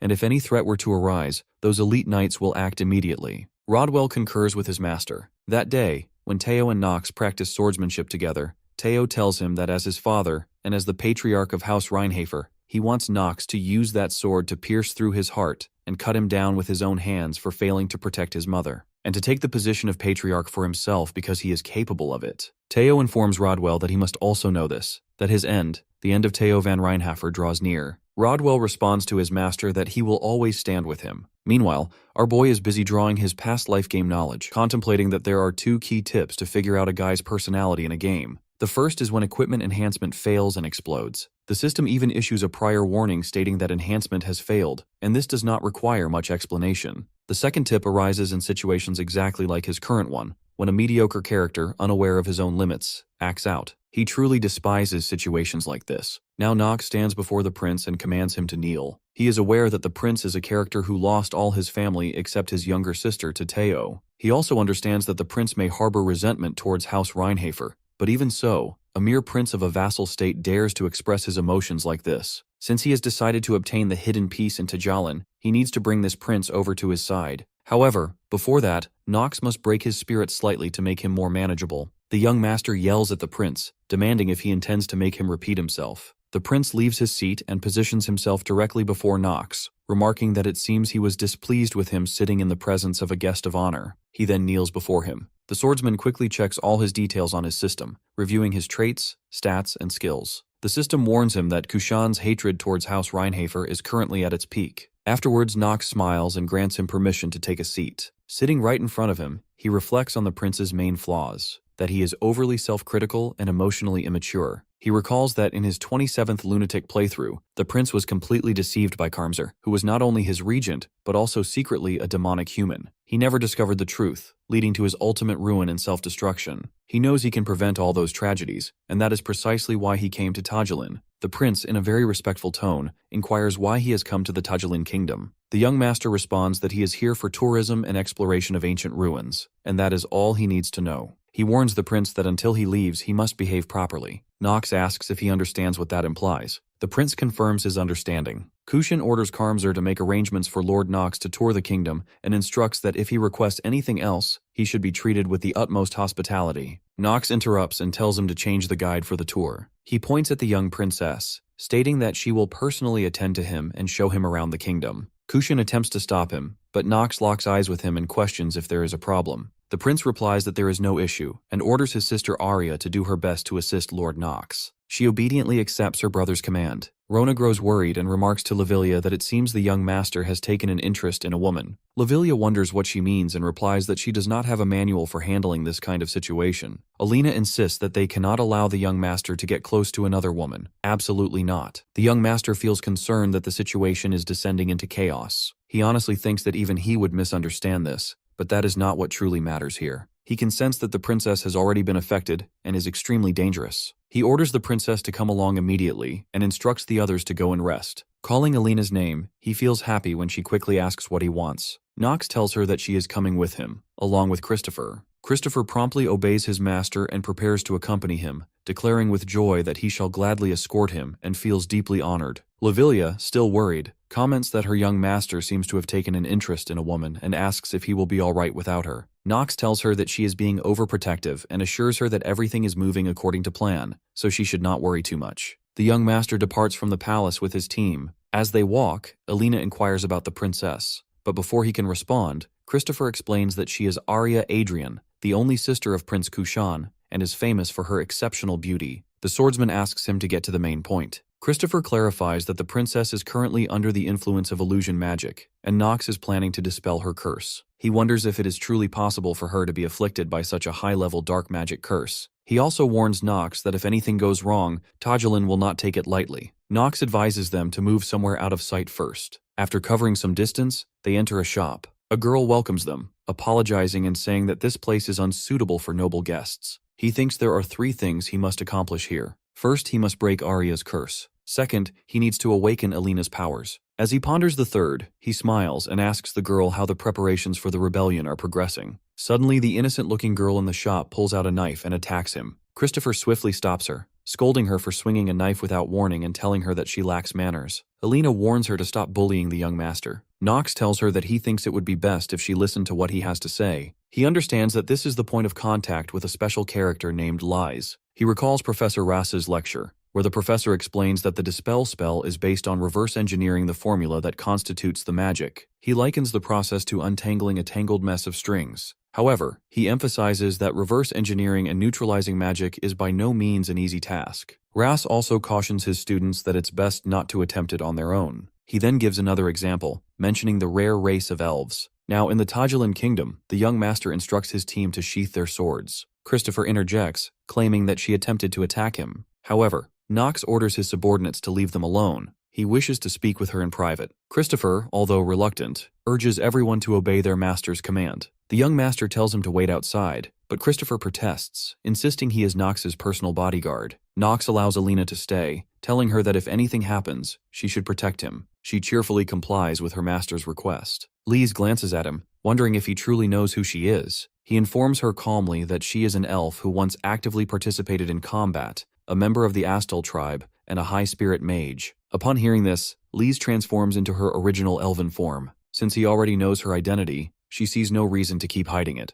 The swordsman praises her wise decision. She remarks on his hair and eyes, noting that he must be the youngest member of House Reinhafer, Knox. He confirms her assumption. He then tells her he's aware that she has been organizing a resistance and that the headquarters is located beneath the inn. Lise stares at him, puzzled, and asks why he has come here. He points to Arya and tells her that he wants her to lift the curse on the child. Lise reacts with disbelief, stating that she is someone preparing to rebel against the kingdom, yet he wants her to save the kingdom's princess. The young master replies that if a rebellion is launched, Tajolin will be completely destroyed. Regardless of whether it succeeds or fails, the nation will ultimately fall into the hands of the empire. Lise repeats her question, pressing him on what he truly wants. He tells her that this is an ending that both she and he would eventually arrive at. She questions him further. Why would House Reinhafer, the very family responsible for Tajolin's collapse, want to break the princess's curse? The young nobleman understands her curiosity, but since he cannot reveal his true objective, he decides to steer the conversation elsewhere. Just then, his system notifies him that his trait, normal acting talent, has been activated. He tells her that he understands what Tajolin means to her. She looks confused and asks what he means by that. He observes that although she is pretending to remain calm, she is visibly shaken. He knows exactly why.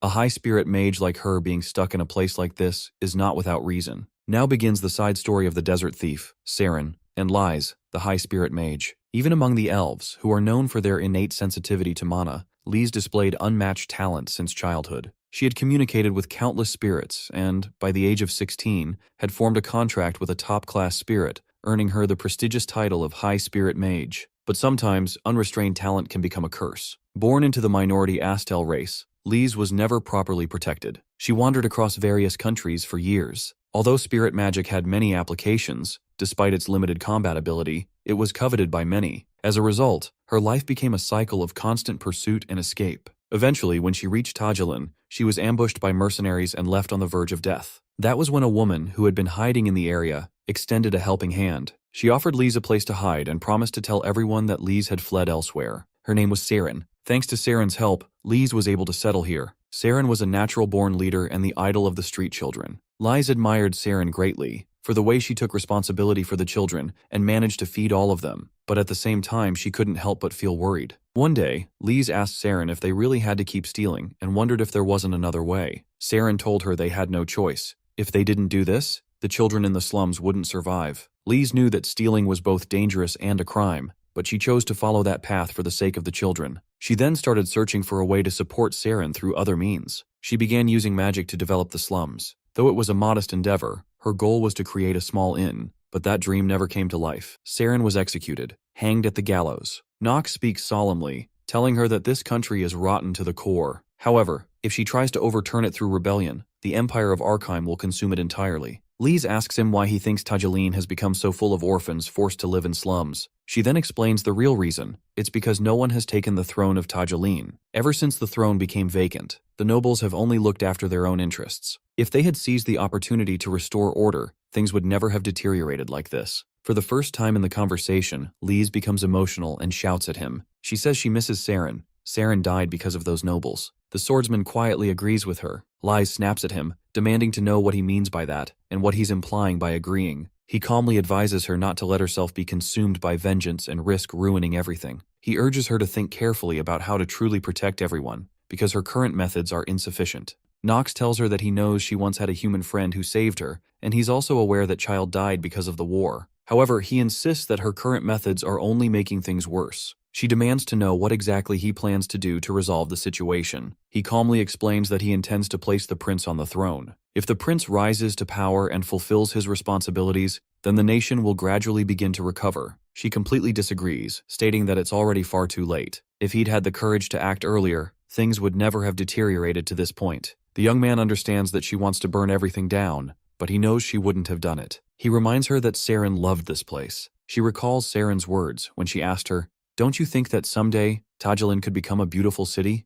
Saren understood it wouldn't be easy in the beginning, but until the day came when they could rest peacefully beneath a glorious sunset under the king's protection, she didn't want to abandon this place. She looks at him puzzled and wonders how he could possibly know what Saren truly wanted. He challenges her, asking if she really believes Saren would have wanted this country to fall into ruin. Then he states firmly that he'll ask her one last time, does she truly believe that this cursed child is cause of her suffering? Meanwhile, back at the palace, Prince Kushan anxiously asks Kramzer what he is supposed to do if he loses Arya on top of everything else. Kramzer tries to reassure him, advising the prince not to worry, because they are doing everything within their power to locate the princess and ensure her safety. Still, Kramzer reflects privately that this man called Nox, he had assumed he was just some lowly thug. But now, it's clear that Nox is far more dangerous than he had believed, and he must be eliminated to free Duke Gremory without harm. Prince Kushan begins to question himself, wondering if he is a coward for having handed over his own sister. He believes that even if it had cost him his life, he should have protected her. Kramzer suspects there might be a specific reason why Arya was taken. Kushan mutters that when Sir Nox arrives tonight, he will poison the banquet. But his servant, Kramzer, presents him with a knife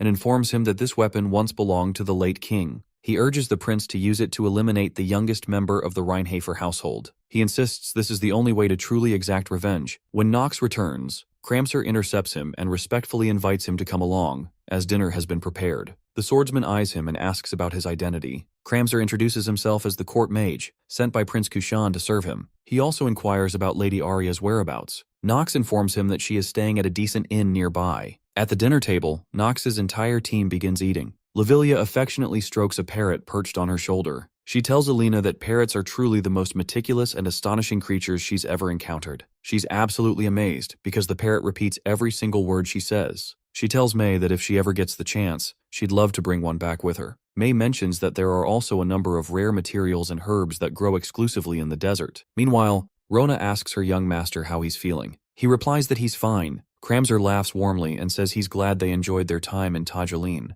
Then he announces that they've prepared a dish that will make the experience even more delightful. He asks Nox if he would like to try it. It's the tail of the silver-faced scorpion, a delicacy reserved for only the most honored guests. In a tone laden with meaning, Cramser adds that he sincerely hopes it suits his taste. Late that night, after everyone has gone to sleep, Prince Kushan silently sneaks into Nox's bedroom. He keeps repeating in his mind that one stab with this knife, and everything will be over. He wants to avenge his father and brothers. He hopes that Cramser's plan went accordingly. If it did, Nox should now be heavily poisoned. And if he wants to finish this in one strike, then now is the perfect moment. Kushan approaches the bed, knife in hand, whispering that Nox should blame his father for what's about to happen. But the young master isn't asleep. He's been waiting. In an instant, he dodges the attack and demands to know what Kushan thinks he's doing, before forcefully throwing him aside. Kushan launches himself again with all his strength. This time, Nox slams him into the ground and lands a powerful punch. Stunned, Kushan stares at him in disbelief, wondering how this is even possible. Smirking, Nox tells him that if he's curious how he's still able to move after being poisoned with such a potent toxin,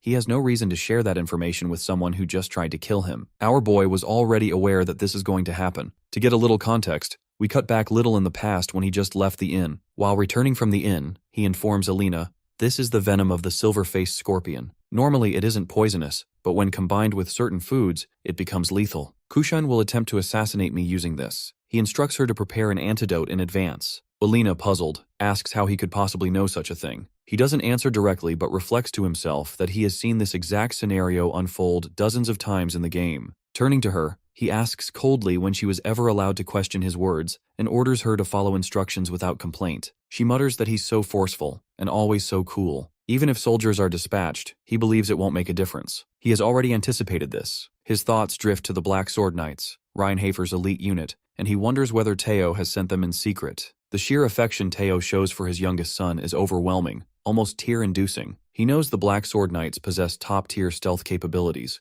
Even within the game, they were unmatched. But their skills are meaningless in front of his eyes that have already cleared this scenario countless times. As long as they are with him, there is no reason to worry, even if an entire army descends upon them. Later, in his bedroom, he looks directly at Prince Kushan and remarks how foolish it is to attempt to assassinate a direct descendant of the Reinhafer household. He silently questions whether the prince truly believes that killing him would serve as revenge for his father. Infuriated, the prince warns him not to speak of his father so lightly, then charges at him. This time, the young master sidesteps the attack with ease and speed. Kushan recalls the rumors that the youngest son of House Reinhafer was merely a spoiled brat. But now he can't understand how someone like that could wield a sword at such a high level. None of his attacks land. Every strike is effortlessly dodged. The swordsman smiles slightly, assessing the prince's skills. As a royal, Kushan at least has a grasp of the basics, but his actual level is no more than intermediate. At this stage, there is no need to even use a skill against him. Finally, the young master grabs him by the throat,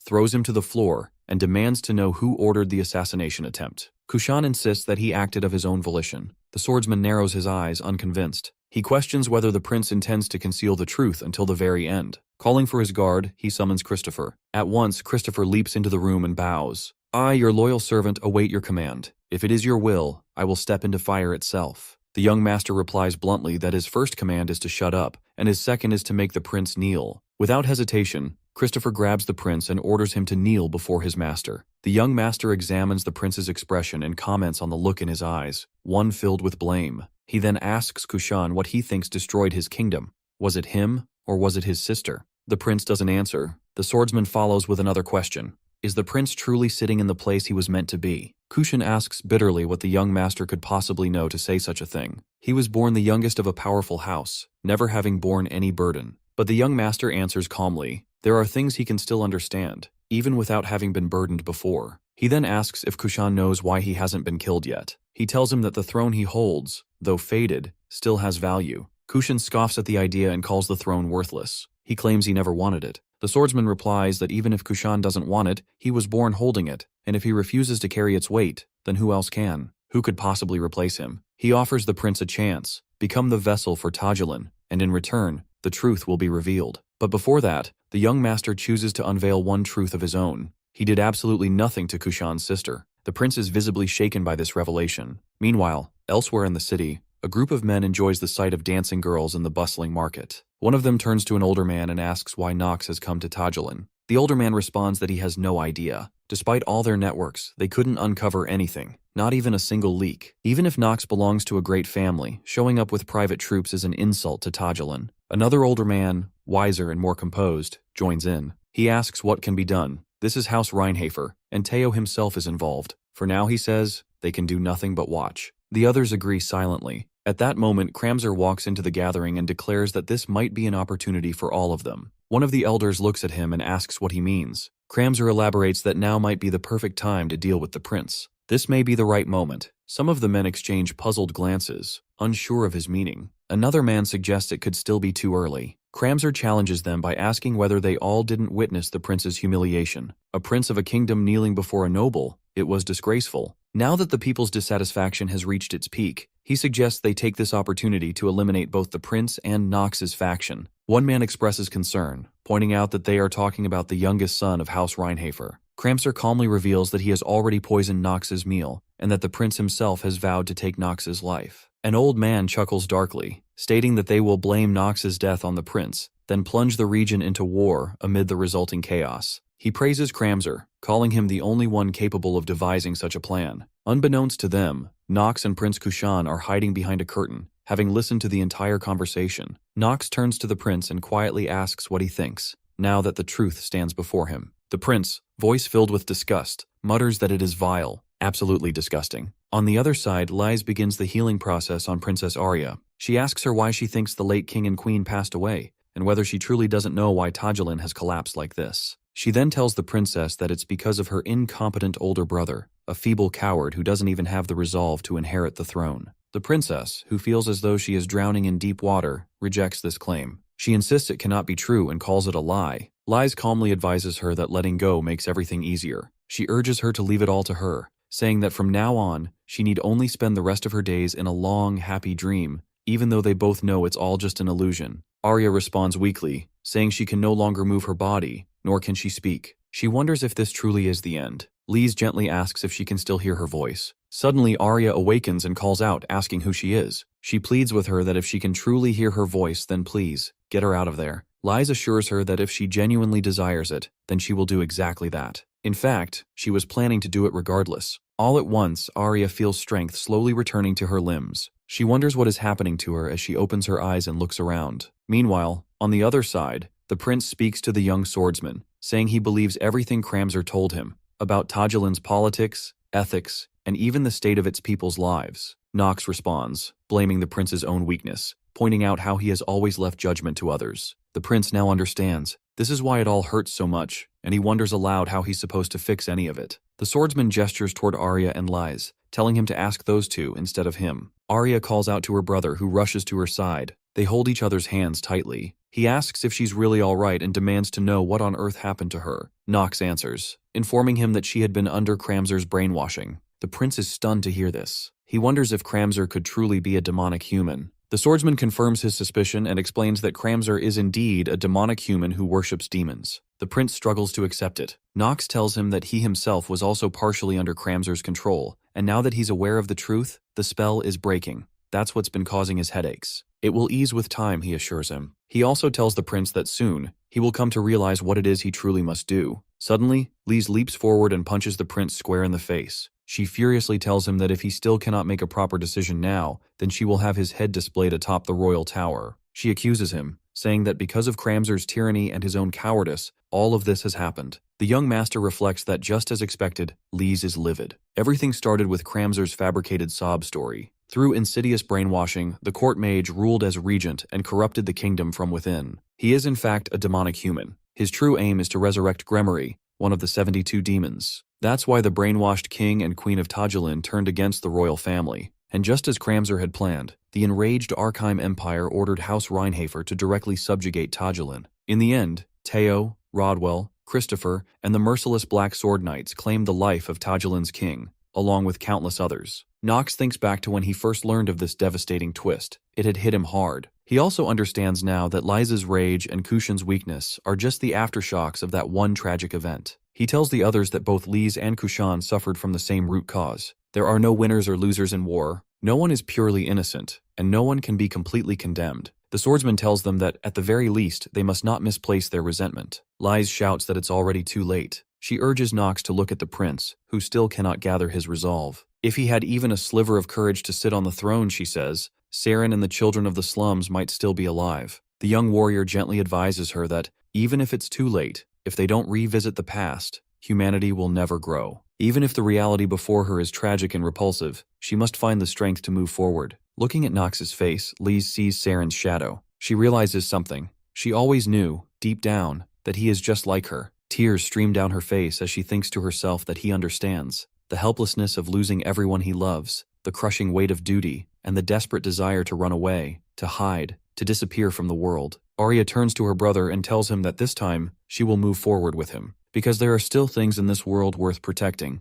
The prince thanks his sister. The system notifies him that the trait loyalty in Kushan Adrian has blossomed. Kushan's loyalty toward Nox has skyrocketed to 100%. From this moment on, Kushan will show unshakable and eternal devotion to the player. The prince declares that he will no longer run away. The swordsman is pleased. He has secured both Kushan and Lise, and they will now become two of his most powerful units. Just as he did with Marin, he will support them. Lise expresses her gratitude, saying she believes her fury has finally found the right direction. She also tells him that he is not the man the rumors made him out to be. Arya looks at the young man and tells him that he saved both her and her brother. She thanks him sincerely for that. He responds by saying he simply cleared the path. The rest they did themselves. However, a new issue arises. A large crowd is gathered outside the palace gates. They demand the dethroning of the incompetent Prince Kushan and the beginning of a new era. The mob also insists on crowning Lord Cramser as the new king. The young master smiles and says it's a bit too early to be thanking him just yet. He informs them that from this point forward, they must prepare for the real war, the battle against their true enemy. A large number of protesters gather all across the city, shouting that there is no kingdom left to be handed over to an incompetent prince and princess. They demand that the prince and princess be found first, claiming that the only one who can save them now is Lord Cramser. Meanwhile, Lord Cramser reflects on how long it has taken to reach this moment. His thoughts drift back to his childhood, back when he was just a boy, homeless and destitute. He believes that while a rare few are born with exceptional talent and noble blood, most people live their entire lives without ever tasting such fortune. He himself had been a low-born commoner, possessing nothing. One day, a woman approached him and told him bluntly that he was weak, but she also said she could see it, the desire burning in his eyes. Yet she warned that his pitiful talent and humble origins would only drag him down. She declared that he would never achieve his dreams, and that he would wander aimlessly, only to be forgotten and buried in the sands of time. She called it unfair. Opportunities, she said, should be granted equally. She then offered him a chance and advised him that to rise from worthlessness, one must do whatever it takes, even if it means stepping on others, even if it means selling one's soul. And now, he believes the time has finally come for his desperate prayers to bear fruit. With the great power bestowed upon him by Duke Gremory, he had made a decision on that very day. He would not only become someone extraordinary, he would seize this entire kingdom. In the city, protesters question one another, asking if the prince has been found yet. An old man steps forward and commands the others to locate the prince immediately. Suddenly, Prince Kushan appears before them and announces that there is no need to search any longer. Lord Cramser is caught off guard by the prince's appearance. Kushan questions him directly, asking what he is doing here. Cramser is bewildered by the situation. He finds it strange. The prince who had once been consumed by vengeance, who had been barely distinguishable from a cripple, cowering in fear until only recently, still trapped in his shell. Now he's standing tall, exuding an aura of brilliance. Cramser also realizes that the brainwashing that had once clouded the minds of both the prince and the princess has vanished. He begins to wonder what exactly is going on. The prince looks at him with deep disappointment. He tells Cramser that he had once trusted him like family, but in the end, it was never about protecting the kingdom. Cramser simply wanted to steal the land his father and ancestors had built with their own hands. Cramser warns him that he still doesn't understand the gravity of the situation. He demands to know who it was that wasted 2 years wallowing in despair. He tells Kushan to look at the countless citizens who suffered as a result of his incompetence, and asks if he is still unable to see the sorrow etched into their eyes. Then, with a sneer, Cramser thanks him, for it is because of him that his fury has finally found its true direction. Suddenly the crowd erupts, chanting slogans against the prince. Cramser thinks to himself that the enraged mob will now do the dirty work for him. There's no need for him to lift a finger. Then stepping forward, Nox intervenes. He says he's never liked interfering in the family matters of others, but this time, he'll make an exception. He addresses the crowd and mocks them, calling them a bunch of laughable fools. Cramser is shocked to see Nox. He scoffs inwardly. This worthless brat, this arrogant punk with nothing but a good family name. How dare he act with such confidence? He demands to know what business a high-born noble of House Reinhafer has with him. Nox replies without hesitation. He accuses Cramser of starting the war 2 years ago, and of selling out Tajulin's late king. He calls him nothing but a demon's dog. The crowd murmurs, stunned by Nox's words. Nox then addresses them directly, calling them fools who don't even realize that their actions amount to treason. He urges them to think carefully and use their heads. He asks when exactly the king and queen of Tajulin began to harbor rebellious thoughts, and when did the kingdom's relationship with the Arkheim Empire begin to sour. He tells them that it all began after that bastard Cramser became the court mage. One man in the crowd suddenly exclaims that, now that he thinks about it, the king's unexpected rebellion and the war against Arkheim, it all starts to make sense. Then a wave of pain sweeps through the crowd. Everyone clutches their heads in agony. They begin to cry out, complaining that their skulls feel like they're about to burst. The prince understands immediately. It's the backlash from the brainwashing finally lifting. Not just the royal siblings, but even the nobles had all been under its influence. Suddenly, Cramser roars at the crowd, warning them not to be deceived. He insists that Nox is the one who destroyed Tajulin. He asks if they really believe the words of House Reinhafer. Then, turning to Nox, he demands to see proof that he's a follower of demons and threatens him. If he continues to spread such slander, Cramser can no longer guarantee his safety. Nox laughs and scoffs at his threat. Without warning, my guy leaps into the crowd. His guard, Christopher, shouts in alarm, calling it dangerous. But the young noble calmly replies that it's not dangerous at all. In fact, it's the opposite. He tells his guard that despite coming down alone, not a single one of these pathetic cowards will dare lay a hand on him. Nox then addresses the crowd again, saying that they were deceived by Cramser's promise of eternal riches, and that their people were exploited. Now, they incite rebellion without even having the resolve to die for it. He calls it truly disgraceful. One man yells back, outraged, asking how Nox dares insult them like that. Another scoffs that House Reinhafer has no right to say such things. Suddenly one man lunges forward and attacks, but before he can land a blow, Nox swiftly cuts him down with his sword. The crowd gasps, stunned that he actually killed him. They order him to stay out of their kingdom's affairs. But Nox stands his ground. He tells them to open their eyes and see clearly, see whom they've truly raised their swords against,